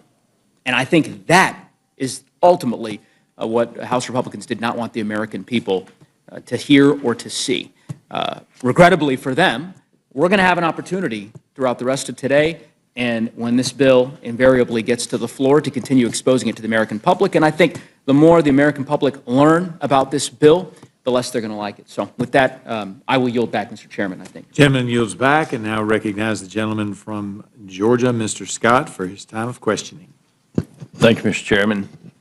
There's been a lot said about a lot of different numbers here. But I want to come to you, Mr. Smith. I mean, my understanding is that the current tax rate for 2025, the top rate is 37%, and that is going to apply to people that are making, they're filing jointly, married filing jointly, $731,200, somewhere right there, and that if this bill passes, that tax rate at 37%, it's still going to be 37% for 2026. Is that correct? That's correct. So all of this talk about tax cuts for billionaires, what the accurate statement would be is we are not allowing tax rates to go up. We're keeping the same current tax policy with all the rates, because every individual rate, if Congress does not act by the end of this year, goes up, the lowest tax rate and the highest tax rate. And what this bill does, it just makes permanent current tax rates. Okay. I'm going to come to you, Chairman Thompson, because I want to talk about SNAP and the work requirements and other things. And I want to say this. We met on two separate occasions, and there was an accusation made that you shut down debate. My recollection is that we met the first day, and then we came back and we met a second day, and we went from 10 to 10. And I read the various amendments that Democrats kept submitting, and it was basically the exact same amendment. Like they plagiarized each other with the amendments that they were submitting. And so finally, we went ahead and we had the votes on the amendments. And is that your recollection? Well, that plus the fact that none of the amendments were submitted within the deadline. It's within the rules package that was unanimously adopted. Absolutely. And there was quite a bit of repetition, absolutely. Okay. So what percentage of Farm Bill spending currently goes to SNAP benefits? Approximately 82%. 82% of Farm Bill spending now goes to SNAP benefits. That's correct. And while the Democrats say they want to work in a bipartisan manner to pass a farm bill, their demand is that 82% of Farm Bill spending must go to SNAP benefits, which means that production agriculture is going to end up with less than 10%. Now, if you're not taking care of production agriculture, then you're not taking care of the food supply for anybody in this country, whether they're on SNAP or whether they are at the highest tax bracket in the country. Is that fair to say? That is more than fair to say. If farmers fail, we have food insecurity. And no matter what the programs look like, what the rules are, what the regulations are, we have food insecurity, which quite frankly is national insecurity. Right. So only 4 Democrats on the House Agriculture Committee voted for the Farm Bill in committee last year. Is that correct? That's correct. Ms. Craig, I don't think you were one of them, were you? No, sir, I didn't, but I noticed Okay, Republicans thank you. didn't bring it to the floor because you didn't have the votes. Well, because of the demand that 80+% of it go to SNAP benefits. 45 million Americans versus 1 million Americans. That's the split in the Farm Bill between those two programs. Explain those numbers, please. SNAP covers 45 million Americans. The farm program covers about 1 million Americans. Yes, That's ma'am, the and those split. 1 million Americans provide 100% of the food for the American citizens. And your cuts This is my to time, SNAP. and you can wait. I'm going to come to you. gentleman's time. Okay, Because I'm I want to talk about some of the votes you've cast on the Inflation Reduction Act and the Ready. American Rescue Plan. do But it. without the 1 million farmers in this country, there's no food for the people who have SNAP benefits to buy. That's all there is to it. So, but I appreciate you coming clean on that. I'm not coming clean, it's a fact. Sure you are. Yeah, you're talking. Yeah, you made it clear you don't That's care why about the the 1 million. coalition exists, because the nutrition and the farm programs exist It's the together. gentleman's time. If you ask the question. You exposed yourself on not caring about the 1 million farmers, and that's fine. Oh, All right. GT. Federal law right now, today, and this is a Biden administration proposal I have, and I would remind everybody that's watching, when they had the House, the Senate, and the White House, they passed both the American Rescue Plan and the Inflation Reduction Act without a single Republican vote. So that they could have changed any of this they wanted to, and they chose not to. That's correct. Federal law limits the amount of time a time-limited, which is an able-bodied working-age adult without dependents, participant, commonly referred to as an able-bodied adult without dependents, can participate in SNAP to any 3 countable months in a 36-month period unless a person meets the work requirements. That's the current law. That's correct. And the work we've had the work requirements since 1970s. Yeah. thank you for coming clean on that. That's right. And when Bill Clinton signed the welfare to work requirements, the poverty rates declined more than at any other point in the country. Is that correct? Is that correct? That's correct. Do you dispute that, Ms. Craig? I don't have that data in front of me, and I don't think GT does either. Oh, come on. Democrats have routinely taken credit for what Bill Clinton did in the welfare to work. Just factually speaking, it was a good piece of legislation. And people went back to work and poverty rates declined. All right. So what we have done in the bill is effectively take the 2 separate work exemptions. One is a general work requirement exemption, and we have made them match with the able-bodied working-age adult exemptions. Is that correct? That's correct. Reducing hopefully going forward, then reducing the confusion and the complexity for the participants to be able to gain better access. Gain better access to what? The SNAP. Look, this is a gentleman's time. Work is good. Work is good. Work is great. You know, and without the 1 million American farmers, nobody in this country has food to eat. With that, Mr. Chairman, I yield. Gentleman yields back. Now recognize Ms. Ledger Fernandez for her time of questioning. Thank you very much, Mr. Chairman. And, you know, I think it's really important that we do not mischaracterize what our witnesses have said. And there was a gross mischaracterization as to whether the ranking member supports our farmers. I know the ranking member supports our farmers because, indeed, if we just talk about SNAP, 1.5 times the benefit goes to the farmers.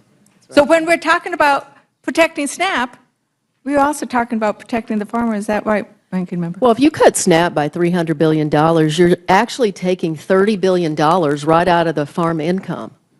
And that is absolutely true, sir.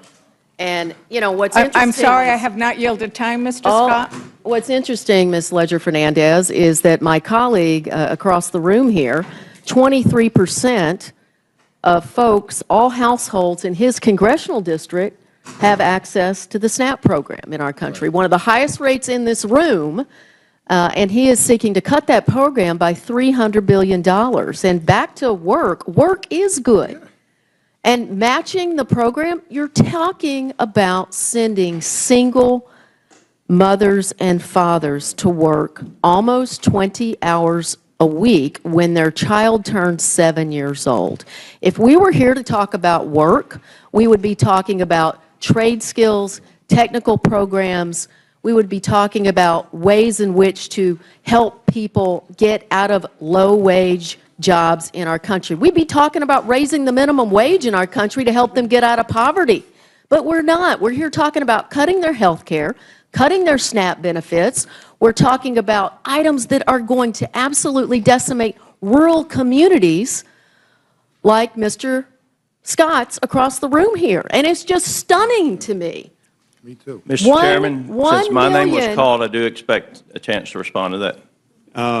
Actually, is that the the proper, rule? the rule is that you can mention the gentleman from Georgia, but you're not to mention him by name in debate.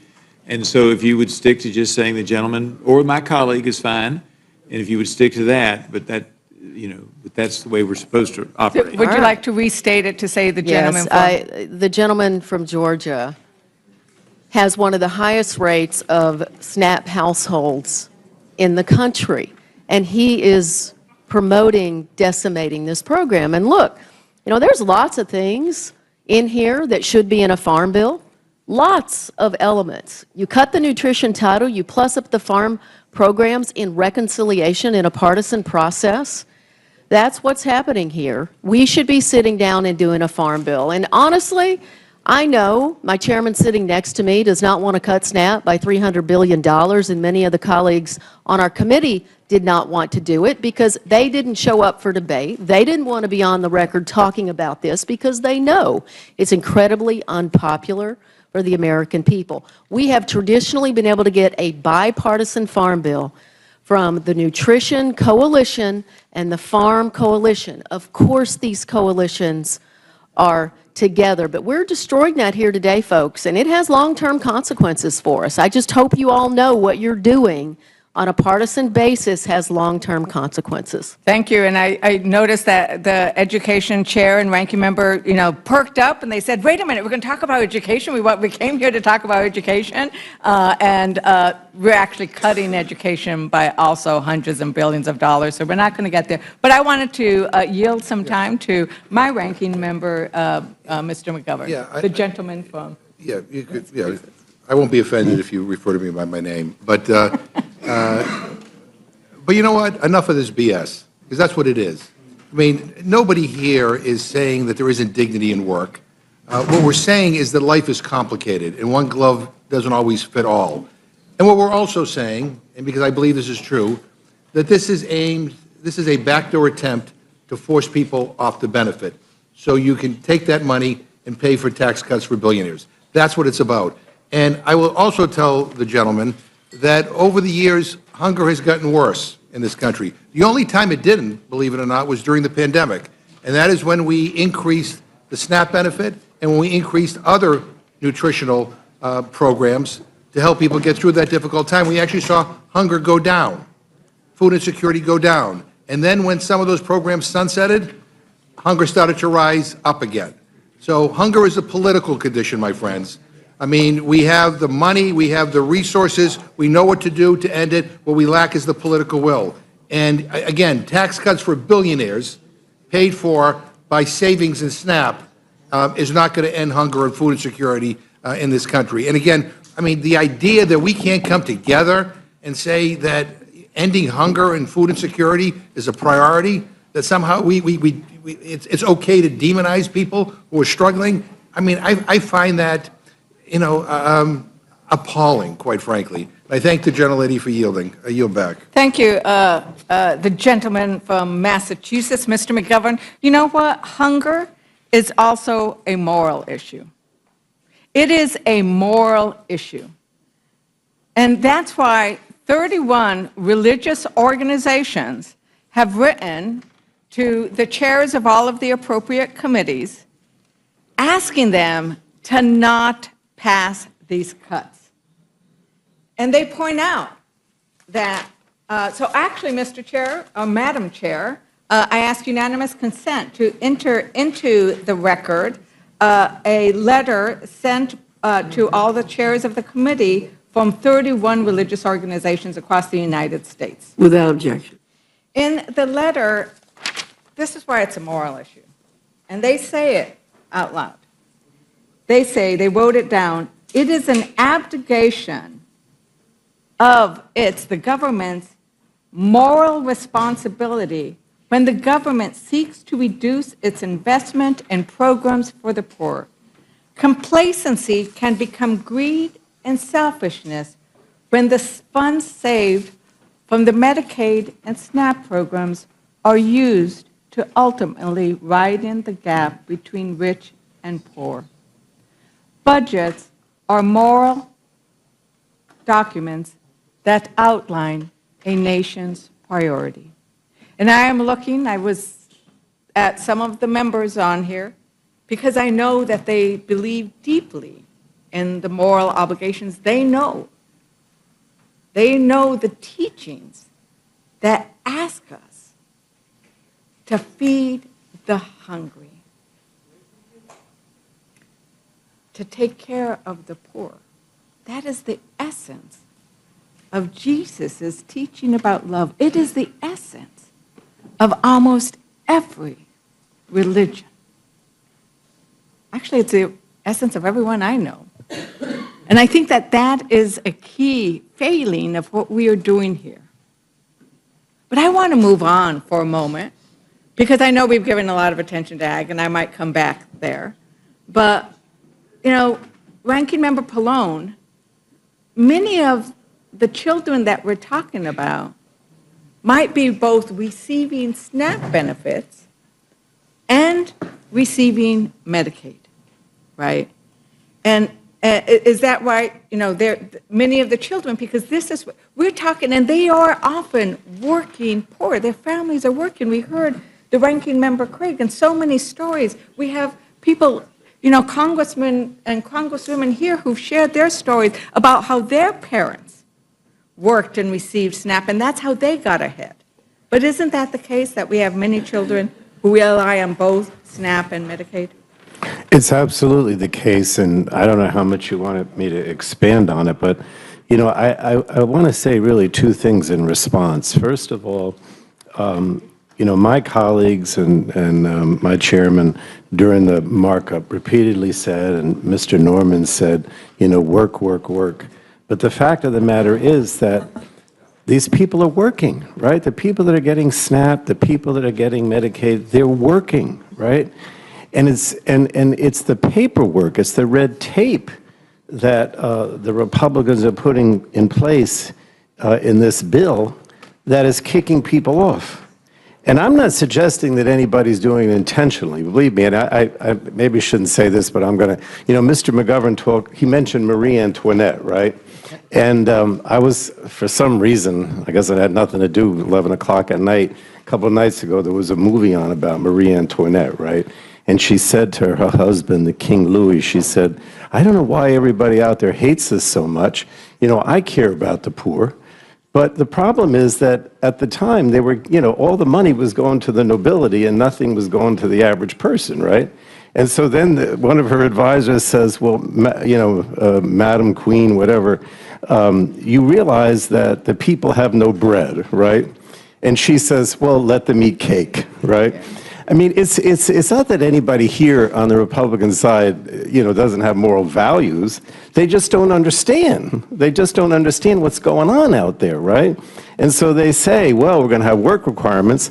But then if you look at the states that had these work requirements, like Arkansas or Georgia, we find that almost everybody who was eligible for Medicaid, right, was working. And the problem was they didn't know that they had to fill out the papers. It was too onerous to fill out the paper. I just wanted to give you one story because I had it here. In Arkansas, which was one of the two states, but they only had it for a few months because they realized that it was kicking people off. And they said in the few months that the state had its work reporting requirements in effect, 18,000 people lost coverage. That's 1 in 4 people who were eligible for Medicaid.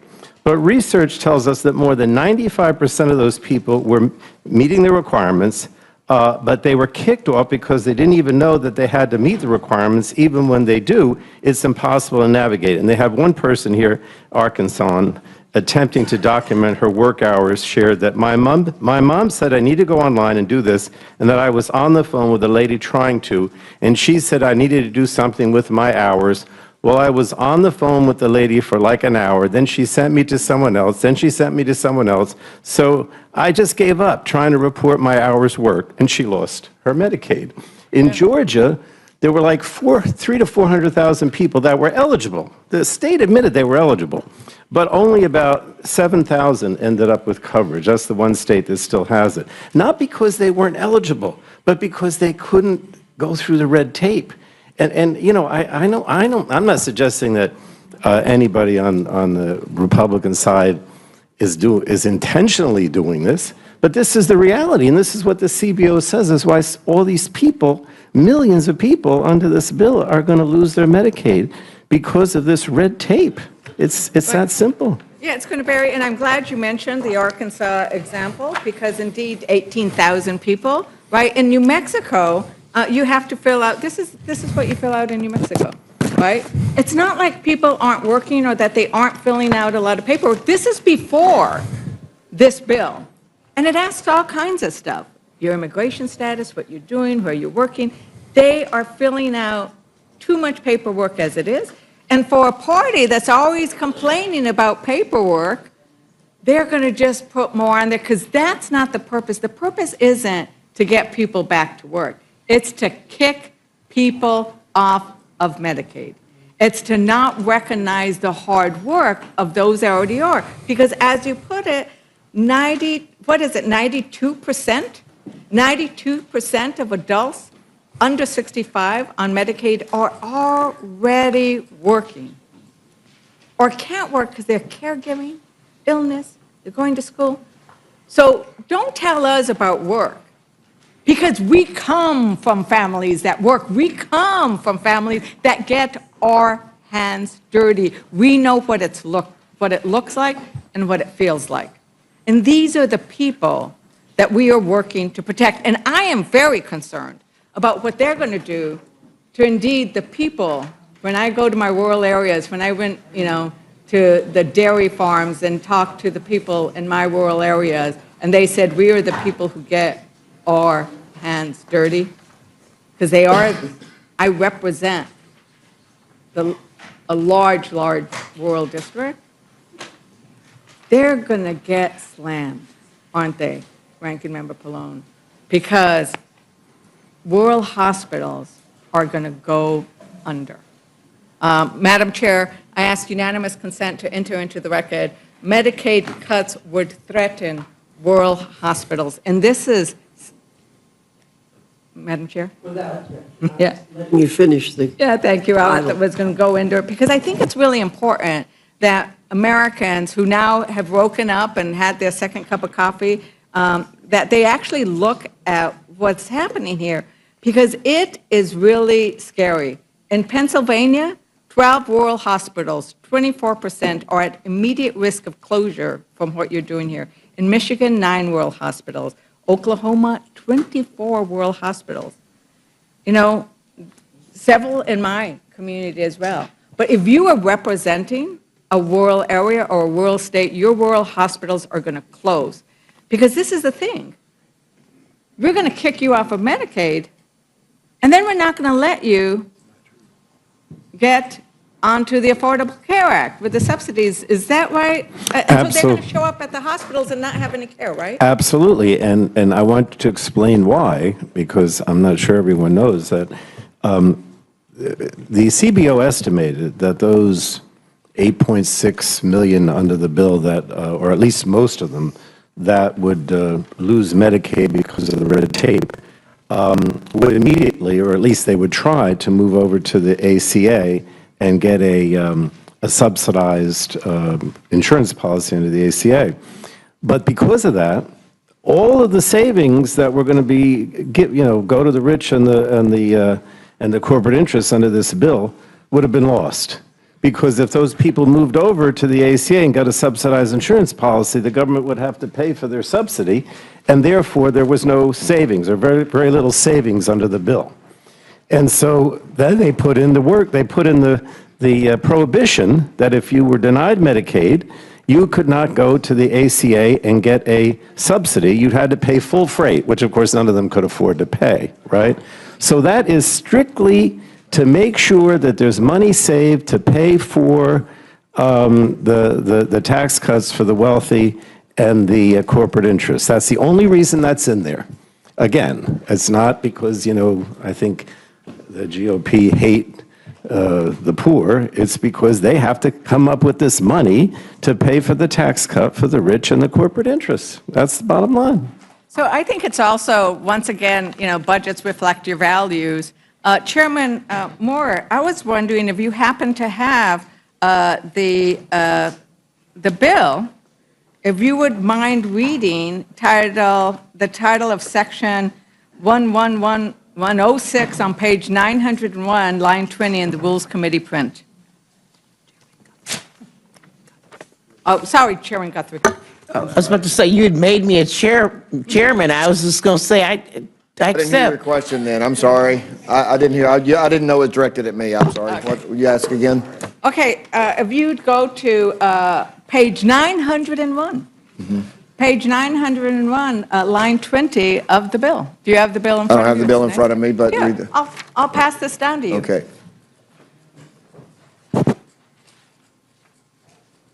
Just read that one line. Line 20.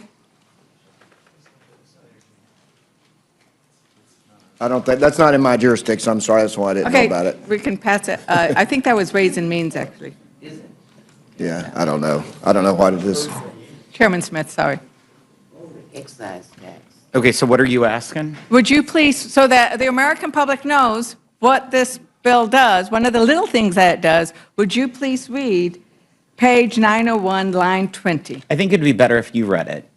Oh, he doesn't want to read it. I'll read it. I know the well, actually, legislation, but I'm not Ranking gonna be Member Moore. part of your little, Member show Moore here, so you can read it. It was a question if you would read it, so I'll ask Ranking said Member no. Moore to read the text. This is in their bill. They don't want to read a line from their own bill. Ranking Member. I don't want to read the bill for you. I'll help you out. I am testifying about this legislation. I'm not going to read the bill to you. Okay, I am.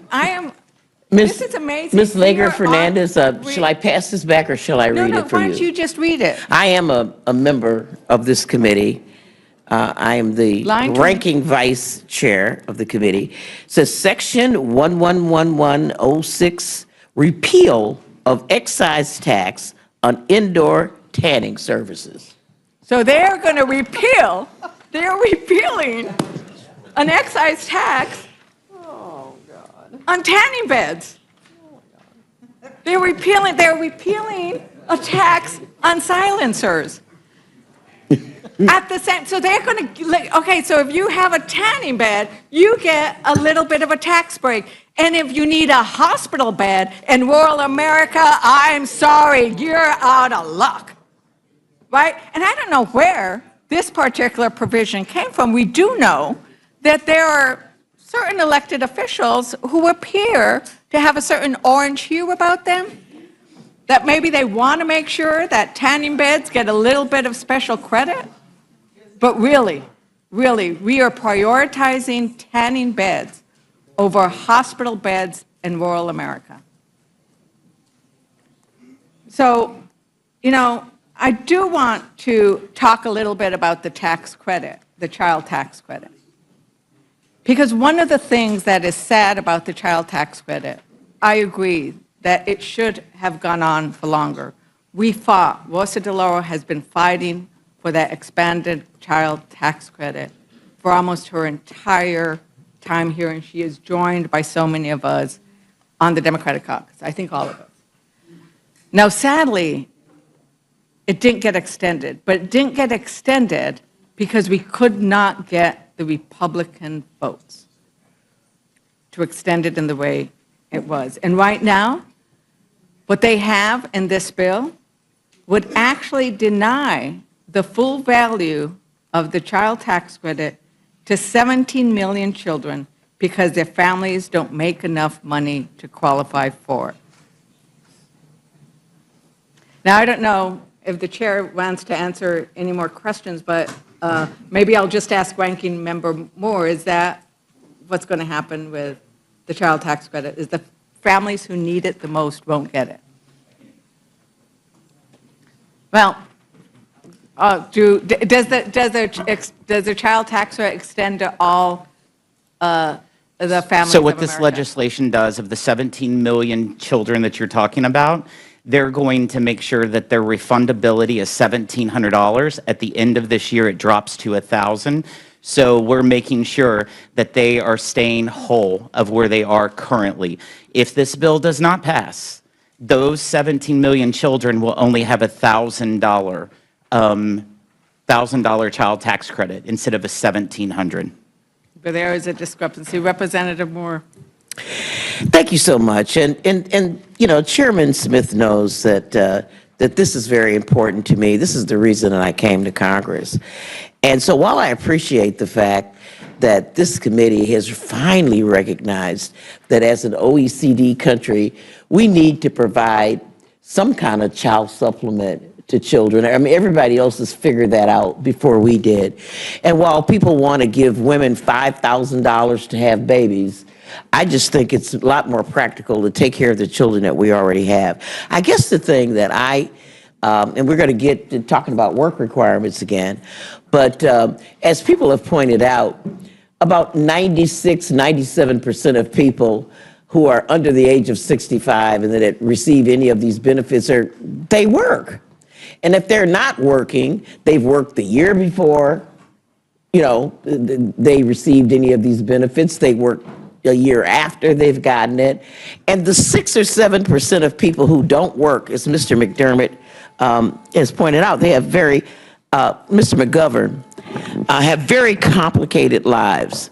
They're taking care of elders, they're taking care of children. So if a woman finds herself in a situation, for example, where she, for whatever reason, cannot work, you know, there are 17 million children who will get zero. And these are the poorest kids that there are. And they need support. It's, you know, a child supplement is supposed to recognize that child rearing is expensive. You know, the kids don't earn money particularly, but they need their Cub Scout uniform. You know, they have sports equipment. They can't participate. I can remember growing up when I couldn't go on a field trip because I didn't have $5 for the bus fare. And we're going to leave them out. And, you know, because of this work requirement, the poorest children, 17 million of them, who have no control over whether or not employers will provide their parents with work, parents who perhaps don't have a high school diploma, you know, I know people who wouldn't hire people because all their teeth were rotten. And that wasn't a good look for working in the restaurant. I do want to offer to my chairman of Energy and Commerce, Chairman Guthrie, to just touch on anything that you would like to cover out of the many accusations that have been leveled about the bill. But my one question to you, since high school diplomas were mentioned, if somebody doesn't have a high school diploma, then they might not be able to get a job per the work requirements that we have in the bill. Doesn't participating in some sort of education program count toward those requirements? Yeah, if you're working towards a GED program, that would count towards your work requirement. So if you want to go through, I'll yield time to you to cover thanks a the lot. many accusations. Thanks a lot, and I come from a product of hard work too. My whole life growing up, my childhood up through high school, my dad worked in a Ford foundry. That's pretty hard in Alabama, so that's pretty hard work when you're in the heat of the summer. So I come from that as well. And if you look at, they talked about the coverage loss, I always say look at ineligible, illegal, and able. So if you look at the coverage loss that comes from the Medicaid requirement, it's people that aren't eligible to participate in the Medicaid program by the rules set up by people who voted for the Medicaid program. The other are the people that are not here in a legal presence, and the other is the able-bodied. And when we talk about able-bodied, well, one, I know that we talked about the maternal health program. That was actually bipartisan, I think, 70s. So we think we can do this. People have brought up Georgia and Arkansas. Those were problems. People were working and could not get Medicaid. And that is absolutely not what we want. That's why we took great pains to make sure we simplify the reporting requirements. People have due process rights. We want people to have Medicaid, but if they're not working and able to work, but we don't want to use the work requirement to deprive people of Medicaid. So we feel that is there. The other number because they throw up 13 million. There's like over 5 million, but that comes from an expiring provision in the Inflation Reduction Act. And it was brought up by my friend from Wisconsin and others that, well, why don't we make all these other things permanent? That wasn't made permanent. It's expiring, and because it's expiring, that's where the 5 million comes from. So there were decisions that I don't know why y'all decided in the IRA to spend $32 billion or $27 billion on the Green Energy Fund when you could have made this last longer. And then my friend from Massachusetts talked about, well, this is for the well-connected. We had a hearing yesterday where there was a nonprofit that was started by a well-connected individual, had $100 in the checking account of the non-progressive forward, and got a $2 billion grant, which the CEO's salary of that is over $800,000. So she's getting paid 5 times a member of Congress to implement a grant appropriated by Congress. And if that's not well connected and right, and that's money that could have been spent for these. And with rural hospitals, I'd love to see when that article was written, because we really sat down, all of us, we got a lot of energy and commerce people here. I went to rural hospitals. It's urban hospitals. It's any hospital that has a high Medicaid population, which typically also has a high Medicare population. So the low reimbursement rates for those programs affect those hospitals. That's what we're talking about here. And if you look at an item came up that I didn't know as much about, state-directed payments. We sat down, and that's probably what they're writing about, because there were people saying that those should not stay where they are. And we sat down with hospitals, we all did. We looked, and we said, yeah, this really ups the reimbursement for hospitals that have high Medicaid so they can stay open. So we held harmless that provision. Now, going forward, there's reform in it, but it held harmless. States said that they had difficult times with their budgets, and the provider taxes helped them get through. You know, President Biden called them a scam. President Obama wanted to be 3.5. So a lot of people know this is sending money up to match federal money. But we said, okay, we realized it would be a big burden on states if we took a big approach to it. So we held harmless. We said, we're going to freeze where you are. You can increase, but we don't want rural hospitals on the edge closing because we took away state-directed payments, because we lowered the provider taxes for states. And so if anybody's closing tomorrow because of this bill, then it means they were already going to be closing anyway, because this bill doesn't affect that. And then there were people that are ineligible for Medicaid, so only ACA. So that was another one. So they said if you're on Medicaid and you fall off Medicaid, you can't go to the ACA. The ACA sets up the provision that if you have other coverage, you can't go on if you have other coverage. So if somebody has Medicaid, this is what our argument wasn't save money, but if somebody has Medicaid, and the only reason they become ineligible because they are able-bodied under all the exemptions that I read, but they're able-bodied, and they fall off Medicaid just because they won't work, then they shouldn't have the opportunity to go get a subsidized plan in another form. And so that's what that provision was there for. So this whole committee, Energy Harm, we spent a lot of time making sure that we reform a program that's grown twice the size of inflation. I mean, one state has spent $26 billion more on Medicaid in the last 3 years. We felt it was unsustainable. We walled off. There's 2 groups. There's the Affordable Care Act. So if I'm a healthy Kentuckian and I go to the hospital, the federal government pays 90%. If I'm a disabled child in Kentucky, go to the hospital, the federal government pays 72%. Talk about values.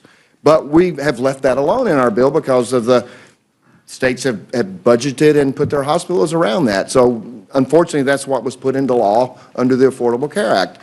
And so we looked at all of that. How do we get a handle on the growth in Medicaid and make it sustainable and protect it for mothers and pregnant women, mothers, children, the disabled, what the program was originally intended for, because most of the great growth is in the expansion population. And it was, I think this proposal well thought out. I received a letter from the Kentucky Hospital Association. I said saying that thank you for the path that you took, because this is something we can deal with. I sat with hospital executives when they listened to the rhetoric and they saw where I thought our plan was going, and I could say, look, this is where I think it's going. They would all say, wow, we can all live with this. So we've given a product that saves the program.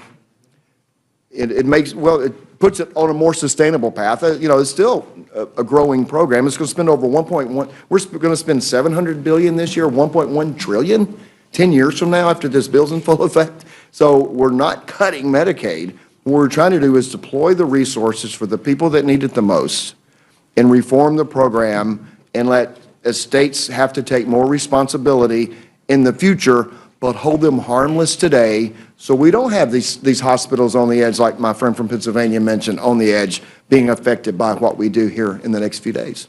So, Mr. Chairman, I want to thank you. You did spend time with hospitals from my state, talking to them about what we were doing in this bill. I really appreciate the time that you took there with them and with many other members. Any member who had hospitals with questions, you took time to visit with, and we are grateful for that. I just want to make a few exclamation points on some of the things that you said. Medicaid alone is on pace to outpace defense spending. Medicaid alone is on pace to outpace defense spending. That's it's going up from $700 billion out of $1.1 trillion under this bill. That is not sustainable. And Mr. Chairman, what happens to the Medicaid population when we can no longer afford that level of spending?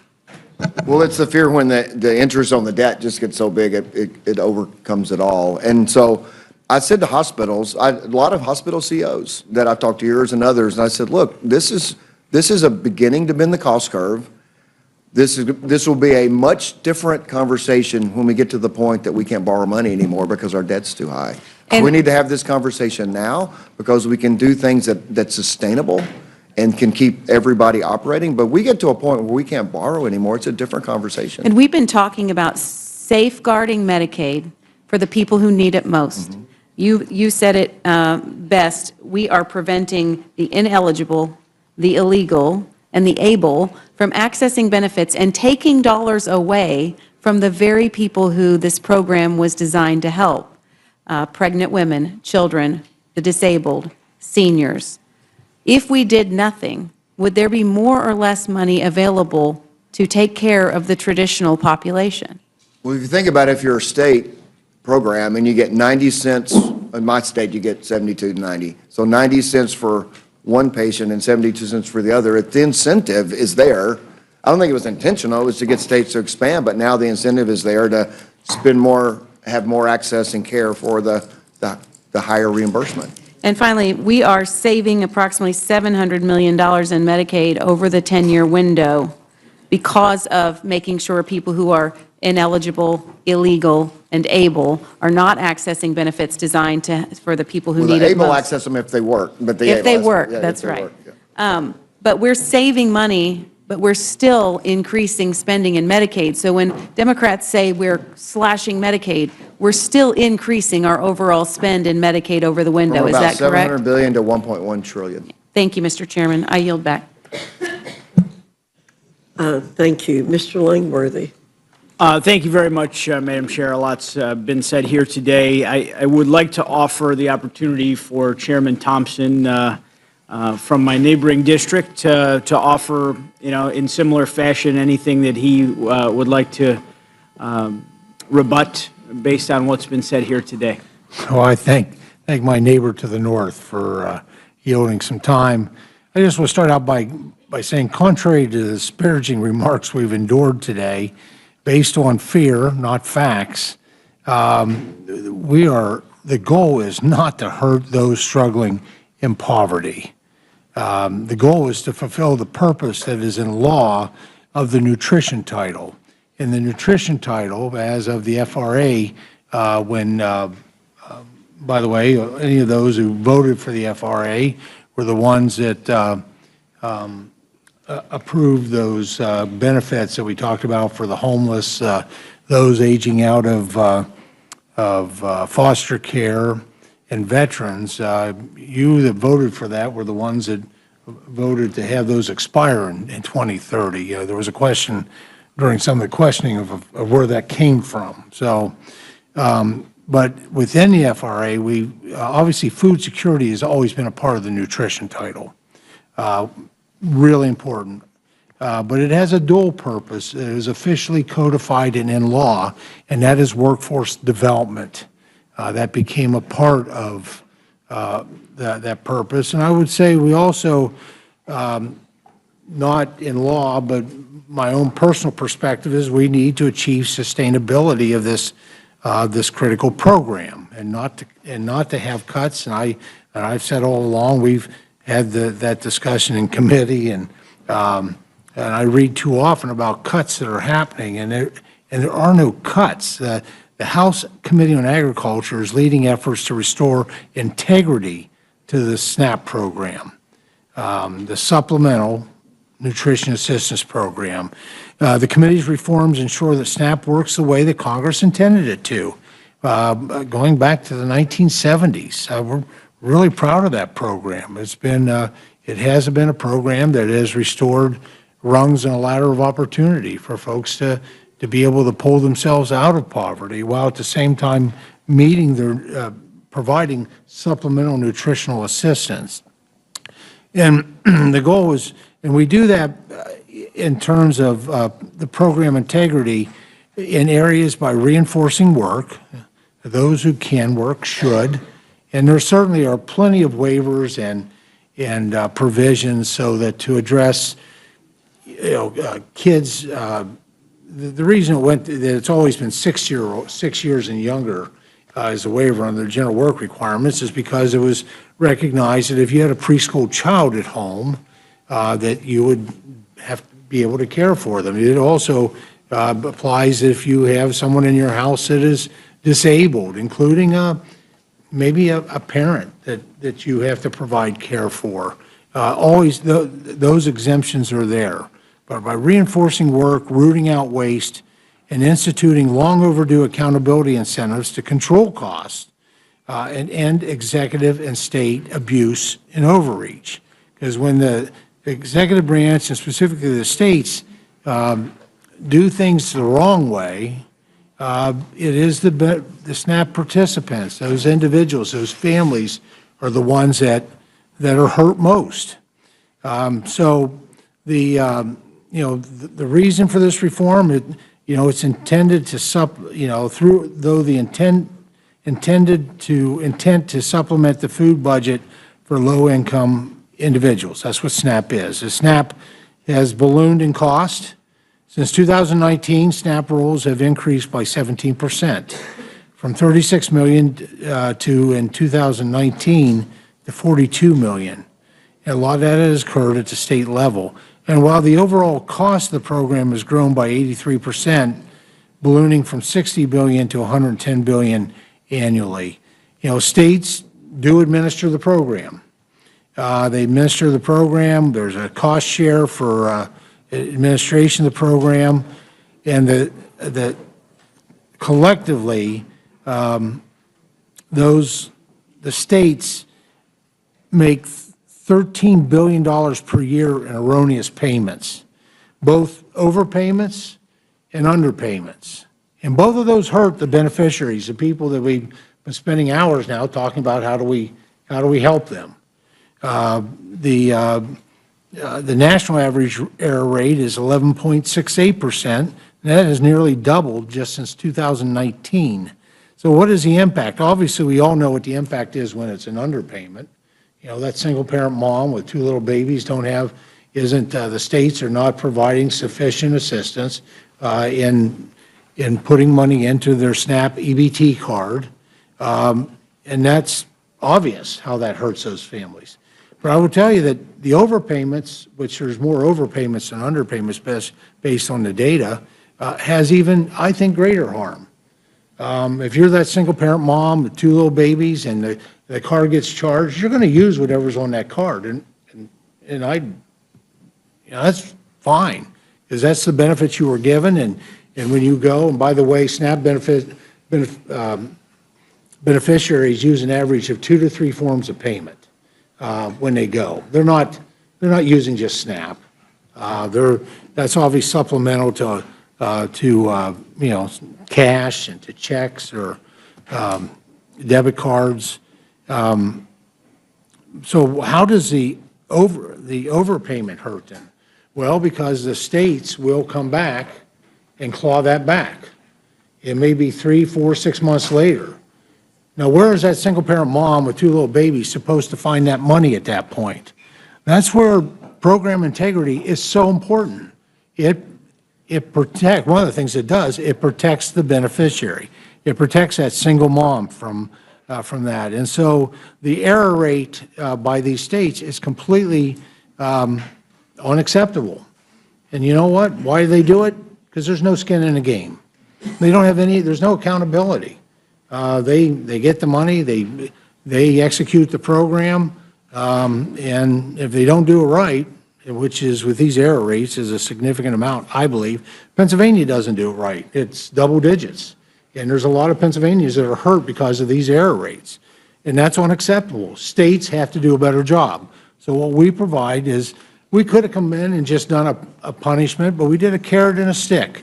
And we put it at just 5% cost share, but it's based on their error rates. And I happen to believe that looking over the past couple decades, every state can get their error rate down below to be at that 5% mark. Only 28% of able-bodied adults without dependents on SNAP have earned income from work. That's largely because of how, not because of the law that and the regulations that Congress passes and the executive branch writes, it's because of how it's poorly administered by the states. The USDA and states have intentionally limited enforcement of the SNAP work requirement for adult without dependent children, able-bodied adults, through waivers, leaving 40% of these work-ready individuals today under a waiver of the ABOD work requirement, and remaining on the SNAP rolls long after the 3-month time limit for compliance with the work requirement. So because of the SNAP benefit, unlike other entitlement benefits, is 100% funded by the federal government, there is minimal, I would say no incentive for states to control costs, to enhance efficiency, and improve outcomes for recipients. The gentlelady showed the Medicaid paperwork. That is not paperwork that comes, I don't believe, comes from the federal government, because I know in the SNAP program, you know, it is the states determine that bureaucracy. And there are problems with states that will take months in order to process those applications under the nutrition title. That's unacceptable, and that's why we need to hold states accountable.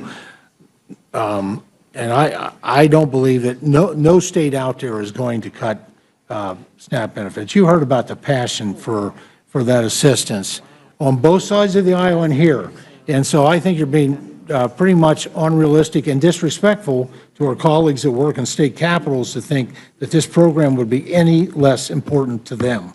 And we're talking 5%. That I believe that they can all get there. So with that, I thank the gentleman for yielding. Mr. Langworthy, would you yield a moment? I think, Mr. Thompson, you brought up a very significant word in your comments, and that's integrity. And what we keep hearing on our side is we want integrity in these programs to save them. But integrity, and we're hearing that these are moral programs. Well, integrity is moral too. And we want integrity in the programs so that we can save them. And I think you've just outlined that extremely well. And it's a word we have not heard enough of in this debate here, and I think probably in the committees, because we keep hearing about cuts when we're talking about having integrity in the programs.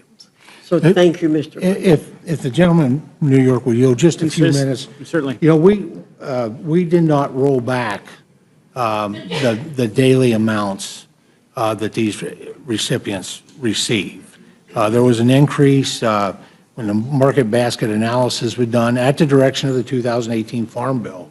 And again, I agree, it's only like $6 a day, something like that. That amount was not rolled back within this.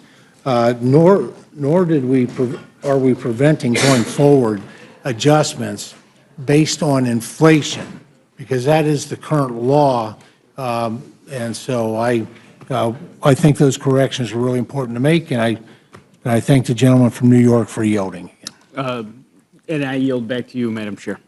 Thank you. Mr. Griffith, you're recognized. Thank you very much, Madam Chair. You know, fake news, misinformation, it has long existed in human societies. And today we heard several folks reference Marie Antoinette and let them eat cake. She never uttered those words. As historians will tell you, there's no evidence that she ever said it. I understand the intent in which it was used, but she never said those words. In fact, the rumor, let me finish. I just say you guys the make rumor, Marie Antoinette look like she's down to earth. No, not going there. But the rumor that she said those words started circulating in the streets of Paris a couple of weeks after her head had been severed by the guillotine. And as everybody knows, the brain only functions for 2 seconds. Scientific data done at the guillotine by a French scientist showed the brain only functions for 2 seconds, 2 blinks of the eye subsequent to the head being severed. Misinformation is still out there, and sometimes it's both sides of the aisle that we start these stories or these rumors in the minds of people. And one of those that all of us have been guilty of is talking about work requirements related to this bill, because it's actually community engagement. So if you're going to school, as we've heard some testimony today, if you're engaged in your community in any way, going to school, getting a drug treatment program, it counts. Volunteering in your community for that 18.47 hours a week counts, or 80 hours. It doesn't have to all be done in a week. 80 hours over the course of the 4.33 weeks in a month counts. And so I heard, because we fall into that trap, I heard that, you know, how can you work when you need daycare? Well, you could be volunteering with the local daycare and count as community engagement.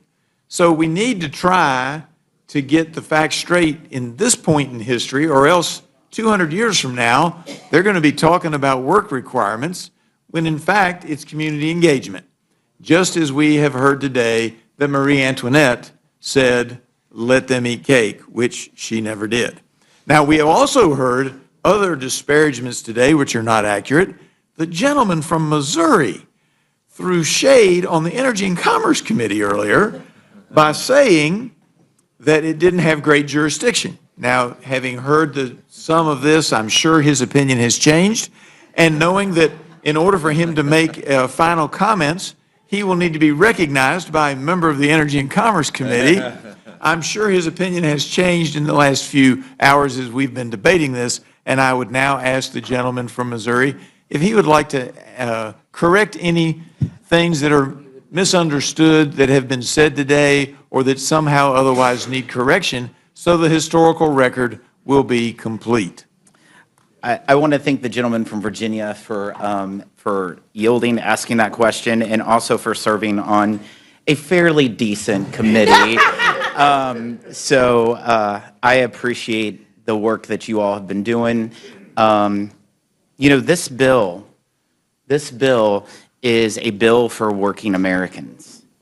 I'm a product of the working class. Like I said earlier, I grew up most of my life in a single-wide trailer, and then we upgraded to a double-wide. My dad was one of those 199A employees that would benefit in this bill. He was the employee of one. He had a 2-car garage. He was the best transmission overhaul mechanic that you could find. And I was the first in my family to ever graduate college. They were the first in their family to ever graduate from high school. And so the community that I represent, my hometown where I live today, is less than 5,000 people. The per capita income is just at $24,000. $24,000 a year.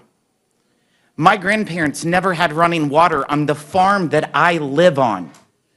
I was the first one to drill a well so we didn't have to use an outhouse. I understand the struggles of working Americans, and that's why for over the last year, Chair Fox, we have traveled throughout this country. We've had 15 different field hearings from a homeless shelter in Chicago to an Indian reservation in Arizona to the second largest port in Staten Island. We went all over this country to hear from real small business owners, real working moms, real farmers of the issues that they're facing in today's economy. And that's what this bill delivers on. This bill makes permanent what is expiring at the end of this year. Every individual tax rate will be made permanent. The 10% tax rate will be made permanent. Every single one. The child tax credit, which affects 40 million Americans, 40 million children. If Congress does not act by passing this legislation, you will see the child tax credit go from $2,000 to $1,000. To $1,000. That affects working families. The guaranteed deduction, which 91% of Americans use when they file their taxes, that gets slashed in half if we don't pass this bill. But guess what? This bill also increases that guaranteed deduction, $1,000 per individual. That's real tax relief for the 91% of Americans that use it to file their taxes. We also enhanced the child tax credit, $500, to make the child tax credit $2,500. Inflation's gone up a lot since 2017, and we're indexing it for inflation. We're also delivering on the promise that we made to the voters of no taxation on tips, no tax on overtime, tax relief for seniors, also allowing you to be able to deduct your interest from autos made in the United States. I'll tell you, the senior citizen who's an Uber driver is going to benefit the most from this tax package, because no tax on tips, senior tax relief, and also they can deduct their interest if that car is made in the United States. These are real impacts for real Americans. In fact, an average family of four under this tax bill will see their tax cuts of $1,300. $1,300. Where I come from, $1,300 is a lot of money in the paychecks of working families who are struggling just to get by. In this tax bill, what it does for small businesses, there's 26 million small businesses right now that are wondering, is their tax rate going to be 43.4% next year or 23 to 28%? And these are those mom and pops on Main Street that are just surviving. That's my parents' auto repair shop in Southeast Missouri. They're deciding of how to invest, how to grow right now with the uncertainty, and this bill will provide that certainty. In fact, we also enhance the small business deduction to 23%, allowing them to have more parity with the big corporations, with having a lower tax rate as a small business owner. We also go after special interest tax provisions that were passed in the IRA. We eliminate more than $500 billion of bad green scam policies. And those policies will be redirected for the working class Americans, those tipped employees, those linemen working overtime, those seniors who are living paycheck to paycheck. That's what we're going to do with those green credits. We're also going to hold elite universities accountable. We're going to make sure that they pay their share of revenues coming from endowments. Corporate tax rate's 21%. The top tax rate will be 21%. If an endowment can have $55 billion, more than most countries, I think that they're not really paying their fair share. We're always talking about paying their fair share, but we're going to make sure those elite universities pay their fair share. It's the same way with woke non-for-profits. We're holding them accountable. We're also saving $140 billion in the tax code to make sure illegals aren't benefiting from the tax code. And this is all to deliver real relief for the average, everyday American who sent us to Washington for this mandate. I appreciate you for allowing us to be here today. Madam Chair, I Still yield your back. time. I yield back. Thank you. Mr. Jack, you're recognized. Thank you, Madam Chair, and I will engage Mr. Wahlberg. I appreciate your patience throughout this hearing. I can relate that it's a little lonely when you sit at the edge of the table, but would welcome any closing thoughts and comments from you and the incredible work that your committee members produced at the Education and Workforce Committee. Well, Mr. Jack, I appreciate that. Bobby and I are feeling like Rodney Dangerfield down here at the end of... You know, I served on the Ag Committee, my first term in office. Great committee. Got a great Ag district that I represent. I served on Energy and Commerce up until I took the chairmanship of this fabulous committee. And I never wanted to serve on Ways and Means. It's not up to my standards yet. No, I love you, Jason. I love you. I just had to get that in. But I do appreciate that. Education workforce, I don't want to belabor this, but we did some amazing work, I believe. $350 billion of savings that will, I think, foster better opportunity for students in higher education at lower costs. In the Northwest Ordinance, it's probably included in some of your state's constitution that says religion, morality, knowledge being necessary to good government and the happiness of mankind, schools and the means of education shall forever be encouraged. I don't think we've been encouraging education as we ought to, and for that reason, my ranking member, Scott, and I, and Representative Neguse, I'll respond to your question, which was a legitimate question. We started at 10:15 in the morning on our markup. 5.5 hours later, after 33 or 34 amendments that we debated together, we completed it. And I turned to Bobby and I said, Bobby, what happened? He said, what do you mean? I said, it's still light out. I think that shows how a committee can work together to get things done, whether we agree or not on everything, and we didn't. But I think the passion is there for education. So what we did in this bill, seeing that right now 40% of master's degree programs and a quarter of bachelor's degree programs leave students worse off than if they'd never started in higher education because of the costs and the debt that they have. Within the next 10 years, if we don't do something, we have $300 billion of debt to the students that they're going to lose over the next 10 years. Taxpayers lose 20 cents on every dollar that they lend to post-secondary education right now. That's not a winning formula. So in our legislation, Mr. Jack, we attempted to reduce from 5 disparate loan programs, some without, well, most without any limit on them, down to 2. And we put reasonable caps in for undergrad, for grad, and for professional grad students. Why did we do that? To give incentive to colleges, universities, trade schools, community colleges, to live within their means, and ultimately we gave them something they've asked for many years, and now they have the opportunity to counsel their students on the basis of what their program will afford to them once they graduate, what they should take as a loan and no more.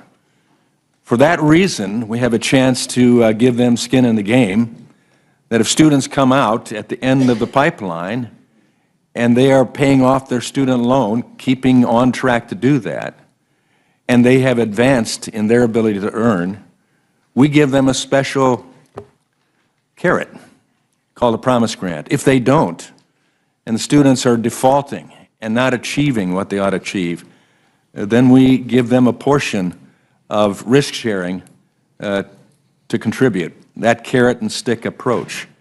Bobby and I agreed on a very significant portion of the bill, and that's workforce Pell, short-term Pell. We know our manufacturing entities, our trades, need people in the jobs these days. And why not give them certification programs, apprenticeship programs, short-term degrees that we can use workforce Pell for, to bring them out of that pipeline with a skill, with a job, and without huge student loan debt. And Bobby and I are going to continue to work on other workforce programs to ramp up that deal, but we did get that into this bill as well. So I won't belabor the point, but that $350 billion of savings is all being put in to make it more accessible for students to come out of the end of the pipeline. We don't agree on all of that. I get that. But that's the approach, and I think in the end, we're going to see a better higher education system. I wonder if the gentleman might give the ranking member a chance to. Well, he already had a chance to address one of your concerns, but yeah. for him. I just heard a lot of references to Bobby. Respectfully, Mr. Neguse, I reclaim my time, and I appreciate your comments, Chairman Walberg, and obviously appreciated your testimony throughout this hearing, Mr. Scott. And with that, I yield back to our Chairwoman, Ms. Fox. Madam Chair, can I publicly thank Rules Republicans for all those profound last questions? You just did. Just did.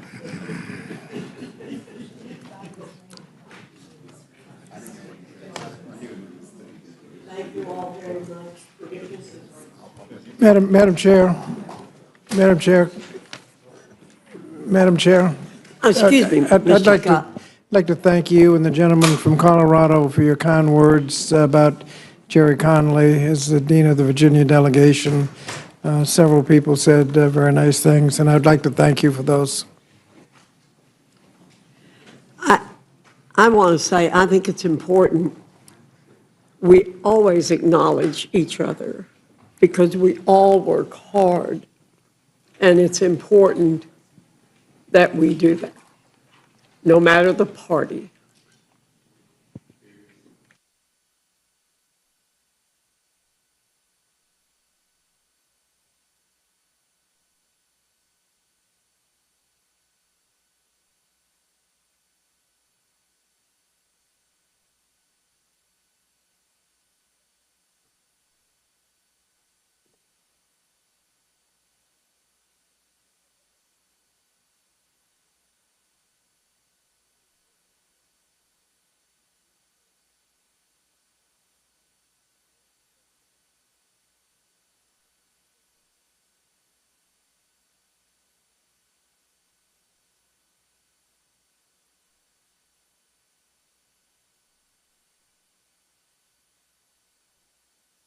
The next panel, thank you.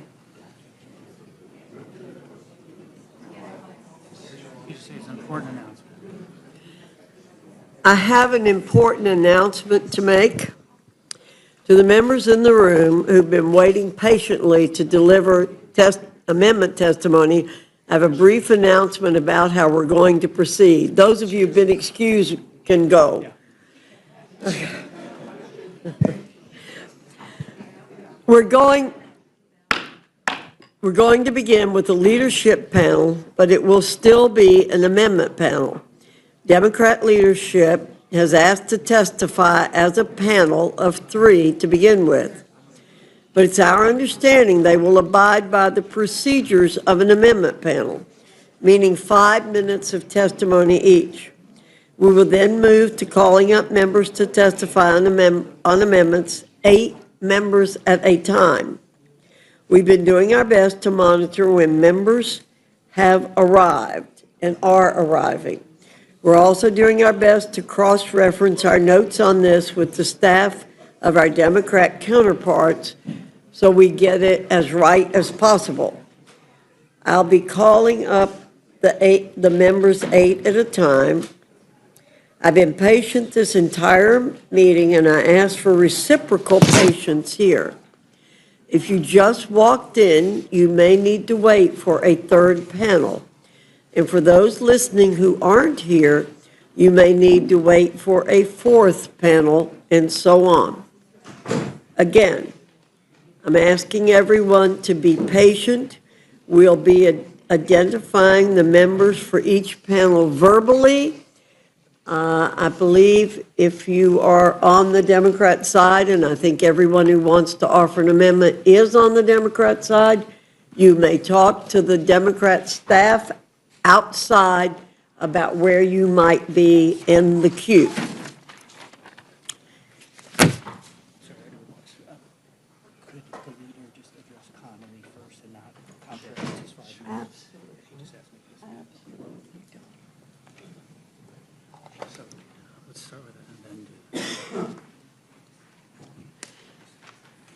Mr. Jeffries, I understand you want to address the group in terms of the loss of Mr. Connolly first, and then I'll identify you for your testimony.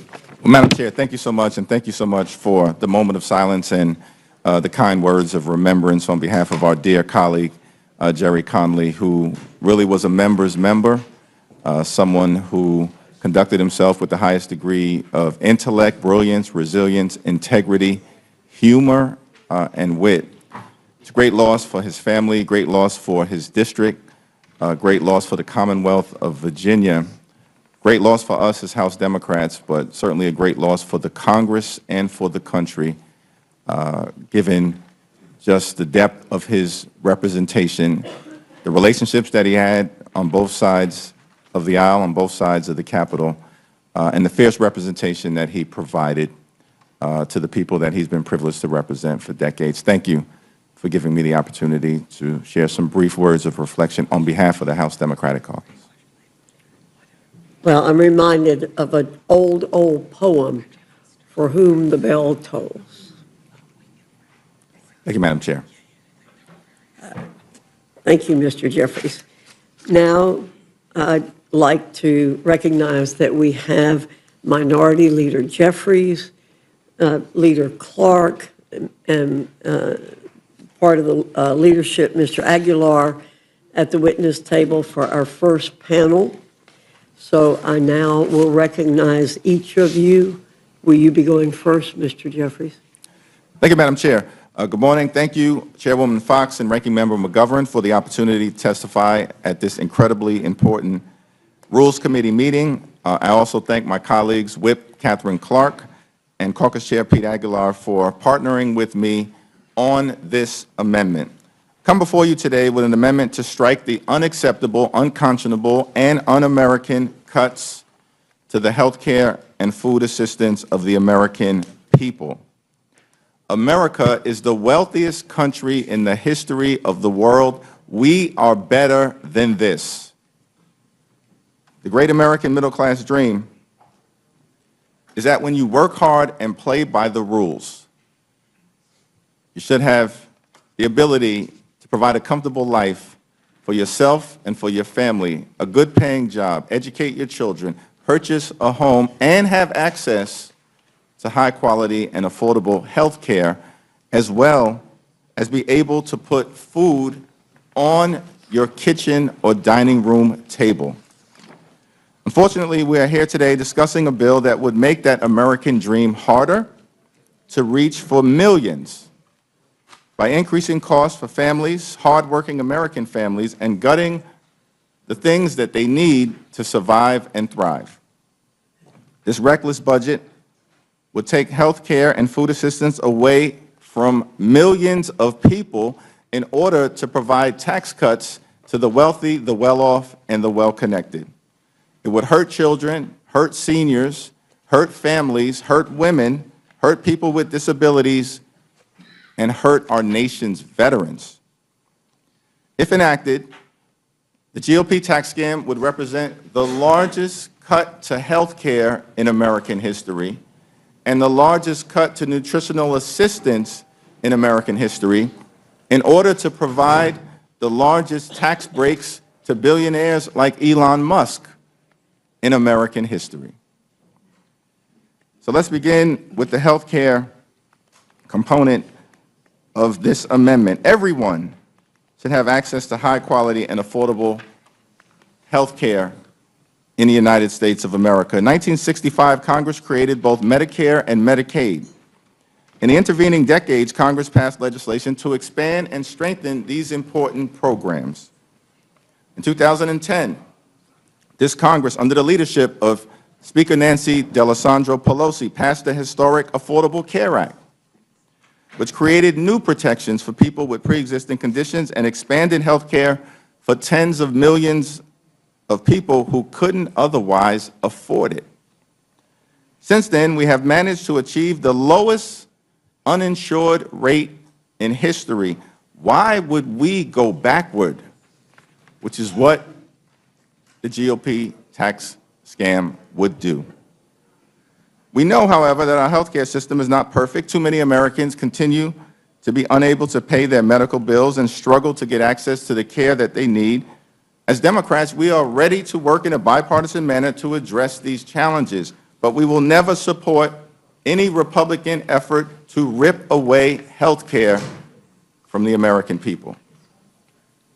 This GOP tax scam will force nearly 14 million people to lose their health coverage and cause millions more to pay higher copays, premiums, and deductibles. Hospitals will close, nursing homes will shut down, and people will die in all of your districts. Now, prior to the modern SNAP program being created in 1964, there was vast hunger and food insecurity across this country, including in low-income communities, rural areas, and communities of color. Thanks to public investigations, community-based organizations, and some good journalism, these challenges were spotlighted, and the need for an expansion of federal food assistance was highlighted. The American people were moved by images of children with distended bellies rummaging around in garbage and families going hungry. Finally compelled Congress to act. And over the last 60 years, we as a country have made significant progress to reduce hunger and help people afford nutritional food.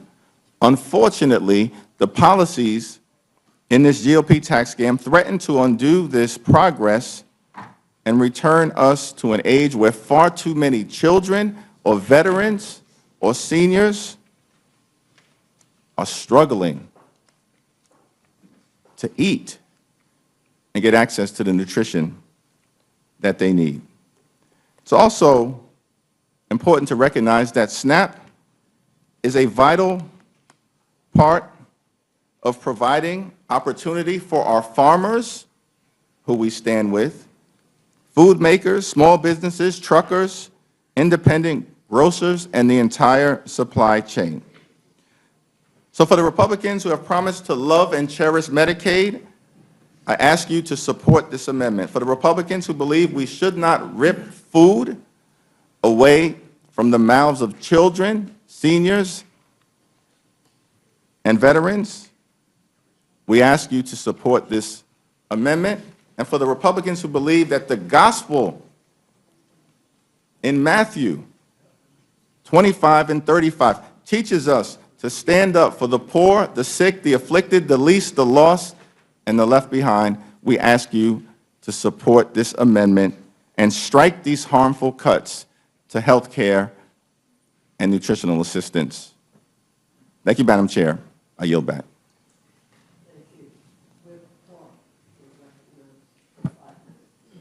Thank you, Madam Chair, and the Ranking Member McGovern, the members of this committee. I am a proud co-sponsor of Leader Jeffrey's amendment, Protecting Medicaid and SNAP.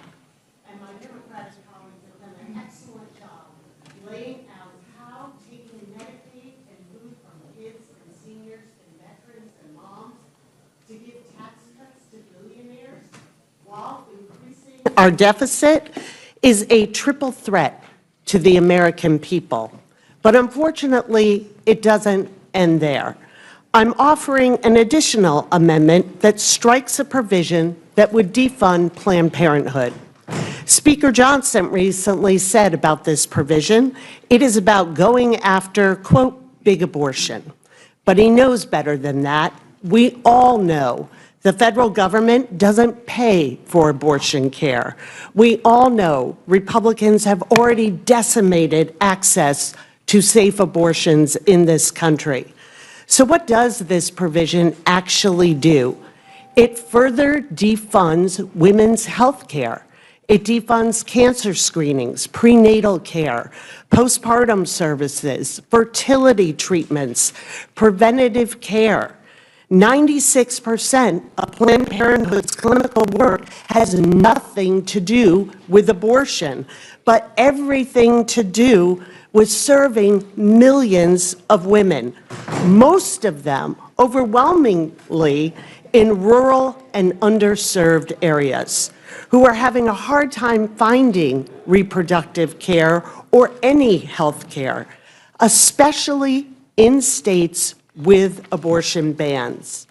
Faced with the choice of either breaking the law or breaking their oath to put patients first, OBGYNs are packing up and leaving.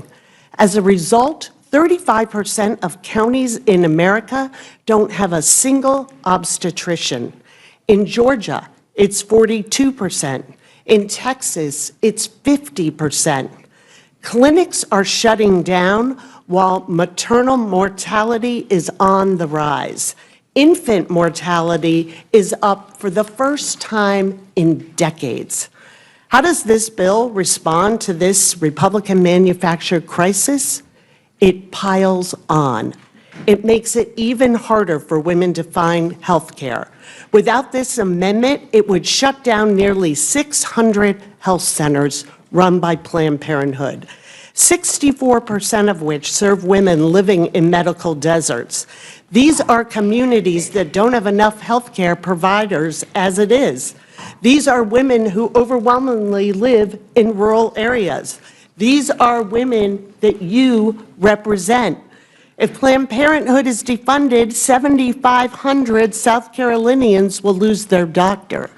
All of them, 100%, live in a medical desert. 9,200 Georgians are on the edge of that same cliff, 75% in medical deserts. 22,000 Hoosiers, 82% medical deserts. 24,000 Virginians, 50%. 37,000 North Carolinians, 67%. 51,000 Minnesotans, 69%. And 118,000 Texans. Count on Planned Parenthood in a state where babies and pregnant women are dying at a historic rate. 2/3 of Texans live in medical deserts, and 141,000 New Yorkers are about to see 47 clinics boarded up, 61% of them in the neediest areas in New York State. Millions of women are counting on their representatives to make the right decision. Women like Cheryl from North Carolina, who years ago was overdue for a pap smear, but she didn't have insurance and she kept putting it off. A friend mentioned Planned Parenthood would provide this free of charge. She booked an appointment, got checked, and it came back abnormal. They caught it early, and the cancer was removed. Cheryl credits Planned Parenthood with saving her life. A lot of stories begin like Cheryl's. They should all end in the same way, with health care that saves lives. I hope this amendment gives you all pause.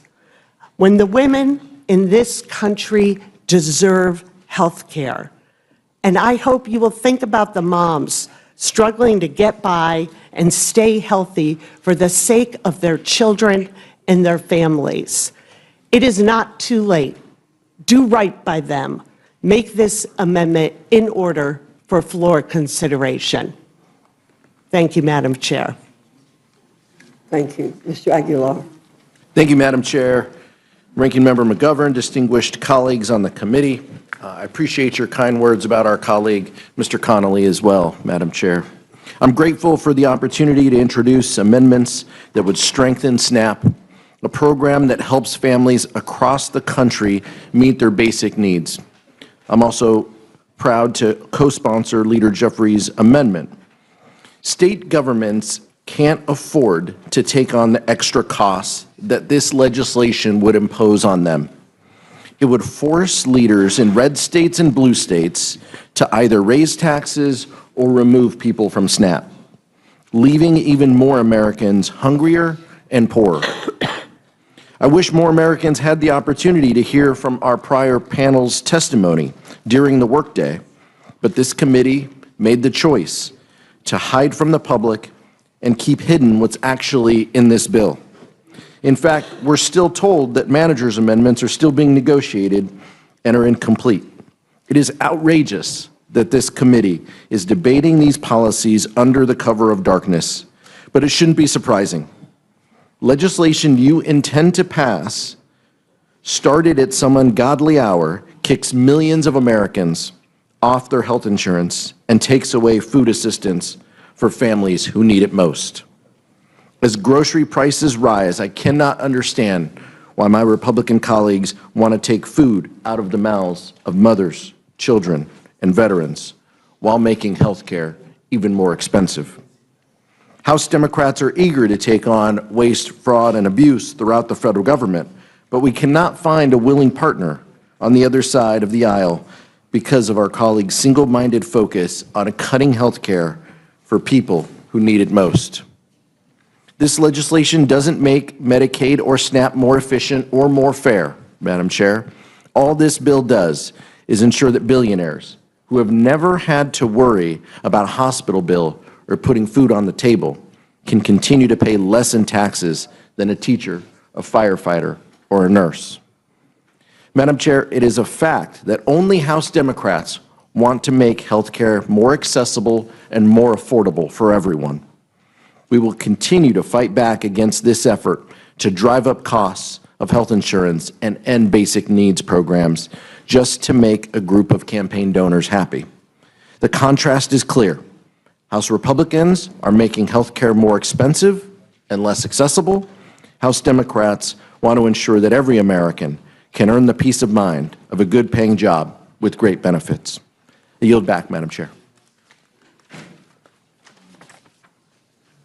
Thank you. Mr. Aguilar, would you mind leaving your testimony with me? Because I don't believe I heard a couple of things that you said, and I just want to look at it before I make any comments. Of course. Okay, I want to double-check that I heard some things that I think you said. Okay. Before I make any comments. Of course. I'm going to recognize, before I speak, I'm going to recognize any of my colleagues. Ms. Houchin, Mr. Langworthy, Mr. Scott, you're recognized.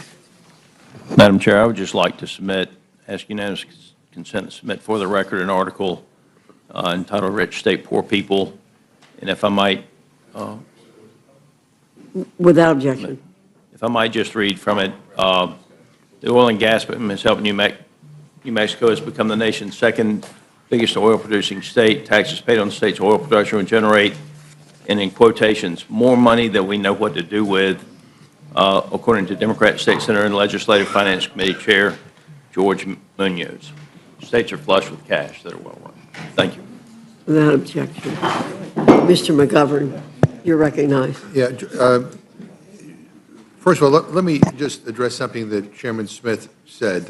He went through all the things in the tax section of the reconciliation bill that, quite frankly, most of us support. I mean, the child tax credit, the no tax on tips, the middle-class tax cuts. But what he omitted, with the tax cuts for billionaires, what he omitted were the cuts to Medicaid that will throw people off of health care, or the cuts to SNAP. Leader Jeffries, we're reasonable. We're happy to work with them. But there's no way in hell we're going to support a bill that's going to throw 14 million people off of health care, or throw millions of people off of SNAP. Maybe you can maybe comment on how how would children, how would seniors be impacted by the legislation that is before us? Well, thank you, Mr. McGovern. You know, this legislation would rip health care away from approximately 14 million Americans, including millions of children who will be adversely impacted by the fact that Medicaid is being cut in the greatest numbers in American history, children who would otherwise be able to see a doctor when they're sick but might not be able to as a result of Medicaid being ripped away. Children who will no longer have the ability to receive preventative care that could catch things early enough to avoid serious illness or death. They're impacted by the GOP tax scam.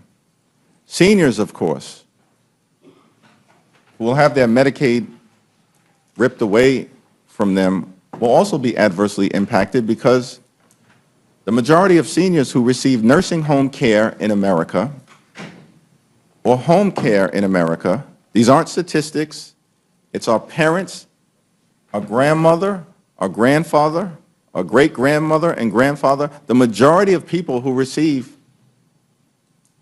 nursing home care in America or home care in America, which allows people to maintain dignity and respect in their amazing golden years, they rely on Medicaid to receive that assistance.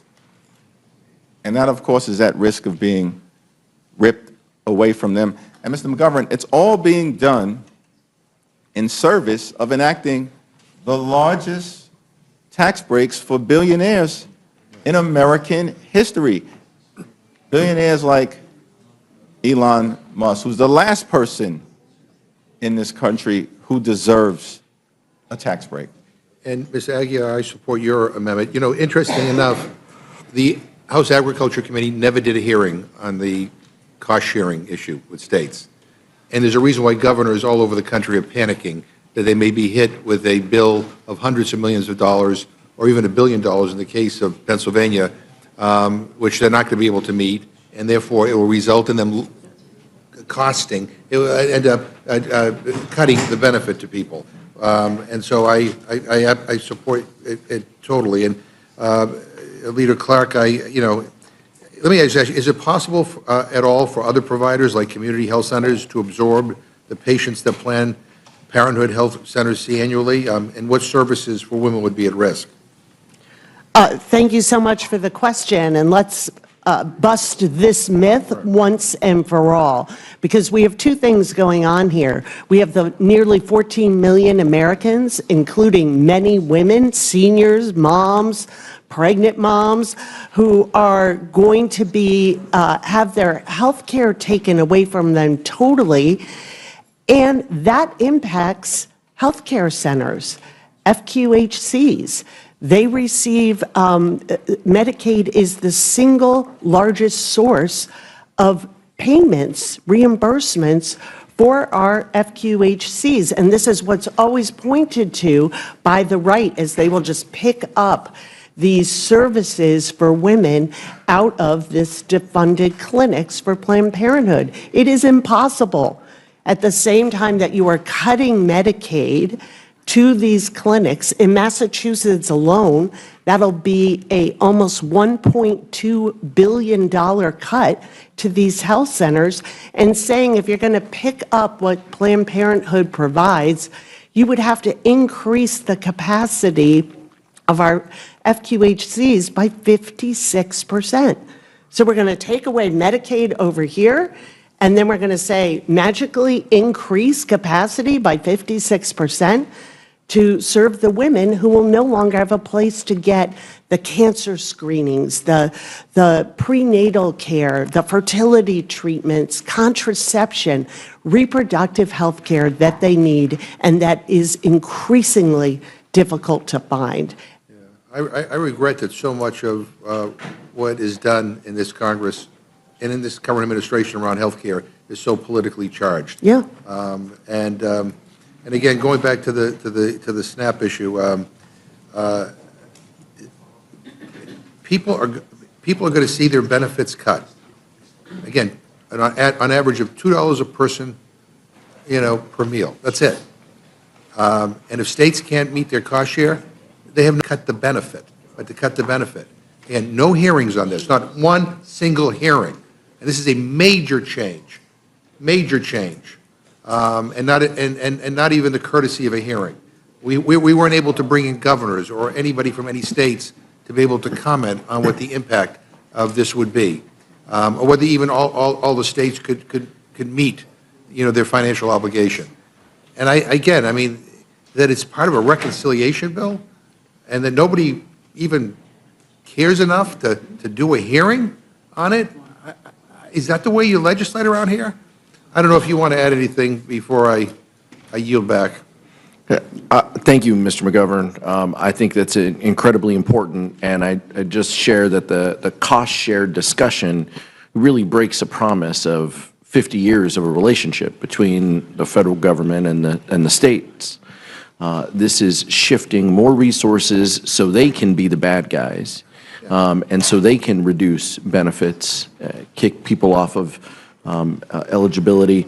It's just an existential threat and would result in significant reductions in benefits to the people who need it most. I'll just say finally, all this does is it gives my Republican friends some cover to be able to dodge responsibility, and when benefits get cut, say, hey, it's not me, it's the states. And again, that to me is very cynical. I yield back my time. Thank you, Mr. McGovern. Ms. Fishbach. Thank you. Ms. Scanlon, you're recognized. Thank you. I think we just heard a little bit about myth busting. So, Leader Jeffries, I was wondering if you could address the myth which we have had thrown at us repeatedly throughout all the committee hearings on this bill, that somehow these proposals are going to be paid for by kicking undocumented immigrants off federally subsidized food and health care. Is that true? Are undocumented immigrants getting federal health care and federal food benefits? Yeah, it's a great question. Under current law, undocumented immigrants are already ineligible for Medicaid, the ACA exchanges, and for SNAP benefits. Not a single undocumented immigrant in this country gets a dime in federal taxpayer dollars for any part of comprehensive Medicaid coverage. Not one. And so when we're talking about nearly 14 million people who are going to be thrown off their health insurance, millions of others who are going to be jammed up by this aggressive cut to SNAP, the largest cut to food assistance in American history, we're talking about American children. We're talking about everyday Americans. We're talking about Americans with disabilities. And when it comes to nutritional assistance, we're talking about veterans who have served this country, sacrificed, risked it all, and they're going to lose access to the food assistance they need to live a life of dignity and respect. Those are the facts. That's why we're fighting hard to stop this GOP tax scam that will hurt everyday Americans dead in its tracks. I appreciate that, because we've heard this gaslighting, for weeks now, and we knew it wasn't true, but I appreciate your clarifying that as well. And of course, to the extent that anyone was trying to game the system and get benefits to which they were not entitled, we have inspectors general who were tasked with rooting out fraud, waste, and abuse, but unfortunately have been fired by this administration. So, don't preach about wanting to ferret out fraud, waste, and abuse when you're pulling the watchdogs whose job it was. Thank you. I yield back. Thank you, Mr. Scott. I've already came to you. Mr. Neguse, you're recognized. Thank you, Madam Chair. Thank you, Leader Jeffries, Whip Clark, and Chairman Aguilar for your leadership and for the amendments that you submitted before the committee today. As you all know, we started at 1 a.m., so this hearing's been going now for about 10 hours. We've heard from many Republican chairmen. We have, of course, many members of our caucus who are here that we'll hear from. The only person, and of course we have all the leadership of the House Democratic Caucus, and we're so grateful that each of you came forward to testify in this fashion. The one person we haven't heard from is the Speaker, who came here briefly earlier but was not willing, I guess, to testify in the way that you all have. Mr. Leader, I know you offered to debate the Speaker on the floor. I believe sent a letter to him about a month and a half ago on this particular reconciliation bill. And I wonder if you might expound a bit on why you think that is important for the American people to be able to hear that debate and that dialogue. Well, I thank the distinguished gentleman from the great state of Colorado. And first of all, let me thank all of the members of the Rules Committee, certainly my colleagues on the Democratic side who have done a tremendous job on behalf of the American people, Jim McGovern, Mary Gay Scanlon, you, Joe Neguse, and of course, Teresa Leger-Fernandez. Let me also thank the chair, Chairwoman Fox, from the great state of North Carolina by way of New York City. She may have left the Bronx, but the boogie down Bronx has never left her. So thank you for providing this opportunity for us to have this discussion. But one person is missing, Speaker Mike Johnson. Over a month ago, I asked our distinguished colleague from Louisiana, the Speaker of the House, to debate any of us, but certainly myself, on the House floor about this very bill. He believes it's one big, beautiful bill. We believe it's one big, ugly bill. That's going to hurt the American people, hurt children, hurt families, hurt veterans, hurt seniors, cut health care, cut nutritional assistance, explode the debt by a minimum of $3.8 trillion. This is being done by people who claim to be the stewards of responsibility. $3.8 trillion, if not more. And so the offer still stands. I'd love to have the opportunity to debate Speaker Johnson anytime, any place, right here at the Rules Committee, or certainly on the floor of the House of Representatives. Not a duel, a debate of ideas.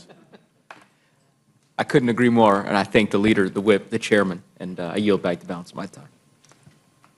Thank you, Mr. Neguse. Ms. Leger-Fernandez, you're recognized. Thank you, Madam Chair, and thank you to each of you for coming and testifying. Rep. Clark, as you described the impact that the abortion bans have had on states across this country, the lack of reproductive health care in states around this country, and then that this bill would then add to that difficulty. I am reminded, and I've been sharing lately, a story that I didn't used to talk about because it was so hard, about how when I was pregnant, I almost bled to death. And I remember lying on that hospital surgery piece of metal.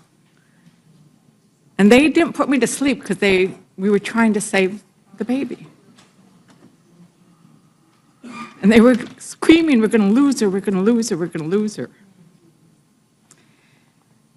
Those doctors could concentrate on saving my life. They did not have to worry about whether they were going to be criminally charged or whether they were going to have to shut down their practice because they were working on a complicated pregnancy. And now we know across the country, in rural areas especially, we are losing our OBGYN care. So I want you to talk a little bit more about what happens in those rural areas, what happens in those areas where doctors are fleeing, and how what they're doing in this bill by going after Planned Parenthood, does that make it worse?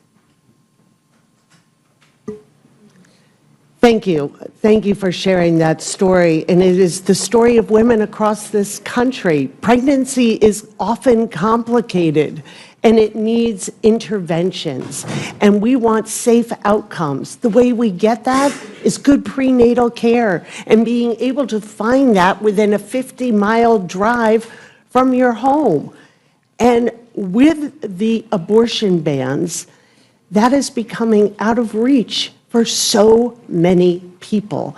And it compounds the cruelty in this bill that is already there in all that they are taking away from women and children and families, from their health care, from food programs, public schools.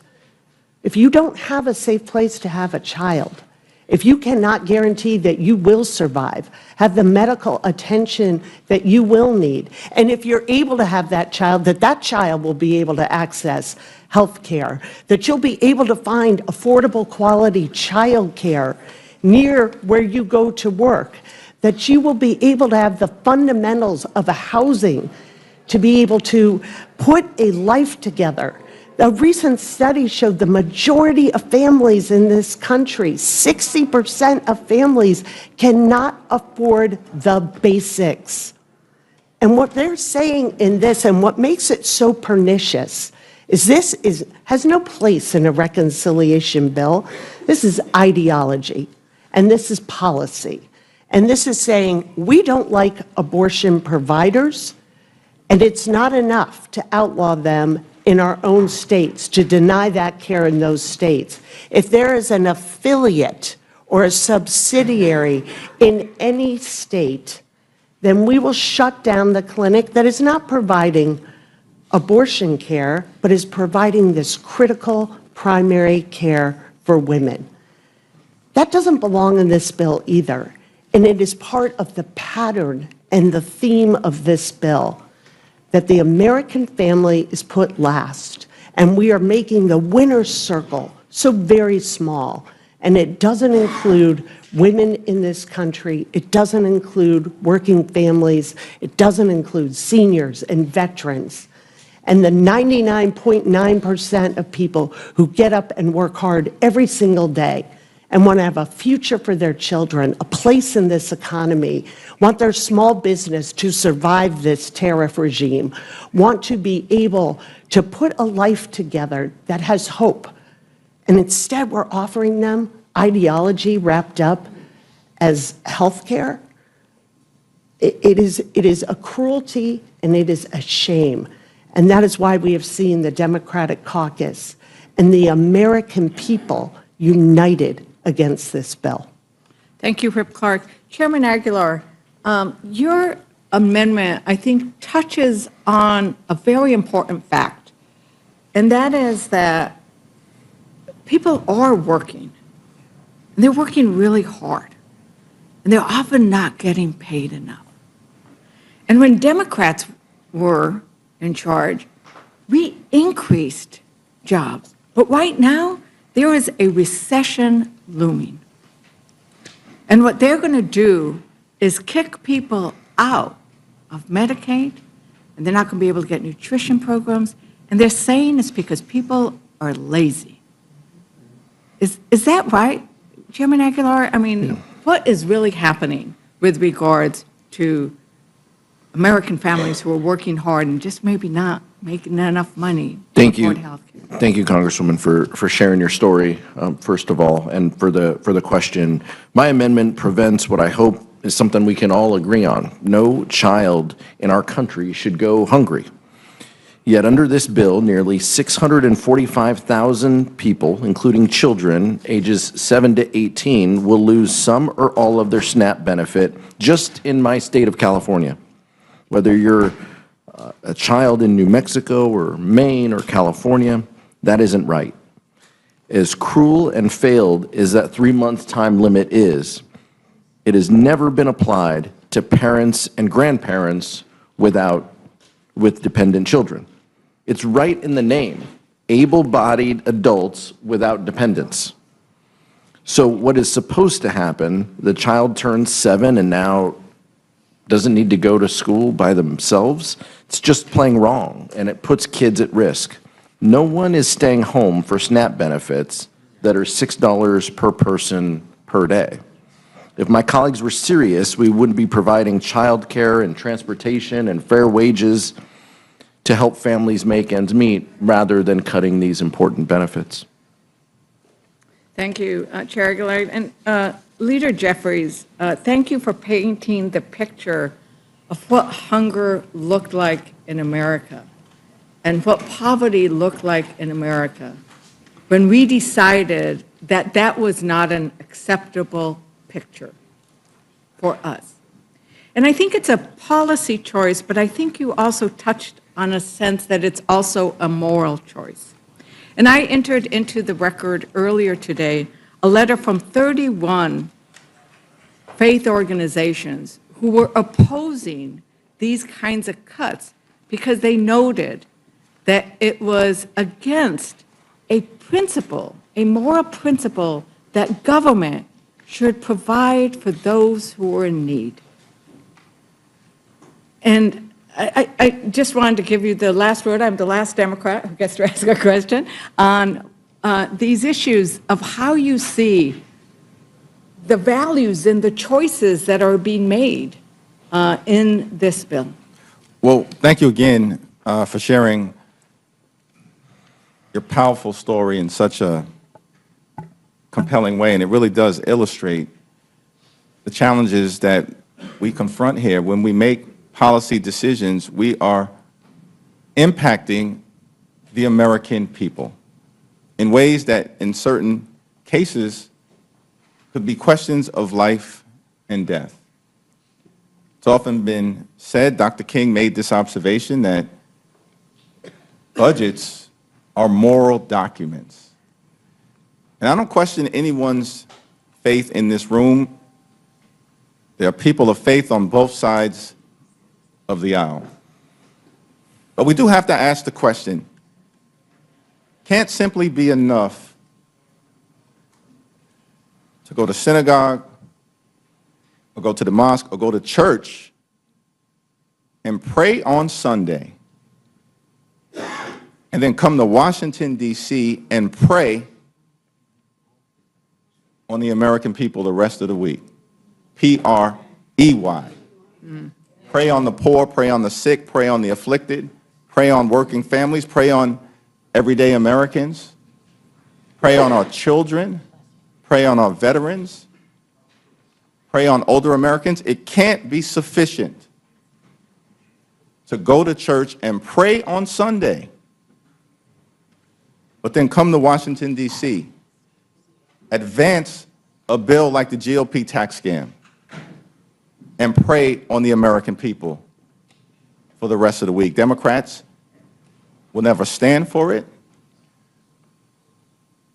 and we're going to fight hard to make sure that we do everything we can to uplift the American people, to protect their health care, protect nutritional assistance, protect our veterans, protect our children, protect our women, our families, older Americans, and to protect the American way of life.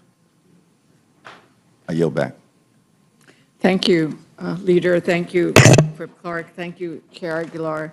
I will say that, as we did the procession on Palm Sunday, our Archbishop said exactly that he wanted to pray for all of us, that we would remember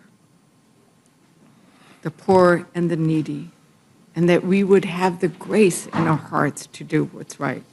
Tribal leaders came and met with me yesterday and said that they had done the blessings in the morning so that they could bring them to Washington, D.C., because the cuts to Medicaid, the cuts to tribal sovereignty, the cuts was something their people could not survive.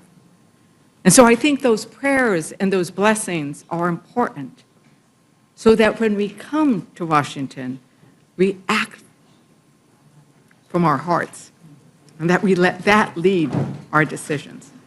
Thank you very much for all three of you for this incredible amendments, this incredible testimony. With that, Madam Chair, I yield back. Thank you, Ms. Leisure Fernandez. Mr. Griffith, do you have any questions? I do not, thank you. Thank you. Thank you all for coming. The witnesses are excused. Thank you.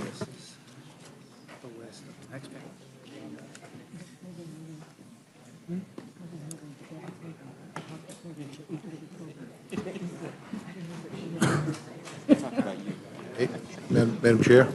Yep. Yeah, I'm going to announce the names. yeah, but before you do, can I make one statement? Please? I want to thank all my colleagues who have been here for an incredibly long time. Some of them have been here since 1 o'clock in the morning.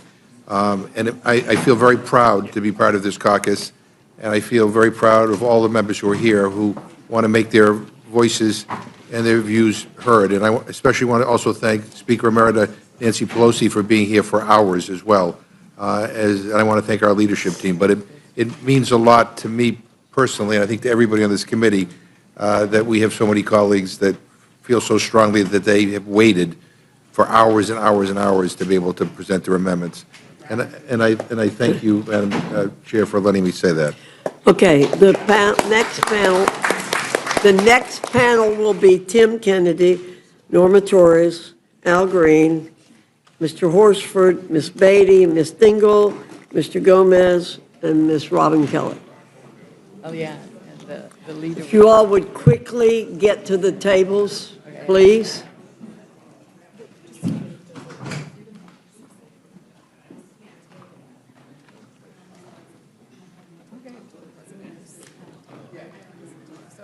Great.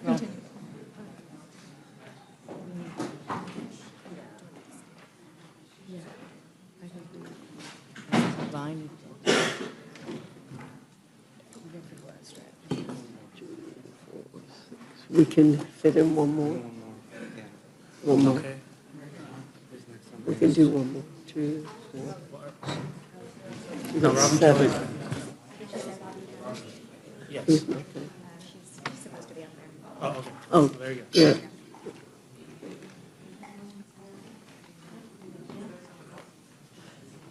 May I suggest, if you're here for the next panel, start down here and move up here. It makes it a lot easier to get people seated. Okay.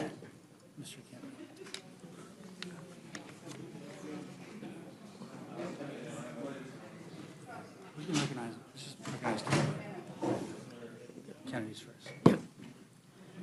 Mr. Kennedy, you're recognized. Thank you, Chairwoman Fox. For 5 minutes. Thank you, Chairwoman Fox, Ranking Member McGovern, and members of the committee. I'm here today to offer 2 critical amendments. First, to strike Section 44-111 and preserve the current 10% state cost share for Medicaid expansion, preventing the financial burden that will otherwise fall on states and safety net hospitals. Second, to strike Section 44-126, which targets and defunds community health centers that provide family planning services. Taken together, these provisions in the underlying bill, in addition to the massive cuts to Medicaid that this bill ensures, would decimate access to care for millions of Americans, particularly low-income women, children, and seniors.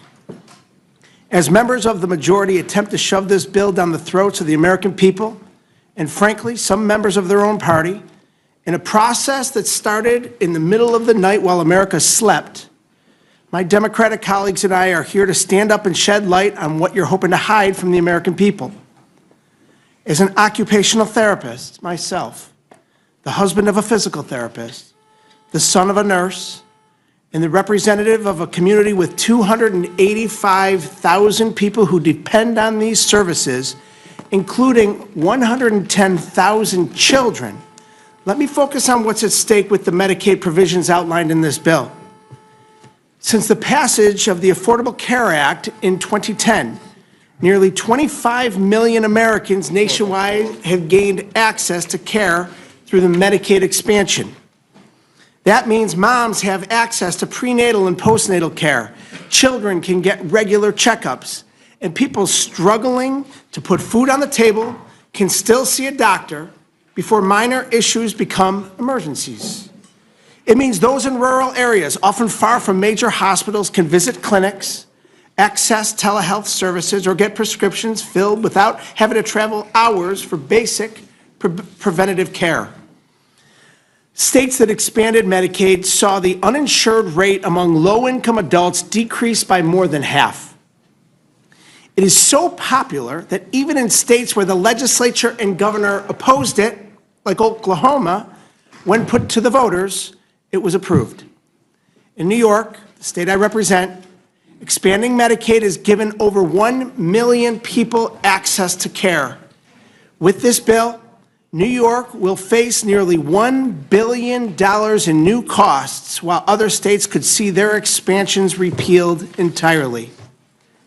As I've been here since the wee hours of the morning, participating in a broken process that started at 1 a.m., I cannot fathom why members of this majority would choose to rip life-saving care away from your own constituents in the name of tax breaks for billionaires, aside from the fact that the president told you to do so. As an occupational therapist, again, I've worked with patients, young and old, people who rely on Medicaid for necessary care. I've seen what happens when patients delay care because they cannot afford it. Minor conditions become chronic, emergency room wait times lengthen, and hospitals cannot absorb the cost. As a result, our healthcare system becomes destabilized. In cutting Medicaid, we don't eliminate the need for care, we just eliminate access to care. And for those who aren't on Medicaid, we only make care more expensive and harder to get. We force families to choose between medicine and groceries, we push more patients into overcrowded ERs, and we risk lives. This Republican bill does not save money, and it sure doesn't help the people who sent us here to represent them. It shifts the burden to states, to hospitals, and to the people who can least afford it. Simply put, it's cruelty.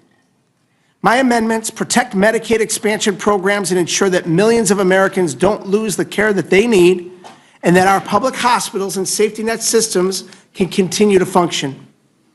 Without our Democratic amendments, this bill will make all Americans less safe and healthcare less accessible, particularly for our most vulnerable citizens. I urge my colleagues to support these amendments. Healthcare, we know, is not a luxury reserved for the few, and it shouldn't be. It is a right, and it is our responsibility to protect it. I yield back. Thank you. Ms. Torres, you're recognized. You're a former member of the committee. We're glad to have you back. Thank you. Good morning, Chairwoman, Ranking Member McGovern. It's great to be back with all of you here, although under difficult circumstances. I know how difficult it is to have to work through the night, but the work that we're doing here today is really important. It's important for members to be able to share how this bill will impact our constituents. The bill before the committee, it is truly a disaster for the American people. It would throw almost 14 million people off Medicaid. It would cause our hospitals to close in areas that need them the most. It would cut food assistance for more than 3 million Americans, and all to help the multi-billionaires that pay much less in taxes. I fully support many of the amendments proposed by Democrats to fix these cruel actions, and I hope that they'll be made in order. I have 3 amendments that would address problems in the bill and in the current policies of the Trump administration. First, I have submitted an amendment number 507, which would protect the health care of nearly 340,000 of my constituents by striking the hundreds of billions of Medicaid cuts contained in this bill. It's a common sense at this time when families are struggling with higher prices of food and good due to the self-inflicted wound of tariffs caused by our president. Second, I have an amendment to prevent the $300 billion in cuts to food assistance, programs like SNAP. The Republican reconciliation bill would kick more than 3 million people off of food stamp assistance, again, while we are getting imported eggs from Turkey and other countries that are willing to help us in a time of need when our food prices are so high. Third, I have submitted an amendment to lift the SALT deduction cap imposed by the 2017 tax scam bill. The reality is that this simply shifts more federal taxes to Californians when California already contributes much more than many of your states. For example, California is a donor state. We send $692 billion to the federal government, and we receive back 609. That means we send $83 billion to many of your states to help fund the quality of life that all of you enjoy. Representative Griffin, Virginia they pay $107 billion. They receive more than in federal government that they give. Chip Roy of Texas gets back $71 billion more. Chairwoman Fox, North Carolina gets $53 billion more. Representative Norman of South Carolina, you receive $35 billion more. Representative Austin Scott of Georgia and Brian Jack of Georgia receives $35 billion more. And Representative Hutching of Indiana receives $30 billion more. So if we want to talk about welfare and welfare to the very poor, let's start with your states. Maybe your states should pay their fair share. Lastly, I have an amendment that would help stop the unlawful and dangerous firings of Federal Aviation Administration workers who maintain our air traffic control systems. They are the backbone of the air traffic control system. They are the unseen workers that help keep planes in the air and provide safe landings when we land. They support our air traffic controllers that ensure a safe flying public. While the administration is trying to recruit more air traffic controllers, they continue to fire probationary employees and reduce staffing for the people who maintain these systems. This is something that is critical that we need to address. Next and lastly, I have an amendment that would strike the 5% federal tax on remittance transfers in this bill. The tax proposal in this bill would disproportionately impact immigrant workers who already pay into a system that they cannot reclaim any of the Social Security or taxes, state, local taxes that they pay into.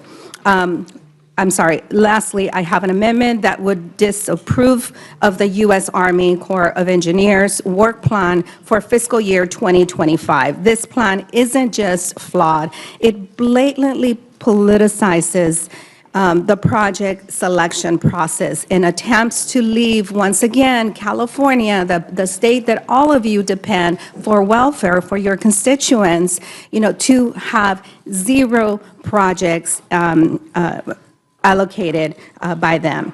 I think the American people should know what is in this bill. It's a tax giveaway to the filthy rich. Thank you, Chairwoman, for your patience, and I yield back to you. Thank you, Ms. Torres. Mr. Green, you're recognized for 5 minutes. Thank you, Madam Chair. Mr. Ranking Member, members all, I am here today because of SNAP and a concern. But first, I'd like to thank Ms. Mang, Grace Mang, for introducing the Fairness for Victims of SNAP Skimming Act.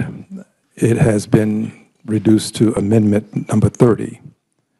I had a similar piece of legislation, and this whole issue was called to my attention by a news reporter from Channel 2 KPRC in Houston, Texas.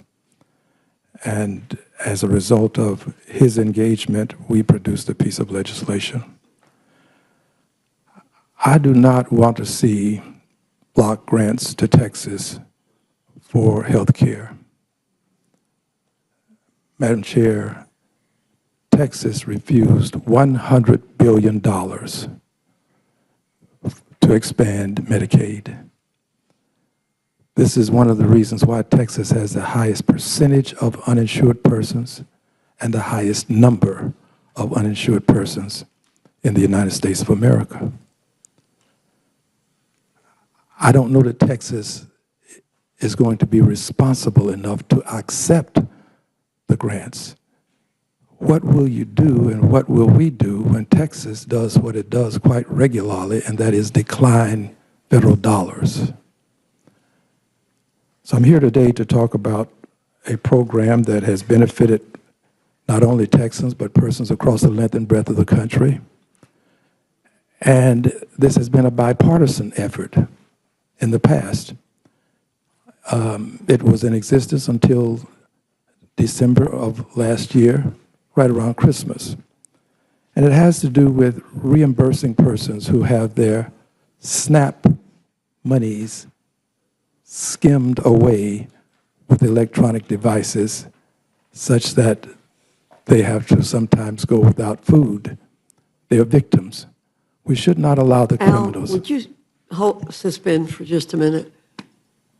There's a knocking noise going on somewhere. Do you all hear that? And it's bothering everybody out there because I can see it on your faces. I don't know where it's coming from. It stopped.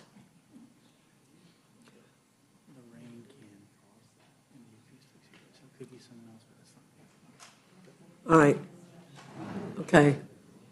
It stopped, so I don't know what's causing it, but it was hard, making it hard to hear you and understand you. So I want to make sure we can hear you, and it's also distracting. So we'll start again. You didn't lose any time. Thank you. I will elevate the level of my Okay, voice. if you would speak up a little bit. Thank you, I shall. Thank you.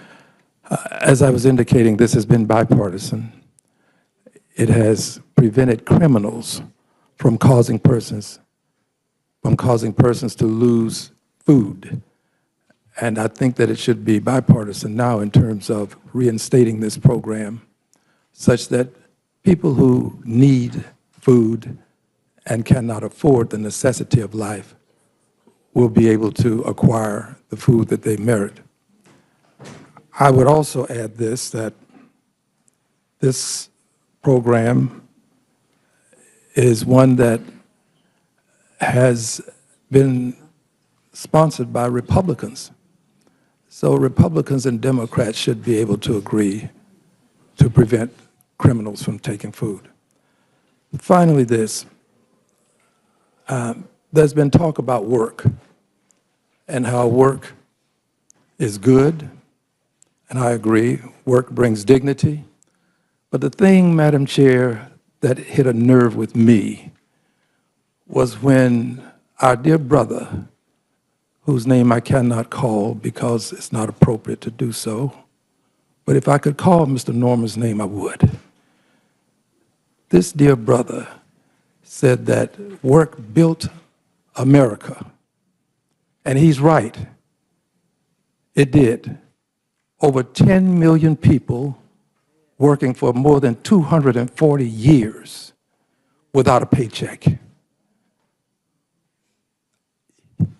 America is a great country, and it's great, Madam Chair, because of the economic foundational mothers and fathers whose lives were sacrificed.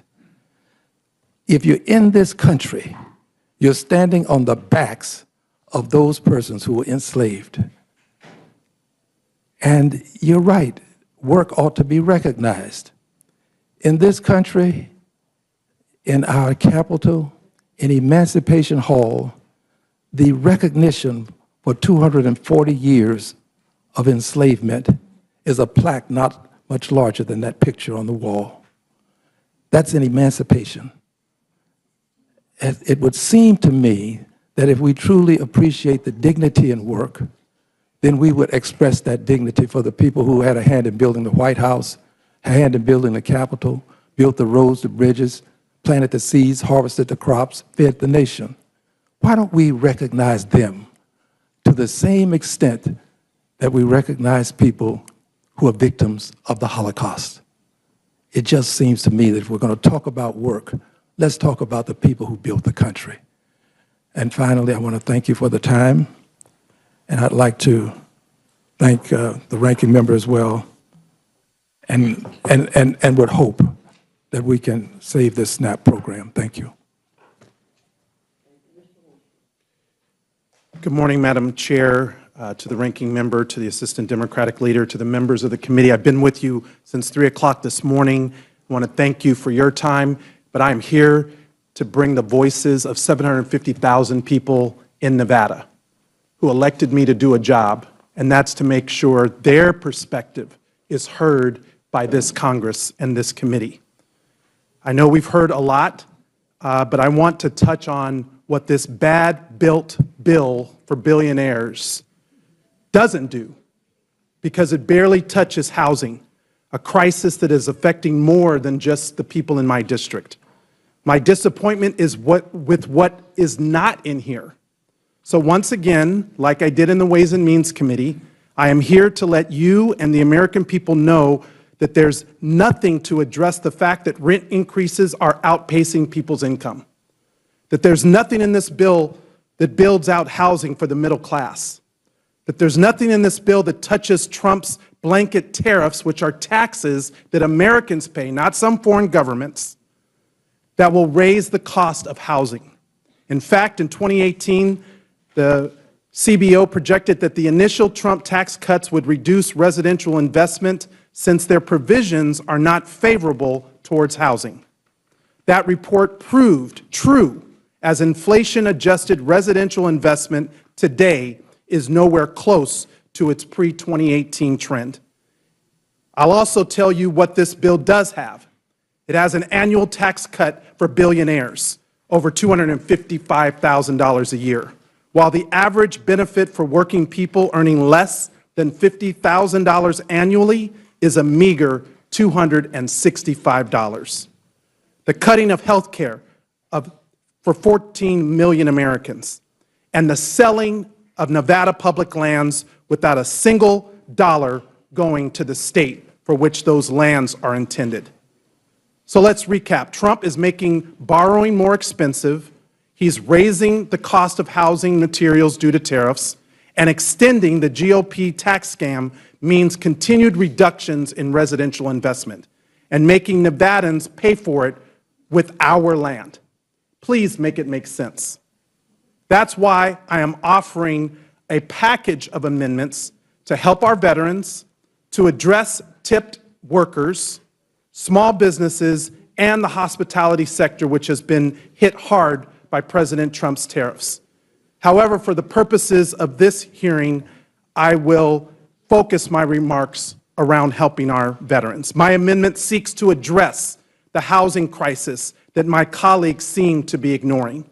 This amendment would create a Veterans Housing Fund through a 1% surtax on excessive corporate stock buybacks, limited to firms with over $10 billion in assets.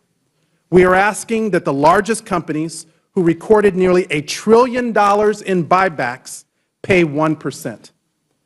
Over 30,000 veterans are experiencing homelessness. If my colleagues are committed to helping veterans, then you can support this amendment to help balance that equation. This is not a blue city amendment. According to HUD's 2024 Annual Homelessness Assessment Report, nearly half of veterans experiencing homelessness are in suburban or rural communities. And my colleagues on the other side of the aisle in this committee represent 8 states that total around 6,000 veterans who are experiencing homelessness. Georgia, nearly 650. Virginia, around 400. New York, almost 1,200. Indiana, over 400. Texas, nearly 1,850. South Carolina, almost 400. Minnesota, 300. And North Carolina, nearly 700 veterans experiencing homelessness. There is nothing in this bill that addresses shelter, mental health, substance abuse, job training, and other assistance specifically for our veterans. So I'm urging my Republican colleagues to work with us now to fix this bill before it goes to the floor. We want to work with you to address the problems facing our constituents. Earlier this month, I introduced 3 bills that can help address the housing crisis. We need legislation that addresses the corporate takeover of single-family homes, like my HOME Act. Not one Republican joined when I brought that bill forward. I introduced my Unlock Housing Act to address affordable housing by allowing the Bureau of Land Management to be able to lease the land to local governments and tribes specifically for affordable housing. This is a smart method to use the laws that already exist to build out more housing. Why? Because as Nevadans know, the land that we sell has not helped create the housing that we need. But we are seeing the same story over and over, that this bill does not have working people in mind. Instead, we have people like Representative Mark Amodei pushing to sell off more than 500,000 acres of land in Nevada under the guise of creating more affordable housing. He didn't even give a second thought to selling out our community. And for what? To use Nevada as a cash grab for the nation's debt? Don't believe me? Look at Section 8315 of the bill. If my colleagues are truly serious about addressing the struggles of the middle class and specifically housing affordability, then please support my amendments. I'm also putting on the record that I've sent a letter to Chairman Smith and to Speaker Johnson to bring up my TIPS Act to ensure that tip workers receive the benefits that they are entitled. Thank you, Madam Chair.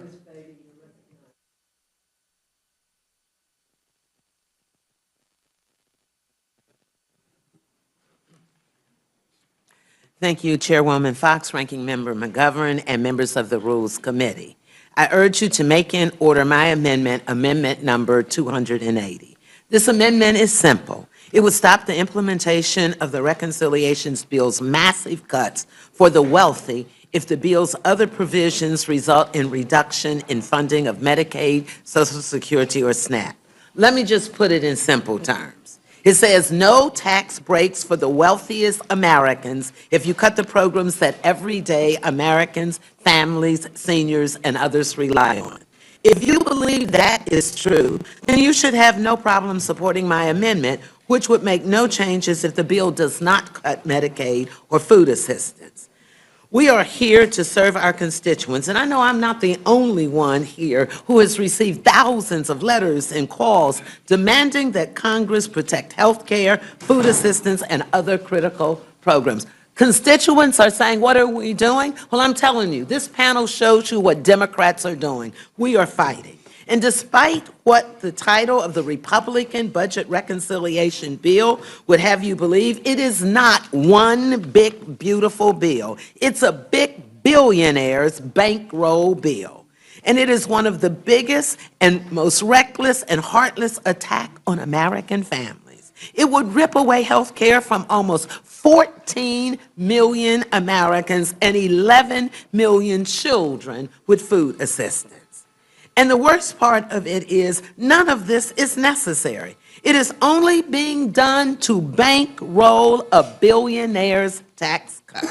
That is why I am offering this amendment. I am offering this amendment for the 2.4 million Ohioans who rely on Medicaid to access critical health care services like blood pressure, diabetes screenings, mammograms, mental health services, and other life care situations. I am offering this amendment for the millions of women across the country who rely on Medicaid to cover birth of their child and to keep them and their babies healthy before and after birth. I am offering this amendment for the more than 42 Americans without federal food assistance that they might not eat tomorrow. I am offering this amendment for Anisha, an Ohioan, a constituent mother of 2, and a recent cancer survivor who relies on Medicaid. She's scheduled for surgery that Medicaid makes affordable. Her family also depends on SNAP to put healthy food on the table.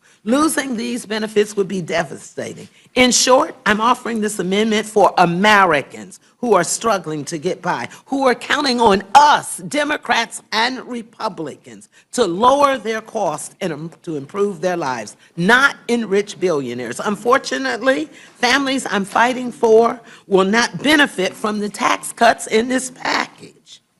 The top 0.1% of earners, billionaires, will see a tax break of some $278,000 per year.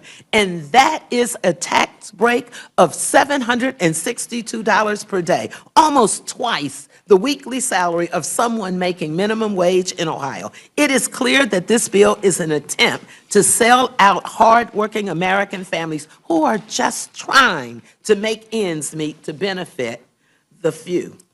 This bill would harm our constituents, Democrats' constituents, Republicans' constituents. Republicans have claimed that this bill does not cut benefits. And if you believe that is true, you should have no problem supporting my amendment, which would make no changes if the bill does not cut Medicaid and food assistance. So I would urge you to make this in order. And Madam Chair, I would like to enter into the records the GOP's budget plan, this article, the GOP's budget plan that makes it hard to conceal its lies about Medicaid and SNAP. Without objection. Thank you.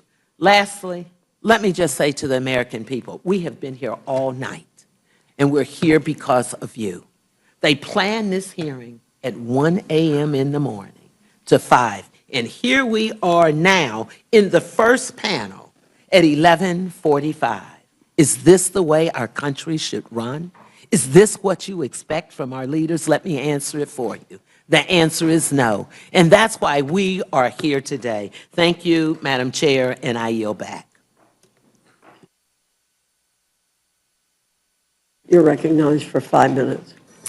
Thank you, Madam Chair and Ranking Member McGovern, for letting us testify today about issues that matter to all of us and to the American people. Over the past several weeks, I've been very concerned about what this Republican reconciliation bill will do. Not only does this bill, the bill, if it's enacted, the House bill, would be the biggest loss of health care coverage in American history that will strip health care from almost 14 million Americans. But as my colleague just said, how many of the pieces of this legislation have been considered in the dark of night when the American people are not able to watch what is happening? It's been too many pieces of this legislation. I have offered several amendments. Medicaid is the largest payer of long-term care in America, which is why I filed an amendment to ensure Medicaid home and community-based services, or HCBS, are not cut or reduced as a result of this reconciliation bill. We know that the majority of seniors and individuals with disabilities would prefer to receive care in the comfort of their homes, in the communities that they've known, where they can maintain an independent life, remain engaged in their communities, and aged with dignity. And in fact, it is less expensive than in nursing homes, which is where most long-term care in America is paid for by Medicaid. Yet hundreds of thousands of Americans are already sitting on state wait lists to access home-based care, and this bill will exacerbate this issue.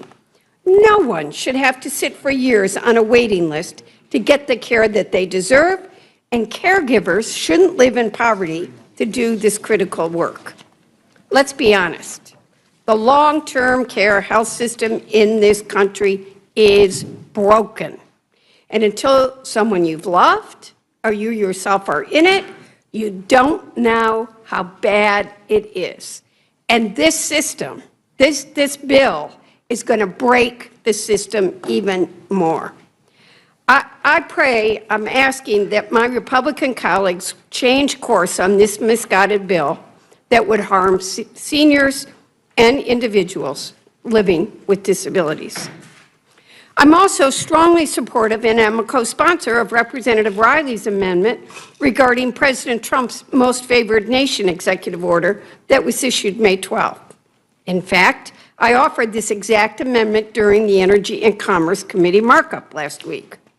This amendment supports President Trump's executive order that aims to lower medication costs for Americans by preventing pharmaceutical manufacturers from charging Americans higher prices while giving discounts to other nations, when we, in fact, pay 2, 3, 4, 10 times as much as other countries do, and spend more on the research for these drugs than any other country in the world. No one in America should have to pay higher prices for medications than patients in other countries, which I have to admit to you, was shocked that every single Republican on the Energy and Commerce Committee voted against this amendment that supports their own president's prescription drug pricing plan. And I have to say, I was very surprised after being up for all night when I watched President Trump Wednesday night say this provision was going to be in this bill. So I think there's some communication issues too. Simply doesn't make sense. This logic is backwards and, quite frankly, absurd. And on top of this, we had a bipartisan deal that opened the door for a solution to lower drug costs for Americans last Congress.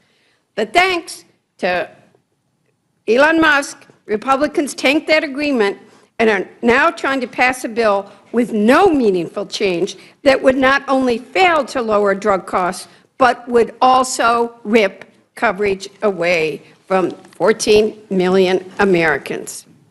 I'm going to end by expressing my concerns with this legislation's impact on our environment and natural resources, which is why I filed 3 amendments that I offered during the natural resources markup 2 weeks ago. Taken together, these amendments would preserve judicial review. I think too many people forget we are a system of checks and balances in this democracy. Protect compliance with the Endangered Species Act, which has literally saved thousands of species, and prevent the Inflation Reduction Act decisions from NOAA from applying to fisheries, climate resilience, and harmful algae bloom forecasted in the Great Lakes. I'm getting that look, so thank you, Mr. Chairman, and I yield back. I thank the gentlelady. She yields back, and I recognize Mr. Gomez of California for 5 minutes. Republicans are playing Russian roulette with the American people. That's right, I said it, Russian roulette. And that's because either you're going to lose your health care, that could probably save your life, or not. You can get a tax increase or not. This is serious business. According to the Joint Committee on Taxation, Congress's nonpartisan scorekeeper says families making $30,000 or less will pay an average of $200 billion more in taxes because of this bill. Families making $50,000 a year, you have a 50-50 chance of seeing a real change in your taxes. But you'll have to wait till April to see how lucky you were. Now the billionaire establishment has nothing to worry about. They'll get a tax cut of $270,000 a year. Right here in this committee, the American people are witnessing one of the biggest transfers of wealth in American history. But Republicans are advancing legislation that will slash billions of dollars from Medicaid, health care for the working class, so that they can give trillions in tax breaks to the billionaires, ultra-wealthy, and the largest corporations in this country.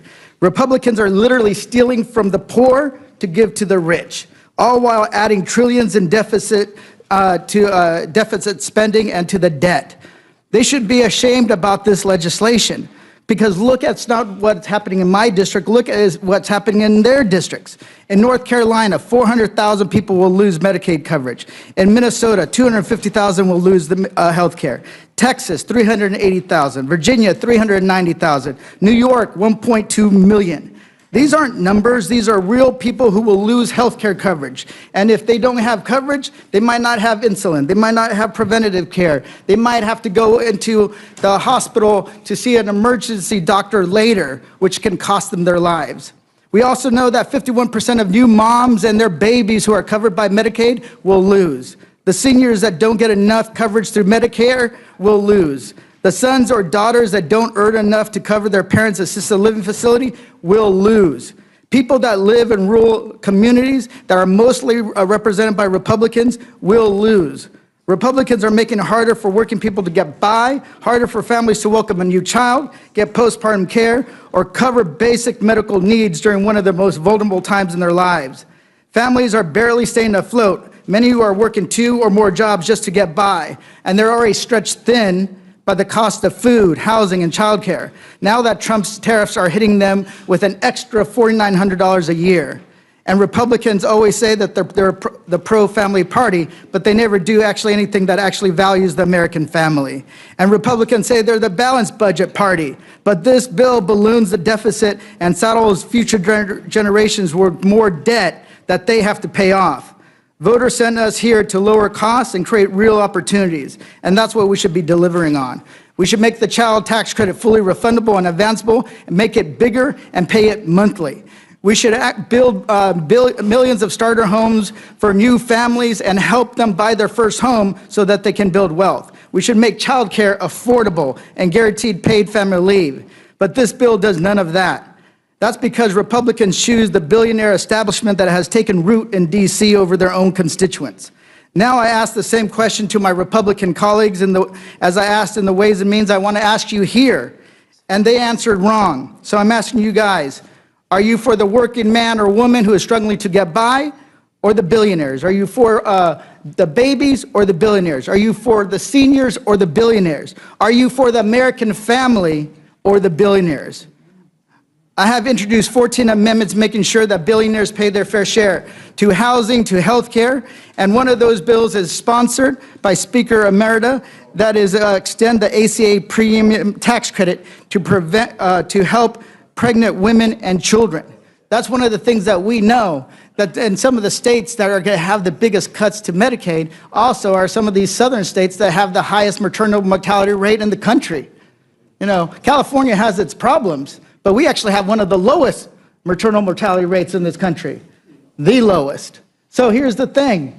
Once again, are you for pregnant women or the billionaires? Are you for babies or billionaires? Because that's what this all comes down to. And I will ask that if you vote on just one amendment, maybe you can restore a little faith in this kid from California. With that, I yield back.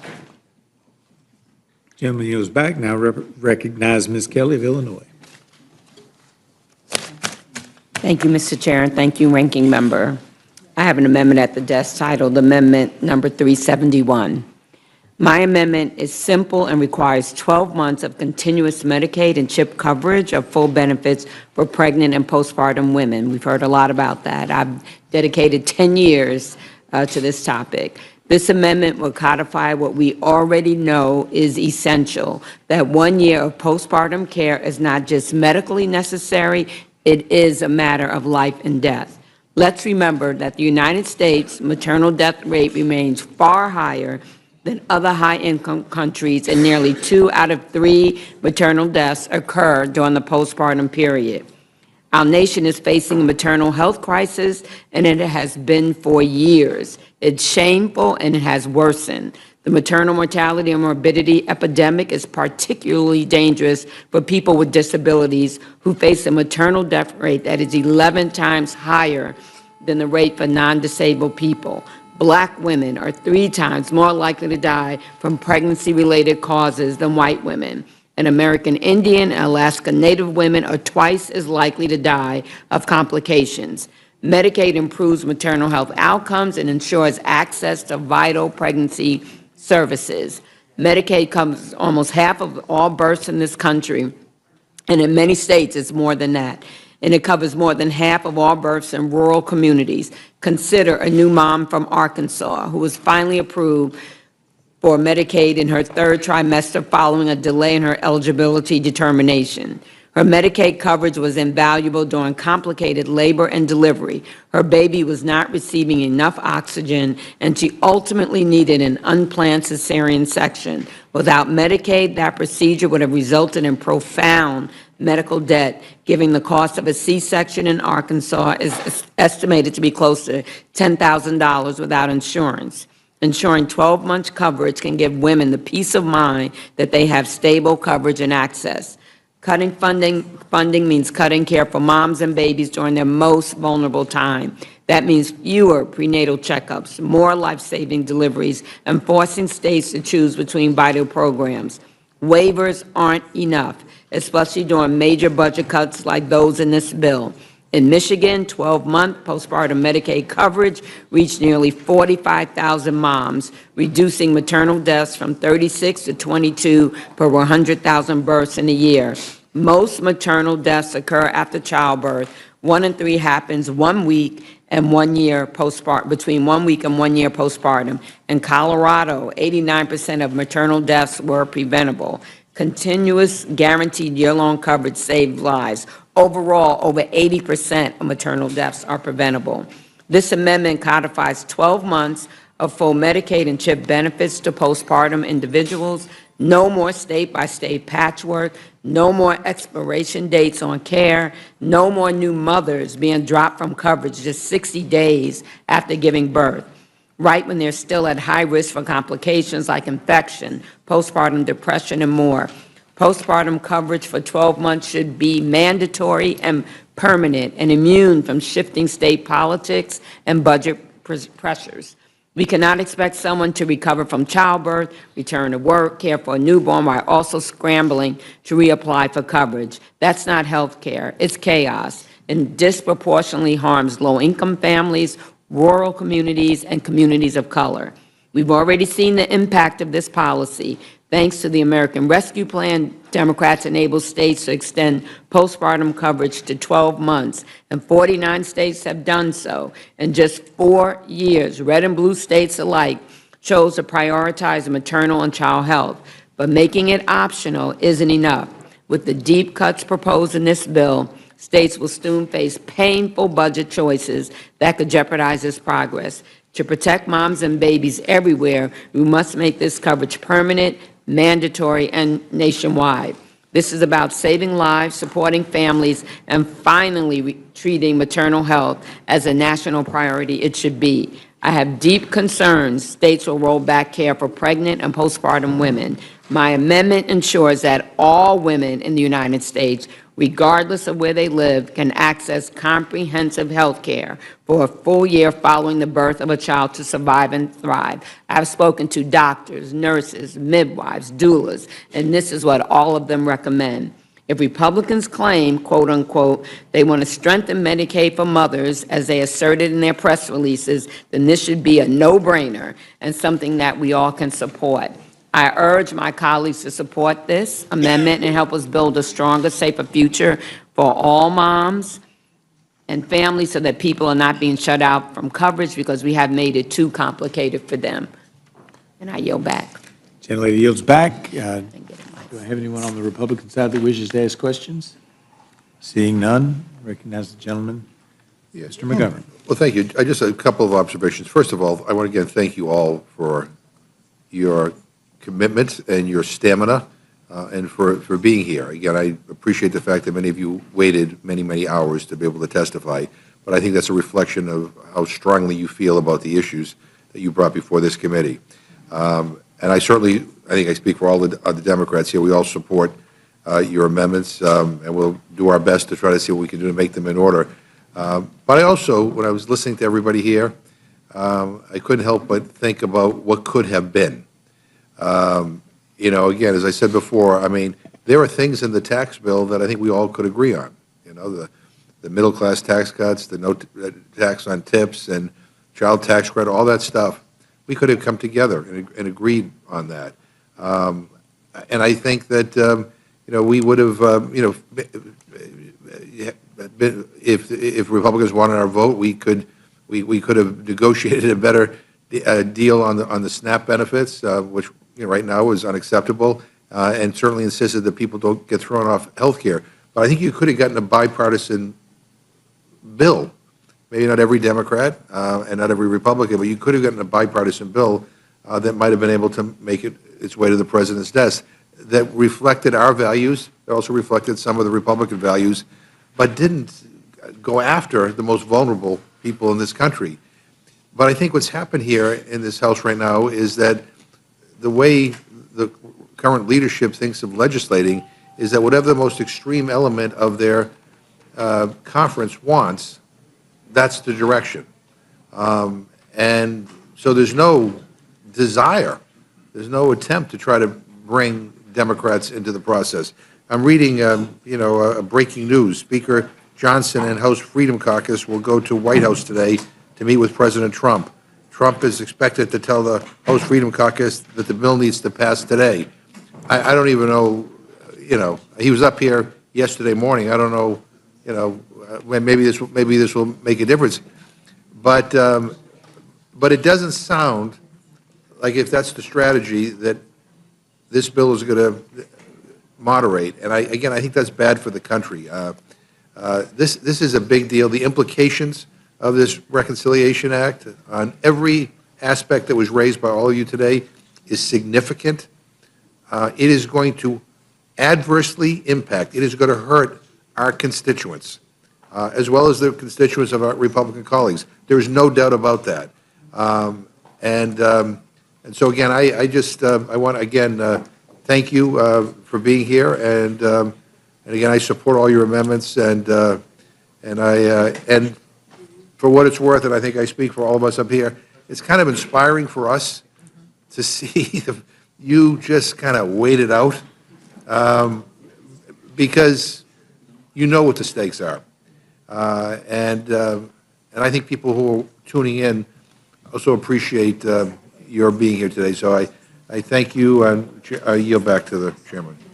Gentleman yields back. I recognize Ms. Scanlon for Thank you. I 5 minutes question. want to echo the ranking member's remarks. I think the outpouring of members here is inspirational and is a measure of just how significant and impactful this bill is going to be in a negative way. And you've all raised important policy issues that deserve full legislative consideration. And also, the American people deserve to know where their representatives stand on these issues. So I would support a full vote on them. I did, with respect to Representative Kelly's bill. This has been a major issue in my district, and I just wanted, in support of that bill, to seek unanimous consent to enter a Philadelphia Inquirer article from September 21st, 2022, entitled 80% of pregnancy-related deaths are preventable, CDC says, highlighting a problem in Philadelphia. Without Yield objection, Thank so you. ordered. Yield back. Gentlelady yields back. Now recognize Mr. Neguse for his 5 minutes. I thank the chairman. Well, first, let me just say thank you to my colleagues and echo the sentiments from our ranking member and Ms. Scanlon, our deep appreciation. And it's not lost on us that there are several of our colleagues here, Mr. Chairman, who testified just a few short minutes ago, who've spent more time in this hearing than Republican colleagues of ours on this committee. There are several members. No, I'm not referencing the chairman, but others of your colleagues. Mr. Horsford has been here literally since we arrived and convened. And we have members who, as has Mr. Kennedy, I'll go down the whole list, but every member here has been here for literally going on 7, 8, 9, 10 hours for 5 minutes, to be able to speak for 5 minutes on behalf of the people that they represent. And I think that's a testament to their convictions and their passions for their constituencies. I want to ask just a few questions of Mr. Horsford and Mr. Gomez as the two members who serve on Ways and Means. Mr. Horsford, you heard me earlier, if you might, maybe at 4 in the morning or 3 in the morning, I don't remember exactly when, in my exchange with the chairman of the Ways and Means Committee regarding the tax on tips. And I'm still trying to understand why the Republicans on the committee don't just put your bill on the floor, given that there's bipartisan support for it, given that this seems to be an issue that they're passionate about. I struggle to understand why that's not the case. And I know you have fought vigorously on behalf of the people that you represent in Nevada for that particular policy, but I want to give you an opportunity to expound upon it if you're interested. Thank you to the Assistant Democratic Leader. Look, to be clear, I've been working with a coalition of workers, the culinary workers, Unite Here, One Fair Wage, and others to bring legislation to provide relief to tip workers. 6 million tip workers in America today make as little as $2.13 an hour. $2.13. 70% of those workers are women, and women of color in particular. So on top of giving relief and allowing more tip workers to keep their hard-earned money by eliminating the tax on tips, we also need to give workers a raise. And that is what my bill does. No other bill does that. My bill also has important safeguards so that people continue to pay into Social Security, so that hedge funds are not able to grift off of the policy, so that we define what a tip worker is, so that it's not abused under our tax law. And so for Chairman Smith to sit here today and say, you know, he couldn't bring a bill to the committee is just wrong, because I'm ready. I've been ready, and my bill has been ready since the beginning of this Congress. And it comes from the actual tip workers who are affected by the policy. I am a co-sponsor of the bill that was unanimously passed by the Senate, the same version. And I see no reason why the House cannot bring up a standalone bill to make sure that we are advocating for the needs of tip workers and all workers. You're going to have all these compounding effects of cutting health care, of cutting nutrition programs, of making it harder for working families to get by. Then let's give workers a raise. Let's give them a raise that's livable enough to actually pay the rent on and to afford to buy a home. That is what Democrats stand for. That's what we're fighting for, is to give everyone an opportunity to not just survive, but to actually thrive in America. So thank you to the Assistant Leader for the opportunity to talk about that legislation. And Chairman Smith, wherever you are, my letter to you asking for a standalone vote on my legislation is at your office. Well said. Well said. Mr. Gomez, there was a robust discussion earlier about the tax brackets. Yeah. And I think the chairman was not as candid as I would have hoped with respect to his description of the various tax brackets in the reconciliation bill. I wonder if you might talk about the billionaire tax bracket and the amendment that you proposed. Yeah, first, I have an amendment that would increase taxes on billionaires, basically preventing them from getting any kind of tax break in this bill and actually require them to pay their fair share, increasing the tax bracket from 36% to 39% roughly. So in this room, by show of hands, who believes a billionaire shouldn't get a tax break and actually should pay their fair share of taxes? Like, all right, how about on the Republicans? You guys can help me restore my faith. Because here's the thing. There aren't many Republicans here on the committee, but unfortunately. here's the thing. They've all left. And the reason why is that if you increase the taxes on the billionaires, you can actually give the people who are getting screwed at the bottom rungs of the economic ladder a tax break. So for the record, I want to enter into the record the distribution chart, distribution of the estimated revenue effects of the tax provisions of the chairman's markup, basically what's going to happen, into the record. This is by the Joint Committee on Taxation. It's an official record. What's it on? It basically shows how much, who's paying what in taxes under this bill by the Joint Committee on Taxation. Without objection, so ordered. Thank you. And here's the thing, the reason why, let's go over years. Calendar year 2027, if you're people that make less than $15,000 a year will pay an additional $1 billion in taxes. $1 billion. And here's the thing, in the year 2029, people that are making less than $15 million are going to pay $15,000 will pay another $2.6 billion in taxes that year. People that are making $15,000 to $30,000, $2.5 billion in additional taxes that year. And we go on to year 2031. They're actually less than $15,000. They're going to pay another $3.6 billion that tax year. $3.6 billion. And if you're making $15,000 to $30,000, you're going to be all those people will be ponying up another $4.5 billion. $4.5 billion. And by the year 2033, let people that are in that tax bracket of less than 15,000, $3.7 billion just that year. And then the people making 15 to 30,000, $3.8 billion. So anybody that says that the people at those low rungs of the economic ladder are not getting screwed or not going to be paying more in taxes are just absolutely wrong. And with that, I yield back to Mr. Neguse. Thank you, Mr. Gomez. I yield back. No. I did. Gentleman yields back. Seeing anyone else seeing no one else wishing to ask questions, I thank this group for presenting your amendments. Thank you for being with us, and we will move on to the next group, and I'll need the names. All right, as they're leaving, our next panel will be Ms. Dexter, Mr. Carter, Ms. Takuda, Ms. Bonamici, Ms. Barragan, Mr. Tonko, Ms. Goodlander, and Ms. Stansberry. She's raising her hand. I don't know the answer to this. She wants to know why she's not on. Well, talk to them.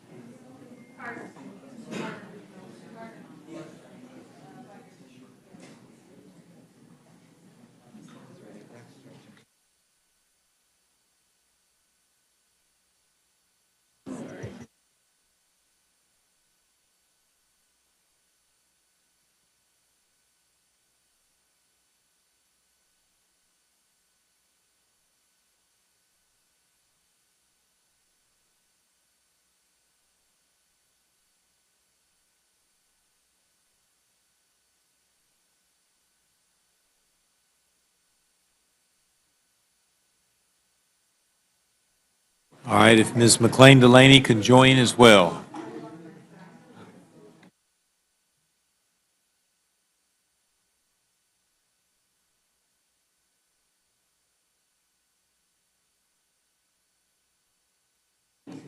And now recognize Ms. Dexter of Oregon for her 5 minutes presentation. Thank you, Mr. Chair, and thank you to our ranking member. Today I'm offering 3 amendments rooted in a basic principle. Government should work for the people, not silence them, not shield corruption, and certainly not rip away health care. Let's start with what this GOP tax scam tries to take from the public, their voice. Under current law, communities can protest oil and gas leasing decisions that threaten their land, water, or climate. This bill would impose a $150 fee, plus more for extra pages or lease parcels, just to be heard. And let's be honest about what that is. A tax on public participation, a toll on free speech.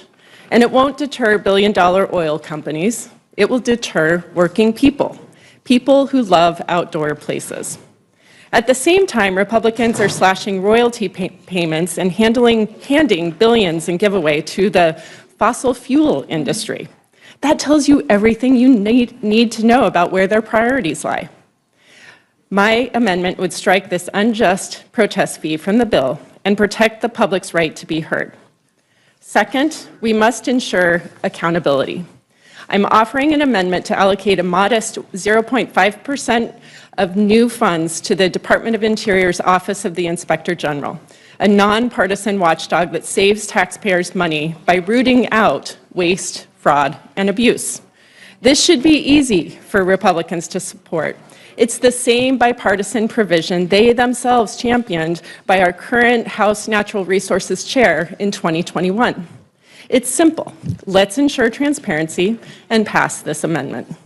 And now I want to speak to what I believe is the most urgent and dangerous part of this legislation, its impact on health care. Before I came to Congress, I spent nearly 20 years caring for some of the sickest patients in our community. I've worked in emergency rooms. I know what happens when a system doesn't have the resources that it needs to serve its patients.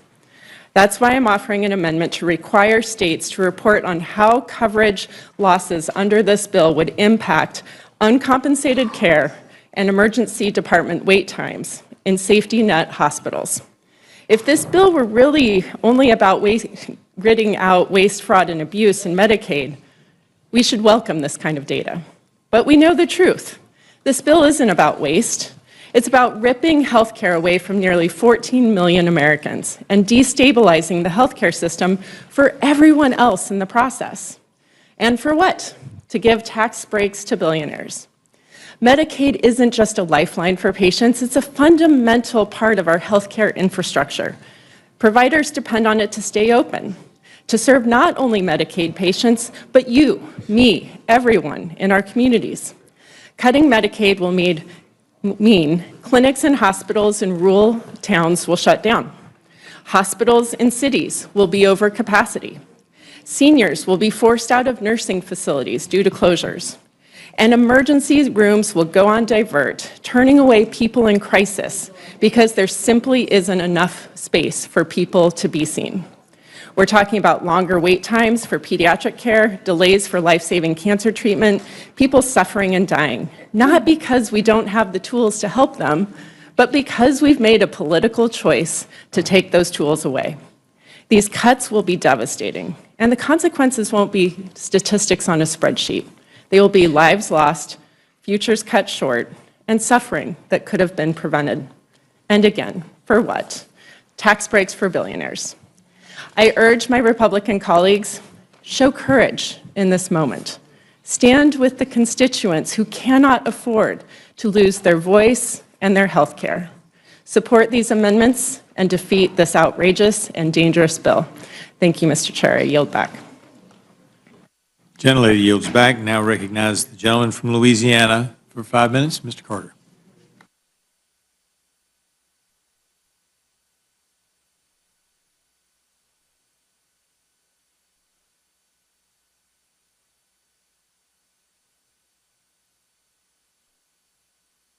Well, okay.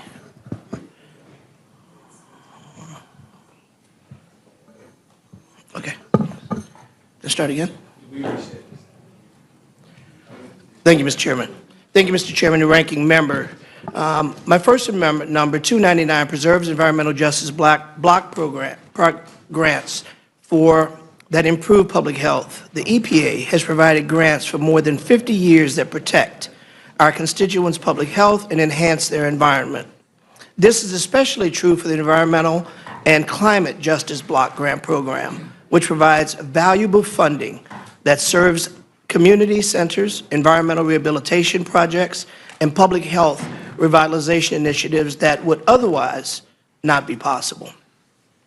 These projects are providing environmental and public health benefits in Democratic and Republican districts alike. However, this bipartisan bill ruthlessly claws back these funds and eliminates this vital program. Not only is this bill stealing people's health care, it's also making them sicker. My amendment will ensure that environmental and climate justice block grant projects that improve the health outcomes in low-income communities do not lose critical funding. If Republicans truly prioritize their constituents, they should easily agree with me that this funding is valuable and must be protected. My second amendment is amendment number 358, which would add to the text the bipartisan Next Generation 911 Act to the Republican budget reconciliation legislation before us today, and fully fund programs using the proceeds from future spectrum auctions. Because of technology advances, the telecommunications from the past 50 years, Americans can communicate today in ways weren't even contemplated when 911 system was first created. Yet, our 911 systems are stuck in the past. Our first responders are unable to utilize these tools we take for granted in this digital age. we are far behind. Police officers, firefighters, and emergency medical technicians who serve communities we represent deserve better. I cannot think of a better use of dollars raised from auctioning off public airwaves than to upgrade old, outdated public safety communication systems. I hope my colleagues will vote yes on this amendment to modernize our 911 systems for the 21st century. Congress should give FCC the authority to begin spectrum auctions now. Those proceeds need to help our constituents and first responders not pay for tax cuts for the ultra-rich. My third amendment is Amendment 373, which states no funds can be used to effectuate the detention or removal of United States of citizens of the United States or any non-citizen whose legal status was determined or visa revoked due to exercising simply their right to speech, free speech, not breaking any laws, simply their right to free speech.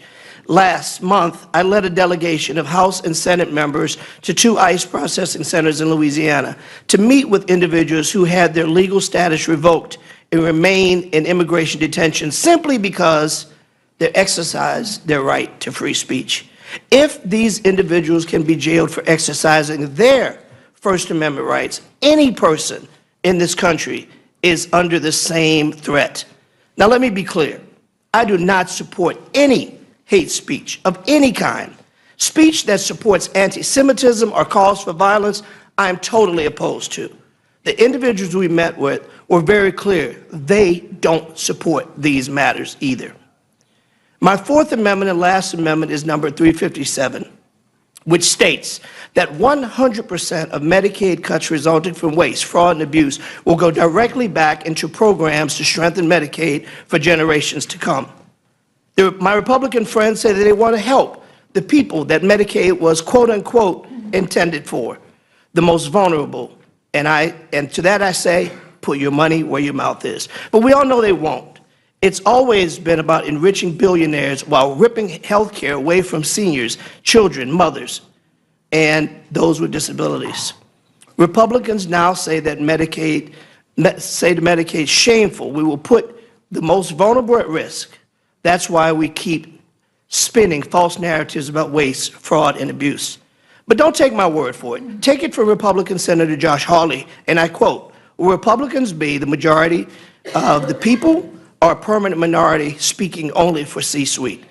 So, if the goal is to protect Medicaid and root out waste, fraud, and abuse, we should have no opposition to support my amendment to reinvesting these funds into Medicaid. I have one final quote, ma'am, and I know I'm shortly over, but I want to remind people.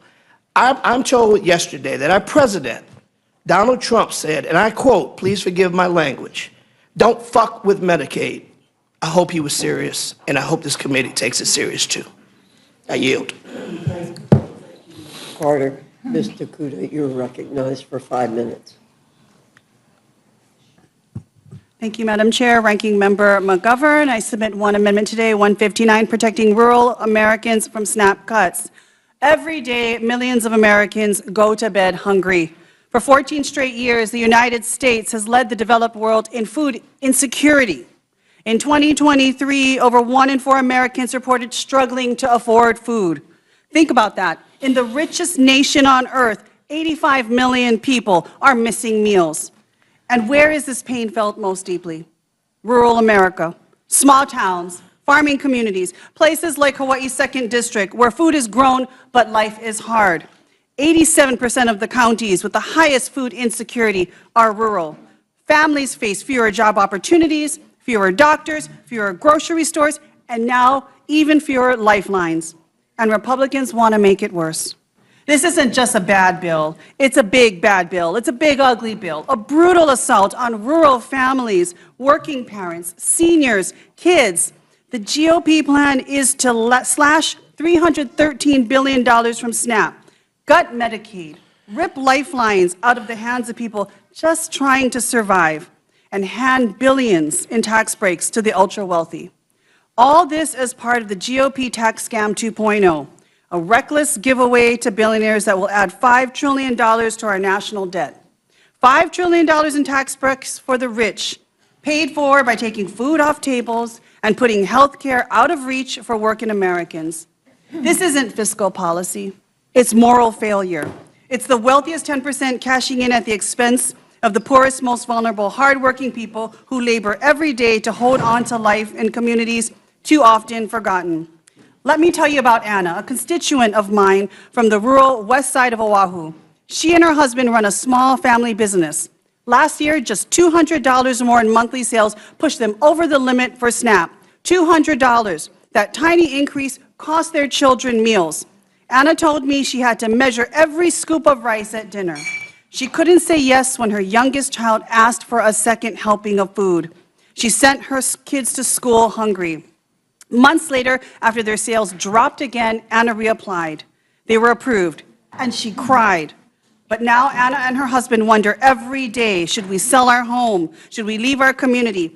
That's the America we're creating, where a family's survival depends on a spreadsheet and, sadly, declining sales. Anna isn't a cheat. She isn't lazy. She's not gaming the system.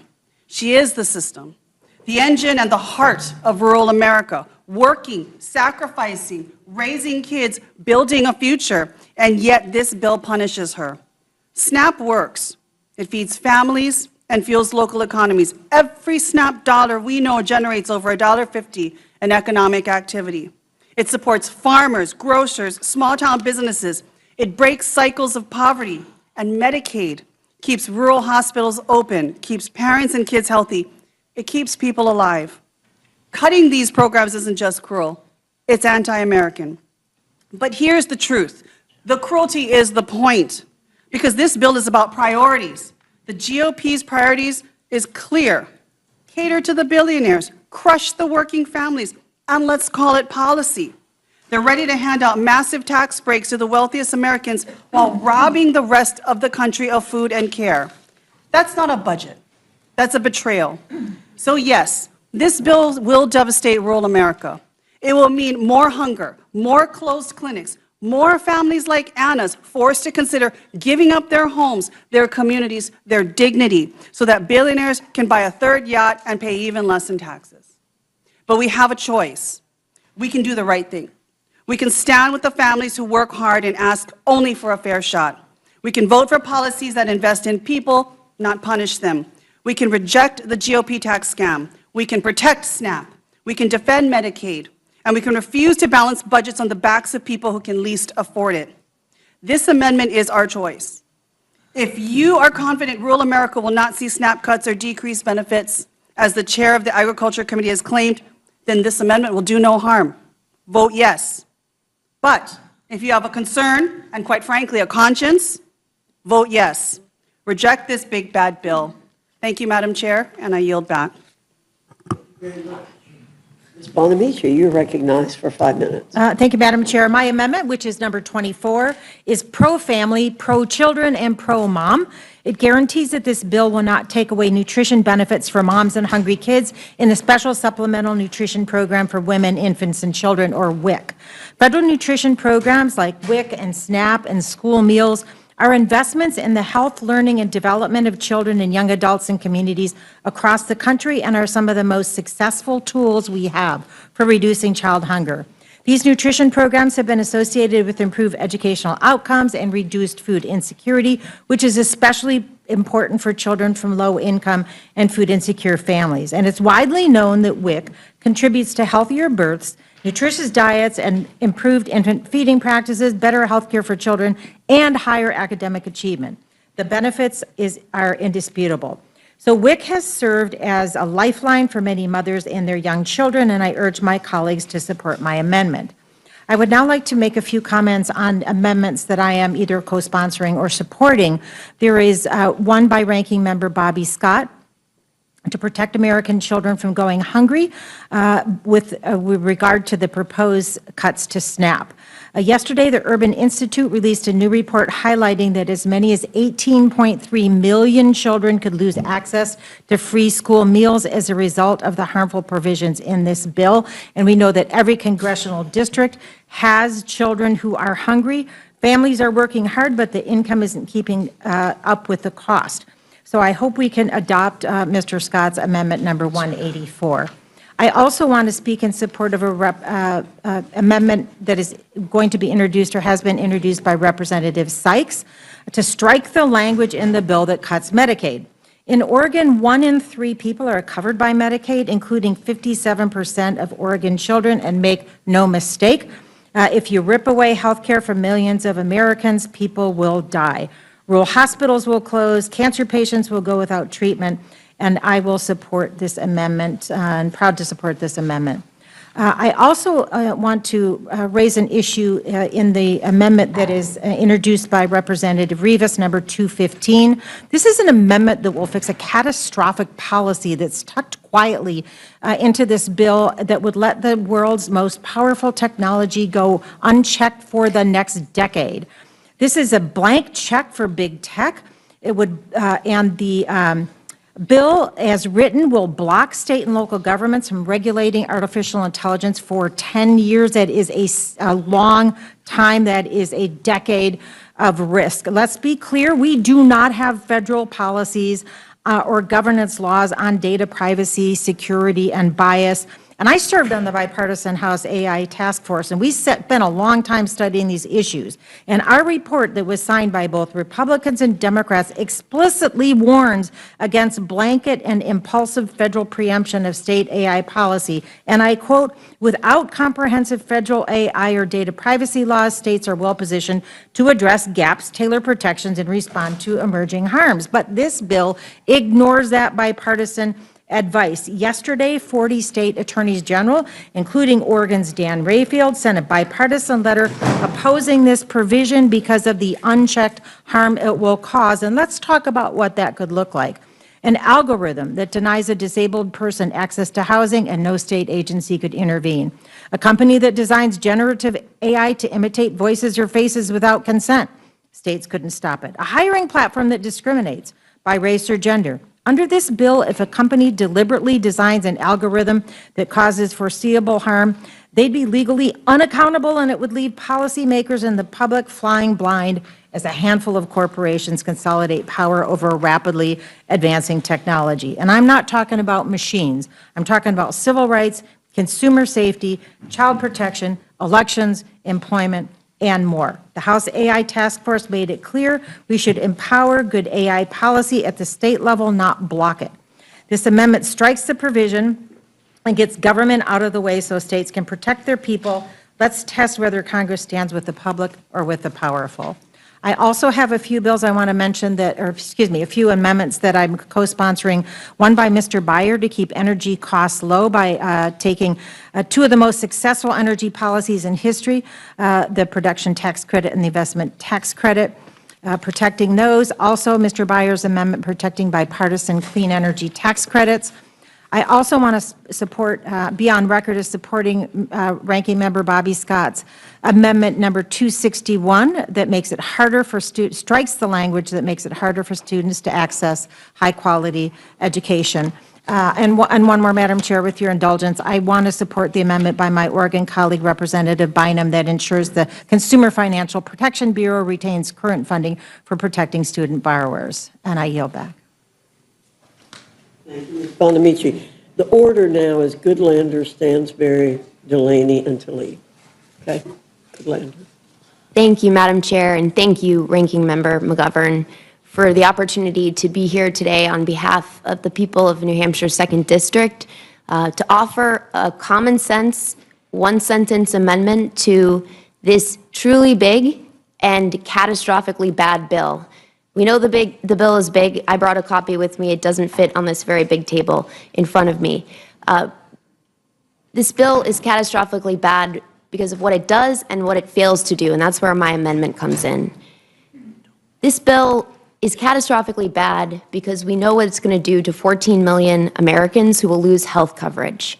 The biggest cuts to health care in American history. It's going to hurt our kids, people with disabilities, pregnant women, seniors. It's going to jack up healthcare costs for everyone. Rural hospitals in my state are going to close and people are going to die.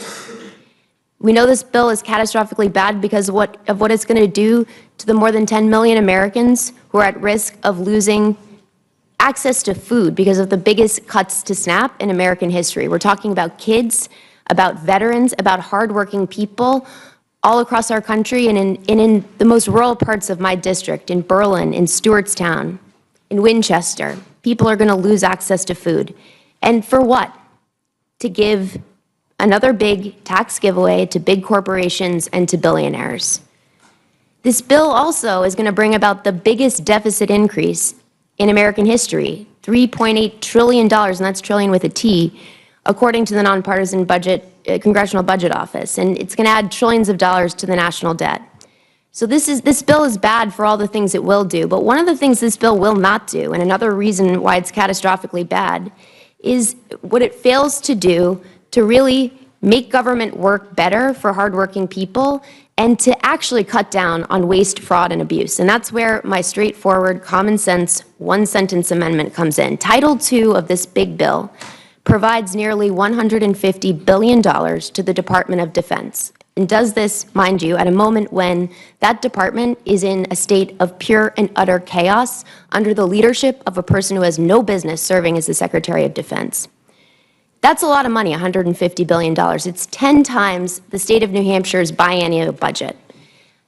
It's also, I should note, $50 billion above what the House Armed Services Committee was instructed to spend in this bill. And I read every bill I vote on, and it's $50 billion above. So I'm offering a straightforward amendment, it's one sentence, that would simply require the Department of Defense, before it is able to spend the additional $50 billion, to do what it is already required to do by law and what it has failed to do under law for decades now, and that is to pass an independent audit. This is about basic government oversight, but the Department of Defense has failed 7 audits. It is the only federal department that has failed an audit, and it also accounts for more than half of our discretionary spending. We're talking about $1 trillion. This is not right. If you really want to talk about cutting waste, fraud, and abuse, I'd ask the question, isn't ensuring a clean audit of the Pentagon a top priority? If you want to know whether we're actually wasting money, an audit is going to help us do exactly that. So look, at the end of the day, it's about military readiness, and that's something that our national security depends upon. It's something our economic security depends upon. It's also about the public's trust. Small businesses across this country, people across America, have got to pass an audit to keep doing what they do. The Pentagon should be held to the same standard. And it's the public's trust that our democracy depends on. And so with that, I would say this big, truly big and catastrophically bad bill cannot be cured with one amendment, but this is a step towards progress on what I think we all share, a goal we all share, cutting waste, fraud, and abuse. That is not what this bill does. And with that, I yield back. Thank you. You're recognized for 5 minutes. Madam Chair, Ranking Member, members of the committee. Before I get started, I just want to observe that we've been here for almost 12 hours, and I want to take a moment to thank all of the staff who've been holding it down for the last 12 hours in this room.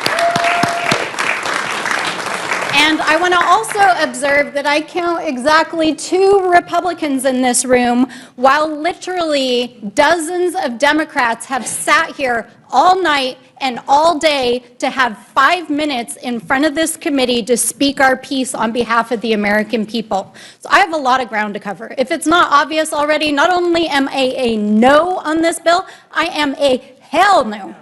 Let me tell you why. This bill puts a massive permanent tax break in place for the ultra-wealthy and corporations on the backs of working Americans. It will literally make the poor people of this country poor while the rich get richer. It will give billions of dollars in kickbacks to defense contractors, private prisons, and big tech. It gives cuts to life-saving programs, Medicaid and healthcare, which all of you said you wouldn't cut for months, and here we are. Food assistance, school lunches, Pell Grants. It will decimate protections for the environment, NEPA, public lands, judicial review, climate and clean energy. It decimates protections for our federal workers. It makes them at will, and it threatens their retirement. It threatens our consumers. It eviscerates the federal budget. And, Madam Chair, despite what I have heard here for many hours of lying, it will put into place the largest increase in deficit spending this country has ever seen, ever. That is what this bill does, and that is why I oppose it. I'm here to present 6 amendments, one of which was voted down by the Republicans in oversight that would actually protect Medicaid, Social Security, veterans benefits, and food assistance. I'm also here to fight for a bill, an amendment to this bill that would make it impossible for people like Elon Musk and special government employees to self-deal and exploit the government for their own personal gain. I'm also here to present an amendment that would restore the protections for our tribal nations, because notwithstanding what I heard the chairman say in the dark of night in this room, this bill takes away the judicial rights of our tribal nations to defend their sacred lands and their tribal trust and treaty responsibilities, and it is shameful. It is absolutely shameful. I am also here to offer an amendment to restore climate funding that was cut out of our national budget, and I am here to present an amendment which the Republicans have already voted on in a number of different places and spaces that would make it impossible for our foreign adversaries to mine here in the United States and take advantage of our system. These are but a small offering to a 1,000-page bill that will literally kill Americans. This is but a small offering in the 500 amendments that my colleagues and I have waited all night and all day to present in this committee. So let me be perfectly clear. This bill will hurt the American people. It will raise the debt. It will give permanent tax breaks to the ultra-wealthy. It will put billions of dollars into the pockets of Donald Trump's friends. It will cut life-saving programs. It will decimate protections for our communities. And it is happening on your watch, and we are here to fight it every step of the way in this committee, on the floor, in our communities, and we will not stop fighting. And with that, I yield back.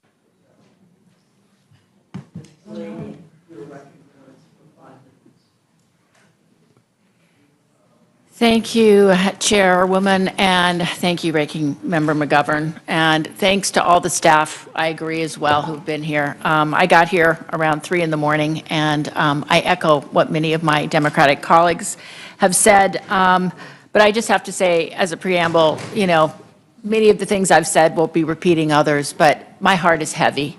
As a freshman member from Maryland, but grew up in this great state of Idaho and have lived here for 30 years. I've never seen anything like this in Washington. And I must say, I ran on common sense, common ground in my campaign, and there is none of that right here on Washington, on Capitol Hill. But that takes common ground, takes shared truths, and starting at least the same platform and the same set of facts, and shared value outputs. And I would think that we should come back together to really look at those things. The way in which we have not been able to really have hearings and an ability to really think and probe into all these issues is so important going forward. So my amendment, H313, is really about ensuring that children and families will continue to receive the food they need despite the proposals put forward in the package. In this country, I do think that we all agree, and many of my colleagues on both sides of the aisle on the Ag Committee believe that no child in this country should go hungry. My Republican colleagues repeatedly said that this package would not result in the kids going hungry and that benefits would remain whole for them. My amendment takes them at their word, and it seeks to ensure that no cuts to SNAP can be made unless the USDA and states confirm that these cuts will not lead to a reduction in benefits for households with kids. Taking Republicans at their word to prevent benefits that I would suspect they would want.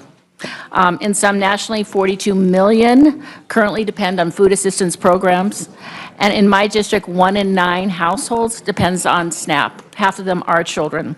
This isn't just about ending hunger. It's about dignity, it's about opportunity, and it's about being able to concentrate in school and being able to thrive. And if you want to talk about economics, as we said before, SNAP pays for itself in economic benefits and health benefits. For every dollar in my district, but across the country, spent on SNAP, $1.50 comes back into our economies. And that means many of my farmers in District 6 sell into the food markets. It goes back to 2,700 national retailers and back to our truckers. Cutting SNAP hurts, not helps our national economy, and these cuts will even be more apparent in rural communities.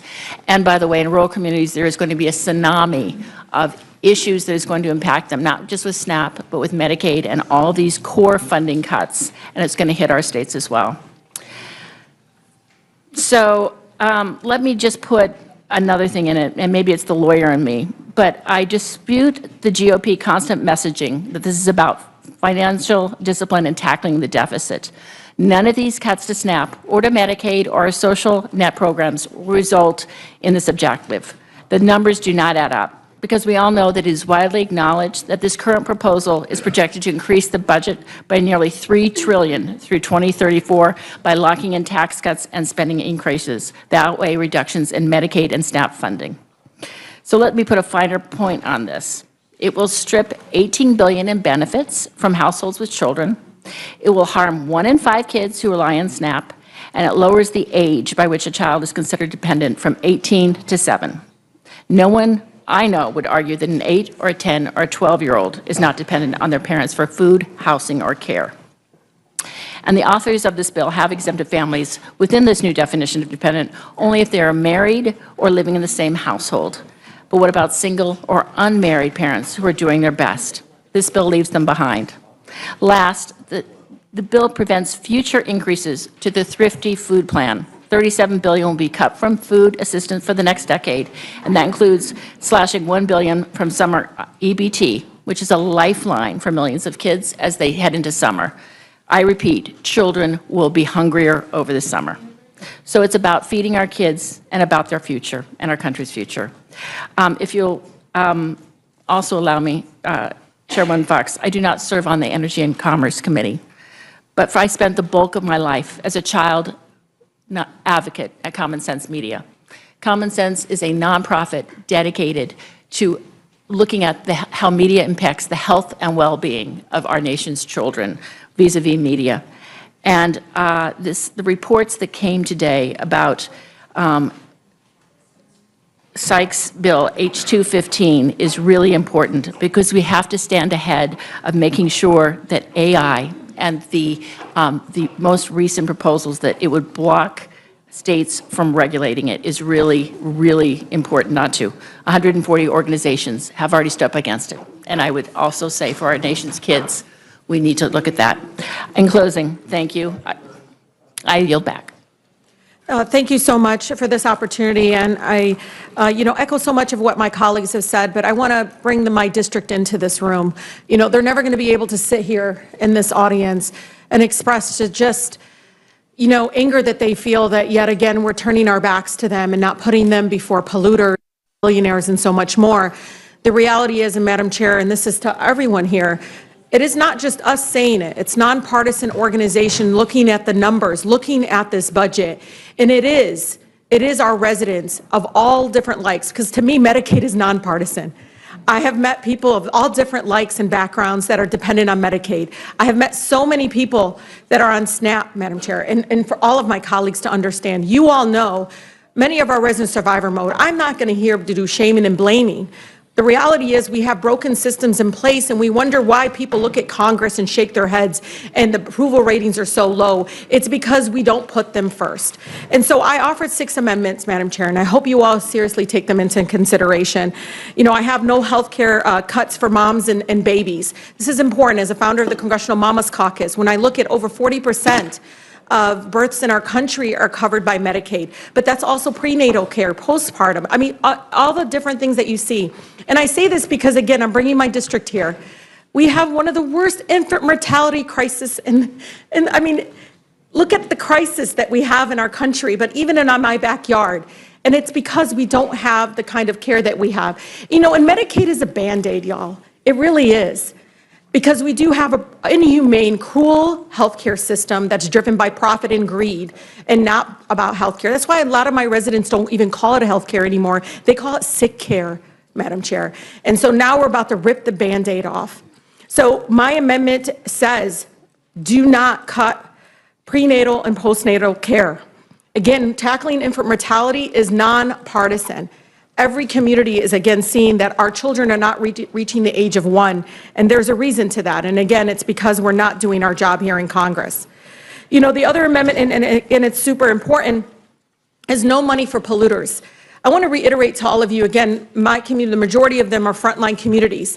We have one of the worst air qualities in the state of Michigan, in Wayne County, that I represent.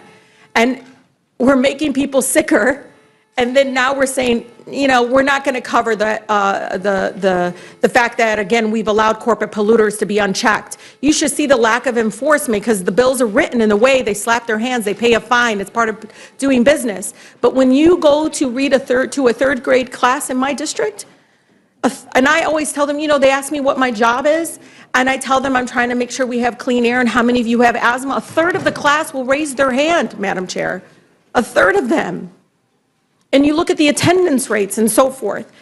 The other is really important. I really believe that we need no more aid to billionaires. I'm calling it that because I think that's how you all see it. They don't need it.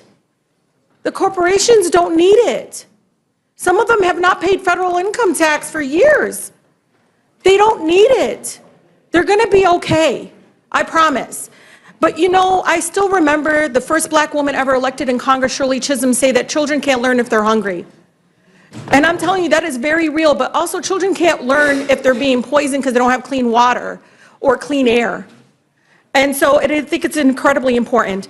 My other amendment expand but don't restrict Medicaid. You know, it is important to understand the importance of what Medicaid does right now. Again, the Band-Aid that I talked about, and we try to keep it tight. I know all of us children, petrified. They're so scared that we're going to put Amazon and FedEx and all these other corporations before them. That's what they're afraid of. And we wonder why they're so angry. My other amendment, again, is around no money for Pentagon, because I want to talk to you all about this. In my community, I tell them, don't worry, guess what? Guess what? There is one budget that got an increase. Which budget is that?